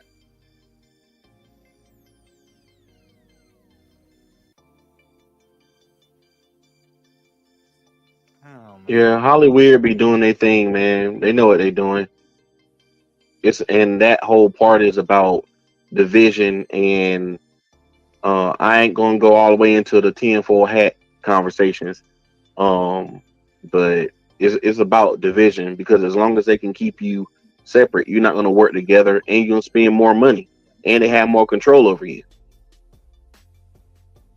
Definitely control the message. You control what's attractive, what's not attractive, what's cool, what's not cool, what's popular. So it does matter. But shit, we can land it here, fellas, man. I'm gonna go ahead and grab me I'm gonna drink this. Got a little smoothie in here. I'm gonna pound down this smoothie, drink this protein shake. Bro, my legs are so fucking sore. I keep seeing this little thing at Walmart. It's like a little ball, pause, no diddy, with like a little stick on it. You roll it over your legs and your sore muscles. Basically, it's like a little, it massages your muscles for you. And I need it. They've been kicking my ass in this dojo. I don't know if y'all know, but your boy Marq Nash been training heavy. I'm on some different shit, bro. Like, and y'all gonna see it. I think by this time, give me 9 months. 9 months, I'll be competing in a tournament, like far as like my MMA, my BJJ, Taekwondo, like all of that shit. Like one of those. I don't know if I'm gonna do the Taekwondo AAU shit. I don't know if I'm gonna do an MMA tournament. I'm not doing Border Wars, and that ain't no diss to Border Wars, but like them niggas don't get paid. You get what I'm saying? I ain't getting paid. I don't get no medal. I don't get no trophy or nothing like that. Like my it ain't a real ranking. Like, and the reason why I probably do that more than the boxing shit, because if I was to box right now, they gonna put me in there like at my age, my weight. They gonna put me in there with Big Baby Anderson, nigga. I can't box Big Baby Anderson. You get what I'm saying? But like in the martial arts, as far as like in the martial arts field, they gonna put me in the dojo in the ring with people my age. So I'll be fighting niggas my age and at my rank, or whatever my degree of my belt is at that time. You get what I'm saying? But I'm super excited about it. And it's like riding a bike. Like just when I was doing my poonsains the other day, like that shit was just crazy, man. And everybody was like, man, you picked that up right away. I was like, ain't my first time, but you know, you gotta humble yourself and start from scratch, especially when you've been out the field for like 20 years. You know what I'm saying? Like you can't just go in where I used to be this belt. Let me be in. Nah, bro. Humble yourself. Start from scratch. You know what I'm saying? You gotta learn how to follow before you can learn to lead, right? And so like but bro, I'm training my ass off, Tank, bro. Like nigga, we doing these holds, the moves, the sparring, the jabbing. You can't be fucking with the hoes now, Marq. You got to focus on the training. You said can't fuck with what? You said you're doing these hoes. I said that. I know my heart. That's what it sounded like. That's what it sounded like. Like, man, I'm out here doing these hoes. I meant hold. HOLD. Oh, hold. HOLDS. I got you. You thought I said hold. Like it. Like sexy ring, bro. You can't be. No, I'm playing with you, bro. Hey, nah, that's dope. I was gonna ask you. That's why. Did you see what I just put in the private chat? Nah, I'm gonna look at it. Okay. Yeah, but I train. Yeah, I've been that's doing- what I was that's a gonna say, 'cause I want to different get an update. BJJ he talking about. Okay, I'm gonna hit you up, Tank. But yeah, Yeah, man, I thought you was talking about the. I was going to ask you about the training that you had did. Tank hit me in the chat. Private J said, "What's up with them hoes, nigga?" You a fool. Like, yo, The hoes at when I come down there to Georgia. When So I I get gotta down to Airbnb. Georgia. Nah, man, stop it. But you trying to get in that dojo, man? Like I would love. I'm gonna bring Master Brain on the show soon, not right away, but soon though. And I'm gonna bring some of the members of my camp and my team on, some of the national champions. My nephew being one of them. Very proud of my nephew. National champion, state, regional, Congratulations, nephew. Yeah, he went all the way. That's my nephew. So yeah, man. But I'm so excited about the training, but it's overwhelming and it's not easy, bro. And this shit is kicking my ass, bro. But yeah, I'm I'm impressed so with that. excited about it, and I love it, and I'm excited about the sparring and just the training. I love the training, bro. You know, I'm a soldier, so just the for me, it's like doing basic training all over again. It reminds me of trying to get my first yellow belt, like when I was back in high school. Like, you know how long I've been out of high school, bro, doing Taekwondo. Then I did Taekwondo early in the Army, like when I was in Korea. Shout out to Master Kim, shout out to Master Franklin. So some of this shit is like riding a bike, but the way they do training at this dojo or dojang is totally different from the way I was always taught martial arts. You get what I'm saying? But I got to humble myself, and I'm learning all over again. And I love being a student, love the training, the exercise, and the mental exercise, the physical training. My legs are sore as a motherfucker. You know what I'm saying? But I'm mixing that in with it's not just Taekwondo though. It's the BJJ, it's the kickboxing, it's all of it. It's all of it, all in one. The shit I bring to the dojo, you know, with the boxing background, it's like I'm helping some of these guys with their boxing too. You know what I'm saying? So I love the team. I love my team, man, and I'm super excited about my team. And yo, this shit is dope, man. I'm excited about it, bro. And I feel my body changing, but more importantly, people around me are seeing my body change over the last 8 weeks. Because I've been talking to y'all about it. Y'all, if you're a member, you'll see me posting up the videos or the pictures of me running, like, damn, another 3 miles in the book. Okay, working out. Man, I ain't even telling y'all what I'm working towards, but somebody go get these goddamn hands, bro. Somebody about to get it, and y'all gonna see this shit live on fucking living, or I'm gonna get beat up. Hey, I was gonna say, Marq. I'm impressed because most people our age, man, we have a midlife crisis. We just jump out of an airplane or do some bungee jumping. My nigga trying to go in there and fight. I'm a fighter, Tank. I always trying to get some hands back up. Nah, I'm just fucking with you, bro. No, that is dope though because I love combat sports. Combat sports saved. Oh man, I have the testimonies as well. You know what I mean? It saved me so many times throughout my life growing up. You know, I don't know if we the same age or if I'm a little bit older than you, but you look older. You know. I think I'm older than you, Tank, but you're probably more educated and you look older. Yeah, I'm probably on all those exams going through college.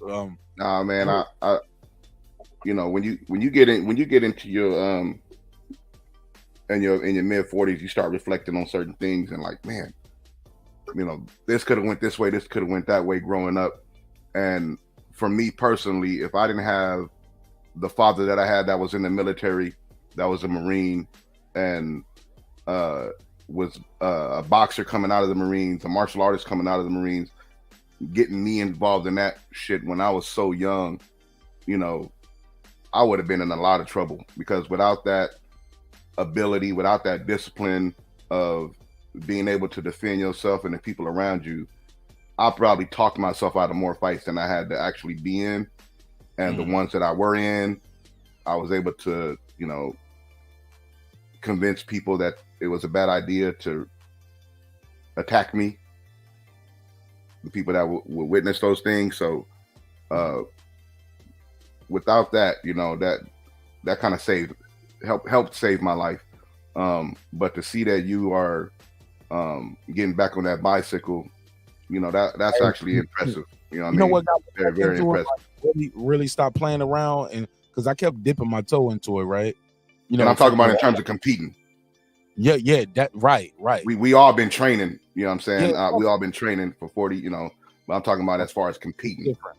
Yeah, I'm gonna challenge totally myself, bro. Yeah, it's one thing to do the discipline and go through your ponces and all that and try to get belts and all that. No, I want to compete, bro. Because I got my daughter in it. My daughter's in it. So she was crying like that first week, like when I had her in Taekwondo, right? She was not crying because she was scared. I mean, not crying because of the pain or the torture or she getting beat up. No, she was just scared of just walking into their room with all these other people. And this kid's there her age too. You know, this is a whole academy. They got people, it's people there older than me. It's people that in their 60s, you know, triple black belt, you know, going for their fourth.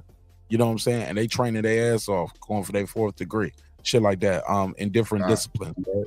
But I realized my daughter seeing me, I got down there and I just started doing it with her every day. So the class going along and I'm just doing everything with her. And that's what changed it for her. She was like, Dad is doing this with me. And in the process of me I'm just right beside you. I'm paying for it for her, but I'll just be on the sideline doing the same shit, you know, the kicks, the punches, or they run, I go run with them and I run with her. Man, I just saw the way everything changed for her once I started doing it right beside her. And I was like, okay, all right, cool. And then I started talking to the coach and he was like, well, you know, we got an age group for your age group, right? Like you trying to compete?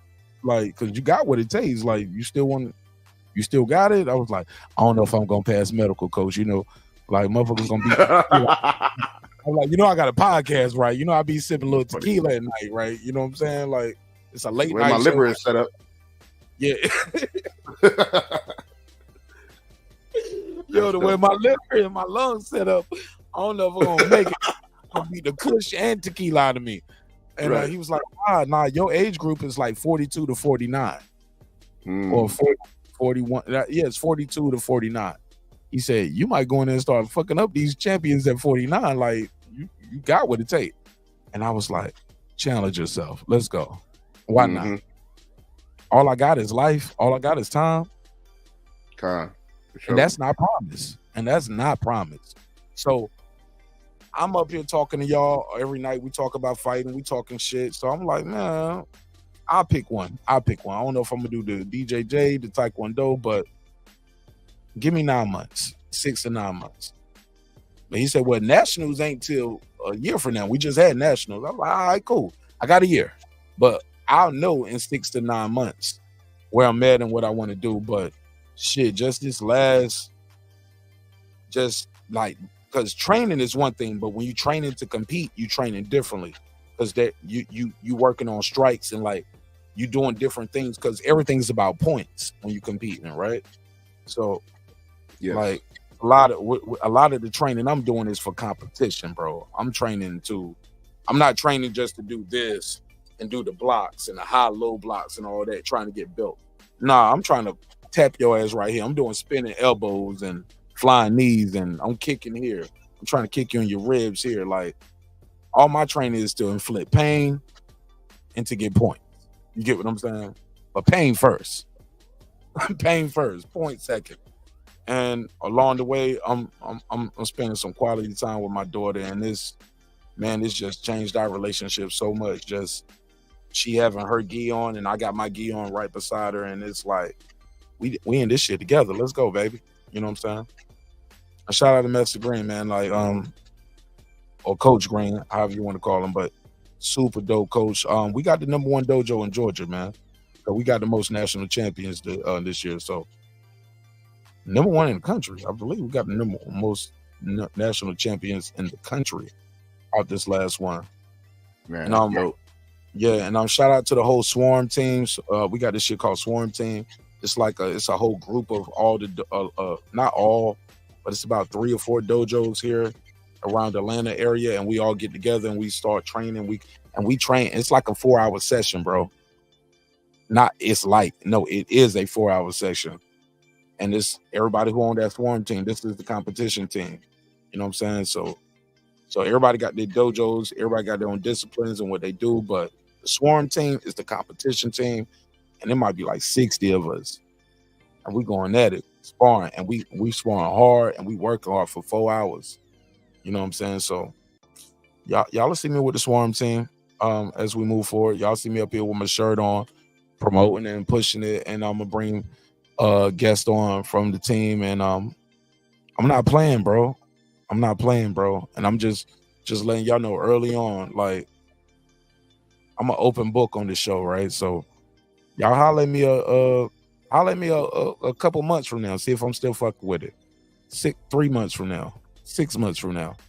But if you holler at me 9 months to a year from now, we gonna be reporting live from wherever the tournament at, and y'all gonna see your boy Marq Nash going in there kicking ass or getting his ass kicked. But I'm gonna challenge myself, and I'm gonna motivate y'all one way or another. You know what I'm saying? But I'm not one of these dudes that sit there and do this all day, bro. I believe in show and prove. You know what I'm saying? And that's why I'm an open book, and I can cut this camera on and I give y'all my life 3-4 times a week. You know what I'm saying? So shout out to everybody who's here, man. Yeah, you're gonna be like the body transformation pictures too, because I've been filming my workouts. I got I'm gonna do an unboxing video later on, and I'm gonna give y'all a tour of my home gym, because my home gym is crazy too, like heavy bags, speed bags, treadmills. I got ellipticals. Like, bro, I'm going in, bro. Like, y'all about to see. I don't know, bro. I already see the difference. My neighbors see the difference. Like, people around me see the difference. Y'all don't see it because all my jerseys be like double XL jerseys. You know what I'm saying? Because that's just me. Still I'm a 90s hip hop nigga, so I still wear big ass clothes, right? But I'm so excited about my discipline. Become a member to the channel, y'all. Just send the member. Just come over here, join a family. It's worth it. The content is unique. I'm just telling you, man. I've been rocking with Marq for several years. Oh yeah, and I've been seeing the growth. I've been seeing how this brother, when he says he's committed to doing what he's doing now, you have to understand that he puts his all into everything he does. The shows that he's doing 3 to 4 nights a week that he's talking about, this stuff gets better and better as he goes because of the focus and determination that he has to put on the best that he can do. So if he's doing that with his content and his brand, what do you think he's doing with his body? What do you think? You think he's trying to go out there and just get fucked up? I mean, the brother, you know, there's a lot of people that you can't, that you not worth investing your time with. You know what I mean? And you're gonna come across those throughout this YouTube space, throughout this internet space. Marq ain't one of them. Solid dude, and he deserves your support. Join the membership, y'all. Join the membership. Like Brim said, there's no rest for the weary, bro. And I don't know if y'all ever see me doing the show. If y'all see me doing like this during the show, a lot of times, just notice that y'all see me doing this a lot. That's me massaging my own legs, bro, because my legs are sore from the running, from the kicking. But I've been doing that for months now because I've been training, I've been prepping mentally. Part of me probably getting into this shit like this so deep because I've been working out so hard. And like Shel Moore said, he's like, bro, you probably doing this shit now because you got so much energy. He was like, God led you to this. You know what I'm saying? It ain't just you putting your door into it and you just sitting there watching her. So you just jumping in.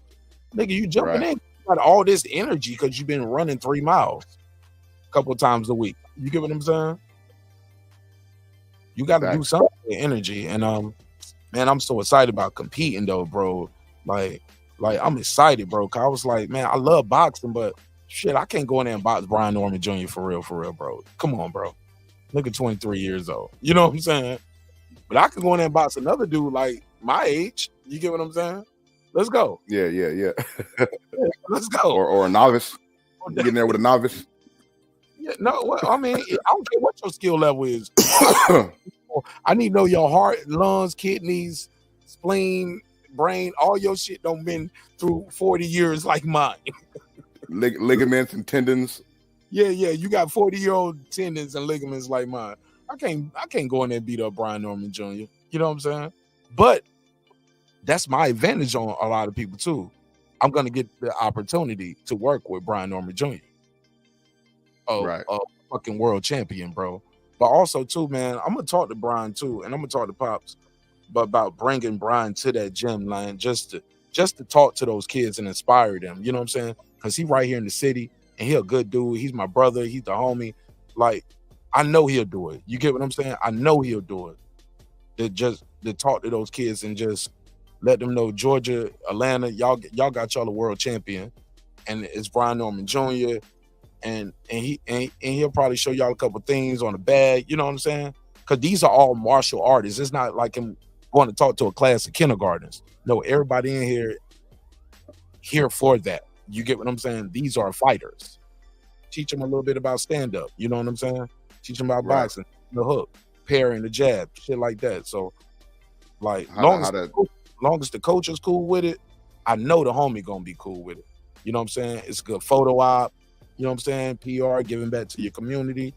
I think it's great. I think it's great. I think it's a win-win for Team Norman, and I think it's great for my dojo. So I just know I got so much to offer on so many different levels.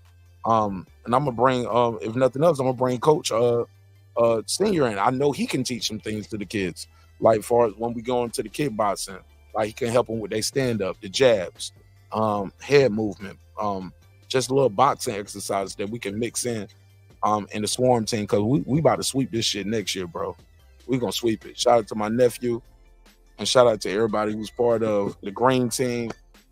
Love y'all. Hope you love yourself. If not, guess what? God loves you. So does Mark Nash in the neighborhood. But man, I'm just Tank. I'm ready, dog. Tank, hey, you sound like it. Tank, I really want to end the show right now and go and start working out right now. Like, I feel like I want to do something right now. But really, I probably just need to drink some water, drink my smoothie or some protein, and take my ass to bed and do whatever I want to do when I wake up. But you keep calling me, bro. That shit, bro. No, the passion is there, bro. That shit is so dope, bro. And it's like, you know, I remember boxing for my unit in the Army. Like, I'm gonna bring some of my homies up here, and I showed some of them pictures on my members only. I think Lisa's seen some. If you're a member, you probably seen some of the pictures of me training back when I was in the Army, when I used to box my unit. But homie, like, I'm a fighter, bro. I love this shit, man. And I definitely aged out of being a pro boxer or a pro kickboxer, but I can still compete though. You know what I'm saying? And I want to compete, man. It's just, I see what they saying, bro. Like my boy Nonito still want to fight, bro. It's like that shit keep calling you, bro. That shit keep calling you, and I ain't never been on no level like they've been on, and that shit be calling me. You get what I'm saying? So I know how it feels. I can imagine. Well, I don't know. I can imagine how it would feel to be a world champion or a national champion, because I feel like I just got so much untapped potential. I'm like, man, I had to work 2 jobs to help my mom out. Like, everybody got their own journey of why they didn't make it, right? You know what I'm saying? But I was like, man, I still want to fight, man. And I love that shit, man. I love fighting, bro. I love this shit, bro.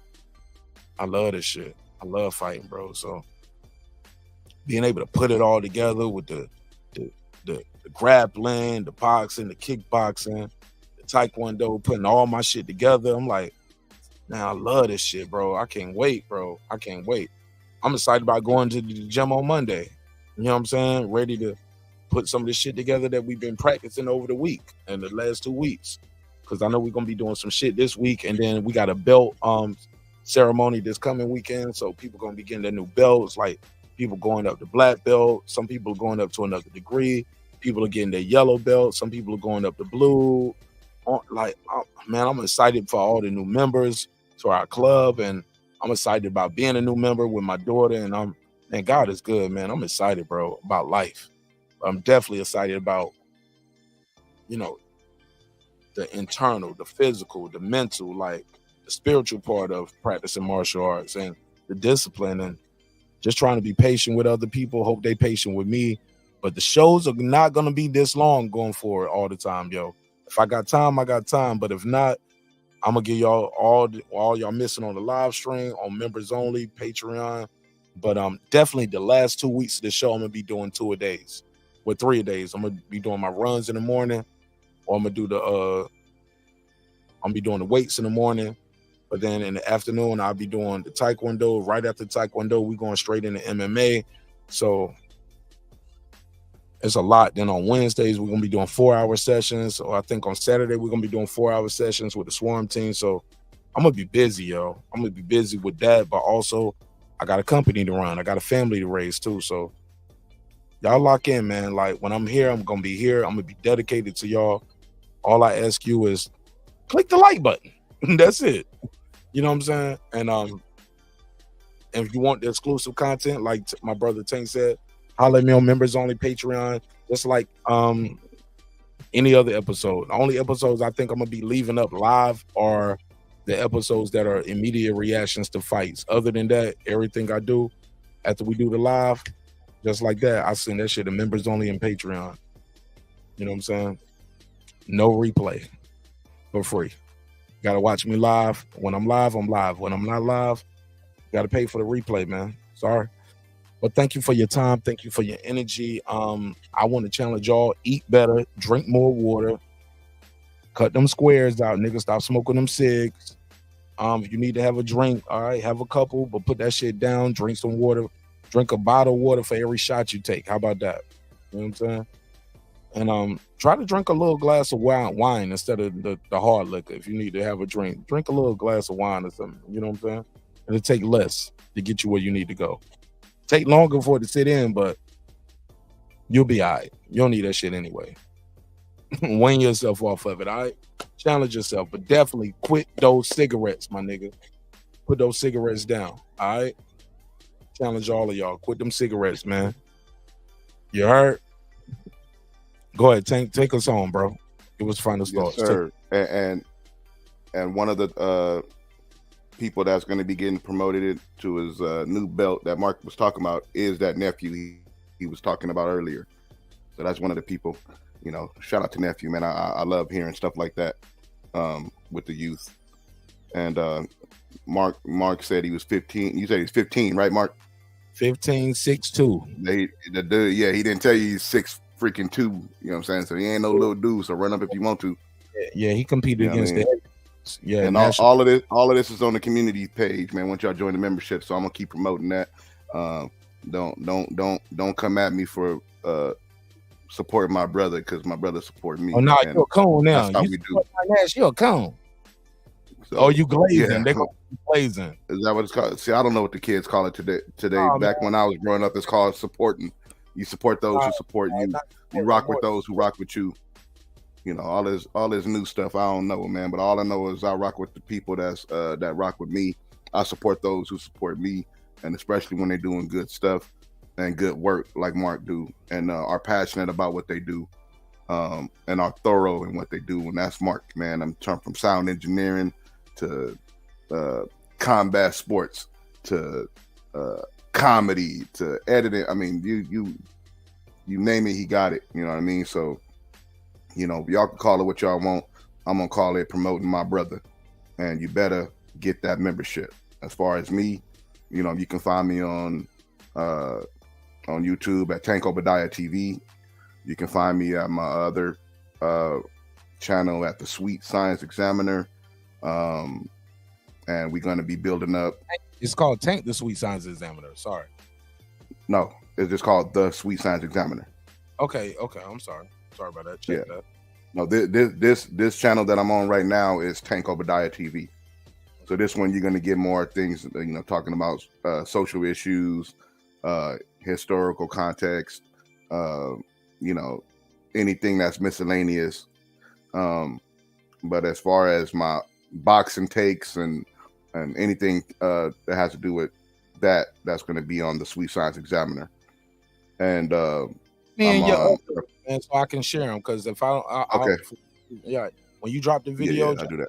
Community Yeah, tag, because I got a lot of people that tag me and stuff, and I don't even fuck with them. I'll be like, why are they tagging this? You know what I'm saying? But I fuck with you, so you definitely yeah. all your videos so I can see you drop something and I can share it, okay? Because I ain't sharing trying none to of get- it. Tag me in it. I'm in the process of still building up my TV and movie talk aspect. So, you know, because as passionate as I am about, you know,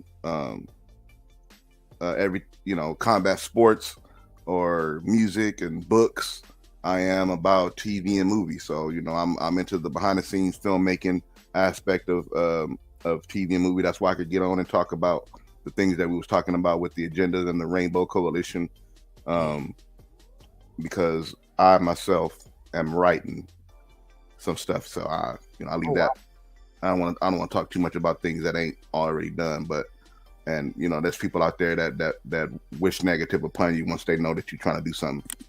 But yeah, I'm a writer as well, so God is always working, but the devil's busy too. So yeah, you can't put that. You can't exactly, even put bro. atmosphere until you got it in place. Because man, I feel you on that, bro. I feel you on that. Yeah, just holler at your boy, man. Just follow me on one thing, you're gonna find me on another. You're gonna find me on Tank Obadiah TV, the Sweet Science Examiner.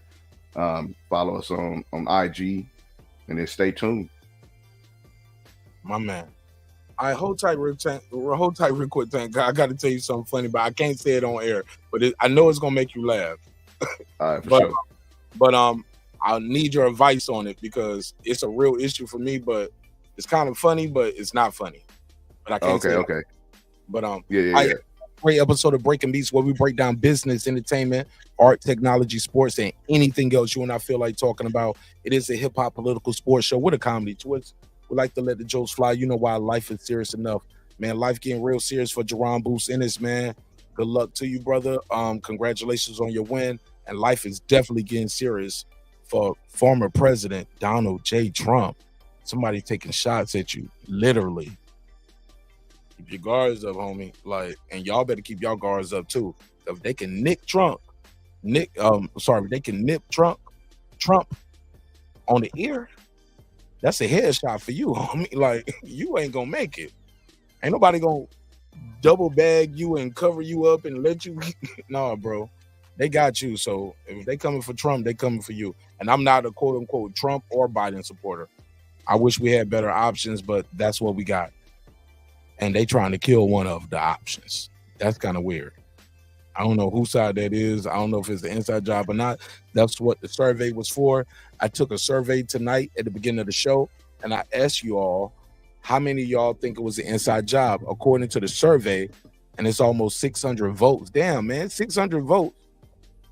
And we only got 62 likes, and it's 11,000 views on this video. Y'all tripping. Yeah, and it's still 42 people. Yeah, y'all tripping, man. 62 likes, 600 votes, 11,000 views. Y'all bugging. They said, well, was the Trump assassination attempt an inside job? According to my survey, 62% said yes. 62% of the 600 votes said yes. 38% said no. So I'm sure we'll talk about that again more as we get more information that develops from the story. We still don't know who the alleged attempted assassin was. Who was killed? They killed him, but they still haven't released his identity. We don't know the identity of the civilian, God bless their heart and their soul, who lost their life attending that Trump rally. Would the family sue? Tank, would the family sue? Should the family sue? And if so, do you sue Donald Trump? Do you sue the Republican Party? Do you sue the American government? Who do you sue? Who threw that rally? Like, I sent my loved one to this rally, they're dead, or my other two loved ones got injured. This is America. Somebody's getting sued. Can we agree to that? I mean, there's and to make things worse, there's a video circulating on major news outlets of a man that was attending it that he went on record saying that he was alerting the police before the shots even rang out, minutes before the shots even rang out. that he the onlookers spotted the shooter as he was crawling to set up, and the Secret Service were not notified. Donald Trump wasn't pulled out of there, and the police didn't go up there and get the guy down. There was ample opportunity to do so. From what you're describing, is this whole shit could have been avoided, right? Absolutely. So that's what I'm saying. To make matters worse, to build on your point about, you know, if somebody can be out there and sue, and they could use this as a potential evidence as to this didn't have to happen. Absolutely. Well, always remember this, man. We'll talk about this again as more information develops. Tank, I know you hate my last drop, but I got to do it. This is how we close it out. Because he was like, man, I know these people. I know the real one in real life. But let me play this. And look, sometimes we're going to agree, sometimes we're going to disagree. But one thing's for certain, two things for sure, homeboy, homegirl. Never forget this. Respect is free. Disrespect going to cost you everything. Your family, your freedom, your finances, most importantly, your life. So let's show each other love. Let's show each other respect. If we cannot do that, let's just show each other the door. You go your way, I go mine. God willing, we'll both do fine. But never forget this, man. I built this shit. Me. Brick by brick. And I'll be damned if I let you tear it down just because you don't like the way another nigga talk. And I mean that shit. Drive, motherfucker. Hey, it's Antonio Tarver, champion. You watching Marq Nash at Breaking Beach. I usually don't do drops, but I'm going to give you one, bro. I'm going to give you one. I love you, champ. Tank, stay right there, man. I got some funny shit to tell you, but I need your advice too, though. As OG. I'm here. This that squad side.